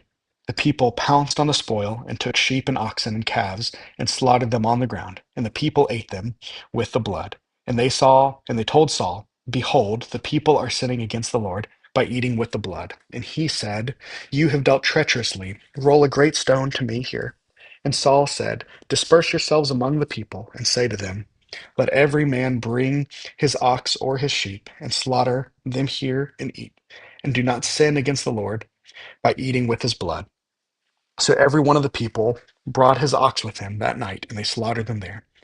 And Saul built an altar to the Lord. It was the first altar that he built to the Lord. Then Saul said, Let us go down after the Philistines by night and plunder them until the morning light. Let us not leave a man of them. And they said, Do whatever seems good to you. And the priest said, Let us draw near to God here. And Saul inquired of God, Shall I go down after the Philistines? Will you give them into the hand of Israel? But he did not answer him that day. And Saul said, Come here, all you leaders of the people, and know and see how the sin has arisen today. For as the Lord lives, who saves Israel, though it be in Jonathan my son, he shall surely die. But there was not a man amongst all the people who answered him. Then he said to all of Israel, You shall be on one side, and I and Jonathan my son will be on the other side. And the people said to Saul, Do what seems good to you. Therefore Saul said, O Lord, God of Israel, why have you not answered your servants this day? If this guilt is in me, or of Jonathan my son, O Lord, God of Israel, says Erman, but if this guilt is in your people, Israel, give Thummim. And Jonathan and Saul were taken, but the people escaped. Then Saul said, Cast the lot between me and my son Jonathan. And Jonathan was taken. Then Saul said to Jonathan, Tell me what you have done. And Jonathan told them, I tasted a little honey with the tip of the staff that was in my hand. Here I am, I will die. And Saul said, God, do so to me and also more, that you shall surely die, Jonathan. And the people said to Saul, Shall Jonathan die, who has worked the great salvation in Israel? Far from it, as the Lord lives, there shall not one hair of his head fall to the ground, for he has worked with God this day. So the people ransomed Jonathan so that he did not die. Then Saul went up from pursuing the Philistines, and the Philistines went to their own place. When Paul had taken the kingship over Israel, he fought against his enemies on every side, against Moab, against the Ammonites, against Edom, against the kings of Zobah, and against the Philistines. Wherever he turned, he routed them, and he did valiantly and struck the Amalekites and delivered Israel out of the hands of those who plundered them. Now the sons of Saul were Jonathan, Ishvi, and Malchishua. And the names of his two daughters were these. The names of the firstborn was Merib, and the name of the second, Michael. And the name of Saul's wife was Ahinoam, the daughter of Ahimaaz. And the name of the commander of his army was Abner, the son of Ner, Saul's uncle. Kish was the father of Saul, and Ner was the father of Abner, who was the son of Abiel. There was hard fighting against the Philistines all the days of Saul. And when Saul saw any strong man or any valiant man, he attached him to himself. And Samuel said to Saul, The Lord sent me to anoint you king over his people Israel. Now therefore, listen to the words of the Lord. Thus says the Lord of hosts, I have noted that Amalek did to Israel in opposing them on the way when they came out of Egypt. Now go and strike Amalek and devote to destruction all that they have done, all that they have. Do not spare them, but kill both man and woman, child and infant, ox and sheep, camel and donkey. So Saul summoned the people and numbered them in Telaim, 200,000 men on foot, 2,000 men of Judah. And Saul came to the city of Amalek. and lay in wait in the valley. Then Saul said to the Kenites, Go depart, go down from among the Amalekites, lest I destroy you with them. For you showed kindness to all the people of Israel when they came up out of Egypt. So the Canaanites departed from among the Amalekites, and Saul defeated the Amalekites from Havilah as far as Shur, which is east of Egypt. And he took Agag, the king of the Amalekites, alive, and devoted to destruction all the people with the edge of the sword. But Saul and the people spared Agag, and the best of the sheep, and of the oxen, and of the fattened calves, and the lambs, and all that was good, and it would not utterly destroy them. All that was despised and worthless they devoted to destruction. The word of the Lord came to Samuel. I regret that I have made Saul king, for he has turned back from following me and has not performed my commandments. And Saul was angry, and he cried to the Lord all night. And Samuel rose early to meet Saul in the morning. And it was told Samuel, Saul came to Carmel, and behold, he set up a monument for him for himself, and turned and passed on, and went down to Gilgal. And Samuel came to Saul, and Saul came to him. Blessed be you to the Lord. I have performed the commandment of the Lord. And Samuel said, What then is the bleating of the sheep in my ears, and the lowing of the oxen that I hear?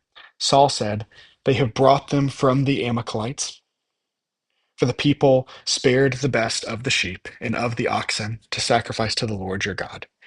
And the rest we have devoted to destruction. Then Samuel said to Saul, Stop, I will tell you what the Lord said to me that night. And he said to them, Speak.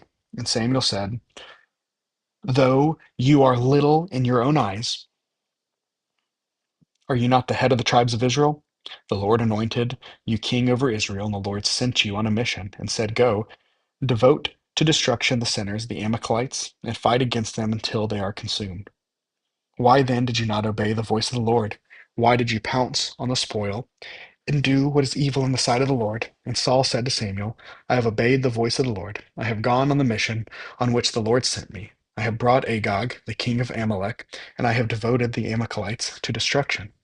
But the people took of the spoil sheep and oxen, the best of the things devoted to destruction, to sacrifice to the Lord your God in Gilgal.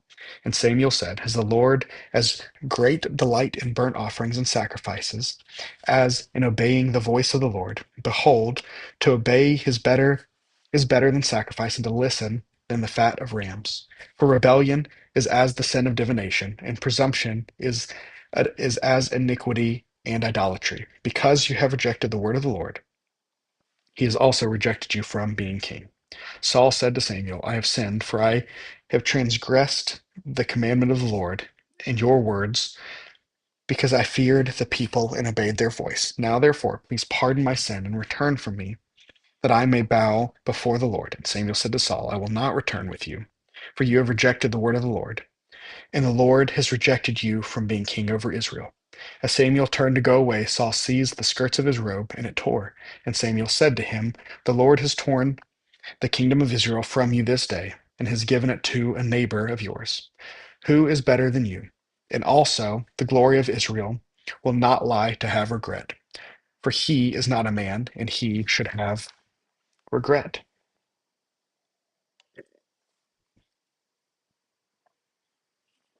And then he said, I have sinned, yet honor me now before the elders of my people and before Israel, and turn with me, that I may bow before the Lord your God.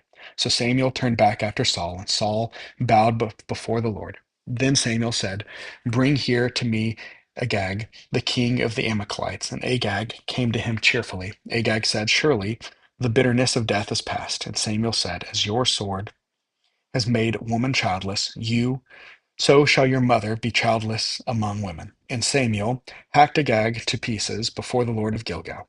Then Samuel went to Ramah, and Saul went up to his house of Gibeah of Saul. And Samuel did not see Saul again until the day of his death. So Samuel grieved over Saul, and the Lord regretted that he had made Saul king over Israel.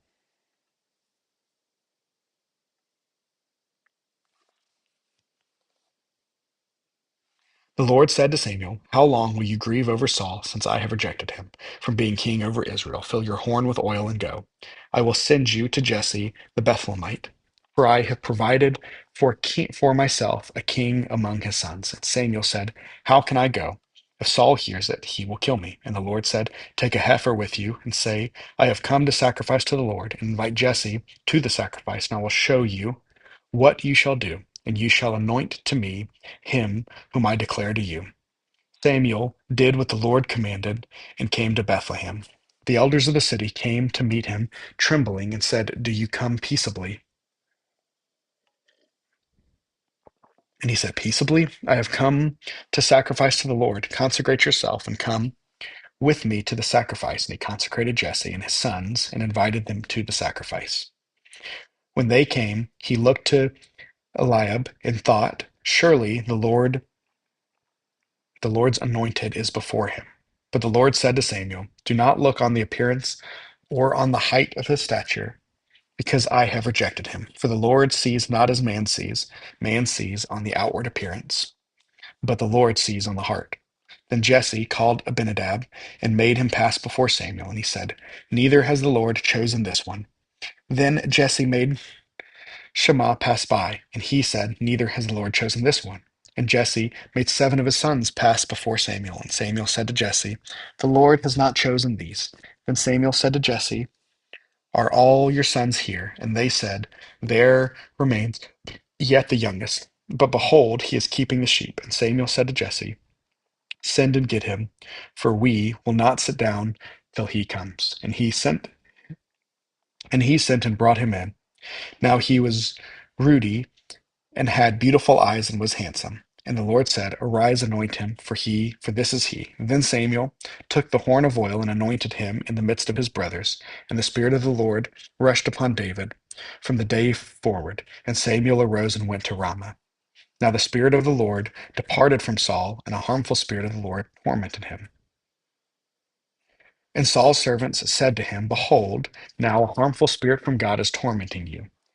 Let our Lord now command your servant, who are before you, to seek out a man who is skillful in playing a lyre. And when the harmful spirit of God is upon you, he will play it, and you will be well. So Saul said to the servant, Provide for me a man who can play well, and bring him to me. One of the youngest men answered, Behold, I have seen a son of Jesse the Bethlehemite, who is skillful in playing a man of valor, a man of war, prudent in speech, and a man of good presence. And the Lord is with him. Therefore Saul sent messengers to Jesse and said, Send me David your son, who is with the sheep.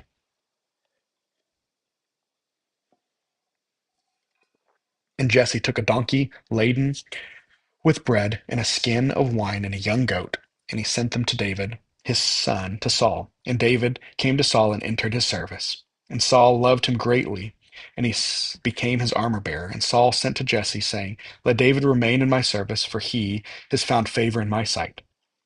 And whenever the harmful spirit of God was upon Saul, David took the lyre and played it with his hand. So Saul was refreshed and was well, and the harmful spirit departed from him.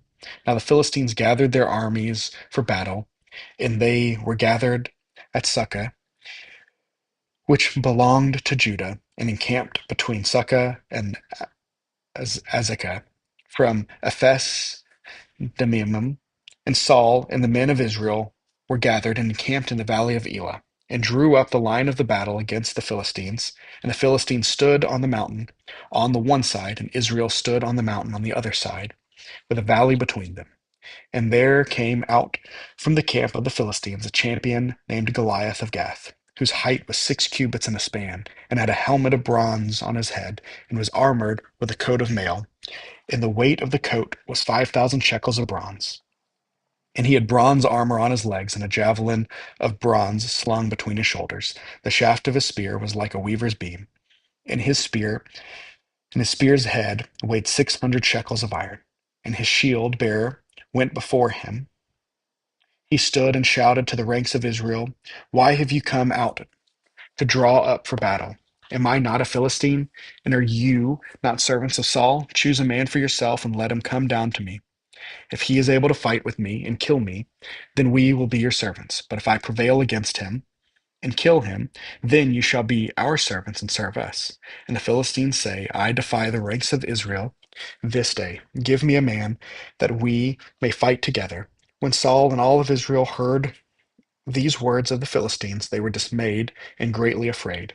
Now David was the son of the Epaphramite of Bethlehem, in Judah, named Jesse, who had 8 sons in those days of Saul. The man has, was already old and advanced in years. The 3 oldest sons of Jesse had followed Saul to the battle, and the name of these 3 sons, who went to the battle, was Eliab, the firstborn, and the next was Abinadab, and the third was Shammah. David was the youngest. The 3 eldest followed Saul, but David went back and forth from Saul to feed the father's sheep of Bethlehem. For 40 days the Philistines came forward and took his stand morning and evening. And Jesse said to David his son, "Take for your brothers an ephah of this parched grain and these 10 loaves, and carry them quickly to the camp to your brothers. Also, take these 10 cheeses to the commander of their thousands. See if your brothers are well, and bring some token from them." Now Saul and they and all the men of Israel were in the valley of Elah, fighting with the Philistines. And David rose early in the morning and left the sheep with the keeper, and took the provisions and went, as Jesse had commanded him. And he came to the encampment as the host was going out to the battle line, shouting the war cry. And Israel and the Philistines drew up for the battle, army against army. And David left the things in charge of the keeper of the baggage, and ran to the ranks, and went and greeted his brother. As he talked with them, behold, the champion of the Philistine of Gath, Goliath by name, came up out of the ranks of the Philistines, and spoke the same words as before. And David heard him. All the men of Israel, when they saw the man, fled from him, and were much afraid. And the men of Israel said, "Have you seen this man who has come up? Surely he has come up to defy Israel. And the king will enrich the man who kills him with great riches, and will give him his daughter, and make his father's house free in Israel." And David said to the men who stood by him, "What shall be done for for the man who kills this Philistine and takes away the reproach from Israel? For who is the uncircumcised Philistine, that he should defy the armies of the living God?" And the people answered him in the same way, "So shall it be done to the man who kills him."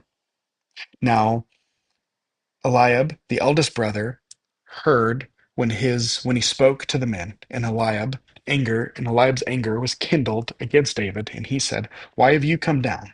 And with whom have you left those few sheep in the wilderness? I know your presumption and the evil of your heart, for you have come down to see the battle." And David said, "What have I done now? Was it not but a word?" And he turned away from him toward another, and spoke in the same way, and the people answered him again as before.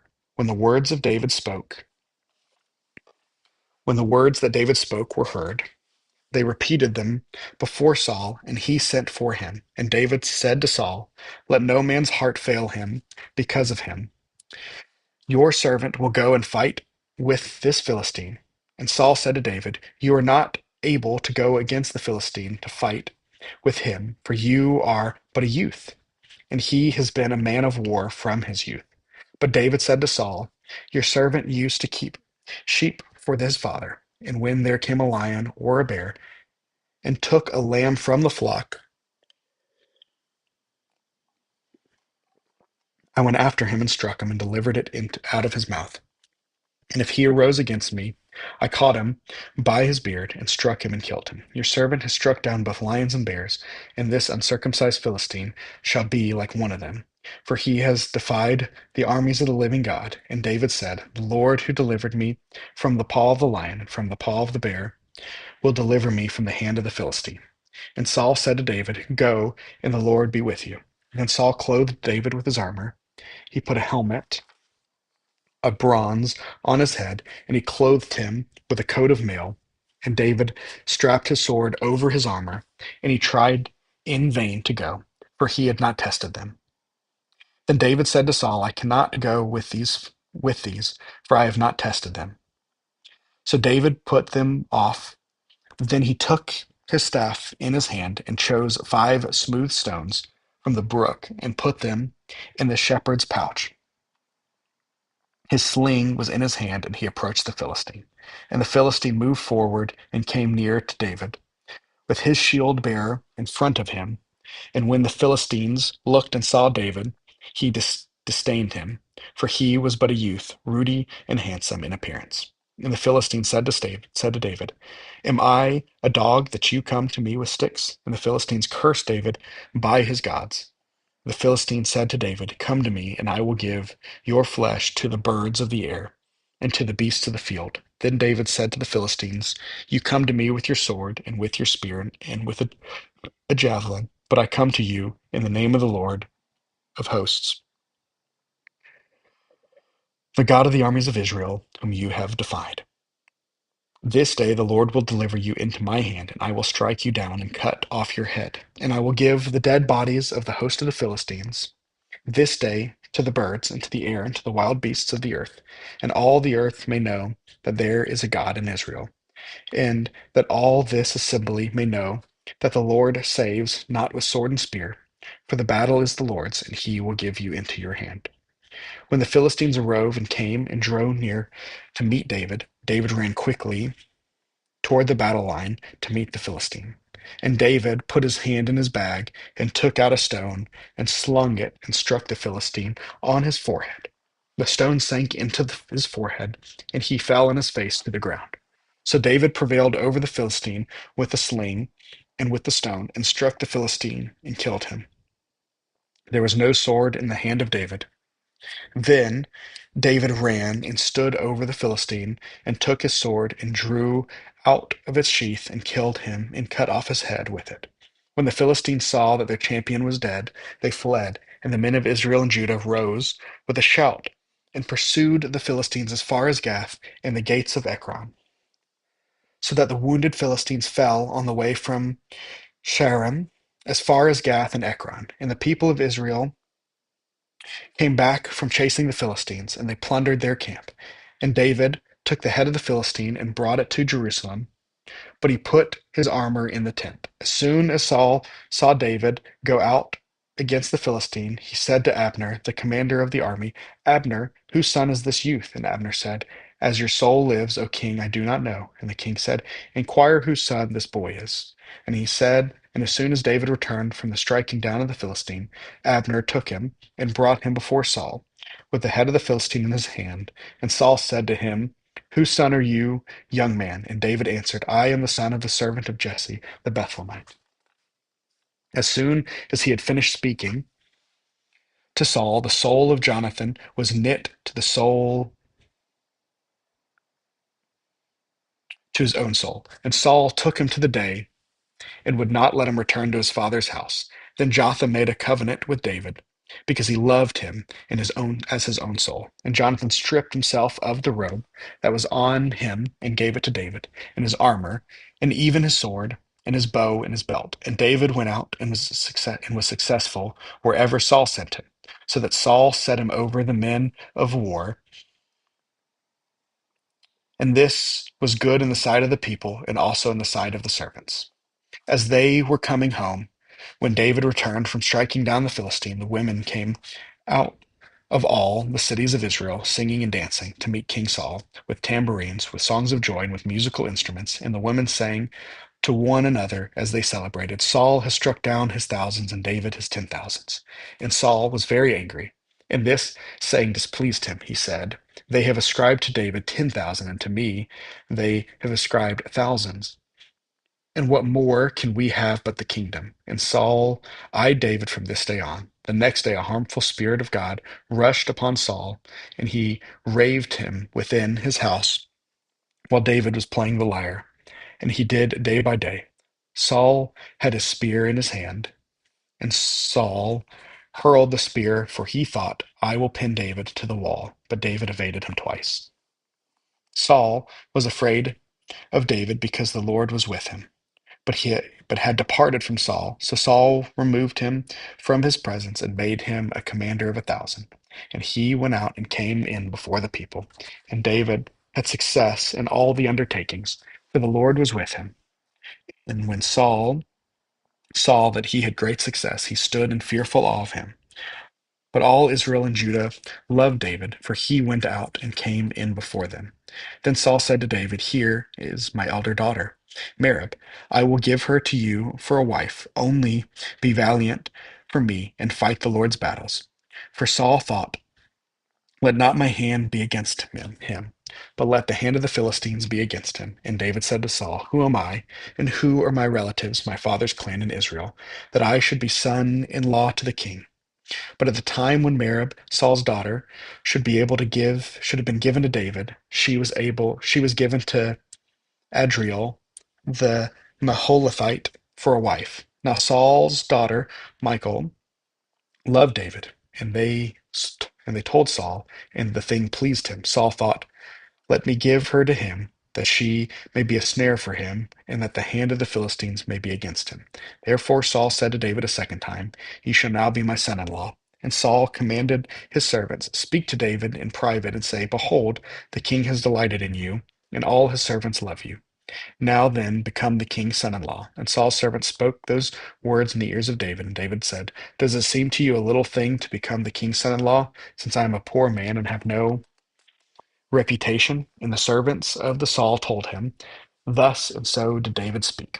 And then Saul said, thus shall you say to David, the king desires no bride price except 100 foreskin of the Philistines, that he may be avenged of the king's enemies. Now Saul thought to make David fall by the hand of the Philistines. And when his servants told David these words, it pleased David well to be the king's son-in-law. Before the time had expired, David arose and went along with his men and killed 200 of the Philistines. And David brought their foreskins, which were given in full number to the king, that he might become the king's son-in-law. And Saul gave him his daughter Michal for a wife. When Saul saw and knew that the Lord was with David, and that Michal, Saul's daughter, loved him, Saul was even more afraid of David. So Saul was David's enemy continually. Then the commander of the Philistines came out to battle, and as often as they came out, David had more success than all the servants of Saul, so that his name was highly esteemed. And Saul spoke to Jonathan his son, and to all his servants, that they should kill David. But Jonathan, Saul's son, delighted much in David, and Jonathan told David, Saul, my father seeks to kill you. Therefore be on guard in the morning. Stay in a secret place and hide yourself, and I will go out and stand beside my father in the field where you are, and I will speak to my father about you. And if I learn anything, I will tell you. And Jonathan spoke well of David to Saul his father, and said to him, let not the king sin against his servant David, because he has not sinned against you, and because his deeds have brought good to you. For he took his life in his hand, and he had struck down a Philistine. And the Lord worked a great salvation for all Israel. You saw it and rejoiced. Why then will you sin against innocent blood by killing David without cause? And Saul listened to the voice of Jonathan. Saul swore, as the Lord lives, he shall not be put to death. And Jonathan called David, and Jonathan reported to him all these things. And Jonathan brought David to Saul, and he was in his presence as before. And there was war again, and David went out and fought with the Philistines and struck them with a great blow, so that they fled before him. Then a harmful spirit from the Lord came upon Saul, as he sat in his house, and his spear in his hand, and David was playing the lyre. And Saul sought to pin David to the wall with the spear, but he eluded Saul, so that he struck the spear into the wall. And David fled and escaped at night. Saul sent messengers to David's house to watch him, that he might kill him in the morning. But Michal, David's wife, told him, if you do not escape with your life tonight, tomorrow you will be killed. So Michal let David down through the window, and he fled away and escaped. Michal took an image and laid it on the bed, and put a pillow of goat's hair at its head, and covered it with the clothes. And when Saul sent messengers to take David, he said, he is sick. And Saul sent the messengers to see David, saying, bring him up to me in the bed, that I may kill. And when the messengers came in, behold, the image was in the bed, with the pillows of goats' hair at its head. Saul said to Michal, why have you deceived me thus, and let my enemy go, so that he has escaped? And Michal answered Saul, he said to me, let me go. Why should I kill you? Now David fled and escaped, and he came to Samuel at Ramah, and told him all that Saul had done to him.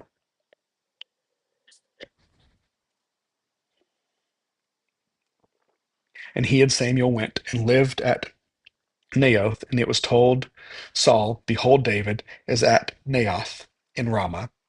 Then Saul sent messengers to take David, and when they saw the company of the prophetess prophesying, and Samuel standing overhead over him, the Spirit of the God came upon the messengers of Saul, and they also prophesied. When it was told Saul, he sent other messengers, and they prophesied. And Saul sent messengers again the third time, and they also prophesied. Then he himself went to Ramah and came to the great wall, to the great well that is in Secu. And he asked, Where are Samuel and David? And one said, Behold, they are in Naioth and Ramah. And he said, and he went there to Naioth in Ramah, and the Spirit of the God came upon him also. And as he went, he prophesied until he came to Naioth and Ramah, and he too stripped off his clothes, and he too prophesied before Samuel and lay naked all the day and all the night. Thus it is said, Is Saul also among the prophets? Then David fled to Naioth and Ramah, and came and said to Jonathan, What have I done? What is my guilt? And what is my sin before the Father, that he seeks my life? And he said to him, Far from it, you shall not die. Behold, my father does nothing, either great or small, without disclosing it to me. And why should my father hide this from me? It is not so.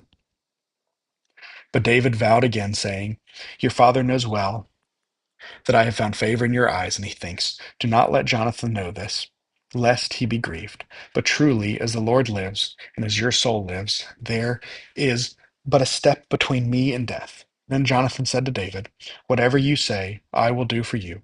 David said to Jonathan, Behold, tomorrow is the new moon, and I should not fail to sit at table with the king. But let me go, that I may hide myself in the field till the third day at the evening. If your father misses me at all, then say, David earnestly asked leave of me to run to Bethlehem, his city, for there is a yearly sacrifice there for the clan.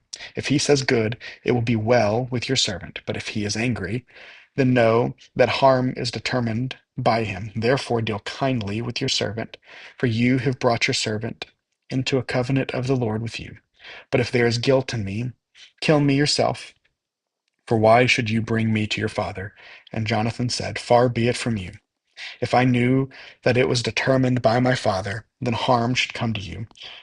Would I not tell you? Then David said to Jonathan, Who will tell me if your father answers you roughly? And Jonathan said to David, Come, let us go into the field. So that they went out into the field. And Jonathan said to David, The Lord, the God of Israel, be witness. When I have sounded out my father, about his time tomorrow, on the third day, behold, if he is well disposed towards David, shall I not then send and disclose it to you? But should it please my father to do you harm, the Lord do so to Jonathan and more also, if I do not disclose to you and send you away that you may go in safety. May the Lord be with you as he has been with my father. If I am still alive, show me the steadfast love of the Lord, that I may not die. And do not cut off your steadfast love from my house forever. When the Lord cuts off every one of the enemies of David from the face of the earth. And Jonathan made a covenant with the house of David, saying, May the Lord take vengeance on David's enemies. And Jonathan made David swear again by his love for him, for he loved him as he loved his own soul. Then Jonathan said to him, Tomorrow is the new moon, and you will be missed, because your seat will be empty. On the third day, go down quickly to the place where you hid yourself when the matter was at hand, and remain beside the stone heap. And I will shoot 3 arrows to the side of it, as though I shot at a mark. And behold, I will send the boy, saying, Go find the arrows. If I say to the boy, Look, the arrows are on this side of you, take them, and then you are to come, for as the Lord lives, it is safe for you, and there is no danger. But if I say to the Lord, Look, the arrows are beyond you, then go, for the Lord has sent you. And as for the matter of which you and I have spoken, behold, the Lord is between you and me forever. So David hid himself in the field, and when the new moon came, the king sat down to eat food. And the king sat on the seat, as at other times, on the seat by the wall. Jonathan sat opposite of Abner, and Abner sat by Saul's side, but David's place was empty. Yet Saul did not say anything that day, for he thought, something has happened to him. He is not clean. Surely he is not clean. But on the second day, the day of the new afternoon, David's place was empty. And Saul said to Jonathan his son, "Why has not the son of Jesse come to the meal, either yesterday or today?" And Jonathan answered Saul, "David earnestly asked leave of me to go to Bethlehem. He said, 'Let me go, for our clan holds a sacrifice in the city, and my brother has commanded me to be there. So now, if I have found favor in your eyes, let me get away and see my brothers. For this reason he has not come to the king's table.'" Then Saul's anger was kindled against Jonathan, and he said to him, "Your son of a perverse, rebellious woman, do I not know that you have chosen the son of Jesse to your own shame and to the shame of your mother's nakedness? For as long as the son of Jesse lives on the earth, neither you nor your kingdom shall be established. Therefore, send and bring him to me, for he shall surely die." Then Jonathan answered Saul his father, why should he be put to death? What has he done?" But Saul hurled his spear at him to strike him. So Jonathan knew that the father has determined to put David to death. And Jonathan rose from the table in fierce anger and ate no food the second day of the month. For he was grieved for David because his father has disgraced him. In the morning, Jonathan went out into the field to the appointment with David, and with him a little boy.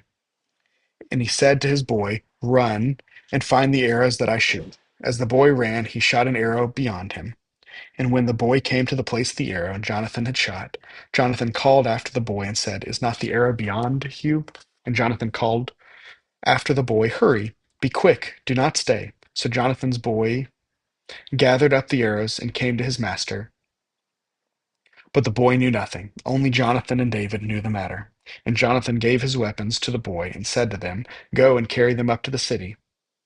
And as soon as the boy had gone, David rose from beside the stone heap and fell on his face to the ground and bowed 3 times. And they kissed one another and wept with one another, David weeping the most. Then Jonathan said to David, "Go in peace, because you have sworn, both of us, in the name of the Lord, saying, 'The Lord shall be between me and you, and between my offspring and your offspring forever.'"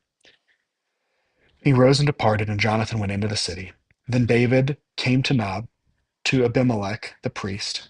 And Abimelech came to meet David trembling, and said to him, "Why are you alone, and no one with you?" And David said to Ahimelech the priest, "The king has charged me with a matter, and said to me, 'Let no one know anything of the matter in which I send you, and with which I have charged you. I have made an appointment with the young men for such and such a place. Now then, what do you have on your hand? Give me 5 loaves of bread, or whatever is here." And the priest answered David, "I have no common bread on hand, but there is holy bread. If the young men have kept themselves from women." And David answered the priest, "Truly, women have been kept from us, as always, when I go on expedition. The vessels of the young men are holy when it is an ordinary journey. How much more today will their vessels be holy?" So the priest gave him the holy bread, for there is no bread there but the bread of the presence, which is removed from before the Lord, to be replaced by hot bread on the day it is taken. Now a certain man of the servant of Saul was there that day, detained before the Lord. His name was Dog, the Edomite, the chief of Saul's herdsmen. Then David said to Abimelech, "Then have you not here a spear or a sword at hand? For I have brought neither my sword nor my weapon with me, because the king's business requires haste." And the priest said, "The sword of Goliath of the Philistines, whom you struck down from the valley of Elah, behold, it is here wrapped in a cloth behind the ephod. If you will take it, for there is none but that here." And David said, "There is none like that, give it to me." And David rose and fled that day from Saul, and went to Achish the king of Gath. And the servants of Achish said to him, "Was not this David the king of the land?" They did not sing to one another of him in dances. "Saul has struck down his thousands, and David his 10,000s." And David took these words to heart, and was much afraid of Achish the king of Gath. So he changed his behavior before them, and pretended to be insane in their hand, and make marks on the doors of the gate, and let the spittle run down his beard. Then Ashish said to the servants, you seek the man, behold, you see the man is mad. Why have you brought him to me? Do I lack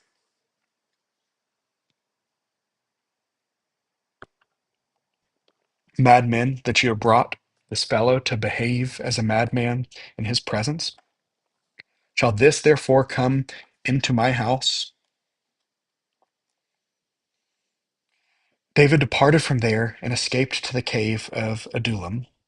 And when his brother and all his father's house heard it, they went down there to him, and everyone who was in distress, and everyone who was in debt, and everyone who was bitter in soul, gathered to him, and he became commander over them. And there were with him about 400 men.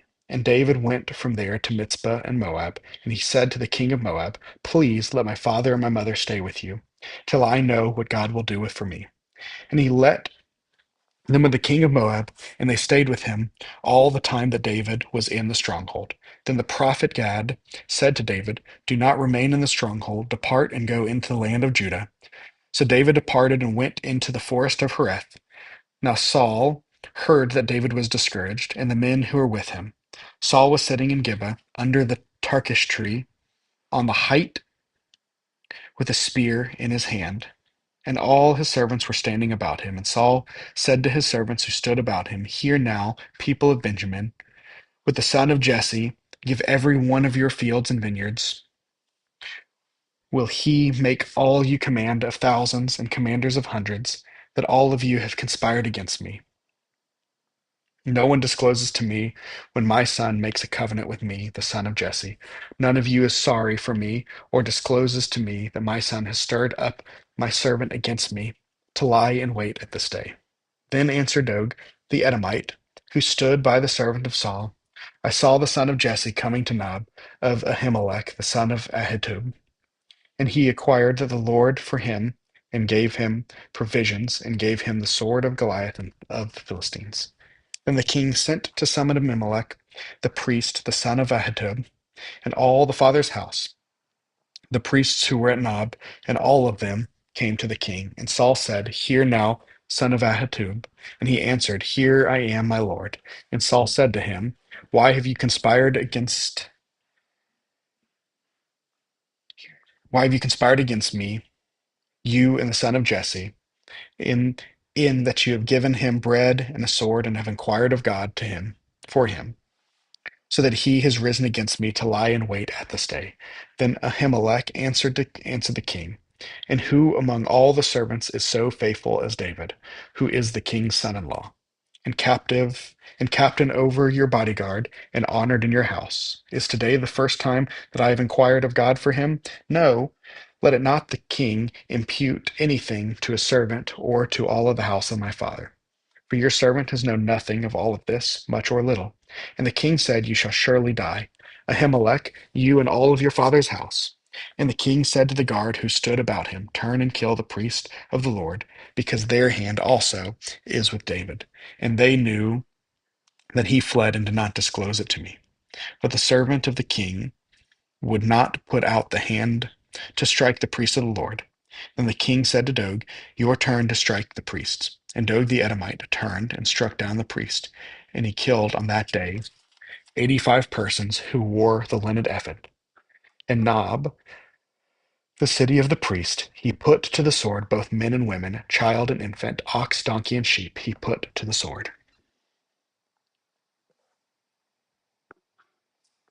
But one of the swords of Ahimelech, the son of Ahitub, named Abiathar, escaped and fled after David.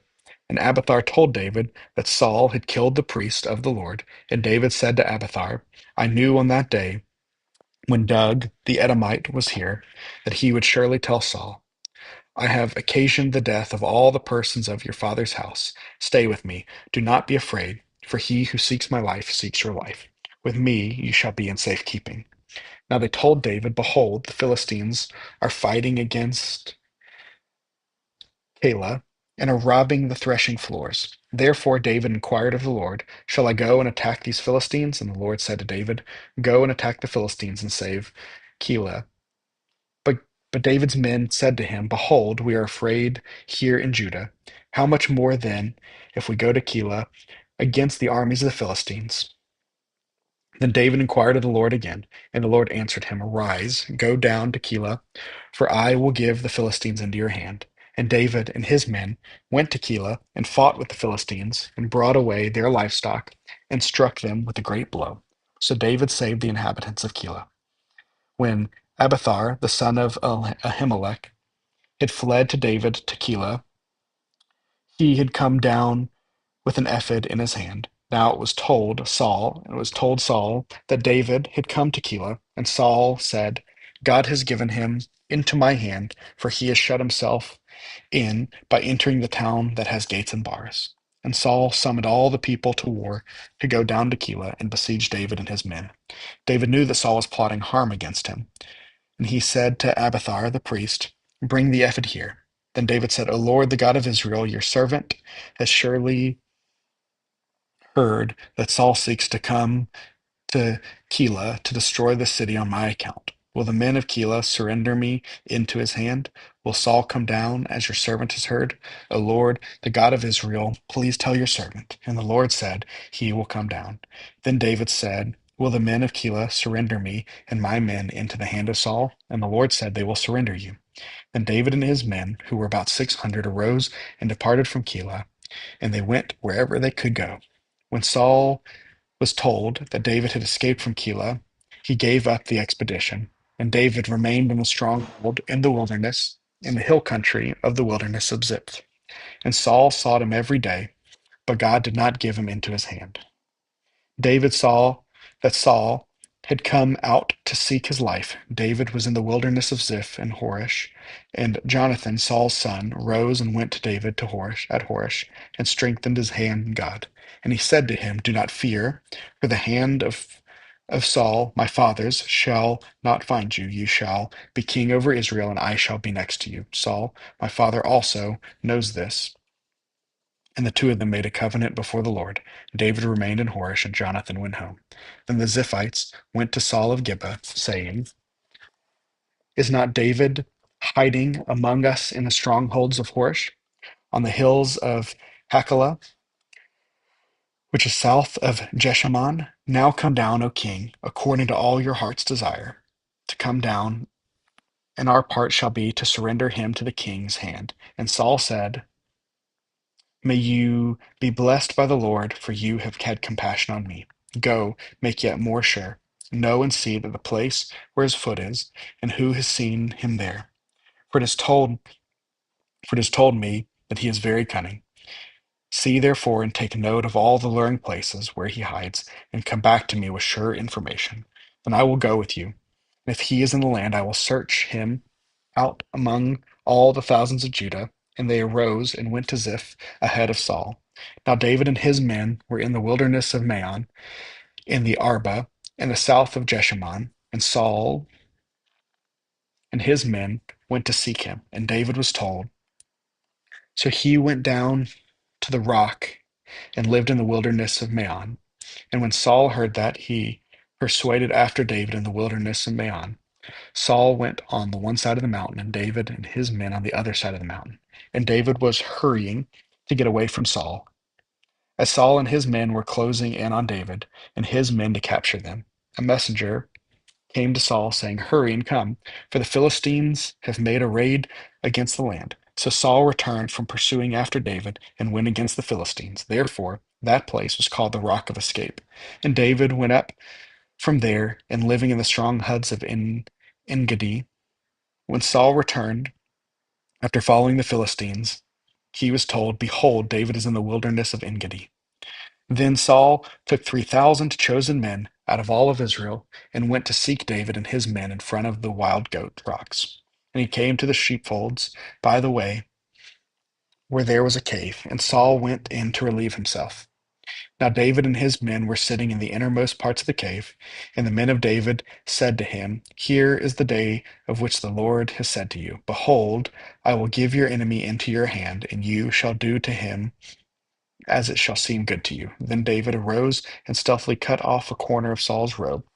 And afterwards David's heart struck him, because he had cut off a corner of Saul's robe.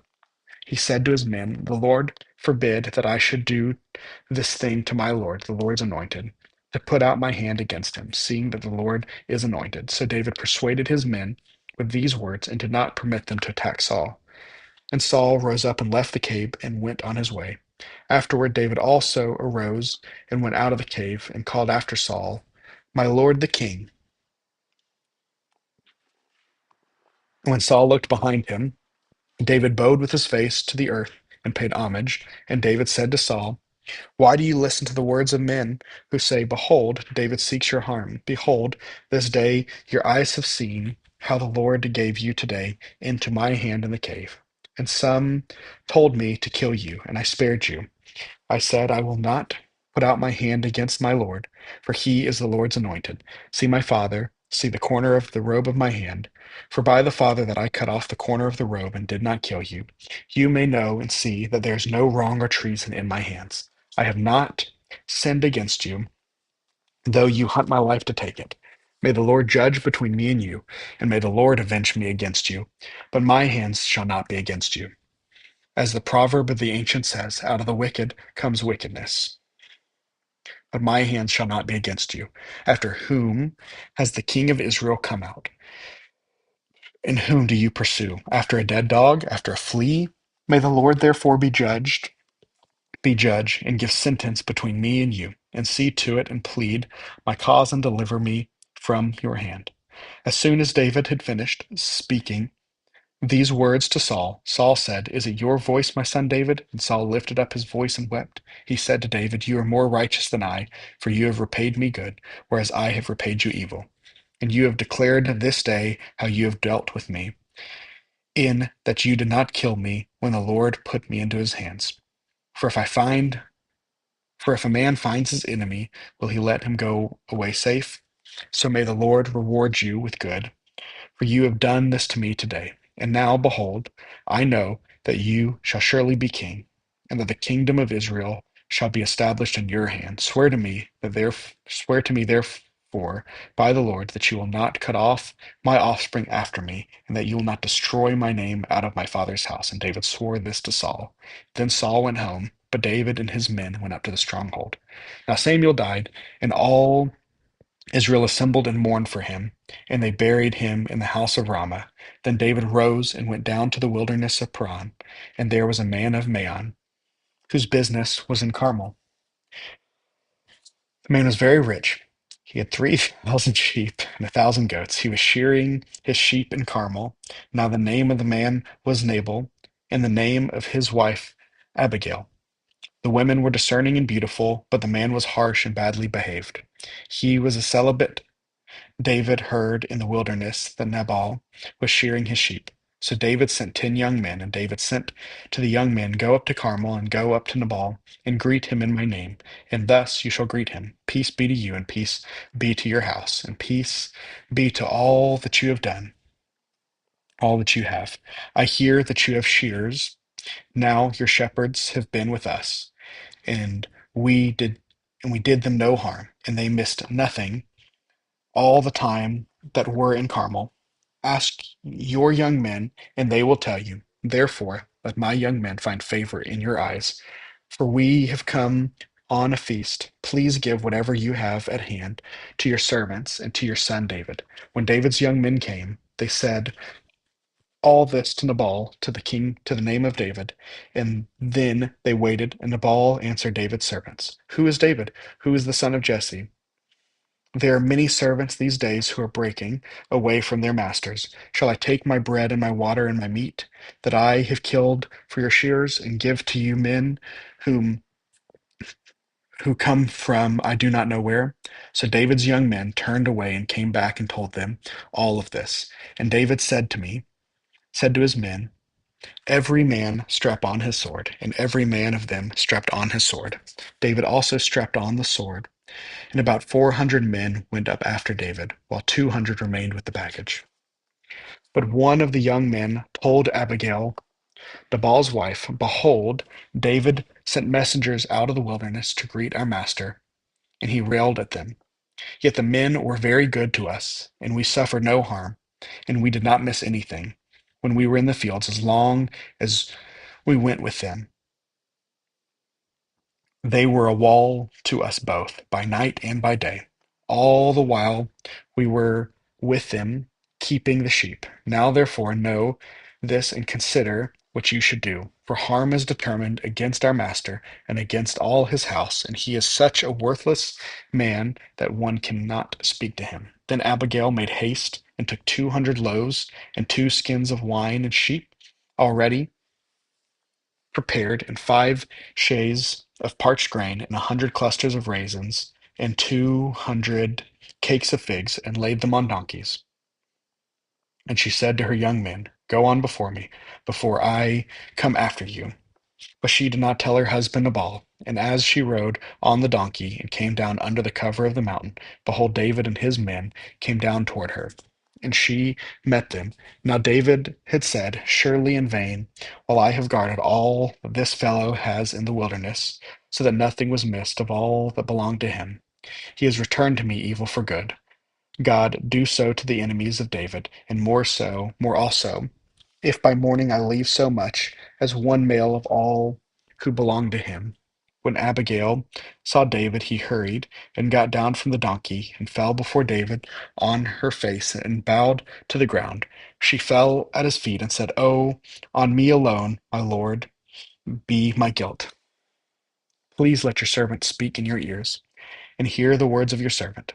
Let not the Lord regard the worthless fellow, Nabal, for as his name is, so is he. Nabal is his name, and folly is with him. But I, your servant, did not see the young men of my Lord, whom you sent. Now then, my Lord, as the Lord lives, and as your soul lives, because the Lord has restrained you from blood guilt, and from saving with your own hand. Now then, let your enemies and those who seek to do evil to my Lord be as Nabal. And now let this present that your servant has brought to my Lord be given to the young men who follow my Lord. Please forgive the trespass of your servant, for the Lord will certainly make my Lord a sure house, because my Lord is fighting the battle of the Lord, and evil shall not be found in you so long as you live. If men rise up to pursue you and to seek your life, and the life of your my Lord shall be bound in the bundle of the living of the care of the Lord your God, and the lives of your enemies he shall sling out as from the hollow of a sling. And when the Lord has done to my Lord according to all the good that he has spoken concerning you, and has appointed you prince over Israel, my Lord shall have no cause of grief or pangs of conscience for having shed blood without cause, or for my Lord working salvation himself. And when the Lord has dealt well with my Lord, then remember your servant. And David said to Abigail, Blessed be the Lord, the God of Israel, who sent you this day to meet me. Blessed be your discretion, and blessed be you, who have kept me this day from blood guilt, and from working salvation with my own hand. As for surely as the Lord, the God of Israel lives, who has restrained me from hurting you, unless you have hurried and come to meet me. Truly by morning there had not been left to Nabal so much as one male. Then David received from her hand what she had brought him, and he had said to her, Go up in peace to your house. See, I have obeyed your voice and have granted you petition.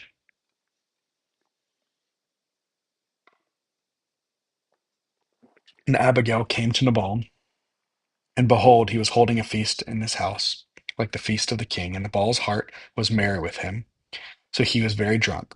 So he told him nothing at all until the morning light. In the morning, when the wine had gone out from Nabal, his wife told him these things, and his heart died within him, and he became as a stone. And about 3 days later, the Lord struck Nabal, and he died. When David heard that Nabal was dead, he said, Blessed be the Lord,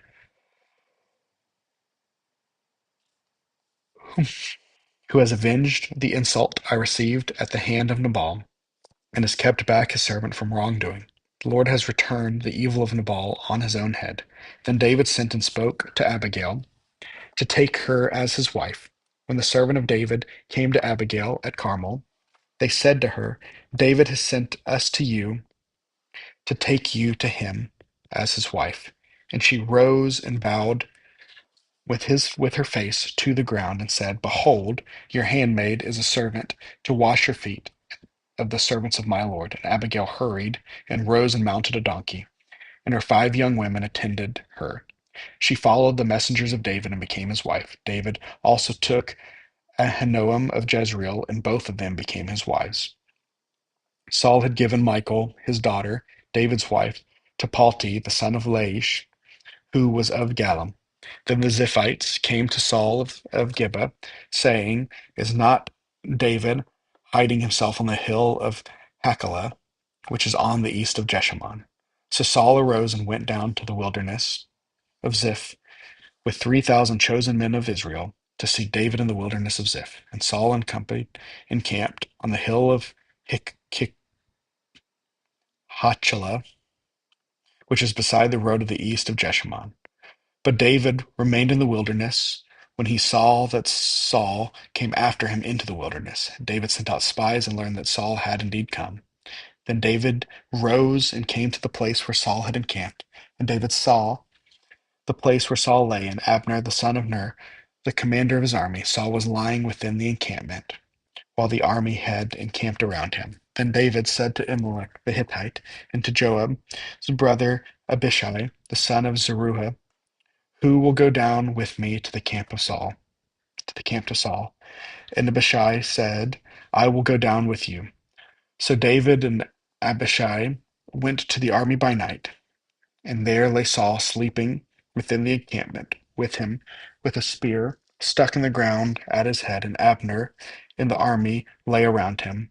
Then Abishai said to David, God has given your enemy into your hand this day. Now please let me pin him to the earth with one stroke of the spear, and I will not strike him twice. But David said to Abishai, Do not destroy him, for who can put out his hand against the Lord's anointed but the guiltless? And David said, As the Lord lives, the Lord will strike him, or his day will come to die, or he will go down into battle and perish. The Lord forbid that I should put out my hand against the Lord's anointed. But now the spear is at his head in the jar of water, and let us go. So David took the spear and the jar of water from Saul's head, and they went away. No man saw it or knew it, nor did any awake, for they were all asleep, because a deep sleep from the Lord had fallen upon them. Then David went over to the other side and stood far off on the top of the hill, with a great space between them. And David called to the army and to Abner the son of Ner, saying, Will you not answer, Abner? Then Abner answered, Who are you who calls to the king? And David said to Abner, Are you not a man? Who is like you in Israel? Why then have you not kept watch over your lord the king? For one of the people came to destroy the king of your lord. This thing that you have done is not good. As the Lord lives, you deserve to die, because you have not kept watch over your Lord, the Lord's anointed. And now see where the king's spear is, in the jar of the water that was at his head. Saul recognized David's voice and said, Is this your voice, my son David? And David said, It is my voice, my lord, O king. And he said, Why does the Lord pursue after his servant? And what have I done? What evil is on my hands? Now therefore let my Lord the king hear the words of his servant. If it is the Lord who has stirred you up against me, may he accept an offering. But if it is men, may he be cursed before the Lord. For he has driven me out this day, that I should have no share in the heritage of the Lord, saying, Go serve other gods. Now therefore, let not my blood fall to the earth away from the presence of the Lord. For the king of Israel has come out to seek a single flee like the one who hunts a partridge in the mountains. Then Saul said, I have sinned. Return, my son David, for I will no more do you harm, because my life was precious in your eyes this day. Behold, I have acted foolishly and have made a great mistake. And David answered him and said, Here is the spear, O king. Let one of the young men come over and take it. The Lord rewards every man for his righteousness and his faithfulness. For the Lord gave you into my hand today, and I would not put out my hand against the Lord's anointed. Behold, as your life was precious this day in my sight, so may my life be precious in the sight of the Lord, and may he deliver me out of tribulation. Then Saul said to David, Blessed be you, my son David. You will do many things and will succeed in them. So David went his way, and Saul returned to his place. Then David said in his heart, Now I shall perish one day by the hand of Saul. There is nothing better for me than that I should escape to the land of the Philistines. Then Saul will despair for seeking me for any longer within the borders of Israel, and I shall escape out of his hand. So David arose and went over, he and the 600 men who were with him, to Achish the son of Maoch, king of Gath. And David lived in Achish at Gath, he and his merry man with his household, and David with his two wives, Ahinoam of Jezreel and Abigail of Carmel, Nabal's widow. And when it was told Saul that David had fled to Gath, he no longer sought him. Then David said to Achish, If I had found favor in your eyes, let a place be given me in one of the country towns, that I may dwell there. For why should your servant dwell in the royal city with you? So that day Achish gave him Ziklag. Therefore Ziklag has belonged to the kings of Judah to this day. And the number of the days that David lived in the country, and the number of the days that David lived in the country of the Philistines, was a year and 4 months. Now David and his men went up and made raids against the Geshurites, the Gizurites, and the Amalekites, for these were the inhabitants of the land from of old, as far as Shur, the land of Egypt. And David would strike the land, and would leave neither man nor woman alive, but would take away the sheep, the oxen, the donkeys, the camels, and the garments, and come back to Ashish. When Ashish asked, Where have you made a raid today? David would say, Against the Negeb of Judah, or against the Negeb of the Jerahmeelites, or against the Negeb of the Canaanites. And David would leave neither man nor woman alive to bring news to Gath, thinking, They should lest they should tell about us and say, So David has done. Such was his custom with all while he lived in the country of the Philistines. And Achish trusted David, thinking, He has made himself an utter stench to the people of Israel, therefore he shall always be my servant. In those days the Philistines gathered their forces for war to fight against Israel. And Achish said to David, Understand that your men are to go out with me in the army. David said to Ashish, Very well, you shall know that your servant can do. And Ashish said to David, Very well, I will make you my bodyguard for life. Now Samuel had died, and all Israel had mourned for him and buried him in Ramah, his own city. And Saul had put the mediums and the necromancers out of the land. The Philistines assembled and came to the encampment of Shuam, and Saul gathered all Israel, and they encamped at Gilboa. When Saul saw that the army of the Philistines, he was afraid, and his heart trembled greatly. And when Saul inquired of the Lord did not answer him, either by dreams or by Urim or by prophets.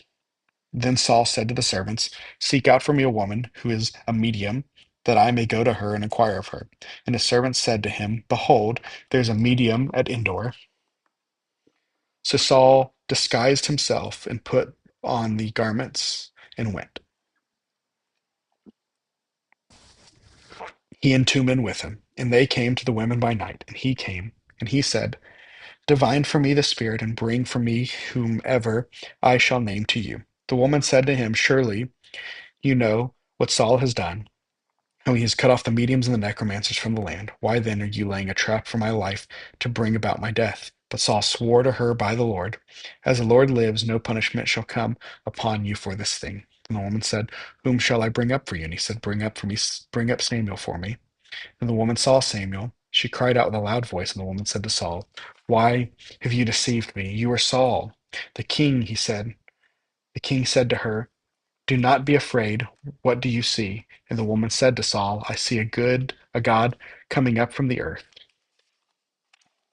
He said to her, "What is his appearance?" And she said, "An old man is coming up, and he is wrapped in a robe." And Saul knew that it was Samuel, and he bowed with his face and ground to the ground and paid homage. Then Samuel said to Saul, "Why have you disturbed me by bringing me up?" Saul answered, "I am in great distress, for the Philistines are warring against me, and God has turned away from me and answers me no more, either by prophets or by dreams. Therefore I have summoned you to tell me what I shall do." And Samuel said, "Why then do you ask me, since the Lord has turned from you and become your enmity? The Lord has done to you as he spoke to me, for the Lord has torn the kingdom out of your hand and given it to the neighbor, David. Because you did not obey the voice of the Lord and did not carry out his fierce wrath against Amalek, therefore the Lord has done this thing to you this day. Moreover, the Lord will give Israel also with into the hand of the Philistines, and tomorrow you and your sons shall be with me. The Lord will give the army of Israel in also into the hand of the Philistines." Then Saul fell at once full length on the ground, filled with fear, because of the words of Samuel. And there was no strength in him, for he had eaten nothing all day and all night. And the woman came to Saul, and when she saw that he was terrified, she said to him, "Behold, your servant has obeyed you. I have taken my life in my hand and have listened to what you have said to me. Now therefore you also obey your servant. Let me set a morsel of bread before you and eat, that you have strengthened when you go your own way." He refused and said, "I will not eat." For his servant together with the woman urged, and he listened to their words. For he arose from the earth and sat on the bed. Now the woman had a fattened calf in the house, and she quickly killed it, and she took the flour and kneaded it, and baked unleavened bread of it. And she put it before Saul and his servants, and they ate. Then they rose and went away that night. Now the Philistines had gathered all the forces at Aphek, and the Israelites had encamped by the spring that is in Jezreel. As the Lord of the Philistines were passing on by hundreds and by thousands, and David and his men were passing on in the rear of Achish, the commanders of the Philistines said, "What are these Hebrews doing here?" And Achish said to the commanders of the Philistines, "Is this not David, the servant of Saul, king of Israel, who has been with me now for days and years? And since he deserted me, I have found no fault in him to this day." But the commanders of the Philistines were angry with me. And the commanders of the Philistines said to him, "Send the men back, that he may return to the place to which you have assigned him. He shall not go down with us to battle, lest in the battle he become an adversary to us. For how could this fellow reconcile himself to the Lord? Would it not be with the heeds of the men of here? Is not this David, of whom they sing to one another in dances? Saul has struck down the thousands, and David his 10,000s. Then Achish called David and said to him, "As the Lord lives, you have been honest to me. It seems right that you should match out and in with me in the campaign.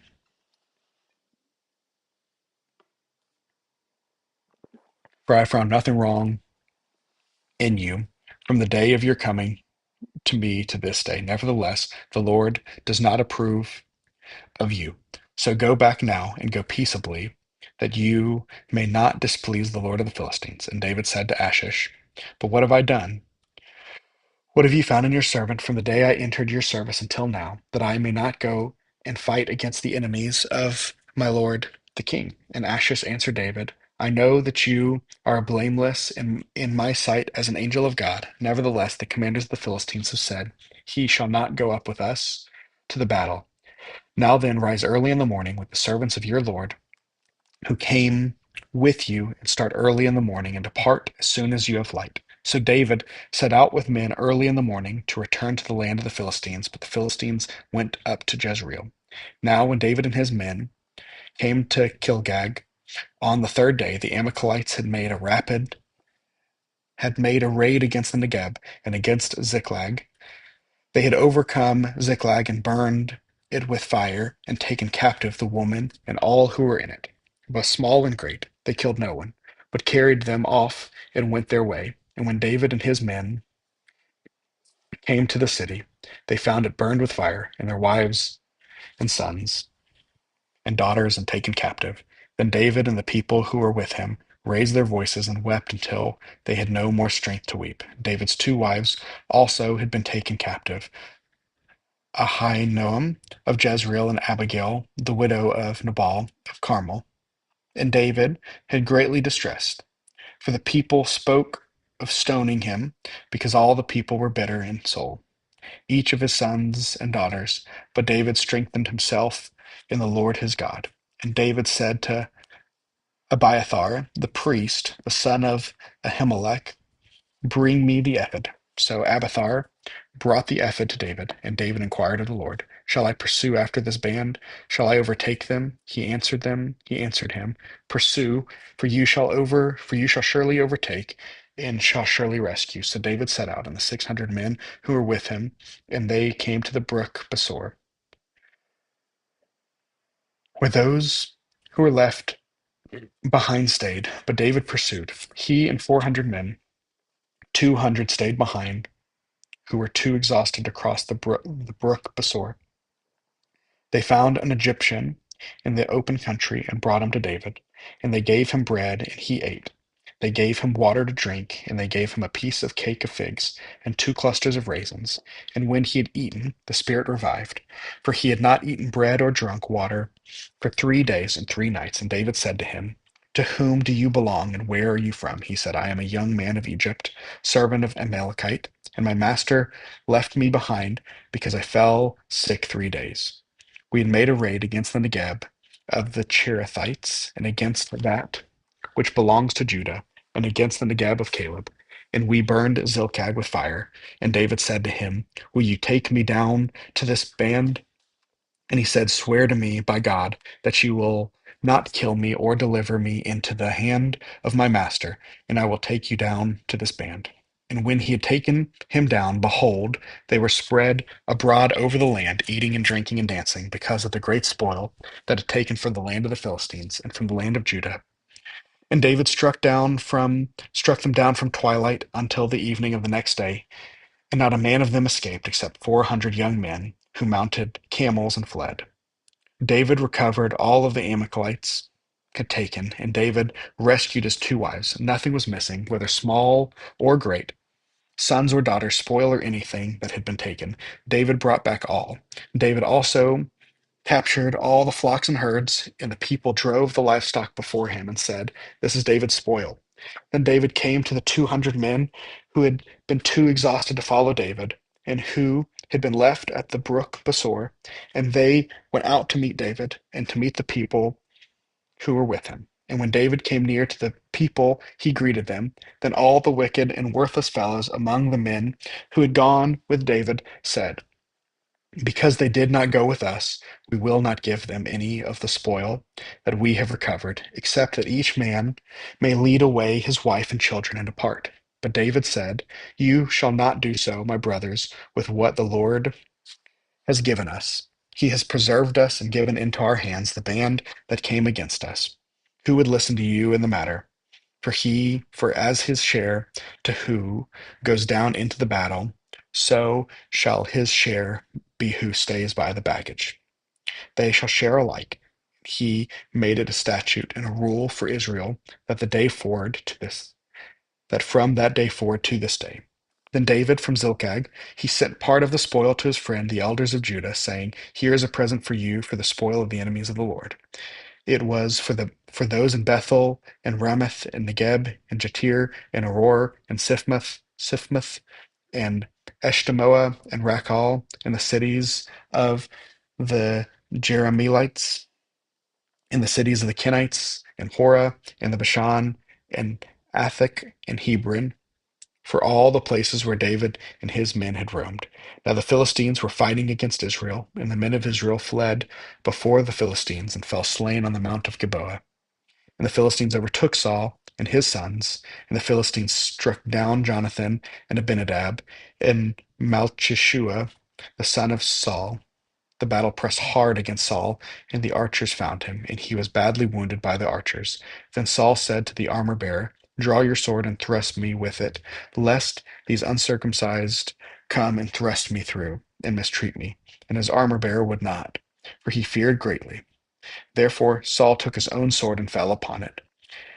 And when his armor bearer saw that Saul was dead, he also fell upon his sword and died with him. Then Saul died. Thus Saul died, and his 3 sons, and his armor bearer, and all his men on the same day together.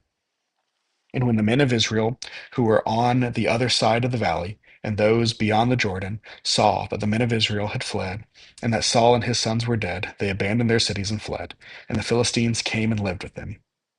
The next day, when the Philistines came to strip the slain, they found Saul and his 3 sons fallen at Mount Gilboa. So they cut off his head and stripped off his armor, and sent messengers throughout the land of the Philistines to carry the good news to the house of their idols, to the people. They put their armor to the temple of Asheroth, and they fastened his body to the wall of Bethshan. But when the inhabitants of Jabesh Gilead heard what the Philistines had done to Saul, all the valiant men arose and went all night and took the body of Saul and the bodies of his sons and from the wall of Bethshan, and they came to Jabesh and burned them there. And they took their bodies and buried them under the tamarisk tree at Jabesh and fasted 7 days. First Samuel down. Now all that is left for the day is Second Samuel.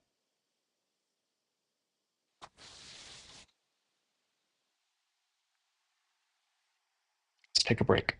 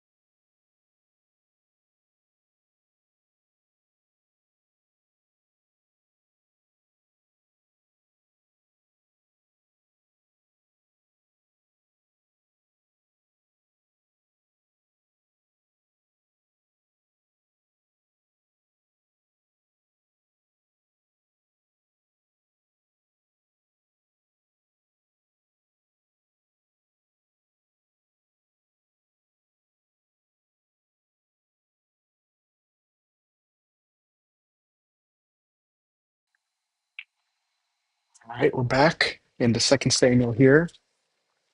Let's see how much of this I can get done before we call it a night. Second Samuel says this.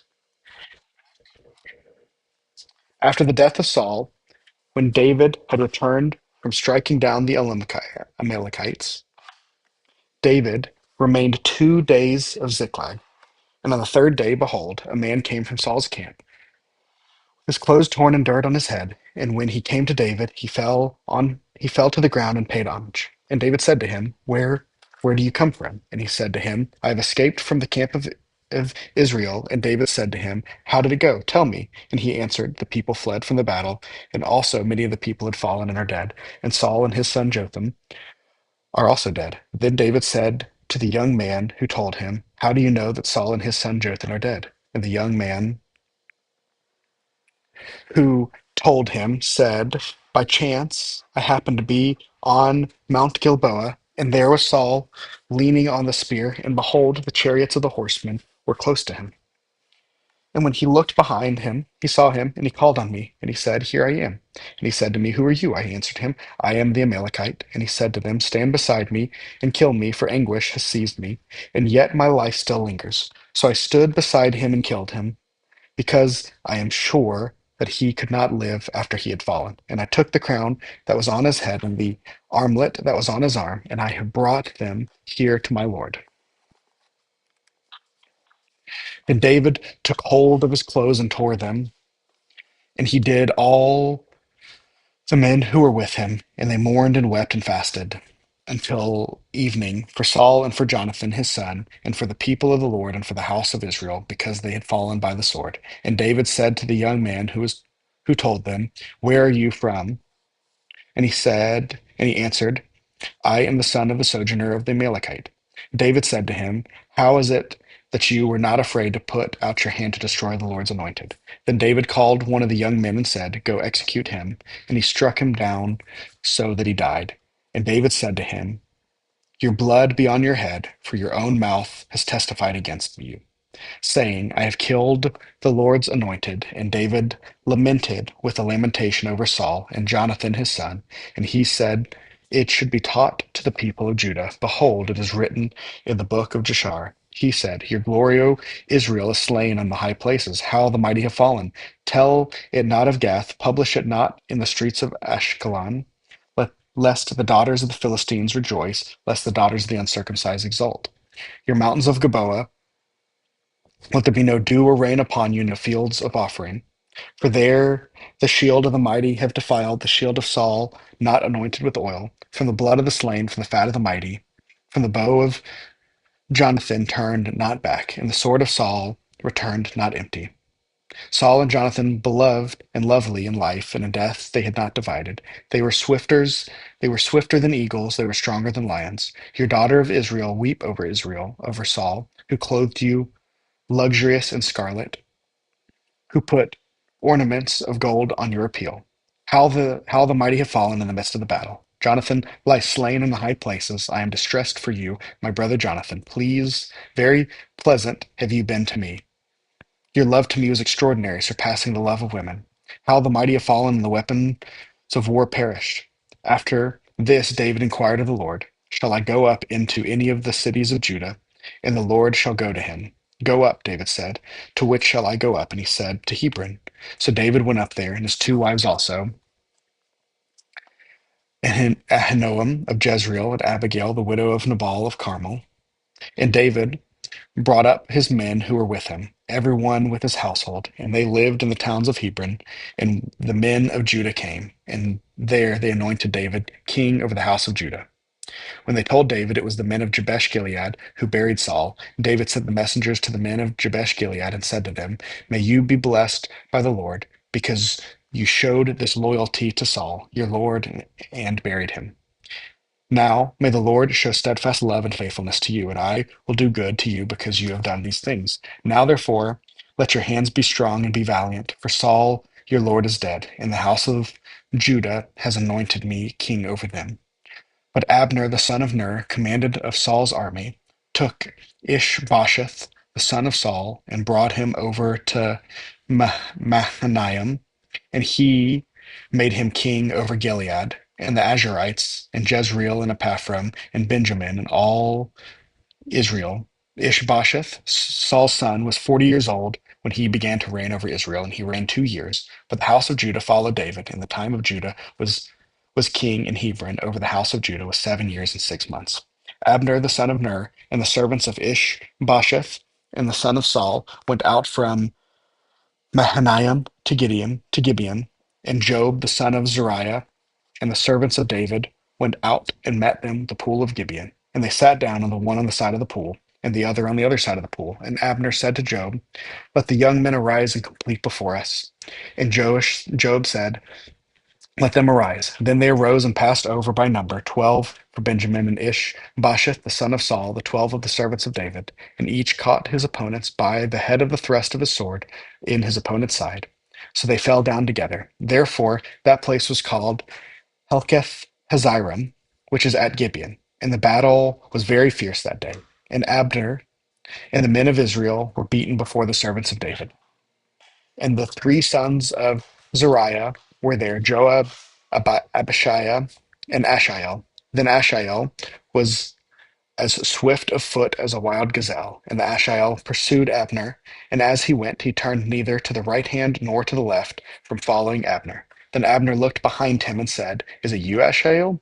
And he answered, it is I. Abner said to him, turn aside to your right hand or to your left, and seize one of the young men and take the spoil. And Ashiel would not turn aside from following him. And Abner said again to Ashiel, turn aside from following me. Why should I strike to you? Why should I strike you to the ground? How then could I lift up my face to you, your brother Joab? But he refused to turn aside. Therefore Abner struck him in the stomach with the butt of the spear, so that the spear came out of his back, and he fell there and died where he was. And all who came to the place where Ashiel had fallen and died stood still. But Joab and Abishai pursued Abner, and as the sun was going down, they came to the hill of Ammah, which lies before Giah, on the way to the wilderness of Gibeon. And the people of Benjamin gathered themselves together behind Abner and became one group and took their stand on the top of the hill. Then Abner called to Joab, shall the sword devour forever? Do you not know that the end will be bitter? How long will it be before you tell your people to turn from the pursuit of your brothers? And Joab said, as God lives, if you had not spoken, surely the men would not have given up the pursuit of their brothers until the morning. So Joab blew the trumpet, and all the men stopped and persuaded Israel no more, and nor did they fight any more. And Abner and his men went all the night through Arabah. They crossed the Jordan. They marched the whole morning. They came to Ahanaim, and Joab returned to the pursuit of Abner. And when he had gathered all the people together, they were missing from David's servants 19 men, besides Ahithophel. But the servants of David had struck down of Benjamin 360 of Abner's men, and they took up to Ashiel and buried him in the tomb of his father, which was at Bethlehem. And Joab and his men marched all night, and the day broke upon them at Hebron. There was a long war between the house of Saul and the house of David, and David grew stronger and stronger, while the house of Saul became weaker and weaker. And sons were born to David at Hebron. His firstborn was Amnon of Ahoniam of Jezreel, and his second Chileab of Abigail, the widow of Nabal of Carmel, and the third, Absalom, the son of Maacah, the daughter of Talmai, king of Geshur, and the fourth, Adonijah, the son of Haggith, and the fifth, Shephatiah, the son of Abital, and the sixth, Ithream of Eglah, David's wife. These were born to David in Hebron. While there was war between the house of Saul and the house of David, Abner was making himself strong in the house of Saul. Now Saul had a concubine whose name was Rizpah, and the daughter of Aiah. And Ishbosheth said to Abner, why have you gone in to my father's concubine? Then Abner was very angry over the words of Ishbosheth and said, am I a dog's head of Judah? To this day I keep showing steadfast love to the house of Saul, your father, to his brothers and to his friends, and have not given you into the hand of David. And yet You charge me today with the fault concerning a woman. God, do so to Abner, and also, and more also, if I do not accomplish for David what the Lord has sworn to him, to transfer the kingdom from the house of Saul, and set up the throne of David over Israel and over Judah, from Dan to Beersheba. And Ishbosheth could not answer Abner another word because he feared him. And Abner sent messengers to David on his behalf, saying, to whom does the land belong? Make your covenant with me, and behold, my hand shall be with you to bring over all of Israel to you. And he said, good, I will make a covenant with you, but one thing I require of you, that is, that you shall not see my face unless you first bring Michal, Saul's daughter, when you come to see my face. Then David sent messengers to Ishbosheth, Saul's son, saying, give me my wife Michal, for whom I paid the bridal price of 100 foreskins of the Philistines. And Ishbosheth sent and took her from her husband Paltiel, the son of Laish. And her husband went with her, weeping, after her all the way to Bahurim. Then Abner said to him, go return. And he returned. And Abner conferred with the elders of Israel, saying, for some time past you have been seeking David as king over you. Now then bring it about. For the Lord has promised David, saying, by the hand of the servant David, I will save my people Israel from the hands of the Philistines and from the hand of all their enemies. Abner also spoke to Benjamin, and then Abner went to tell David of Hebron all that Israel and the whole house of Benjamin thought good to do.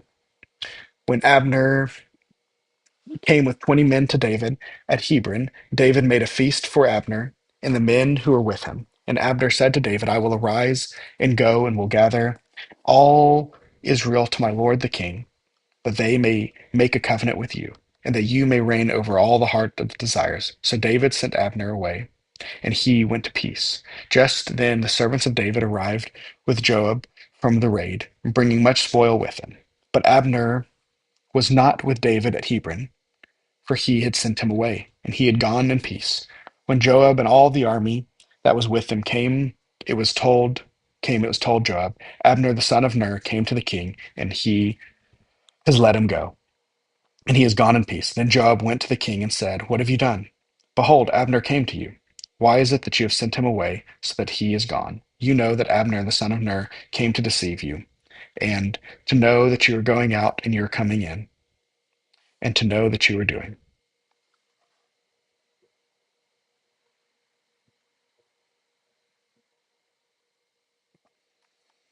When Joab came out from David's presence, he sent messengers after Abner, and they brought him back from the cistern of Sariah, but David did not know about it. And when Abner returned to Hebron, Joab took him aside into the midst of the gate to speak to him privately, and there he struck him in the stomach, so that he died for the blood of Ashiel his brother. Afterward, when David heard of it, he said, I and my kingdom are forever guiltless before the Lord for the blood of Abner the son of Ner. May it fall upon the head of Joab and upon all his father's house, and may the house of Joab never be without who is discharged, or who is leprous, or who is a spindle, or who falls on the sword, or who lacks bread. So Joab and Abishai, his brothers, killed Abner, because they had put their brother Ashiel to death in the battle of Gibeon. Then David said to Joab and to all the people who were with him, tear your clothes and put on a sackcloth and mourn before Abner. And King David followed the bier. They buried Abner at Hebron, and the king lifted up the voice and wept at the grave at Abner, and all the people wept. And the king lamented for Abner, saying, should Abner die as a fool dies? Your hands were not bound, your feet were not fettered. As one falls before the wicked, you have fallen. And all the people wept again over him. Then all the people came to persuade David to eat bread while it was yet day. But David swore, saying, God, do so to me and more also, if I taste bread or anything else, till the sun goes down. And all the people took notice of it, and it pleased them. After everything that the king did pleased all the people. So all the people and all of Israel understood that day that it had not been the king's will to put to death Abner the son of Ner. And the king said to his servants, Do you not know that a prince and a great man has fallen this day in Israel? And I was gentle today, though anointed king. These men, the son of Zeruiah, are more severe than I. The Lord repay the evildoer according to his wickedness. When Ishbosheth, Saul's son, heard that Abner had died at Hebron, his courage failed, and all of Israel was dismayed. Now Saul's son had two men who were captains of raiding bands. The name of one was Baanah, and the name of the other Rechab, son of the Ramon, and a man of Benjamin of Borath. For Beerath also is counted part of the Benjamites, and the Beerathites fled to Gideon and have been sojourners there to this day. Jonathan, the son of Saul, had a son who was crippled in his feet. He was 5 years old when the news of the Saul and Jonathan came to Jezreel, and his nurse took him up and fled. And as she fled in haste, he fell and became lame, and his name was Mephibosheth. Now the son of Ramon and Beerothite, Rechab and Baanah, set out, and about the heat of the day they came to the house of Ishbosheth, as he was taking his noonday rest. And they came to the midst of the house as if to get wheat, and they stabbed him in the stomach. Then Rechab and Baanah, his brother, escaped. When they came to the house as he lay on his bed in the bedroom, they struck him and put him to death and beheaded him. They took his head and went by the way of the Arba all night, and brought the head of Ishbosheth at David at Hebron. And they said to the king, Here is the head of Ishbosheth, the son of Saul, your enemy who sought your life. The Lord has avenged my lord the king his day on Saul and on his offspring. But David answered Rechab and Baanah, his brother, the sons of Ramon and Beerothite, As the Lord lives, who has redeemed my life out of every adversity. When one has told me, Behold, Saul is dead, and though he was bringing a good news, I seized him and killed him at Ziklag, which was the reward I gave to him to the news. How much more, when wicked men have killed a righteous man to his own house on his bed, shall I not now require his blood at your hand and destroy you from the earth? And David commanded his young men, and they killed them and cut off their hands and feet and handed them beside the pool of Hebron. But they took the head of Ishbosheth and buried it in the tomb of Abner at Hebron. Then all the tribes of Israel came to David at Hebron and said, Behold, we were your bone of flesh. In times past, when Saul was king over it, it was you who led out and brought in Israel. And the Lord said to you, Ye shall be shepherds of my people Israel, and you shall be prince over Israel.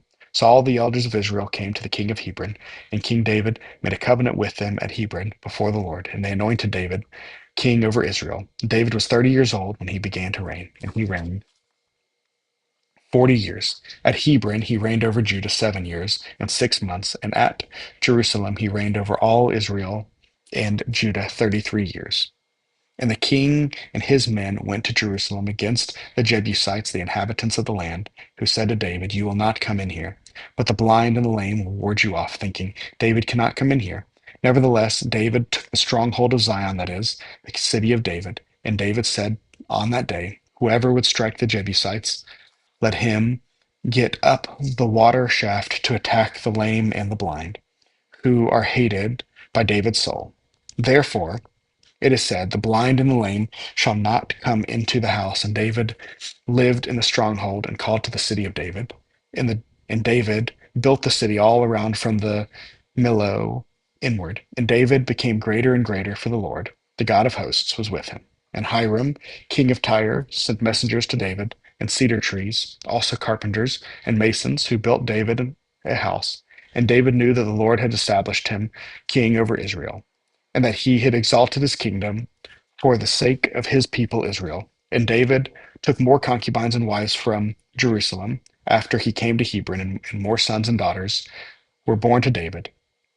And these were the names of those who were born to him in Jerusalem: Shemua, Shobab, Nathan, Solomon, Ibhar, Elishua, Nepheg, Japhia, Elishama, Eliada, and Elphalet.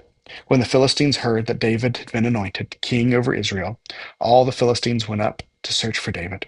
But David heard of it and went down to the stronghold. Now the Philistines had come and spread out in the valley of Rephaim, and David inquired of the Lord, "Shall I go up against the Philistines? Will you give them to my hand?" And to the Lord he said to David, "Go up, and I will certainly give the Philistines into your hand." And David came to Baal Perazim, and David defeated them there. And he said, "The Lord has broken through my enemies before me like a breaking flood." Therefore the name of the place is called Baal Perazim. And the Philistines left their idols there, and David and his men carried them away. And the Philistines came up yet again and spread out in the valley of Rephaim. And when David inquired of the Lord, he said, "You shall not go up. Go around to the rear and come against them opposite the balsam tree. And when you hear the sound of the machine in the tops of the balsam trees, then rouse yourself, for then the Lord has gone out before you to strike down the army of the Philistines." And David did as the Lord commanded him, and struck down the Philistines from Geba to Gezer. David again gathered all the chosen men of Israel, 30,000. And David arose and went with all the people who were with him from Baalah, Judah, to bring up from there the ark of God, which is called by the name of the Lord of hosts, who sits enthroned in the cherubim. And they carried the ark of God on the new cart and brought it out of the house of Abinadab, where it was on the hill. And Uzzah and Ahio and the sons of Abinadab were driving the new cart with the ark of God, and Ahio went before the ark. And David and all the house of Israel were celebrating before the Lord, whose songs and lyre and harps and tambourines and castanets and cymbals. And when they came to the threshing floor of Nacon, Uzzah put out his hand to the ark of God and took hold of it. For the oxen stumbled, and the anger of the Lord was kindled against Uzzah. And God struck him down there because of his error, and he died there because of the ark of the God, and because of the ark of God. And David was angry because of the Lord had broken out against Uzzah, and that place is called Perez Uzzah to this day. And David was afraid of the Lord that day, and he said, "How can the ark of the Lord come to me?" So David was not willing to take the ark of the Lord into the city of David, but David took it aside to the house of Obed-Edom the Gittite. And the ark of the Lord remained in the house of Obed-Edom the Gittite 3 months. And the Lord blessed Obed-Edom and his household. And it was told King David, the Lord had blessed the household of Obed-Edom and all that belonged to him because of the ark of God. So David went and brought him the ark of God from the house of Obed-Edom to the city of David with rejoicing. And when those who bore the ark of the Lord had gone 6 steps, he sacrificed an ox and fatted animal, and David danced before the Lord all with all his might. And David was wearing a linen ephod. So David and all the house of Israel brought up the ark of the Lord, and shouting and with the sound of a horn. As the ark of the Lord came into the city of David, Michal, the daughter of Saul, looked out the window and saw King David leaping and dancing before the Lord, and she despised him in her heart. And they brought in the ark of the Lord and set it in its place inside the tent that David had pitched for it. And David offered burnt offerings and peace offerings before the Lord. And when David had finished offering the burnt offerings and the peace offerings, he blessed the people in the name of the Lord of hosting, and distributed among the people, the whole multitude of Israel, both men and women, a cake of bread, a portion of meat, and a cake of raisins to each one. Then all the people departed, each to his house. Then David returned to bless his household. But Michal, the daughter of Saul, came out to meet David and say, "How the king of Israel honored himself today, uncovering himself today before the eyes of the servants, female servants, as one of the vulgar fellows shamelessly uncovers himself." And David said to Michal, "It was before the Lord who chose me before your father and above all his house, to appoint me as prince over Israel and the people of the Lord, and I will celebrate before the Lord, and I will make myself yet more contemptible than this, and I will be abased in your eyes. But by the female servants of whom you have spoken, to them I shall be held in honor." And Michal, the daughter of Saul, had no children, no child to the day of her death. Now, when the king lived in the household and the Lord had given him rest, all the surrounding enemies, the king said to Nathan the prophet, "See how I dwell in the house of cedar, but in the ark of God dwells in the tent." And Nathan said to the king, "Go, do all that is in your heart, for the Lord is with you." And the same night the word of the Lord came to Nathan, "Go and tell my servant David, thus says the Lord, would you build me a house to dwell in? I have not lived in a house since the day I brought up the people of Israel from Egypt to this day. But I have been moving about in a tent for my dwelling. In all places where I have moved with all the people of Israel, did I speak a word with any of the judges of Israel, whom I commanded to shepherd my people Israel, saying, Why have you not built my house of cedar? Now therefore, thus you shall say to my servant David, Thus says the Lord of hosts. I took you from a pasture, from following the sheep, that you should be prince over the people of Israel, and I have been with you whenever you went, and have cut off all the enemies from before you. And I will make for you a great name, like the name of the great ones of the earth. And I will appoint a place for all my people of Israel, and will plant them, so that they may dwell in their own place, and be disturbed no more. And violent man shall afflict them no more, as formerly as the time that I have appointed judges over my Israel, for my people Israel, and I will give you rest from all the enemies. Moreover, the Lord declares to you, the Lord will make you a house. When your days are fulfilled and you lie down with your fathers, I will raise you up offspring after you, who shall come from your body, and I will establish his kingdom. He shall build a house on my name, and I will establish the throne of his kingdom forever. I will be for him a father, and he shall be for me a son. When he commits iniquity, I will discipline him with the rod of men, with the stripes of the sons of man, but my steadfast love will not depart from him, as I took it from Saul, whom I put away from before you. In your house and your kingdom shall be made sure forever before me. Your throne shall be established forever in accordance to all of these words and in accordance to the vision Nathan spoke to David. Then King David went in and sat before the Lord and said, Who am I, Lord, O God, and what is in my house that you have brought me thus far? And yet this was a small thing in your eyes, O Lord God. You have spoken also of your servant's house of a great while to come.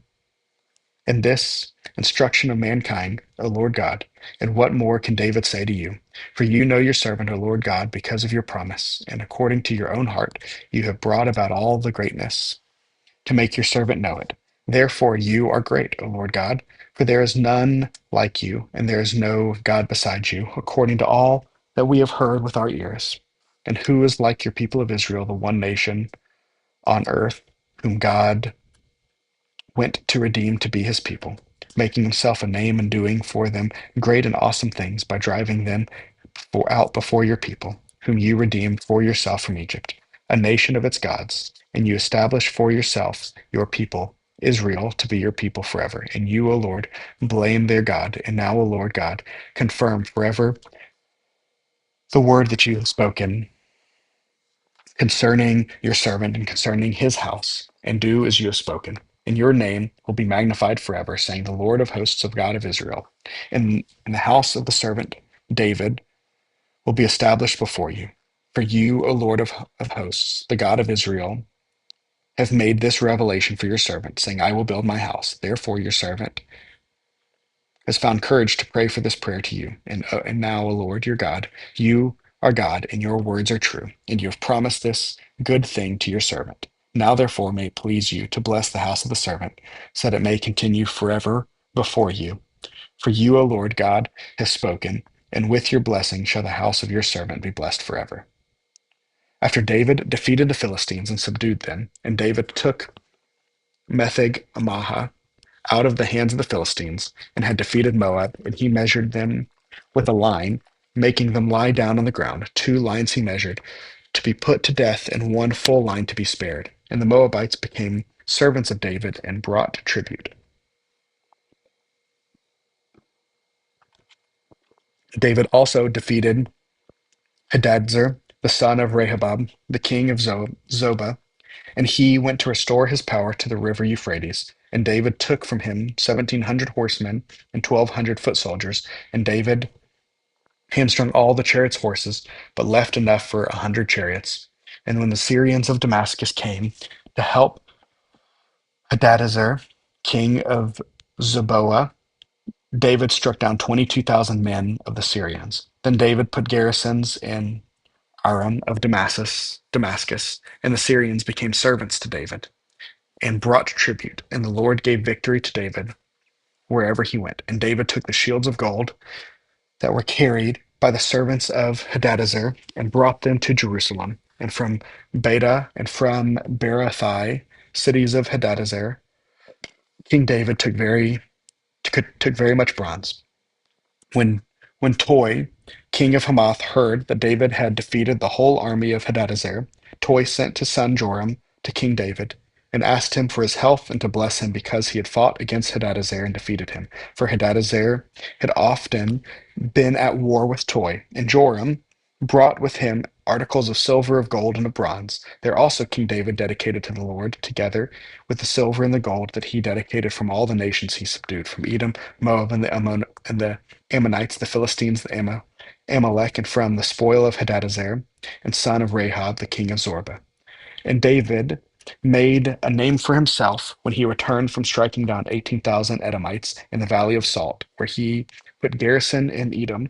Throughout all Edom he put garrisons, and all of the Edomites became David's servants, and the Lord gave victory to David wherever he went. So David reigned over all of Israel, and David ministered justice and iniquity to all his people. Joab and the son of Zeruiah his was over the army of Jehoshaphat, the son of Elihud, and the recorder, and Zadok the son of the Ahitub, and Ahimelech the son of Zathiar were priests, and Sariah was secretary, and Benaiah the son of Jehoiada was over the Chethites and the Pelethites, and David's sons were priests. And David said, is there still anyone left of the house of Saul, that I may show him kindness for Jonathan's sake? Now there was a servant of the house of Saul, whose name was Ziba, and they called him David. And the king said to him, are you Ziba? And he said, I am your servant. And the king said, is there not still someone in the house of Saul, that I may show the kindness of God to him? Ziba said to the king, there is still the son of Jonathan. He is crippled in his feet. The king said to him, where is he? And Ziba said to the king, he is in the house of Machir, the son of Amiel, and Lo Debar. Then King David sent and brought them from the house of Machir, the son of Ameliel, and Lo Debar. And Mephibosheth, the son of Jonathan, son of Saul, came to David and fell on his face and paid homage. And David said, Mephibosheth. And he answered, behold, I am your servant. And David said to him, do not fear, for I will show you kindness for the sake of your father Jonathan, and I will restore to you all the land of Saul your father, and you shall eat at my table always. And he paid homage and said, what is your servant, that you should show regard for a dead dog such as I? Then the king called Ziba, Saul's servant, and said to him, all that belonged to Saul and to all his people I have given to to your master's grandson. And you and your sons and your servants shall to the land of him, and shall bring in the produce, that your master's grandson may have bread to eat. But Mephibosheth, your master's grandson, shall always eat at my table. Now Ziba had 15 sons and 20 servants. Then Ziba said to the king, according to all that my lord the king commands his servants, so will your servant do. So Mephibosheth ate at David's table, like one of the king's sons. And Mephibosheth had a young son whose name was Micah. And all who lived in Ziba's house became Mephibosheth's servants. And Mephibosheth lived in Jerusalem, for he ate always at the king's table. Now he was lame in both his feet. After this, the king of the Ammonites died, and Hanun his son reigned in his place. And David said, I will deal loyally with Hanun, the son of Nahash, and his father dealt loyally with me. So David sent by his servants to console him concerning his father. And David's servants came into the land of the Ammonites. But the princes of the Ammonites said to the Hanun their lord, do you think because David has sent comforters to you that he is honoring your father? Has not David sent his servant to you to search the city and to spy it out and overthrow it? So Hanun took David's servants and shaved off half the beard of each, and cut off the garments in the middle and their hips, and sent them away. When it was told David, he sent to meet them, for the men were greatly ashamed. And the king said, remain in Jericho until your beards have grown, and then return.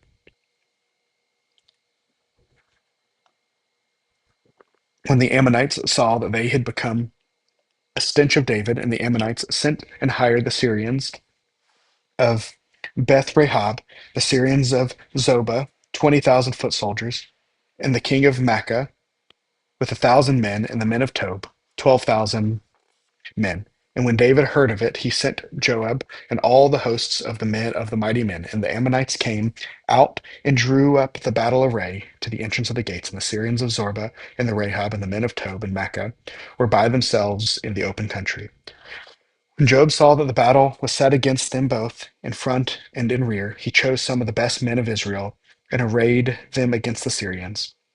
The rest of his men he put in charge of the Abishai, his brother, and he arrayed them against the Ammonites. And he said, if the Syrians are too strong for me, then you shall help me. But if the Ammonites are too strong for you, then I will come and help you. Be of good courage, and let us be courageous for all people and for the cities of the God of our God. And may the Lord do what seems good to him. So Joab, the people who were with him, drew near to the battle against the Syrians, and they fled before him. And when the Ammonites saw that the Syrians fled, they likewise fled before Abishai and entered the city. Then Joab returned from fighting against the Ammonites and came to Jerusalem. And when the Syrians saw that they had been defeated by Israel, they gathered themselves together, and Hadadezer sent and brought into the Syrians who were beyond the Euphrates. They came to Hallam and Shobach, and the commander of the army of Hadadezer at their head. And when it was told to David, he gathered all of Israel together and crossed the Jordan and came to Halam. The Syrians arrayed themselves against David and fought with him, and the Syrians fled before Israel, and David killed the Syrians, the men of 700 chariots and 400,000 horsemen, and wounded Shobach, the commander of their army, so that he died there. And when all the kings who were the servants of Hadadezer saw that they had been defeated by Israel, they made peace with Israel and became subject to them. So the Syrians were afraid to save the Ammonites anymore. In the spring of that year, the king, the time when the kings go out to the battle, David sent Joab and his servants with him, and all of Israel, and they ravaged the Ammonites and besieged Rabbah. But David remained at Jerusalem. It happened late one afternoon when David arose from his couch, and he was walking on the roof of his king's house, and he saw from the roof a woman bathing, and the woman was very beautiful. And David sent and inquired about the woman, and one said, is that not Bathsheba, the daughter of Eliam, the wife of Uriah the Hittite? So David sent messengers and took her, and she came to him, and he lay with her. Now she had been purifying herself from the uncleanliness. Then she returned to the house, and the woman conceived, and she sent and told David, I am pregnant. So David sent word to Joab, send me Uriah the Hittite. And Joab sent Uriah to David. When Uriah came to David, David asked how Joab was doing, and how the people were doing, and how the war was going. And then David said to Uriah, go down to your house and wash your feet. When Uriah went out of the king's house, and there followed him a present from the king, but Uriah slept at the door of the king's house with all the servants of the Lord, and did not go down to his house. When they told David, Uriah did not go down to his house, David said to Uriah, have you not come from a journey? Why did you not go down to your house? Uriah said to David, the ark of the Israel and Judah dwell in booths, and my lord Joab and the servants of my lord are camping in the field. Shall I then go to my house and eat and drink and lie with my wife? Are you to live, and your souls lives? I will not do this thing. Then David said to Uriah, remain here today also, and tomorrow I will send you back. So Uriah remained in Jerusalem that day and the next. And David invited him, and he ate his presence and drank, that he made him drunk. And in the evening he went out to lie on his couch with the servants of his lord. But he did not go down to his house. In the morning David wrote a letter to Joab and sent it by the hand of Uriah. In the letter he wrote, set Uriah in the forefront of the hardest fighting, and then draw back from him, that he may be struck down and die. And so Joab was besieging the city. He assigned Uriah to the place where he knew that there were valiant men, and the men of the city came out and fought in Joash, and some of the servants of David among the people fell. Uriah the Hittite also died. Then Joab sent and told David all the news about the fighting, and he instructed the messengers, when you have finished telling all the news about the fighting to the king, then if the king's anger arises, and if he says to you, why did you go so near to the city to fight? Did you not know that they were going to shoot from the wall? Who killed Abimelech the son of Jerubbesheth? Did not a woman cast an upper millstone to him on the wall, so that he died at Thebez? Why did you go so near the wall? Then you say, your servant Uriah the Hittite is dead also.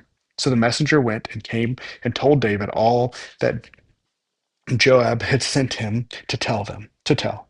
The messenger said to David, "The men gained an advantage over us and came out against us in the field, but we drove them back to the entrance of the gate." And the archers shot at your servants from the wall. Some of the king's servants are dead, and your servant Uriah the Hittite is dead also. David said to the messengers, "Thus shall you say to Joab, do not let the matter displease you, for the sword devours now one and now another. Strengthen your attack against your city and overthrow it, and encourage him." When your wife Uriah heard that Uriah her husband was dead, she lamented over her husband. And when the mourning was over, David sent and brought her to his house, and she became his wife and bore him a son. But the thing that David had done displeased the Lord. And the Lord sent Nathan to David. He came to him and said to him, "There were two men to a certain city, the one rich and the one poor. The rich man had very many flocks and herds, but the poor man had nothing but one little ewe lamb, which he had bought. And he brought it up, and it grew up with him and with his children. It used to eat of his morsels and drink of his cup and lie in his arms. And it was like a daughter to him. Now there was a traveler to the rich man, and he was unwilling to take one of his own flock or herd to prepare for the guest who had come to him. But he took the poor man's lamb and prepared it for the man who came to him. Then David's anger was greatly kindled against the man. And he said to Nathan, "As the Lord lives, the man who has done this deserves to die, and he shall restore the lamb fourfold, because he did this thing and because he had no pity." Nathan said to David, "You are the man.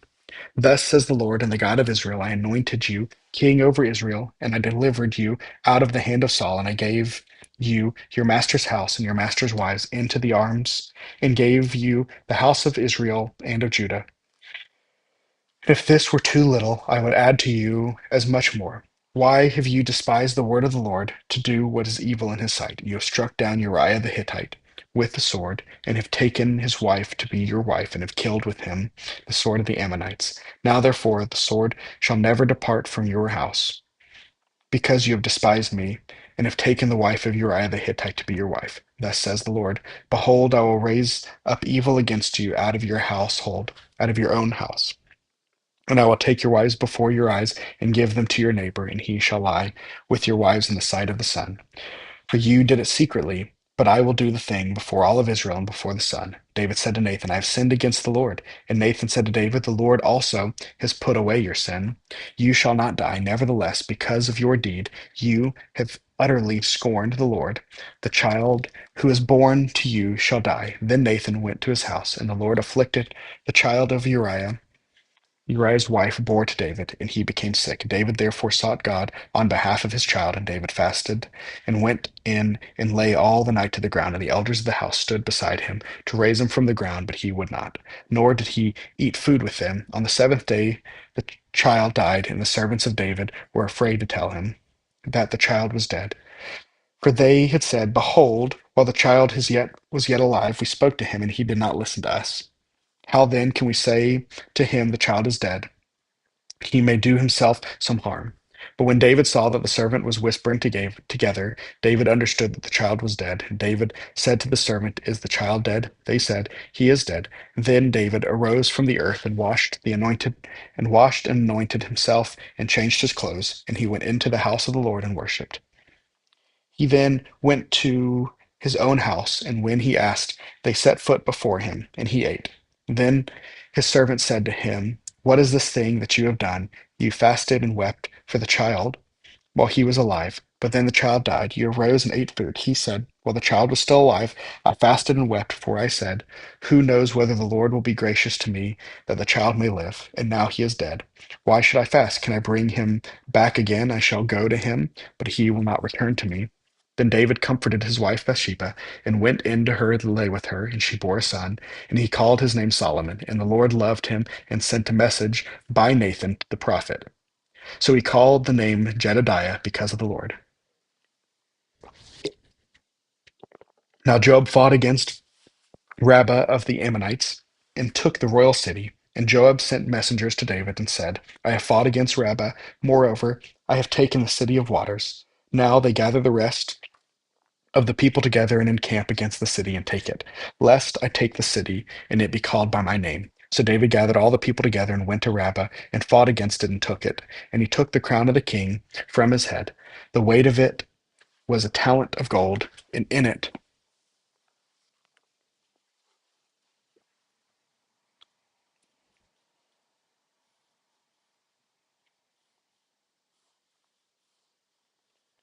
And he took the crown of the king from the head, and the weight of it was a talent of gold, and it was the precious stone, and it placed on David's head. And he brought out the spoil of the city, a very great amount. And he brought out the people who were in it, and set them to labor with saws and iron picks and iron axes, made to toil with the bricks and kilns. And thus he did to all the cities of the Ammonites. Then David and all the people returned to Jerusalem. Now Absalom, David's son, had a beautiful sister whose name was Tamar. And after the time, Amnon, David's son, loved her. And Amnon was so tormented that he made himself ill because of his sister Tamar, for she was a virgin, and it seemed impossible for Amnon to do anything to her. But Amnon had a friend whose name was Jonadab, the son of Shimeah, David's brother. And Jonadab was a very crafty man, and he said to him, O son of the king, why are you so haggard morning after morning? Will you not tell me? And Amnon said to him, I love Tamar, my brother Absalom's sister. Jonadab said to him, lie down in your bed and pretend to be ill. And when your father comes to see you, say to him, let my sister Tamar come and give me bread to eat, and prepare the food in my sight, that I may see it and eat it from her hand. So Amnon lay and pretended to be ill. And when the king came to him, Amnon and said to the king, please let my sister Tamar come and make a couple of cakes in my sight, that I may eat it from her hand. Then David sent home to Tamar, saying, go to your brother Amnon's house and prepare food for him. So Tamar went to her brother Amnon's house, where he was lying down, and she took dough and kneaded it, and made cakes in his sight, and baked cakes. And she took the pan and emptied it before him, but he refused to eat. And Amnon said, send out everyone from me. So everyone went out from them. Then Amnon said to Tamar, bring the food into the chamber, that I may eat it from your hand. And Tamar took the cakes, and she had made, and brought them into the chamber of Amnon his brother. But when she brought them near him to eat, he took hold of her and said to her, come lie with me, my sister. She answered him, no, my brother, do not violate me, for such a thing is not done in Israel. Do no such thing, do not do this outrageous thing for me. For as for me, when could I carry my shame? And as for you, you would be as one of the outrageous fools in Israel. Now, therefore, please speak to the king, for he will not withhold from you. But he would not listen to her, and being stronger than her, he violated her and lay with her. Then Amnon hated her with a very great hatred, so that the hatred was with which he hated her was greater than the love with which he had loved her. And Amnon said to her, get up, go. And she said to him, no, my brother, for this is wrong, and sending me away is greater than the other that you did to me. And he would not listen to her. He called the young man who served him and said, put this woman out of my presence and bolt the door after her. Now she was wearing a long robe with sleeves, for thus were the virgin daughters of the king dressed. So his servants put her out and bolted the door after her. And Tamar put ashes on her head and tore the long sleeves off that she wore, and she laid her hand on her head and went away crying aloud as she went. And her brother Absalom said to her, has Amnon your brother been with you?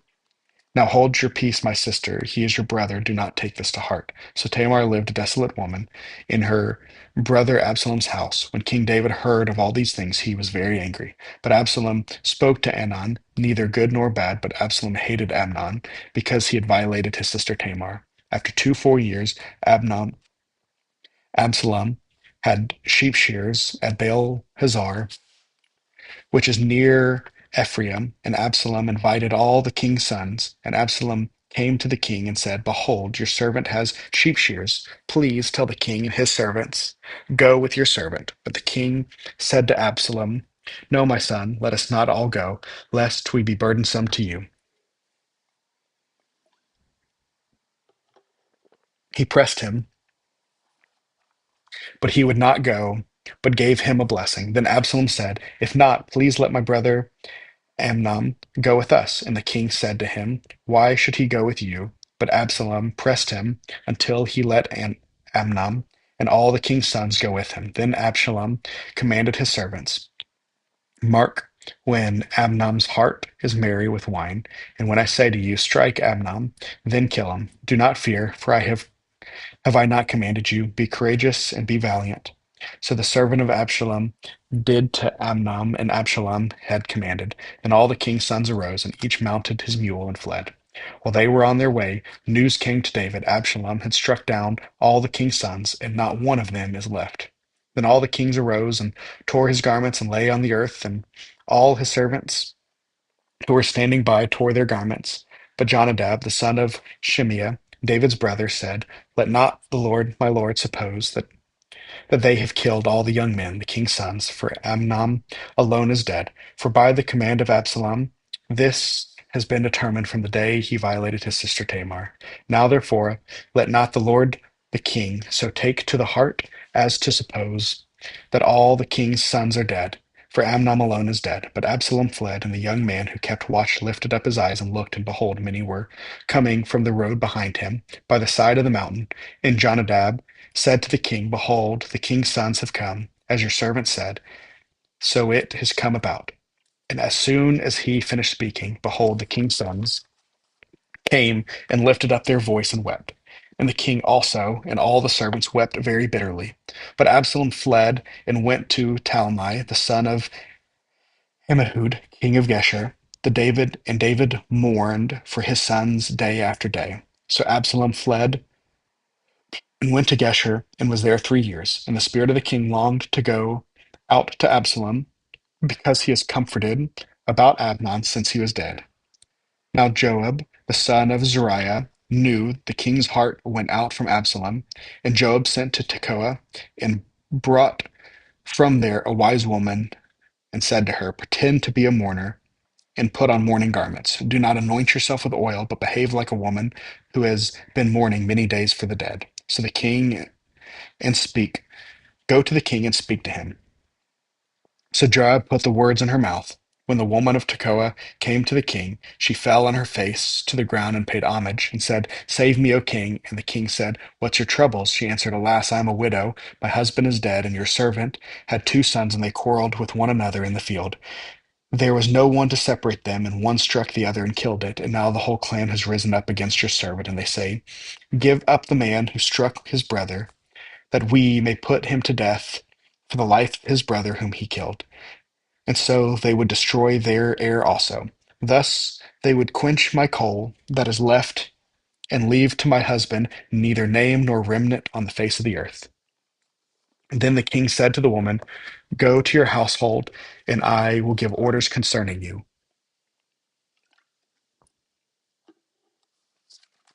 And the woman of Tekoa said to the king, On On me be the guilt, my lord the king, and on my father's house let the king and his throne be guiltless. The king said, If anyone say anything to you, bring him to me, and he shall never touch you again. Then she said, Please let the king involve the Lord your God, that the avenger of the blood kill no more, and my son not be destroyed. He said, As the Lord says, no one heir of your son shall fall to the ground. Then the woman said, Please let your servant speak a word to my lord the king. He said, Speak. And the woman said, Why have you planned such a thing against the people of God? For in giving this decision, the king convicts himself, inasmuch as the king does not bring his banished one home again. We must all die. We are like water spilled on the ground, which cannot be gathered up again. But God will not take away life, and he devises means so that the banished one will not remain an outcast. Now I have come to say that to my lord the king, because the people have made me afraid. In your servant, though, I will speak to the king. It may be that the king will perform the request of his servant, for the king will hear and deliver his servant from the hand of the man who has destroyed me and the son together from the heritage of God. And your servant thought, The word of the Lord the king will set me at rest. For my lord the king is like the angel of God to discern good and evil. The Lord your God be with you.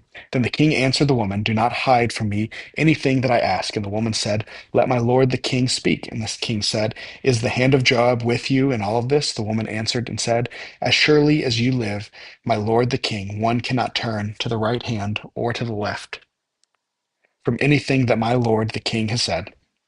It was your servant Joab who commanded me, and it was he who put all these words in the mouth of your servant in order to change the course of things. Your servant Joab did this.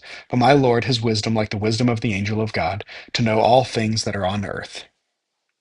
Then the king said to Joab, Behold, now I grant this go.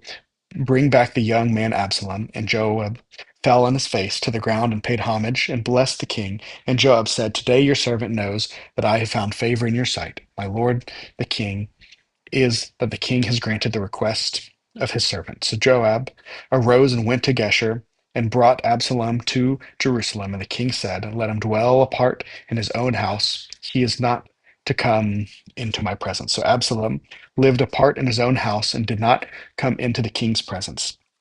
Now, in all of Israel, there was no one so much to be praised for the handsome appearance of Absalom.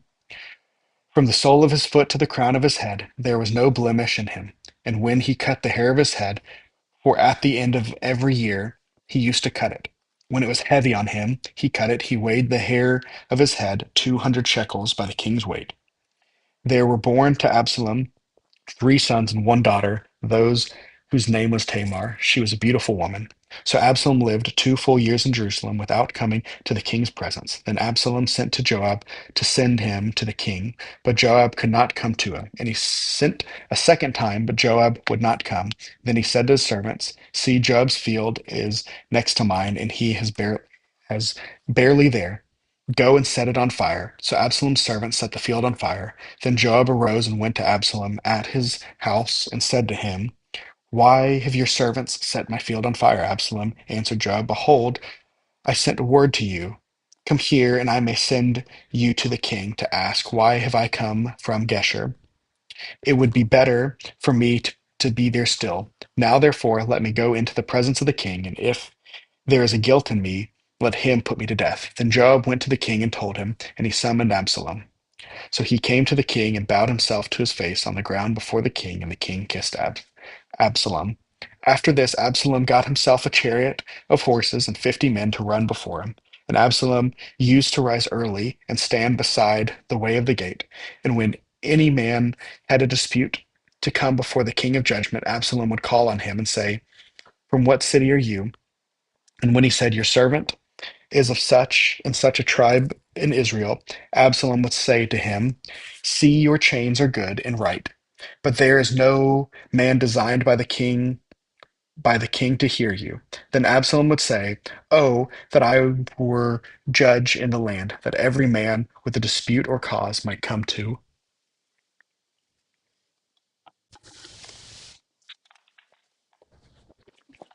me, and I would give him justice.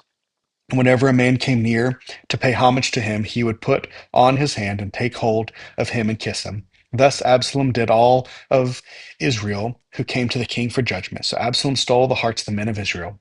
And at the end of the 4 years, Absalom said to the king, Please let me go and pay my vow, which I have vowed to the Lord in Hebron. For your servant vowed a vow while I lived at Geshur in Aram, saying, If the Lord will indeed bring me back to Jerusalem, then I will offer worship to the Lord. The king said to him, Go in peace, for he arose and went to Hebron. But Absalom sent secret messengers throughout all the tribes of Israel, saying, As soon as you hear the sound of the trumpet, then say, Absalom is king of Hebron. With Absalom went 200 men from Jerusalem who were invited guests, and they went in the innocence and were nothing and knew nothing. And while Absalom has, was offering the sacrifices, he sent to Ahithophel the Gileonite, David's counselor, from his city Giloah, and the conspiracy grew strong, and the people of Absalom kept increasing. And a messenger came to David, saying, The hearts of the men of Israel have gone after Absalom. Then David said to all the servants who were with him in Jerusalem, Arise and let us flee, or else there will be no escape for us from Absalom. Go quickly, lest he overtake us quickly and bring down ruin on us and strike the city with the edge of the sword. And the king's servant said to the king, Behold, your servant are ready to do whatever my lord king decides. So the king went out and all his household after him. And the king left 10 concubines to keep the house. And the king went out, and all the people after him, and they halted at the last house. And all the servants passed him by, and all the Cherethites, and all the Pelahites, and all the 600 Gitteites who had followed him from Gath passed on before the king. Then the king said to Ittai the Gittite, "Why do you also go with us? Go back and stay with the king, for you are a foreigner, and also an exile from your home. You came only yesterday, and shall I today make you wander about with us since I go? I know not where. Go back and take your brothers with you, and may the Lord show steadfast love and faithfulness to you." But Attai answered the king, "As the Lord lives, and as my lord the king lives, wherever my lord the king shall be, wherever the death or the life, there also will be your servant be." And David said to Attai, "Go then, pass on." So Attai the Gittite, passed on with all his men and all the little ones that were with him, and all the land wept aloud as the people passed by. And the king crossed the brook Kidron, and all the people passed on toward the wilderness. And Abiathar came up, and behold, Zadok also came with all the Levites, bearing the ark of the covenant of God. And they set down the ark of God until the people had all passed out of the city. Then the king said to Zadok, "Carry the ark of God back into the city. If I find favor in the eyes of the Lord, we will bring me back and let me see both it and his dwelling place. But if he says, I have no pleasure in you, behold, there I am. Let him do to me what seems good to him." The king also said to Zadok the priest, "Are you not a seer? Go back to the city of peace with your two sons, Ahimaaz, your son, and Jonathan, the son of Abiathar. See, I will wait at the fords of the wilderness until word comes from you to inform me." So Zadok the Abiathar carried the ark of God back to Jerusalem, and they remained there. But David went up the ascent of the Mount of Olives, weeping as he went, barefoot and with his head covered, as all the people who were with him covered their heads, and they went up, weeping as they went. It was told David, Ahithophel is among the conspirators of Absalom. And David said, "O Lord, please turn the counsel of Ahithophel into foolishness." While David was coming into the summit where God was worshipped, behold, Abishai the Archite came to meet him with his coat torn and dirt on his head. David said to him, "If you go on with me, you will be a burden to me. But if you return to the city of Absalom, I will be your servant. O king, as I have been your father's servant in time past, so now I will be your servant. Then you will defeat me, for the counsel of Ahithophel are not Zadok and Abiathar the priests with you there. So whatever you hear from the king's house, tell it to Zadok the Abiathar the priests. Behold, the two sons are with them. They're Ahimaaz, Zadok's son, and Jonathan, Abiathar's son. And by them you shall send me everything you hear." So Hush Hushai, David's friend, came into the city just as Absalom was entering Jerusalem.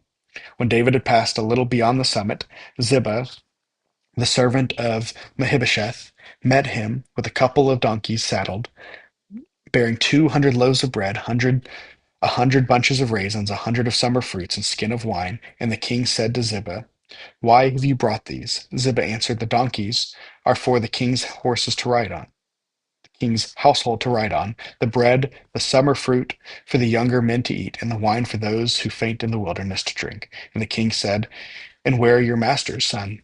Ziba said to the king, "Behold, he remains in Jerusalem, for he said, Today the house of Israel will give me back the kingdom of my father." Then the king said to Ziba, "Behold, all that prolonged the Mephibosheth is now yours." And Ziba said, "I pay homage. Let me ever find favor in your sight, my lord the king." When King David came to Bahurim, there came out a man of the family of the house of Saul, whose name was Shimei, the son of Gera. And as he came, he cursed continually, and he threw stones at David and at the servant of King David. And all the people and all the mighty men were on his right hand and on his left. And Shimei said as he cursed, Get out, you man of blood, you worthless man. The Lord has avenged you on you all the blood of your house of Saul,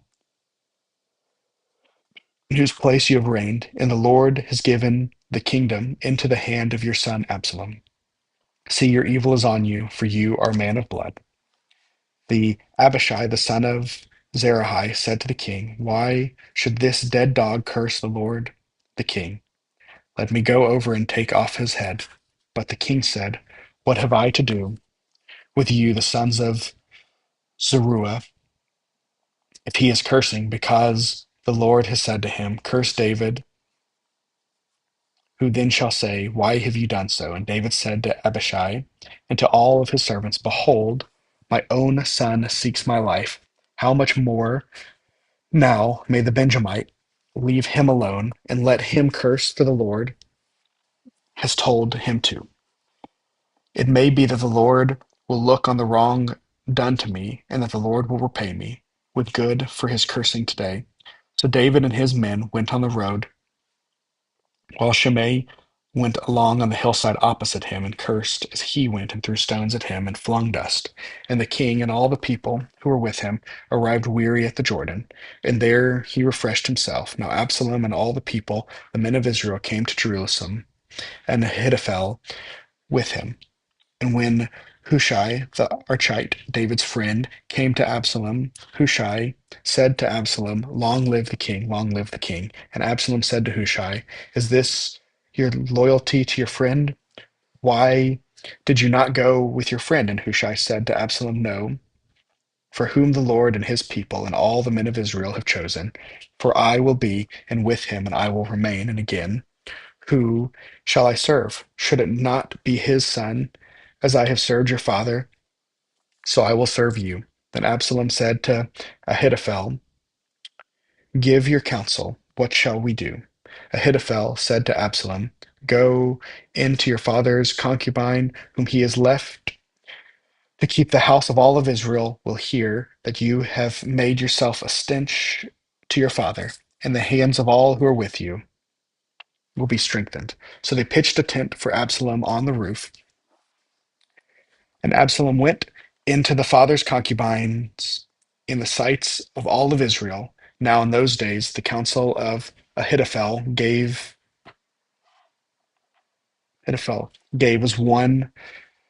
was as if one consulted the word of God. So was all the counsel of Ahithophel esteemed both by David and by Absalom. Moreover, Ahithophel said to Absalom, let me choose 12,000 men, and I will arise and pursue David tonight.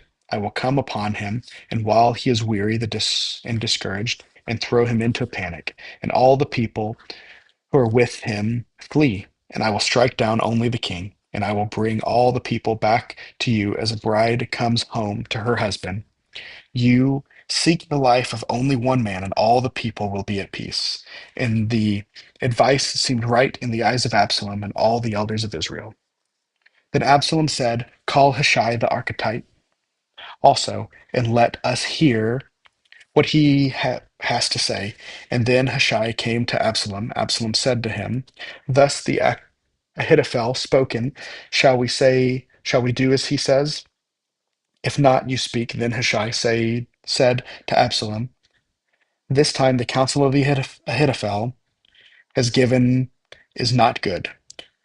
Hushai said, you know that your father and his men are mighty men, and they are enraged like a bear robbed of his cubs in the fields. Besides, your father is expert in war. He will not spend the night with his people. Behold, even now he has hidden himself in one of the pits and in one of the other places. And as soon as some of the people fall on the first attack, whoever hears it say, there will have been a slaughter among the people who follow Absalom. There even a valiant man whose heart is like the heart of a lion will utterly melt with the fear of all. For all of Israel knows that the Father is a mighty man, and that those who are with him are valiant men. Take a pause real quick.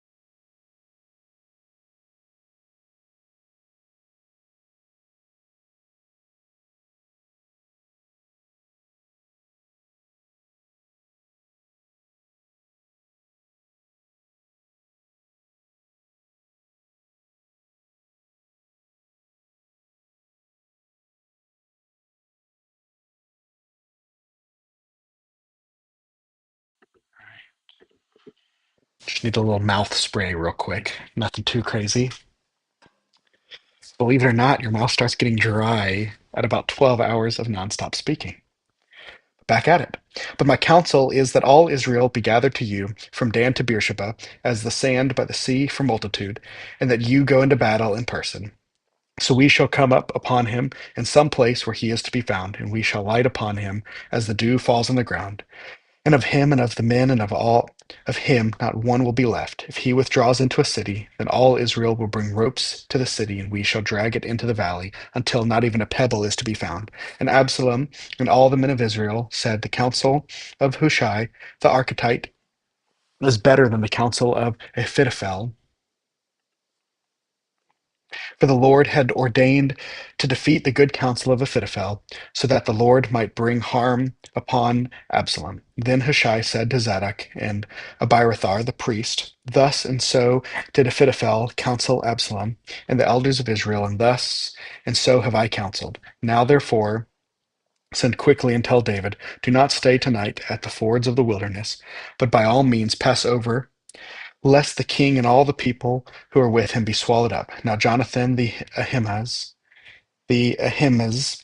were waiting for in Rogel, female servant, was to go and tell them, and they were to go and tell King David, for there were not to be seen entering the city. But a young man saw them and told Absalom. So both of them went away quickly and came to the house of the man of Bahiram, who was well in the courtyard. And they went down into it, and the woman took the spread, a covering over the well's mouth, and scattered grain on it, and nothing was known of it. When Absalom's servants came to the woman at the house, they said, where is Ahimaaz and Jonathan? And the woman said to them, they have gone over the brooks of water. And when they had sought and could not find them, they returned to Jerusalem. After they had gone, the men came up out of the well and went and told King David. They said to David, arise and go quickly over the water, for thus and so has Ahithophel counseled against you. Then David arose, and all the people who were with him, and they crossed the Jordan by daybreak. Not one was left who had not crossed the Jordan. When Ahithophel saw that his counsel was not followed, he saddled his donkeys and went off home to his own city. He set his council in order and hanged themselves, and he died and was buried in the tomb of his father. Then David came to Mahanaim, and Absalom crossed the Jordan with all the men of Israel. Now Absalom had set Amasa over the army instead of Joab. Amasa was the son of a man named Ithra the Ishmaelite, who had married Abigail, the daughter of Nahasha, sister of Zeruiah, Joab's mother, in Israel, and Absalom encamped in the land of Gilead. When David came to Mahanaim, Shobi and the son of Anash, and Rabbah of the Ammonites, and the Machir, the son of the Amiel, from Lo Debar and Barzillai and Gileadite, from Rogelim, brought beds, basins, and earthen vessels, wheat, barley, flour, parched grain, beans and lentils, honey and curds, and sheep, and cheese from the herd for David, and for the people with him to eat. For they said, the people are hungry and weary and thirsty in the wilderness. Then David mustered the men who were with him, and set them over commanders of thousands and commanders of hundreds. And David set out the army, 100 under the commands of Joab, 1/3 under the commandments of Abishai, the son of Zeruiah, Joab's brother, and 1/3 under the command of Ittai the Giratite. The king said to the men, I myself will also go out to you. And the men said, you shall not go out, for if we flee, they will not care about us. If half of us die, they will not care about us. But you are worth 10,000 of us. Therefore, it is better that you send us help from the city. The king said to them, whatever seems best to you, I will do. So the king stood at the side of the gate while all the army marched out of the hundreds and by thousands. And the king ordered Joab and Abishai and Ittai, deal gently for my sake with a young man Absalom. And all the people heard when the king gave orders to all the commanders about Absalom. So the army went out into the field against Israel, and the battle was fought in the forest of Ephraim. And the men of Israel were defeated there by the servants of David, and the loss there was great on the day, 20,000 men. The battle spread over the face of the country, and the forest devoured more people that day than the sword. And Absalom happened to meet the servants of David. Absalom was riding on his mule, and the mule went under the thick branches of great oak, and his head caught fast in the oak, and he was suspended between heaven and earth, while the mule that was under him went on. And a certain man saw it, and told Joab, "Behold, I saw Absalom hanging in an oak." Joab said to the man who told him, "What, you saw him? Why then did you not strike him on the ground?"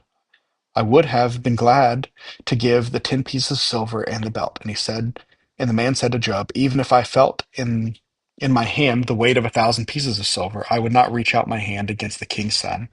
For in our hearing the king commanded you and Abishai and Attai for the sake to protect the young man Absalom.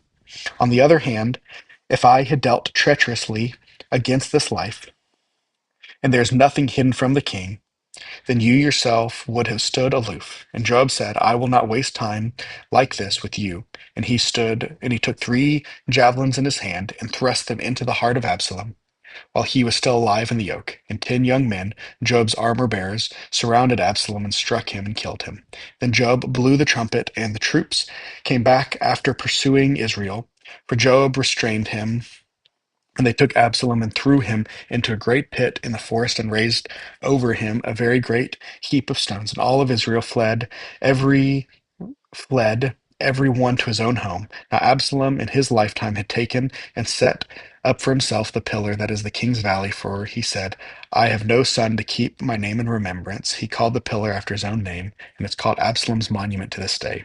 Then Ahimaaz, the son of Zadok, said, "Let me run and carry the news to the king that the Lord has delivered him from the hands of the enemy."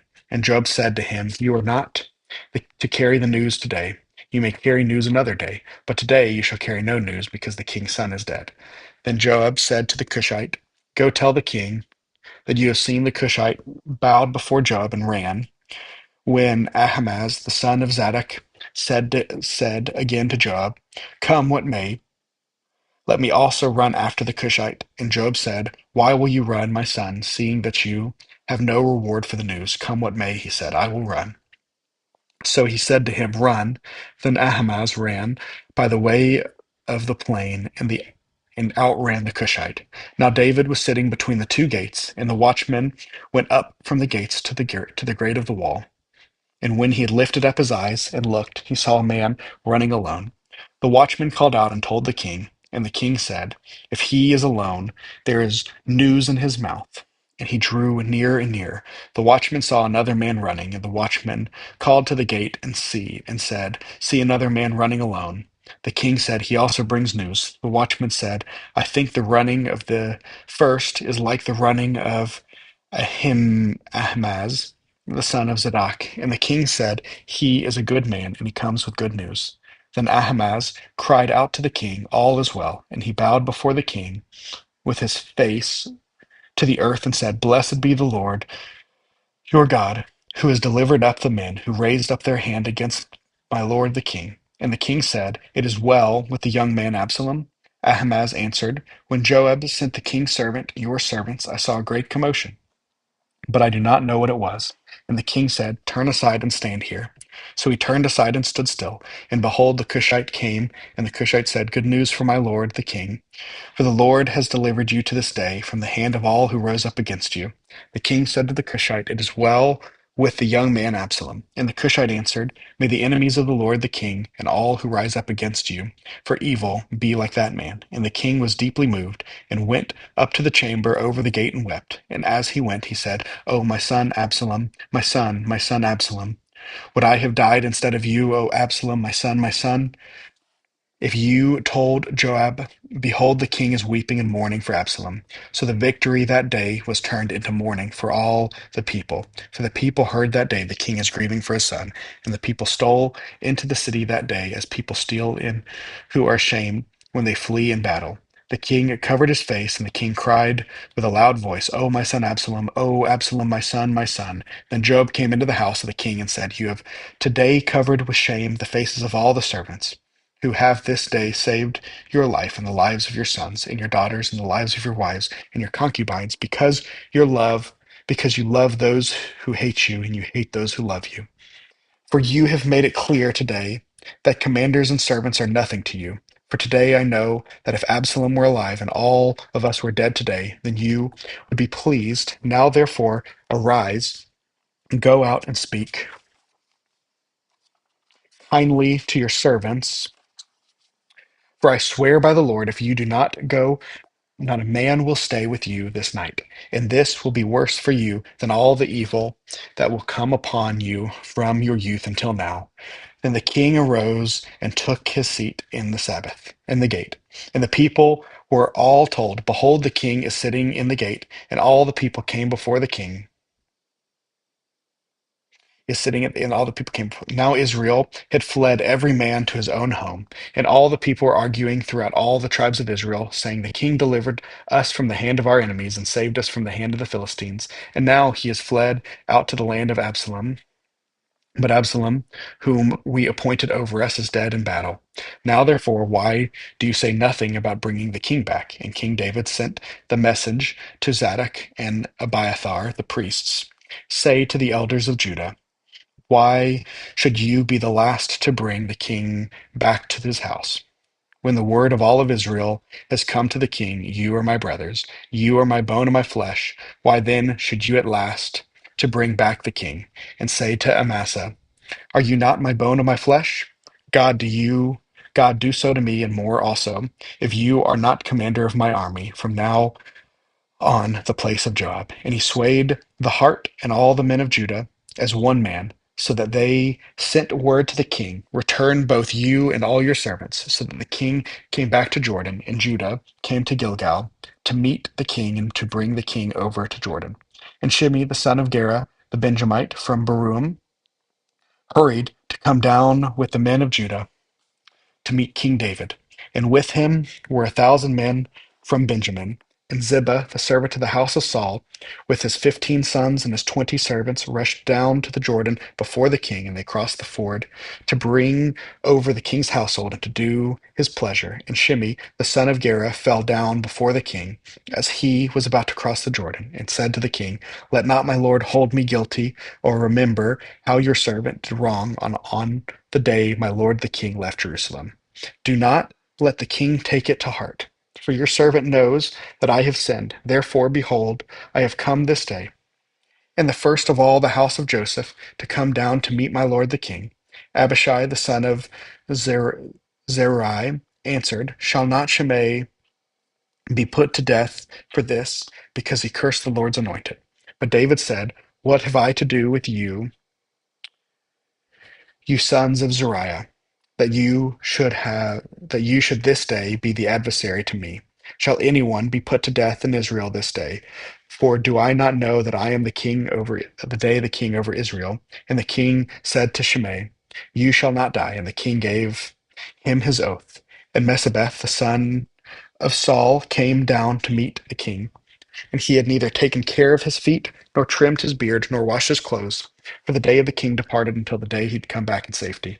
And when he came to Jerusalem to meet the king said to him, "Why did you not go with me to Mephibosheth?" He answered, "My lord, O king, my servant deceived me." For the servant said to him, "I will saddle a donkey for myself, and I may ride on it, and go with the king.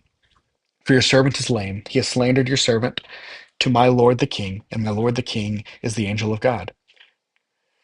Do therefore what seems good to you." For all my father's house were but men doomed to death before my lord the king. But you set your servant among those who eat at the table.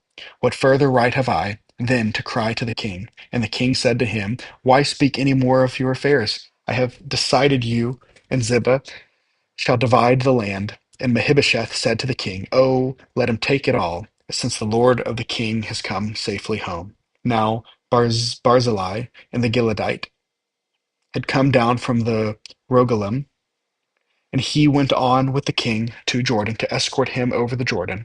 Barzillai was a very aged man, 80 years old. He had provided the king with food when he stayed at Mahanaim, for he was a very wealthy man. And the king said to Barzillai, "Come over to me, and I will provide to you with me in Jerusalem." But Barzillai came to the king, "How many years have I still to live, that I should go up to the king of Jerusalem? I am this day 80 years old. Can I discern what is pleasant and what is not? Can your servant taste what he eats and what he drinks? Can I still listen to the voice of singing men and singing women? Why then should your servant be an added burden to my lord the king? Your servant will go a little way over the Jordan with the king. Why should the king repay me with such a reward? Please let your servant return, that I may die in my own city, near the grave of my father and my mother. But here in the servant of Chimham, let him go over with my lord the king, and do for him whatever seems good to you." And the king answered, "Chimham shall go over with me, and I will do for him whatever seems good to you, and all that you desire from me I will do for you." Then all the people went over to Jordan, and the king went over, and the king kissed Barzillai and blessed him, and he returned to his own home. The king went on to Gilgal, and Chimham went on with him. All the people of Judah, and also half the people of Israel, brought the king on his way. Then all the men of Israel came to the king and said to the king, "Why have our brothers, the men of Jordan, of Judah, stolen your way and brought the king and his household over to the Jordan, and all of David's men with him?" All the men of Judah answered the men of Israel, "Because the king is so close relative, is our close relative. Why then are you angry over this matter? Have we eaten at all the king's expense? Or have we given, or has he given us a gift?" And the men of Israel answered the men of Judah, "He has 10 shares in the king, and in David also we have more than you. Why then did you despise us? Were you not the first to speak of bringing back our king? And the words of the men of Judah were fiercer than the words of the men of Israel. Now there happened to be a worthless man whose name was Sheba, the son of Berchri, a Benjamite, and he blew the trumpet and said, "We have no portion in David, we have no inheritance in the son of Jesse, every man to his tent, O Israel." So the men of Israel withdrew from David and followed Sheba, the son of Berchri. But the men of Judah followed their king steadfastly from the Jordan to Jerusalem. And David came to the house of Jerusalem, and the king took the 10 concubines whom he had left to care for the house, and put them in a house under guard, and provided for them, but did not go in, but did not go into them. So they were shut up until the day of the death, living as if in widowhood. Then the king said to Amasa, "Call the men of Judah together to me within 3 days to be here yourself." So Amasa went to summon Judah, and he delayed beyond the set time that he had appointed him. And David said to him, "Abishai, now Sheba the son of Berchri, will do us more harm than Absalom. Take your Lord's servant and pursue him, lest he get himself to fortified cities and escape from us." And there went out after him Job, men of the Cherethites and the Pelethites, and all the mighty men. They went out from Jerusalem to pursue Sheba, the son of Berchri. When they were in the great stone of the Gibeon, Amasa came to meet them. Now Joab was wearing a soldier's garment, and over it was a belt with a sword in its sheath fastened to its thigh. And as he went forward, it fell out. And Joab said to Amasa, "It is well with you, my brother." And Joab took Amasa by the beard with his right hand to kiss him. But Amasa did not observe the sword that was in Joab's hand. So Joab struck him with it in the stomach, and spilled his entrails to the ground without striking a second blow, and he died. Then Joab and Abishai, his brother, pursued Sheba, the son of Berchri, and one of Joab's young men took his stand in Absa and said, "Whoever favors Joab, and whoever is for David, let him follow Joab." And Amasa lay wallowing in his blood in the highway. And anyone who came by, seeing him, stopped. And when the man saw that all the people stopped, he carried Amasa out of the highway into the field, and threw a garment over them. When he was taken out of the highway, all the people went on after Joab to pursue Sheba the son of Berchri. And Sheba passed through all the tribes of Israel, and Abel, and Beth Macan, and all the Berchmites assembled and followed him here. And all the men who were with Joab came and besieged him and Abiel of Beth Macan. Maacah. They cast up a mound against the city, and it stood against the rampart, and they were battering the wall to throw it down. Then a wise woman called from the city, Listen, listen, tell Joab, come here that I may speak to you. And he came near her, and the woman said, Are you Joab? He answered, I am. Then he said to him, Listen to the words of the servant. And he answered, I am listening. Then he said, They used to say in former times, Let them ask counsel at Abdiel. And so they settled a matter. I am one of those who are peaceable and faithful in Israel. You seek to destroy a city that is a mother in Israel. Why will you swallow up the heritage of the Lord? Job answered, Far be it from me, far be it that I shall swallow up or destroy. That is not true. But a man in the hill country of Ephraim, called Sheba, the son of Berchri, has lifted up his hand against King David. Give up him alone, and I will withdraw from the city. And the woman said to Job, Behold, his head shall be thrown to you over the wall. Then the woman went to all the people in her wisdom, and they cut off the head of Sheba the son of Berchri, and threw it out to Joab. So he blew the trumpet, and they dispersed into the city, every man to his home, and Joab returned to Jerusalem to the king.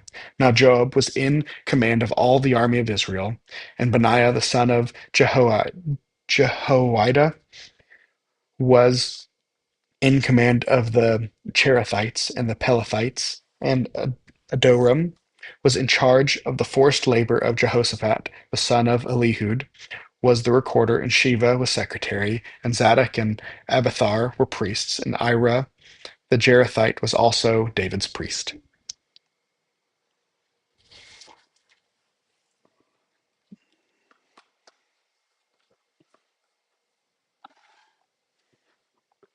Now there was a famine in the days of David for 3 years, year after year. And David sought the face of the Lord, and the Lord said, There is blood guilt on Saul and on his house, because he put the Gibeonites to death.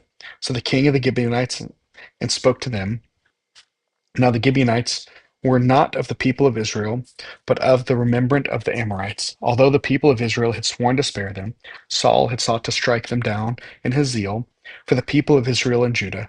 And David said to the Gibeonites, What shall I do for you, and how shall I make atonement, that you may bless the heritage of the Lord? The Gibeonites said to him, It is not a matter of silver or gold between us and Saul or his house, neither it is for us, and put any man to death in Israel. And he said, What do you say that I shall do for you?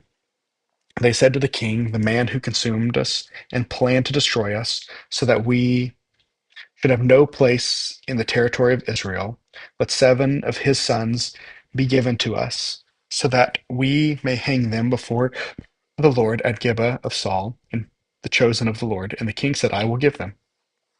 But the king spared Mephibosheth, the son of Saul's son Jonathan, because of the oath of the Lord that was between them, between David and Jonathan, the son of Saul. The king took the sons of Rizpah, the daughter of Ahi, who she bore to Saul, Armoni and Mephibosheth, and the 5 sons of Meribah, the daughter of Saul, whom she bore to Adriel, the son of Barzillai, the Mahalathite, and he gave them into the hands of the Gibeonites, and they hanged them on the mountain before the Lord, and the 7 of them perished together. They were put to death in the first of harvest, at the beginning of the barley harvest. Then Rizpah, the daughter of Aiah, took sackcloth and spread it for herself on the rock, from the beginning of harvest until the rain fell upon them from the heavens. And she did not allow the birds of the air to come upon them by day, or the beasts of the field by night. When David was told what Rizpah, the daughter of Ahiah, the concubine of Saul, had done, David went and took the bones of Saul and the bones of his son Jonathan into the men of Jabesh Gilead, who had stolen them from the public square of Beth Shan, where the Philistines had hanged them, on on the day the Philistines killed Saul of Gilboa. He brought up from there the bones of Saul and the bones of his son Jonathan, and they gathered the bones of those who were hanged, and they buried the bones of Saul and his son Jonathan in the land of Benjamin and Zelah, in the tomb of Kish his father. And they did all that the king commanded, and after that God responded to the plea of the land. There was a war again between the Philistines and Israel, and David went down together with his servants, and they fought against the Philistines, and David grew weary. And Ishbi-benob, one of the descendants of the giants, whose spear weighed 300 shekels of bronze, and who was armed with a new sword, thought to kill David. But Abishai, the son of Zeruiah, came to his aid and attacked the Philistine and killed him. Then David's men swore to him, "You shall no longer go out to battle, lest you quench the lamp of Israel." After this, there was again war with the Philistines of Gob. The Sibbechai, the Hushathite, struck down Saph, who was one of the descendants of the giants. And there was again war with the Philistines of Gob. And Elihan, the son of Jeroregim the Bethlehemite, struck down Goliath and the Gittite, and the shaft of whose spear was like a weaver's beam. And there was again war at Gath, where there was a man of great stature, who had 6 fingers on each hand, and 6 fingers on each hand, and 6 toes on each foot, 24 in number. And he also was a descendant from the giants. And when he taunted Israel, Jonathan, the son of Shimei, David's brother, struck him down. These 4 were descendants of the giants of Gath, and they fell by the hand of David and by the hands of his servants. And David spoke to the Lord the words of the songs of the day, when the Lord delivered him from the hand of all the enemies and from the hand of Saul. He said, "The Lord is my rock and my fortress and my deliverer, my God, my rock in whom I take refuge, my shield and the horn of my salvation, my stronghold and my refuge, my Savior.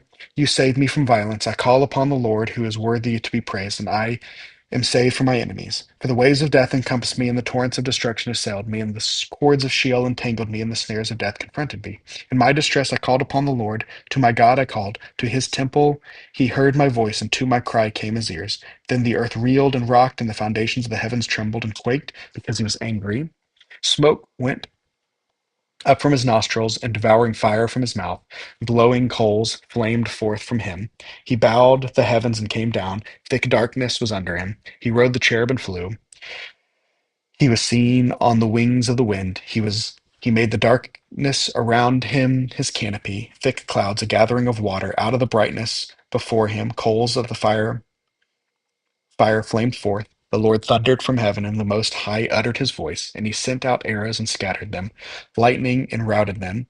Then the channels of the sea were seen, the foundations of the world were laid bare, in the rebuke of the Lord, at the blast of the breath of his nostrils. He sent him on high, he took him, he drew him out. He drew me out of many waters. He rescued me from my strong enemy, for those who hated me. For they were too mighty for me. They confronted me in the day of my calamity, but the Lord was my support. He brought me into the brood place. He rescued me because he delighted in me. The Lord dealt with me according to my righteousness, according to the cleanliness of my hands, he rewarded me. For I have kept the ways of the Lord, and I have not wickedly departed from my God. For all his rules were before me, and from his statutes I did not turn aside. I was blameless before him, and I kept myself from guilt. And the Lord had rewarded me according to my righteousness, according to my cleanliness in his sight. With the merciful you show yours merciful.